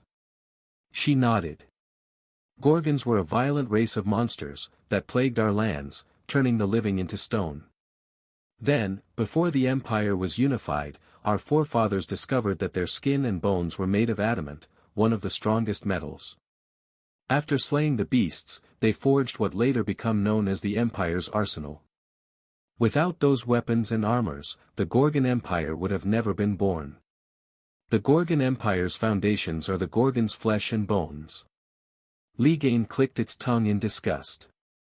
Propaganda. That's how you make a lie so close to the truth. They warped again, getting close to what in the distance seemed a herd of cows. Milea discovered they weren't cows at all. They had red eyes without pupils, and their skin was made by something that resembled opaque emeralds. They didn't react to the dragon, nor to the girl, lazily grazing the grass. Do they seem violent to you? Milea didn't hesitate caressing their odd skin. It felt like stone, but was warm and elastic to the touch. They were living beings, not stone constructs. Are these Gorgons? Yes. Ligain completed the question for her. Take a closer look at the grass, please. Milea knelt down, discovering that the grass became hard and shiny under the monster's breath, and that was such metal the Gorgons were actually eating. The real story is a bit different. Gorgons are a rare subspecies of magical beasts, that happens to spawn only in some regions of the Empire. If the bull or cow is too meek, instead of evolving into a tier bull-type magical beast, they become a Gorgon. Gorgons only eat adamant, and that's why they are capable of turning grass into adamant. Back in the day, before Davros was discovered, it was the hardest and rarest metal known to man. When your forefathers discovered the Gorgons, they made them breed, and once they had enough metal, they made sure Gorgons become almost extinct. So yes, the Gorgon Empire's foundations literally are the Gorgons' flesh and bones. Milea was flabbergasted. But why? Centuries of history were crumbling before her eyes. Because they were afraid others could steal their monopoly. And because if any more weapons were produced, they would have lost their market value. How do you know? Milea still refused to believe such story. Because I was there. Back when I still gave a shit about the Empire, I told them about the Gorgons. I taught them how to forge adamant. And then I had to spectate the slaughter. Why didn't you stop them? Unlike other guardians, I believe in free will. When your forefathers asked for my help after the Griffin Kingdom was born, I offered them my wisdom, not my power, and they accepted. And then they betrayed my teachings. Ligain's voice roared like thunder, his rage raised the temperature of several degrees. Don't you understand, already? My library, the animals, everything in this lair is what I am for the world. I am the keeper of everything and everyone that has been discarded before its time. I will right all these wrongs, but only when the time is ripe, and so are the people. That's why you abandoned the Empire. For the Gorgons. As much it was an act of unwarranted cruelty, Milea couldn't believe that her country was the only one without an active guardian for such reason. No. A species going extinct is hardly a novelty. I left because back when Locra Silverwing left her legacy and magic was born anew, the Emperor went back on his word, preferring the use of the slave collars instead of pursuing equality. I never joined the Empire because I cared for the glory or the riches. Everything you see here is mine. I collected it over time from forgotten cities and sunken ships. I never stole or pillaged, I salvaged these things like I hope to salvage your people. The promise was that in exchange for my knowledge, they would have built a fair society, whose long-term goal was equal rights for everyone. Instead they chose once again the easy way, betraying their own people, betraying me for the last time. The use of slave collars marked one of the Gorgon Empire's darkest pages of history. Milea was young, but not stupid. She could hardly blame Ligain's actions, especially considering that she would wear one too if things didn't change for the better. It took her a few days to find the courage to ask the dragon about one of her worst fears. Ligain, what's the origin of violent monsters like goblins, orcs or trolls? Are they an evolution gone wrong of magical beasts, or are they man-made? The question haunted her mind after reading some books. Seeing her mentor outrage towards human, she had started to doubt her kin more and more, especially after Milea found out that aside from rare exceptions, undead were all artificially created by humans. Some of them, yes. Humans have performed countless experiments trying to rob magical beasts of their magic, giving birth to the werfolk. Undead are simply a byproduct of their search for immortality. Those you mentioned, though, are what we Guardians refer to as the Fallen. Races that lost most of their magical abilities by going down the wrong branch of the evolutionary tree. As humans keep doing, if you ask me. Why, what did you think? I hoped they were the result of the abomination's work, to destroy mankind and rule the world. She blushed in embarrassment. The idea sounded incredibly silly now that she had said it out loud. Ligane softly smiled at her, patting Milea's head with one of its giant fingers. Kid, don't fool yourself. The world is in danger only if you small guys decide so. Abominations are natural magical disasters, they do not plot against anyone, nor do they care about world domination. They only care about survival, just like you. 2 years later, Milea left Ligane's lair, with a new set of clothes and a cape that covered her from head to toe. Her mana core wasn't yellow anymore, but bright blue, and as soon her body finished adapting to the changes, she would be ready to turn it violet. After expelling most of the impurities in her body, she had become faster, stronger and sturdier than most magical beasts. The reason for her disguise was that during those years, it wasn't only her mana core to have changed. She had entered as a scrawny girl, 1.52 meters, 5 foot, high, with frizzy unruly hair, and had come out as a 1.75 meters, 5 feet 9 inches, high woman, with long wavy honey-hued hair and gained 20 kilos all in the right places. Milea wasn't stunning, but she was a beauty nonetheless. Even warping 100 miles at a time, she needed to rest, and didn't want to make a massacre on the way home. Her achievements allowed her to join the Gorgon Empire's Magic Council at only 23 years of age, becoming its youngest member ever. At 27 she was crowned Magic Empress, and her rule began. Gorgon Empire, 1 week before Lith was summoned to the encampment. After over a month of fruitless investigations, Milea's spies had found out the details about the situation in Candria. The existence of a highly infective plague thwarted her plans of invasion. The report spoke about it as something that defied logic and all the rules of light magic, leaving flabbergasted even her best healers. Attacking now was suicidal. If the plague could be spreaded through the deceased, the Griffin Kingdom could use the infected corpses as projectiles, turning the army of mages the Empire had spent years to train in the most expensive field hospital ever created. In their shoes, that's what Milea would have done if cornered. As long the plague was contained, it was their problem, she had no interest in making it her own. As far Milea knew, she was the only awakened one in the Empire. Ligane refused to create others, and she didn't trust anyone enough to pass her secrets. If the Queen and the other 7 awakened ones at her service had yet to solve the crisis, Milea was afraid of what could happen if the situation spiraled out of her neighbor's control.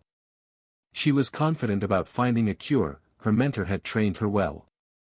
The problem was how much time would it take, and how exposed the plague would leave the Empire while she was unavailable. For that reason, she had all the armies at the borders withdraw and alerted all the best physicians, healers and alchemists to stand ready if necessity arose. She would read the reports along with the stolen medical files over and over, trying to understand the nature of the infection, but to no avail.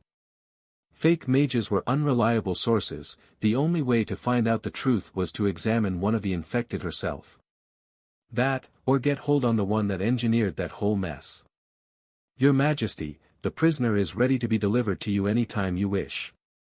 Milea nodded at her attendant with a sigh. She had ordered to carefully search Haytorn after her capture. Milea had predicted that the genius alchemist would have left her home country and attempted to reach one of the small states surrounding the 3 great countries. In such a place, her abilities would have been greatly appreciated, allowing Haytorn to rebuild her life from scratch and never having to look her back again. Going through the Blood Desert was suicide, only the tribes knew the safe ways to avoid storms and monsters, and if they caught her, death was the best ending Haytorn could hope for. Her only option was passing through the Gorgon Empire, bribing her way to the border. Haytorn had discovered at her expenses that the Empire was much less corrupt than the kingdom, getting caught in a matter of hours after her arrival. Koyan Haytorn stepped inside the throne room, her hands cuffed behind her back, chained along with her ankles to her waist. The countless hours spent working on her experiments had left her with a hunched back, that made her hard to walk without a cane. She looked at least 70 years old, with immaculate white hair in a bob haircut. Her clothes were in pristine conditions despite the traveling and imprisonment. The thing that struck Milea the most were the eyes. Hathorn's face was full of wrinkles, resembling a spiderweb, but her eyes were young and full of energy. Most importantly, they were cold and soulless, like she was the one in control. Milea looked at her with life vision, discovering several magical items that had escaped detection. Later she would examine them to determine if Hathorn's genius was to blame or her attendant's incompetence. "Your Majesty, you are really as beautiful as the rumors say." Hathorn didn't even attempt to hide the envy in her voice. Milea was over 30 years old, yet she hadn't aged a day past her 20s. "Spare me your niceties. Prove me you can be useful to the Empire and you'll live, otherwise, I'll send you back without wearing down my stairs again." Milea pointed at the balcony. Hathorn scoffed at her words, spitting in disgust.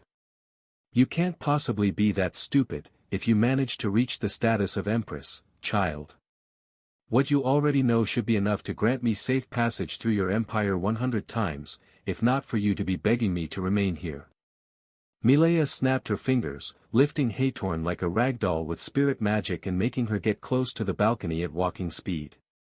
Suddenly Hathorn didn't feel so confident anymore, she valued her life above everything. "Wait.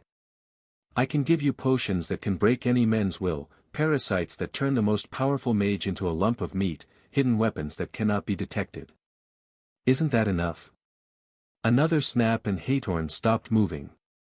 "What you are offering me are new forms of slavery, diseases that can raise a country, tools that even the lowliest of fools could use to kill a powerful mage. Just one of those things could destroy the world as we know it." Milea couldn't believe her own ears. "Weapons don't kill men. Men do. I am only an artisan, I'm not responsible for what others do with my creations." "That's where you are wrong." Milea was outraged. "You create without thinking of the consequences, selling nightmares to whoever can afford them. Power without control is the greatest madness. Naive fool, with my help you could have ruled the world. Instead you chose to die for your pathetic ideals." Hathorn pushed one of her teeth with the tongue, releasing from her mouth a barrage of poison needles, each one enchanted with a small array that would allow it to ignore air magic. Milea simply raised her hand, blocking all of them in mid-air, like time had stopped. Hathorn was still shocked, when the needles turned around and darted again, striking her to death. Milea destroyed Hathorn's corpse and belongings personally. The legacy of such a monster couldn't be allowed to survive. Gorgon Empire, the day Lith killed the 3 Talons. "Why are you staring so intensely at the window?" Milea asked. "Because something unknown is happening, and it's baffling us Guardians." Ligane replied, tapping with his clawed finger on the frame. After Milea had become Empress, she had managed to convince him to give the Empire a second chance. The deal was the same as in the past, knowledge, not power, in exchange for whatever law or regulation he wanted to be implemented over time. Unknown how. Milea considered her mentor to be nigh omniscient and omnipotent, something unknown to him couldn't be good news. "Look at it yourself." Ligane's human form hand touched her forehead, allowing her to share his vision. Very far, somewhere inside the Griffin Kingdom, the world energy was seeping violently into a small figure, while the small figure emitted a pillar of darkness that the world accepted as its own. That's the beginning of a world's tribulation. Someone has been recognized by the world and his offer accepted. Someone is becoming a guardian. Milea almost choked at the thought. Heavens, no. Not even close, but it's a beginning. There are countless tribulations each year, and they end up in failure. What's baffling is that the darkness is typical of an abomination, but it's not. The tribulation is the one that usually happens to beasts, but it's not. The mana it's drawing upon seems human but it's not. Milea caught his drift. "So, what are you going to do about it?" "Nothing." Whoever it is barely stronger than you were when you found me. Also, I don't care what it does, as long it doesn't mess with my turf. It's Tyra's problem, not mine. Griffin Kingdom, Lith's tent. Since the tribulation had started, the Talons had been experiencing excruciating pain. The darkness that surrounded them wasn't eating their life force like it was supposed to, it was robbing them of their lifespan. They aged decades each passing second, their nails and hair growing non-stop to absurd lengths. Please, stop. One of the women managed to beg with a hoarse voice, her body dried up and thin like a mummified corpse. Shut up and die. Lith replied, making the energy pulse even stronger. He didn't care anymore for information, their numbers, or the contractor's identity. He wanted all of them to die, no matter if young or old, noble or commoner. He had grown sick of mankind's madness, a culling was needed. Unbeknownst to him, the world had heeded his call and was considering the offer. The energy coalesced around him, into an aura that resembled a much bigger figure, enveloped in fire and shadows, with claws on his hands and wings on his back, before dissipating. No trace was left of the Talons, the energy storm disappeared as fast as it had come, leaving Lith and Solus flabbergasted. Aside from the pungent smell of decay and his once again tattered clothes, there was no trace of what had just transpired in Lith's tent. Solus' gauntlet form had completely recovered from all her injuries, and was now brimming with power. What the heck? Death call shouldn't work like that. It was like an entirely different spell. Well, for what's worth, you also seemed an entirely different person. Your eyes turned inhuman, and when the energy flow reached its apex, your whole body started to pulse according to its rhythm. You had started to mutate into a... Solus couldn't find the words to describe the monstrous silhouette that had almost overlapped with Lith. Thing, but thanks heavens everything stopped before it was too late. Lith had no recollection of such changes, but by checking Solus' memories, he was able to see what exactly had happened. After his eyes had turned yellow, glowing from the inside with a vertical slit pupil, the dark aura around him had taken a physical form. Instead of shadow tentacles, his body had released emerald flames, while the shadows in the tent had seemingly taken life, attacking the Talons along with the flames. The result was sadly impeccable. Nothing had survived the joint assault, not even the weapons, leaving him empty-handed for his troubles. Lith had never experienced anything like that, so he sat cross-legged on the floor, activating invigoration in search for answers. He first scanned his body, then the mana core, finding out that nothing had changed. Then, he did the same thing on Solus, but the results remained the same. Everything had happened so fast that it seemed to be just a dream. Yet he felt emptier than ever, like he had grasped something meaningful just to forget it a second after waking up. He tried several times to conjure those energies and sensations, but to no avail. More confused than ever, he wore his plague doctor uniform. Killian would arrive any second now, and Lith was eager to iron out the last steps of the cure and get back to his life. Despite their strong, almost friendship-like bond, Tyrus didn't like how Ligane had left their communication channel open, while he was discussing the anomaly with his new apprentice. Not only because that had triggered Salurk's hilarity at her expenses, but also because it had struck a nerve. The anomaly was in her turf, adding another responsibility to her already heavy workload. Unlike him, she hadn't slept peacefully over the last centuries, giving the middle finger to all the problems of his country and only taking action when something major happened. Nor she had a fine-grained control over her subjects like Salurk, allowing her to delegate at least some of her duties to trustworthy awakened ones. Her role as a guardian wasn't to keep, or dominate, it was to spark the change. Tyrus had triggered the unification of the Griffin Kingdom, prompting others to follow its example and putting an end to centuries-long wars. She had taught true magic to Lakra Silverwing, who in turn had managed to adapt it in forms that ordinary people could use, spreading a groundbreaking knowledge that had improved the lives of millions. With every passing century, she was more tempted to throw in the towel and just mind her own business. Nudging a country in the right direction without directly interfering, while keeping the balance was a mammoth task.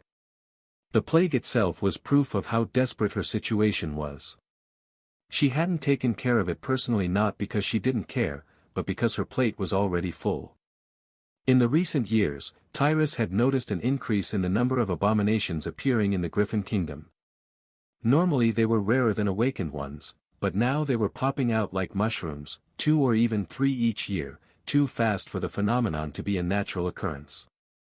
The origin points were always near the borders of the kingdom, where her senses were at their weakest, so that Tyrus would notice only when it was too late. She was convinced to have understood the twisted logic behind the Griffin Kingdom being the only target. Ligane wouldn't have cared, while Salaark, thanks to her servants, would have found the source of the threat faster than Tyrus ever could. Someone was using her to test the powers and resources of the Guardians, but Tyrus had no idea why. She would have loved to ask her colleagues for help, but Guardians were highly territorial. Even if each one of them supervised 1/3 of the biggest continent on the planet, it was never enough, they could barely tolerate each other. The anomaly was but a small potato, it could wait. First, she had to put an end to the abomination threat, then she had to make sure that Arjun was really dead and give the corpse a new 7th member. Only then she would take a look at the anomaly. All the while hoping that the kingdom would still stand by her return, that her descendants would manage to avoid a civil war. Just the thought of all she had to do, gave Tyrus an headache. She sighed deeply, while Mother Earth, her invigoration technique, informed her that another abomination had appeared near the northern borders. "I really need a vacation," she said before warping away, to catch her mysterious opponent before it could flee again. After learning that her treatment was almost complete, and that Lith would leave soon after he was done with her, Nindra had become quite assertive. She would often sit straight as an arrow, emphasizing her breasts, fiddle with her hair or laugh heartily whenever he would say something barely close to being funny. Not to mention she would prolong physical contact for a couple seconds longer than it was appropriate. "Can't you at least tell me your name? I don't think your parents were so imaginative to give you an abstruse name, so there's no harm in me knowing it," she said while Lith was removing the last parasites from her arms. After that, she would be completely healed, and after giving his final report to Vergrave, Lith would be able to go home. He couldn't wait to get out of the tent. With the excuse of privacy, Nindra had convinced him to close the curtain, and was whispering every word in his ear. Being subject of a woman's affections that wasn't his relative or a kid, was arousing ancient instincts, of which the rumors about their death had been greatly exaggerated. "I'm sorry, but that's classified," Lith replied with a husky voice, like he had a tennis ball stuck in his throat. In another life and other circumstances, he wouldn't let such an opportunity go to waste. Alas, it was the right person but at the wrong time. "Also, Miss Luce, despite being flattered by your attentions, I'm afraid that without this mask, you would discover I'm a little too young for your tastes." She giggled, making her hair tickle Lith's skin, making him almost wish to throw away the mask and experience a true kiss after over 13 years of abstinence. Almost. The situation was quite different from his mad crush for Professor Nailier. His emotions were in check and his priorities straight. He realized that even if Nindra were to accept him despite his age, which according to the New World moral customs was far-fetched, would mean violating every security rule of the camp. It would likely cost Nindra her life and him all the reputation and trust gained so far, branding Lith like a lustful idiot. So, he quickly finished his work and pulled back the curtain, regaining some personal space. "Nindra Luce is officially cleansed," he told to the guards. "Escort her to the 3rd block for the final checkups before her release. Miss, I'm sorry we had a rocky start, but it was a pleasure to meet you." Lith extended his hand like during their first meeting, only to have it ignored again. Nindra hugged him tightly. "Thank you so much, Doctor. I spent my days here waiting for death before your arrival. I really hope sooner or later I will be able to make it up to you." It was just a subtle movement, but she managed to rub her hips against his during the hug, with predictable consequences. "If you ever change your mind, you know where to find me," she said with one last whisper before letting him go. The guards and Killian extended their hands too, but much to their disappointment, she just shook it while smiling. "Ready for your last report?" Killian asked with a tinge of envy in his voice. "Yes. Now that the last cure has been perfected, there is nothing else for me to do here." The two men walked in silence, but Lith and Solus talked all the way to Vergrave's tent. "It's really flattering for such a woman to be attracted to me without even seeing my face. It means she really appreciated me as a person, instead of for my looks. Yeah, but I'm inclined to say it's more likely to be just the suspended bridge effect. Not to mention you are the only decent man she met during her imprisonment.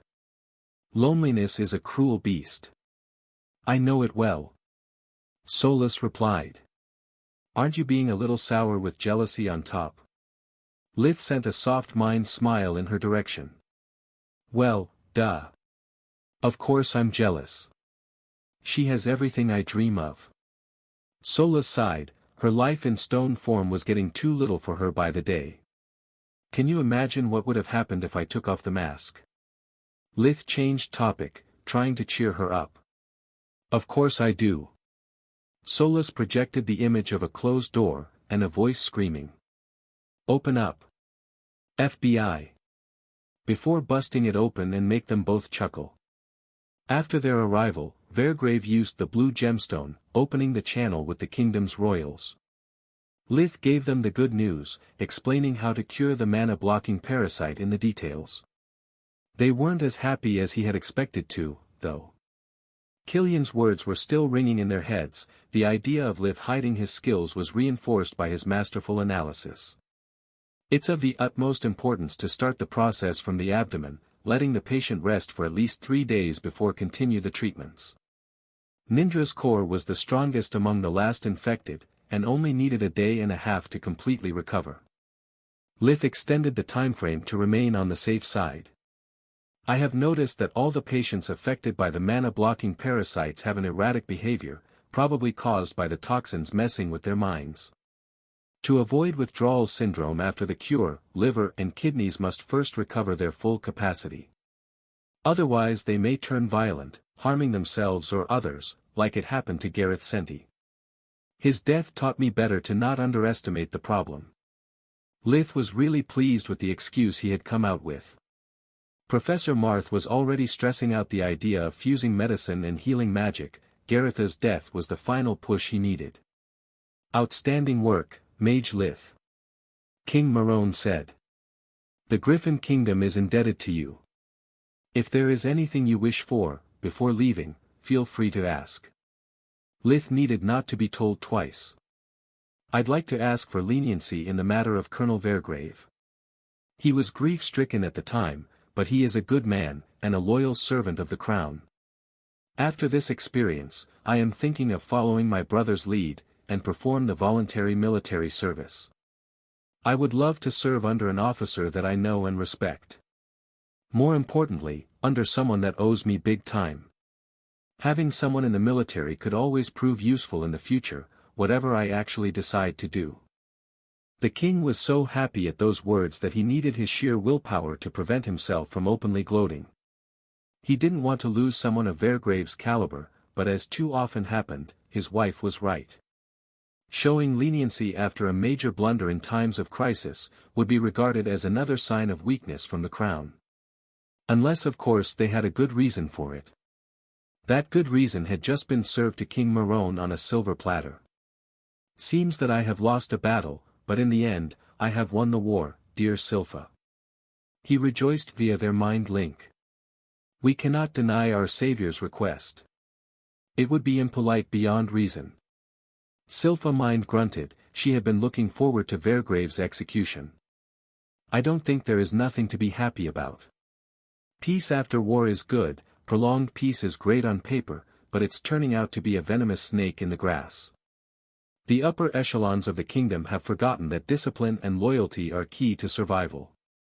They are so engrossed in their dirty secret pleasures to turn lazy, profligate or even treacherous. I am already purging the Mage Association from the bad apples. Keeping them on their toes is the only way to make them fall back in line. The army needs some pruning too. Vergrave would have set a perfect example. No matter how loyal, influent or successful one is, treason has to be punished fiercely and mercilessly. Endangering the kingdom, no matter if by mistake or on purpose, must be treated as treason, otherwise all officers will come up with excuses or pettifogger arguments. I partially disagree, Silpha. Morone replied. Everything you said is right. The decline of the kingdom is due to our and our predecessors' inability to recognize the temptations that the long peace aroused in our most dissolute subjects. Killing Vergrave, though, would set a dangerous precedent. If loyalty and past success hold no value, then there would be no way to inspire devotion in our officers. They must know that their actions, be it time of peace or war, matter. Otherwise we would have only lazy bums that do nothing, afraid of making a mistake that will cost them their lives. Leniency, if bestowed at the right moment, is not weakness, it's strength. Silpha wasn't convinced, but felt some truth in her husband's words, so she didn't raise any more objections. Still, I don't like this turn of events, it's too sudden. Vergrave's life will hang on a thread more in Litha's hands rather than ours. He's been waiting for his death for so long that the sudden relief could potentially compromise his loyalty. He is bound to feel indebted to his savior, especially after having wronged him many times. If Killian is right, we are facing a first-class schemer, who is bound to have a hidden agenda. Morone's good mood popped like a bubble. Gods, I hate when you are right. Maybe you and Killian are just overreacting. He may be a dangerous sociopath, but is still very young. I don't think he can plan so far ahead. Think what you want. I never underestimate an opponent, especially one that might be a natural awakened one. I'm really curious about what Tyrus will do if our suspicions are right. The king, the queen and Salurk's feathers were all artificial awakened ones. There were only a couple differences with a natural one. The first was that despite their physical aging much slower than normal, their lifespan wouldn't be extended much. Where a normal mage in good health would live around 100 years, they could live around 150, but rarely more. The second and more important difference was that they had no idea how to turn others into awakened ones. They all had been kept unconscious, while the guardians had emptied their mana cores, allowing them to perceive the world energy upon waking, in a way much similar to Hathorn's parasites after their removal. The incomplete awakening was the last safeguard against betrayal the guardians had devised, and why both Tyrus and Salark only bestowed such power to a fixed number of humans at the time. Do you think she would conscript him or just kill him? Morone pondered. In her shoes, I would either kill him, to stay on the safe side, or take him as apprentice, friend, boy toy, whatever rings her bell. Just like Ligane did with the current Magic Empress. Tyrus already had a human husband, giving him an offspring.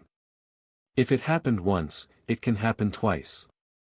By the gods, he is just a child. The thought disgusted Morone deeply. And she is millennia old. Waiting a few more years or even decades would not be a problem. Litha's request took everyone by surprise, even Killian and Vergrave. After the communication ended, everything that the queen feared happened like in a script. Having removed the sword of Damocles that had hovered above Vergrave's head for so long, the colonel was on the verge of tears. Thank you so much. He couldn't stop himself from holding Litha's hand like it was a lifeline. I'm so sorry for misjudging you. I can't wait to see my family again. Killian took out Vergrave's last will from his pocket and burned it on a candle to celebrate the crisis' double happy ending. If you ever need anything, don't hesitate to ask.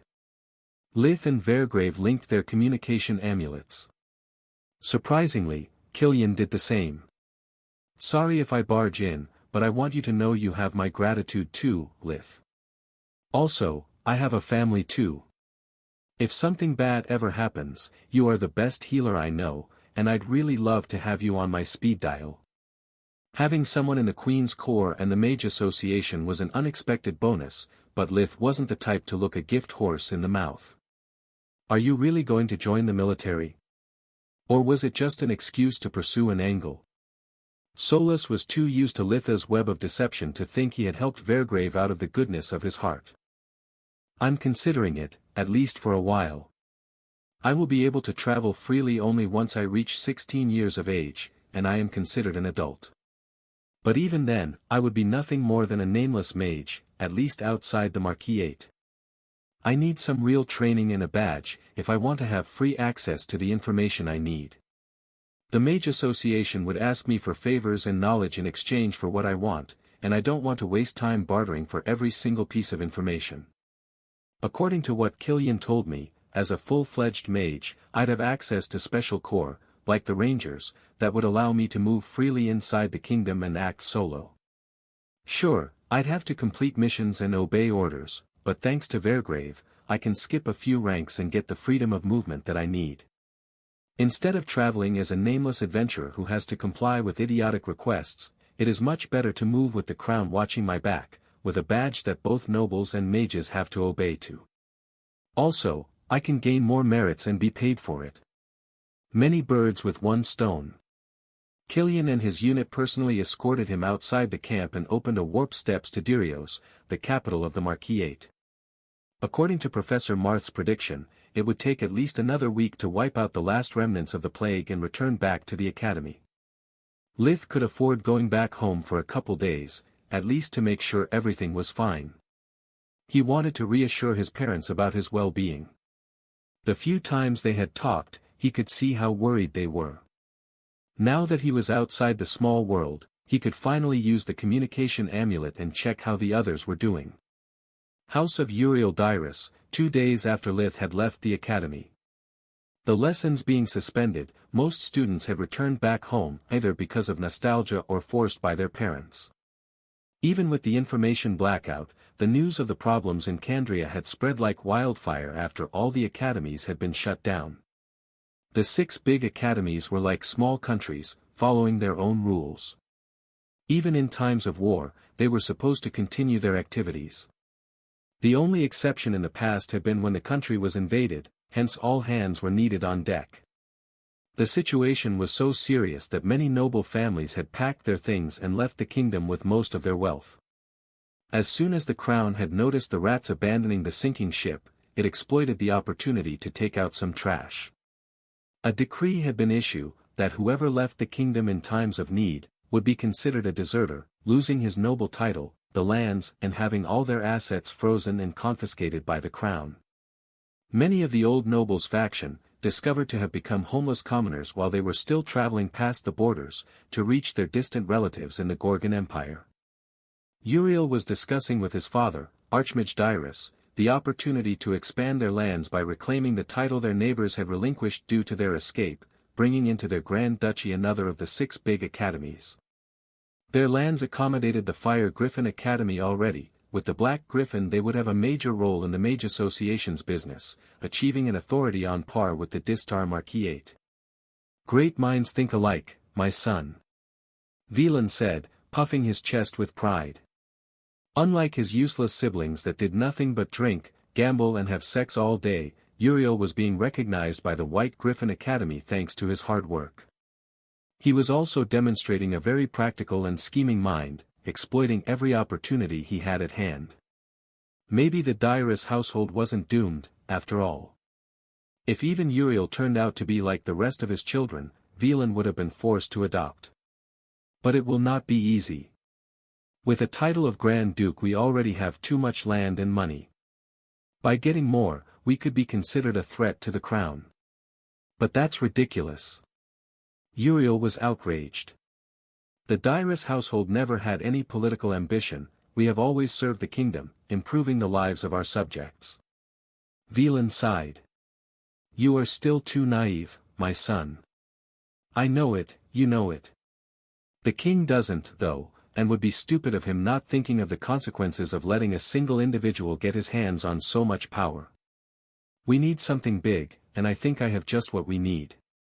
Being his heir, Velan shared everything with Uriel, because he trusted his judgment and because he wanted to prepare him for the moment when he would inherit everything.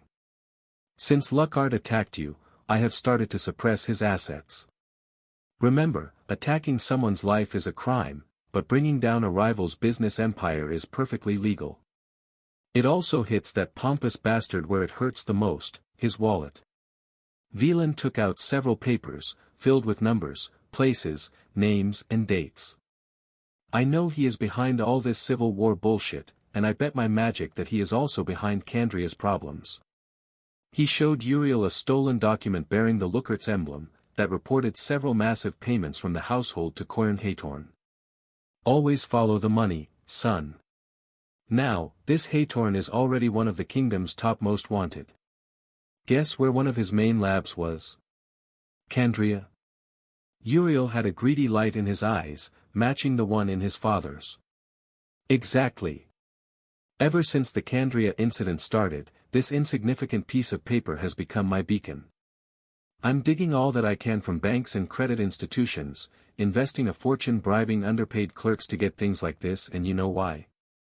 Because if Haytorn turns out to be the one responsible, and we can link her to Luckart, we can legally get rid of him and get the Black Griffin too.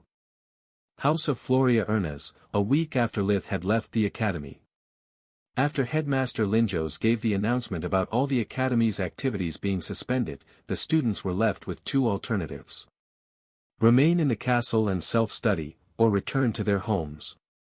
The professors were busy helping with Kandria's situation, either by providing materials, magic ingredients, or searching for Manohar, but the academy would remain open. Its size was the same of a small city, many clerks and their families lived there, just like most of the kitchen personnel. Several students were orphans or had complicated family situations, hence once admitted, the academy would be their home until graduation or expulsion. It was one of the reasons that galvanized all those of humble origins to give their best in their studies, to the point of overcoming their limits. Once in the academy, they would never again fear cold, hunger or the abuses from their relatives or caretakers. For them bullying was a small price to pay, because at least in their rooms they were kings and queens. Before departing, Uriel had offered the girls hospitality in his home for as long as necessary, but they had politely refused. Time, stress and the growth spurt had brought him to bloom as a man. Whenever he wasn't focused on his magic studies, Uriel would hit on girls, jumping from one to another like a bee dancing among flowers. Floria didn't like how often she had caught him staring at her legs and ass, just like Freya couldn't stand how whenever they started a conversation, it seemed to be directed at her bosom, since his eyes would rarely move from such spot. My eyes are up here. She would often repeat, achieving only a temporary truce. Quilla was the most bothered of the three since he would not give her a look, unless by mistake or for asking her advice about school subjects.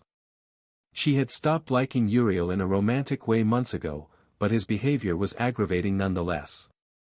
With his looks, charms and status, Uriel was a lady killer, and receiving his attentions was a badge of honor for all girls, relegating the ones he ignored to the homely girls' club, of which Quilla's cruel peers had made her a founding member. So, when the opportunity arose, they all left the academy's toxic environment and moved to Floria's house. Freya was determined to not follow her mother's plans anymore, to the point of sealing her communication amulet in a dimensional object to not have to hear from her again. Floria lived in a duchy quite far from the academy, but thanks to the use of warp gates they reached her home in less than an hour. The manor was surrounded by high white crystal walls, generating an array that prevented anyone from flying or warping past its boundaries without the use of a special amulet. The park around the manor extended as far as the eye could see.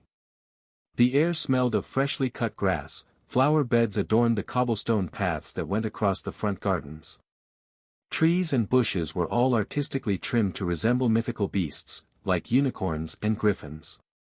Even the benches, offering cool shade to the visitors, were made of white marble and engraved with runes that made them water and dirt-proof, keeping them dry and clean no matter the weather.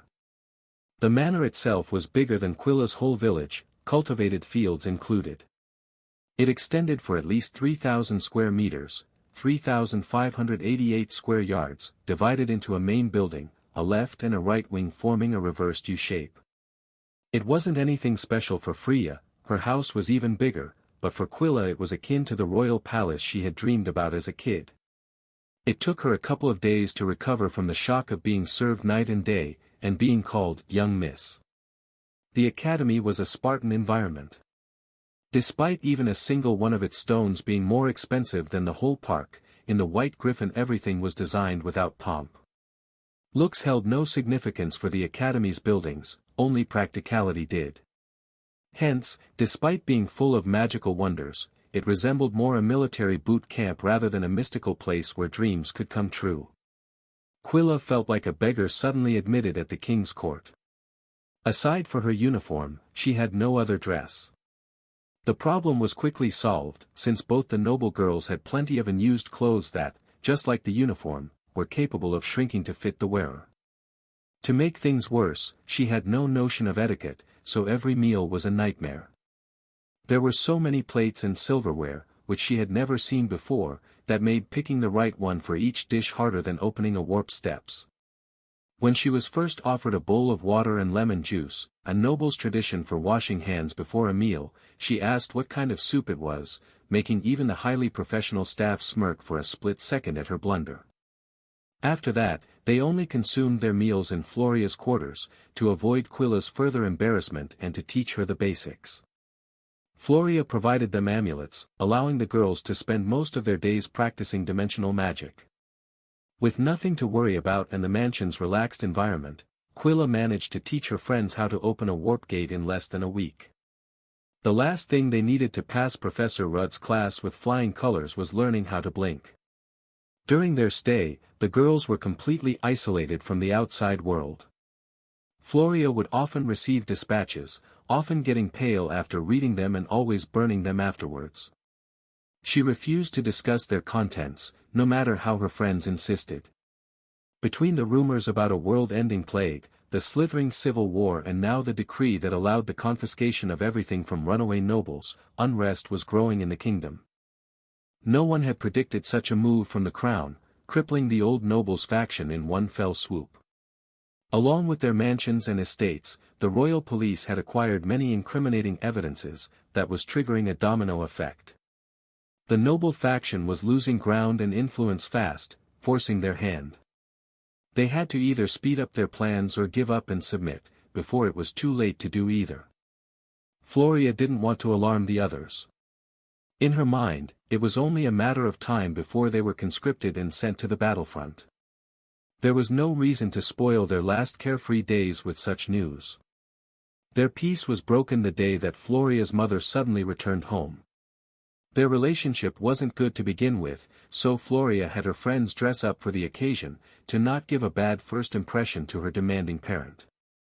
After they were summoned in her mother's chambers, Floria instructed them about what to say and how to behave. After your introduction, just make a curtsy and then only speak when questioned. Try to keep the answers short, if she starts nagging at us, we'll lose all day.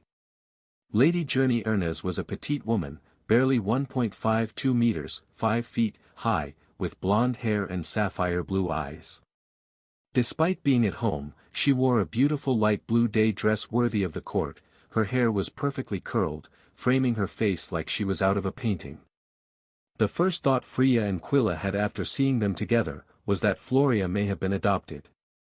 The two couldn't be more different. Journey had aged gracefully. In her soft round visage, there was still a spark of youth. She was quite different from the monster Floria had described time and time again. "Mother, it's wonderful to have you back," Floria started to say, but Journey froze her with a stern look.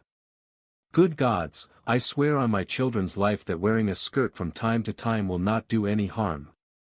How can we find you a husband if you dress like this?" Floria cursed inwardly at her stupidity. She had been so worried about her friends to forget about herself, still wearing her training suit and smelling because of the physical exercise. "I'm really sorry, Where are your manners? You should first introduce your friends to me.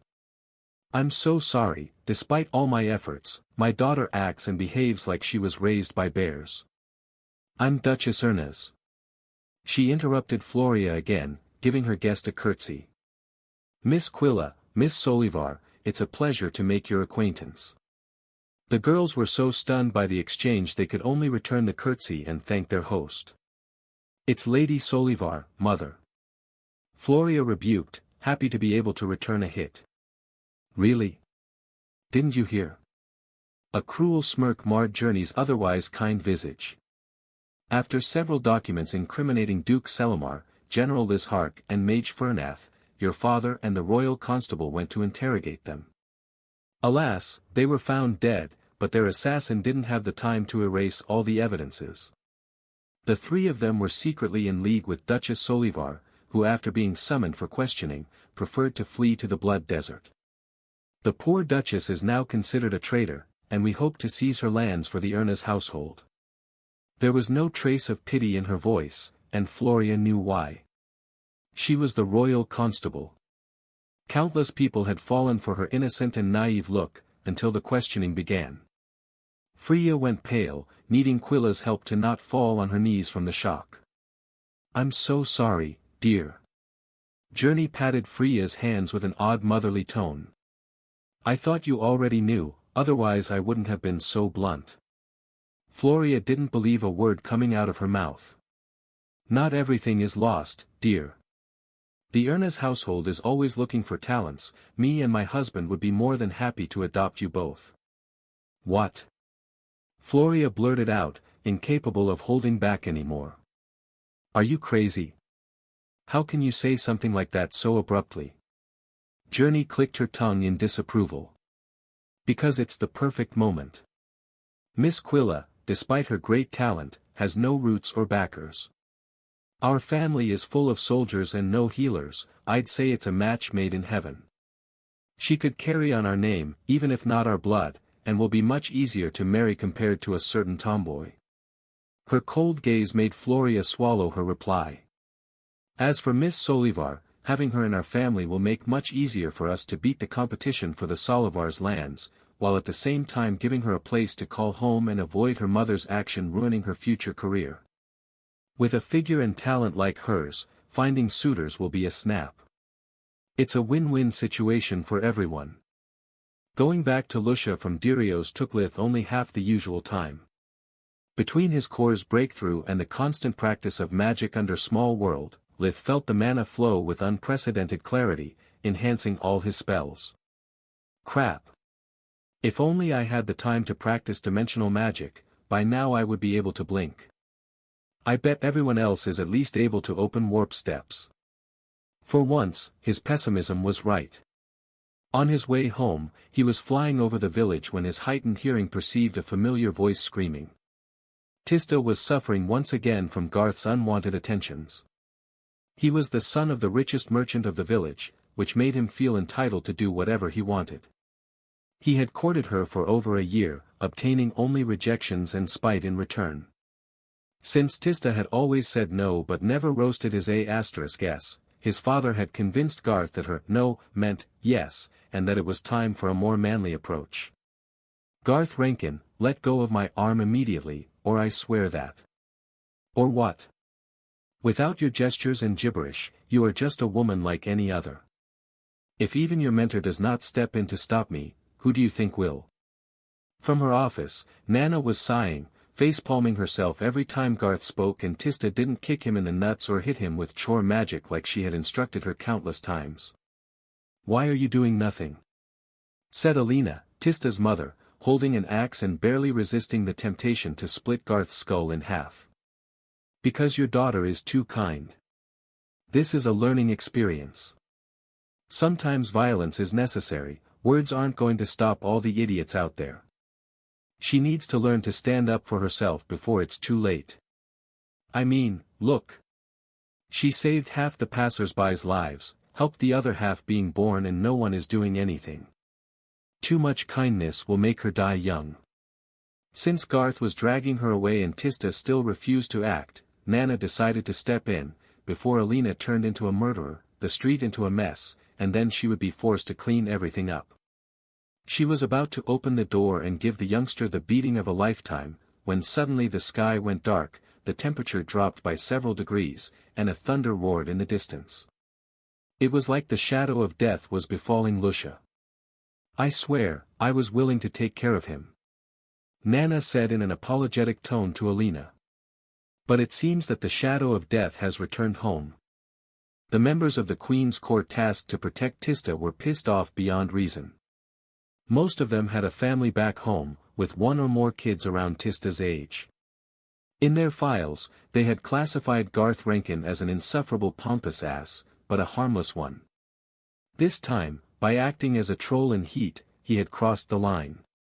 The only reason why he was still alive instead of chopped to pieces, was that unless in case of a deadly threat, their utmost priority was to remain undercover. They had to wait either for him to push his luck or to go away from prying eyes before intervening.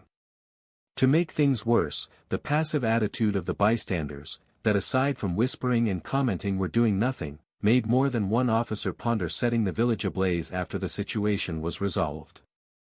In their eyes Tista was basically a saint.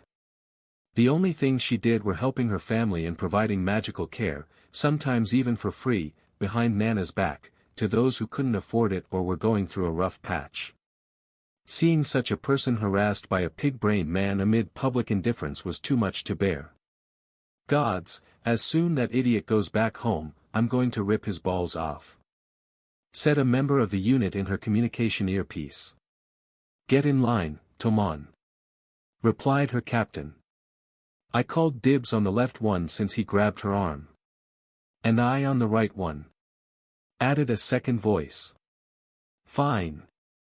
Then I'll cut his dick and have him choke on it. No one laughed, it wasn't a joke. The problem with long-term detail assignments was that once you knew your target better than your own family, it was natural to get attached. Being professionals, they were able to keep their emotions in check, but that didn't make them one bit less ruthless or dangerous, only worse. So, when they recognized the environmental signs of a powerful mage being royally pissed, they moved away to better enjoy the show. Snacks and bets were the natural follow-up. Okay, guys. Garth getting killed is 1.1 to 1, maimed 3 to 1, crippled 2 to 1, going home unscathed is 100 to 1. When overwhelmed by emotions, it was natural for even fake mages to affect their surrounding by subconsciously connecting to the world energy. Lowering the temperature, summoning strong gales, it was all mistaken for an involuntary use of first magic. The stronger the mage, the stronger the effects, that was the rule. Litha's situation was quite different though. Being an awakened one, his thoughts were naturally connected to the world energy, so his inner turmoil would have a bigger impact than normal. Unbeknownst to him, after being accepted through a world's tribulation, the surge of his violent emotions would trigger the planet's attention, making the resonance even worse. That was the reason why clouds were gathering, a thunderstorm brewing. Nana and the Corps members thought it was a spell, but it was merely a reflection of Litha's fury. Lith, I know you are angry, but you must hold back, Solus warned him. Not this time, Solus. I get you love unicorns and rainbows, but the fucker went too far. There is no place for mercy. Mercy? By my maker, he can die in a fire for all I care. I meant that there are several witnesses, including some powerful magicians, maybe from the Corps. They are supposed to watch your family after all. So do your worst, but do not blow your cover. That pig is not worth it. Having doubted Solus' loyalty only made Lith angrier, making Garth's tab even more nasty. Yet she was right, he had to be careful. Maybe. Lith descended quietly instead of making a crater on the ground like he would have loved to. His eyes were closed shut, perceiving his surroundings only through earth magic and Solus. Lith knew that if he looked at the bastard's face, he would lose his self-control. Yet the temperature kept plummeting, and despite it had been a sunny spring day until a few seconds ago, Garth could see his breath steam. The hair on the back of his neck stood up and his skin was covered with goosebumps from the terror. And he wasn't the only one. Litha's killing intent was aimed at all those present but Tista, Nana and his mother. Its intensity was similar to what Gareth Senti and Killian experienced, but with two big differences. Here there was no small world smothering Litha's magic, and while Gareth and Killian had been battle-hardened veterans, Lucia's residents were farmers and merchants. The worst thing they had ever experienced was being mugged. Garth's natural reaction was letting Tista's arm go like it was frenzied snake and wet himself. A warm puddle drove away the cold from his nether regions and feet. Most of the bystanders fell to their knees, some started to puke in panic, a few even fainted. Lil, brother. Tista didn't seem to notice anything, there was only Lith in her eyes now. Her warm smile and adorable voice made him all soft inside, turning the seething rage into a full-blown inferno. Tista. His right arm pulled her close in an embrace, while his right fist struck Garth behind her back with the strength of a sledgehammer. Lith held back, so instead of pulverizing his jaw, he just dislocated it, making Garth spat a mouthful of blood. I missed you so much. She was crying. Where have you been? I worried every day, fearing the worst. She was crying. I'm so sorry. Lith replied, holding her even tighter. I was on a mission for the Mage Association, but there was nothing for you to worry about. His arms held her close, but his hands and mouth kept moving, conjuring wind pillars that pinned those present to the ground.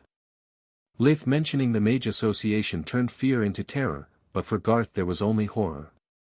He hadn't seen Lith in years, almost forgetting how monstrous he was.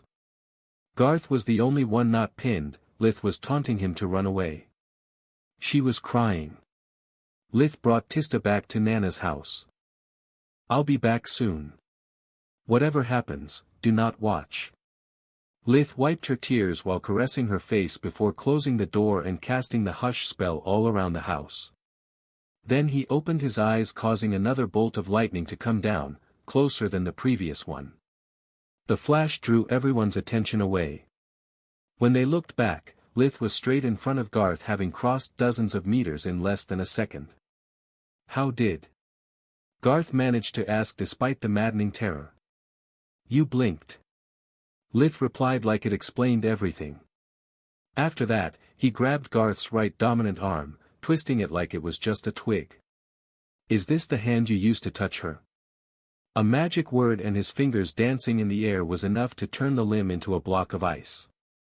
Lith twisted it again, shattering the arm like glass from fingers to shoulders.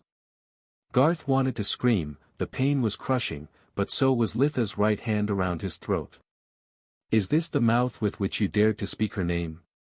The men from the Queen's Corps were laughing their asses off from the rooftops. That was a good line. I must use it the next time my daughter picks a bad boy, said one of the women of the unit. This is no laughing matter. The captain was suddenly serious. I don't care about the pig, he explained, facing their dumbstruck stares. I mean the killing intent. I can feel it from up here and it's twisting my guts. How the fuck can a 12-year-old be so ferocious? The whole unit sneered. Captain, what if that was your daughter? Asked his second in command. I wouldn't give a fuck if it was Garth Rankin, a prince, or the fucking king himself. I would rip him to pieces and no one would ever know. The captain's killing intent burst over the street, making even more people faint. That's how, replied the second in command. Now shut up, this is getting good. Gurid Rankin, Garth's father, had just joined the fray. Please, don't kill him. He is my firstborn and my heir.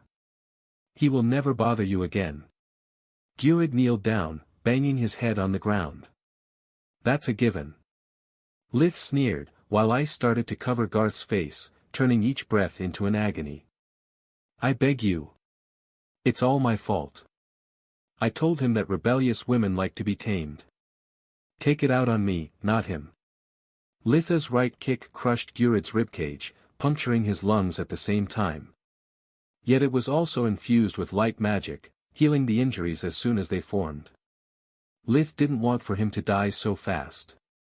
Tamed? My sister. You. Gurid's words almost drove Lith mad, making it impossible for him to speak coherently. Lith shattered Garth's legs, all three of them, before dropping him on the ground. The women of the Corps giggled, while the men instinctively covered their crotch. There are only two ways this story can end. Litha's eyes were burning red, like fire pits. Number 1, I kill him here and now, you step aside and maybe, just maybe, I will not kill each and every one of your family for your crimes. Gurid was crying out of fear and desperation. Number 2, you stand in my way. In such a case I will still kill him. Then it will be your turn, and I will call the Count, the association and every single person that owes me to make sure your whole bloodline is wiped out. Gurid had 2 more sons and as many daughters. The thought of even his brothers, sisters and nephews getting killed because of his foolishness was too much. He inwardly cursed at himself. How could he forget that Tista wasn't just another farm girl that Garth could use and throw away once he was tired of her? This wasn't a problem that money could solve. He was about to step away when a second kick sent him sprawling away coughing blood. Stand up again and it will be the last time. Lith grabbed Garth by the neck, lifting him in mid-air before burning him alive, for everyone to hear. I shouldn't have saved your life years ago, you piece of trash. This is partially my fault too. I gave you your life and now I'm taking it back with interest. Only after the body turned to ashes did the scream stop. And now, it's your turn. Lith said to the bystanders still pinned from the beginning. Or at least, to those still conscious. The only thing necessary for evil to triumph is for good men to do nothing. That's what you did, and now you shall pay the price. Lith started to manipulate the thunderstorm's energies to kill all of them in one fell swoop. Inside Nana's house, Alina was still hugging and kissing Tista, to soothe her nerves. She didn't give a damn about what Lith would do. If it depended on her, she would have killed all those that had allowed harm to come to her baby. Tista was trying to calm her mother, trying not to think why there was so much silence. Nana had watched everything from behind a shutter, and after a good shrug, she closed the window for good. I don't give a fuck about them. I just live here. On the rooftops, the Queen's Corps gave a small round of applause to Litha's display of magic mastery. All in favor of saving them? Asked the captain. Not a single hand was raised. It's unanimous then. The whole unit shrugged, returning to their initial positions. Lith was about to unleash the fury of the elements on the whole village when a big and strong hand grabbed his wrist. Being weak is not a fault and neither is being stupid. No matter how aggravating it is, rabbits will run away and fawns will dumbly stare until it's too late.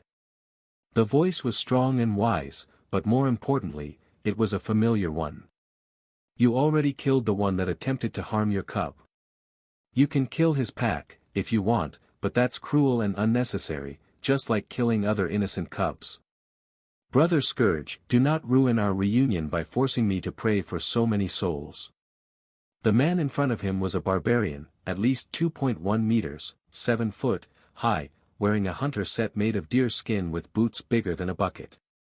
His face was rough and savage with a square jaw and a cleft chin.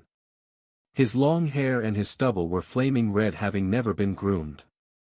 Despite his brutish appearance, his emerald eyes were calm and wise. There was no way Lith wouldn't recognize those colors and his smell. Protector? Is that you? The barbarian nodded to Litha's question. Your senses are sharper than ever. It seems that since our last encounter we both have changed greatly. Do not call me Protector though. I go by the name of Ryman now. Humans are still diffident of newcomers. If they discover my name is an alias, it could bring out the worst in them. You should know it better than anyone else. Then do not call me Scourge.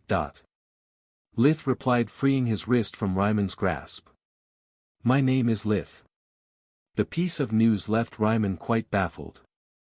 I thought it was an endearing term, since few calls you like that.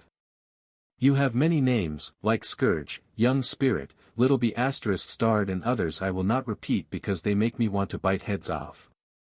Ungrateful bastards. Lith yelled, making most of those present run away. After all I and Tista did for them, I would expect that protecting her from a single idiot isn't a mammoth task. They stood idly instead, like she was a complete stranger. Someone is going to die for that. I always return favors in kind. I'm sorry for not stepping in earlier. Protector scratched his thick hair with an embarrassed expression. I still don't understand the humans' mating rituals. I thought it was some kind of courtship, yet it seemed odd that despite the female being stronger the male was so aggressive. I expected her to bite him away or something. That makes the two of us. Litha's rage was being smothered by his old friend's soothing presence. Me and Tista definitely need to talk, and so do we. Where can I find you? That's easy. Ryman gave him a very wolfish smile. We are neighbors since I'm living with Celia in the house next to yours. You what? Litha's eyes almost popped out from the surprise. I can't make clothes out of thin air. He waved at his attire. And she is the only human I know besides you. I often saw her hunting in the woods. I know she has a good heart. A good heart? Are we speaking about the same woman? Ryman nodded. She respects the woods and its inhabitants and never takes more than she needs. So when I came out of the woods after transforming into a human for the first time, I went to her place. She was very kind to me. Celia washed me and dressed me. I was surprised by her attentions, but it seemed rude of me to reject her, since she is very attractive for a human.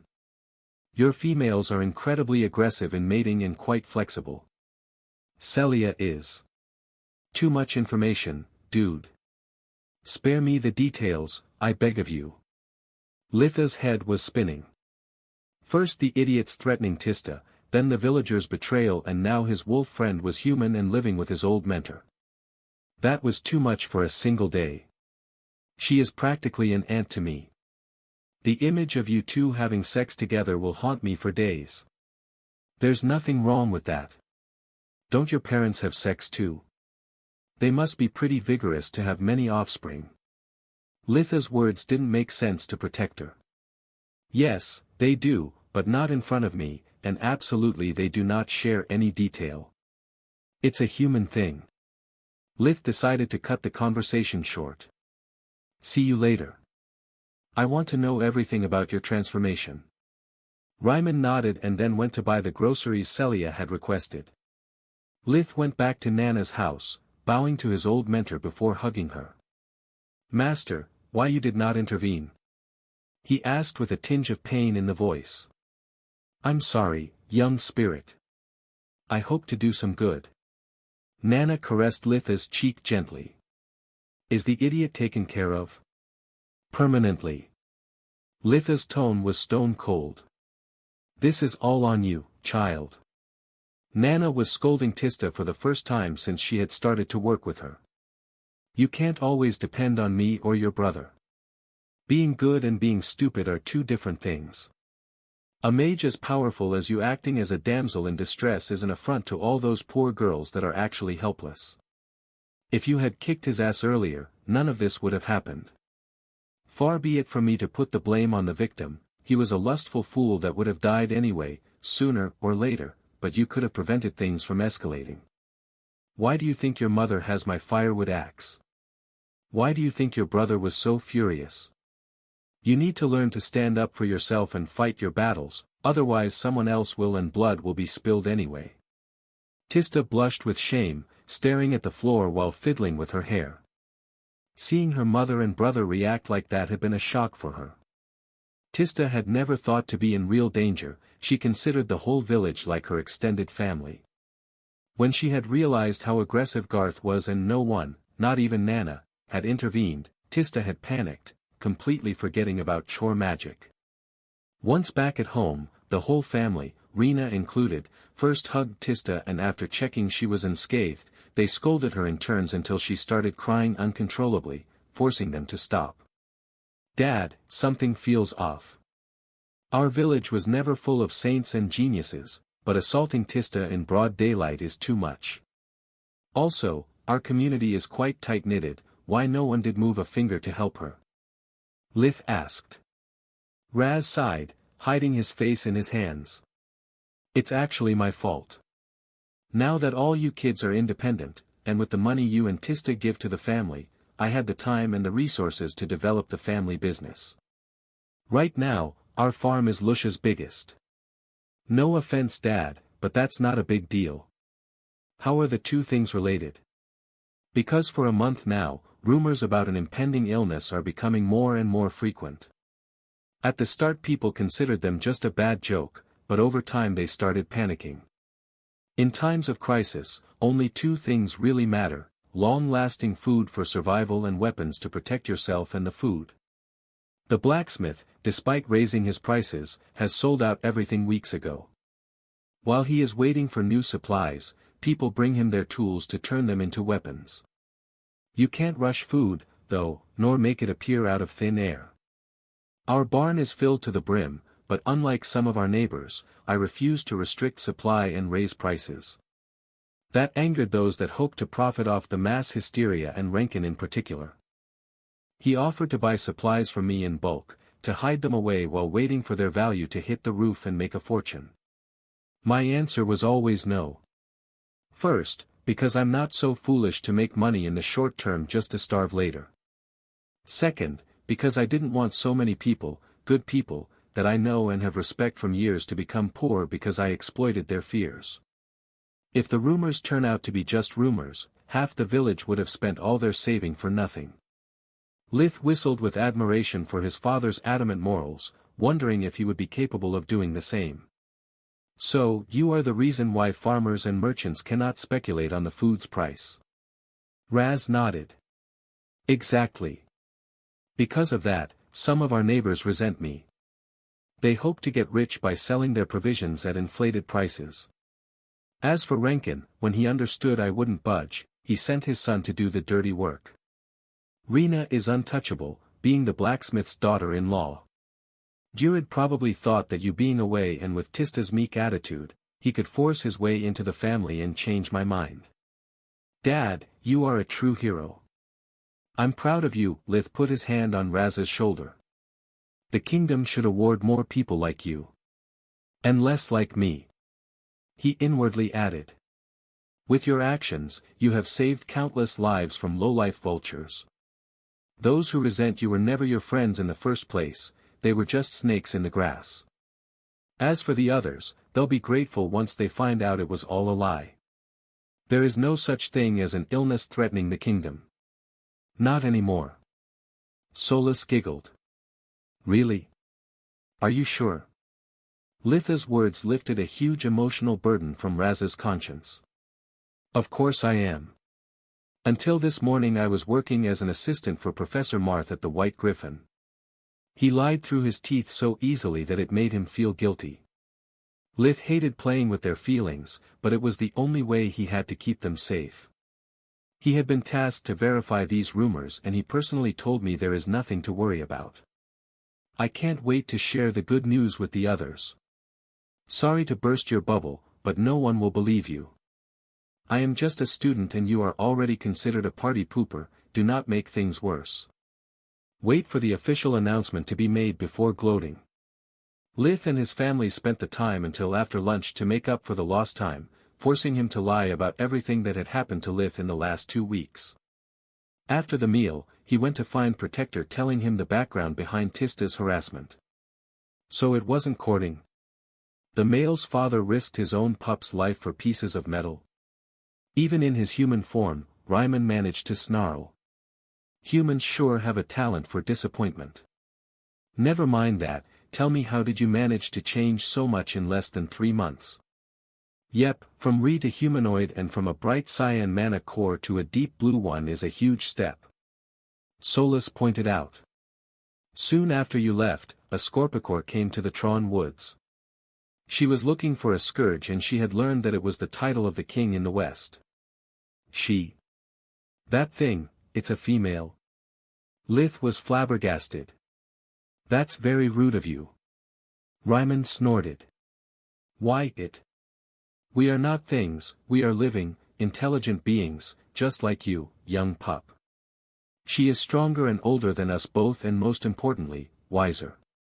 You should learn to respect your elders. Sorry. Lith said lowering his eyes in embarrassment. You know, when I talk to you I have always the impression of speaking with my magical godfather or something. You always scold or lecture me. Ryman laughed out loud. Sorry, but after having sired more than 50 pups, being a father is second nature to me. As I was saying, the Scorpicore could have demanded answers from me, instead she just asked. She was stronger than me, but instead of stealing my territory she treated me with respect and courtesy, so I replied honestly. Great. So she now knows where I live. What did you tell her exactly? That you are not the monster she thought you were. Just a broken and twisted pup searching for its purpose. That's it? Lith could not believe his ears. Yes. Scarlet wanted to learn about you, to decide if you are a threat that needs to be put down or one of us. I think you are safe now. Lith didn't know whether to laugh or cry at the thought of having dodged a bullet he wasn't even aware of. How the heck did that lead to you becoming humanoid? Ryman's eyes blinked in surprise. I think that saving your life deserves at least a thank you. I'm sorry, again. I'm a rude jerk. Thank you very much. Lith gave him a small bow. What about your transformation? Humans and your curiosity.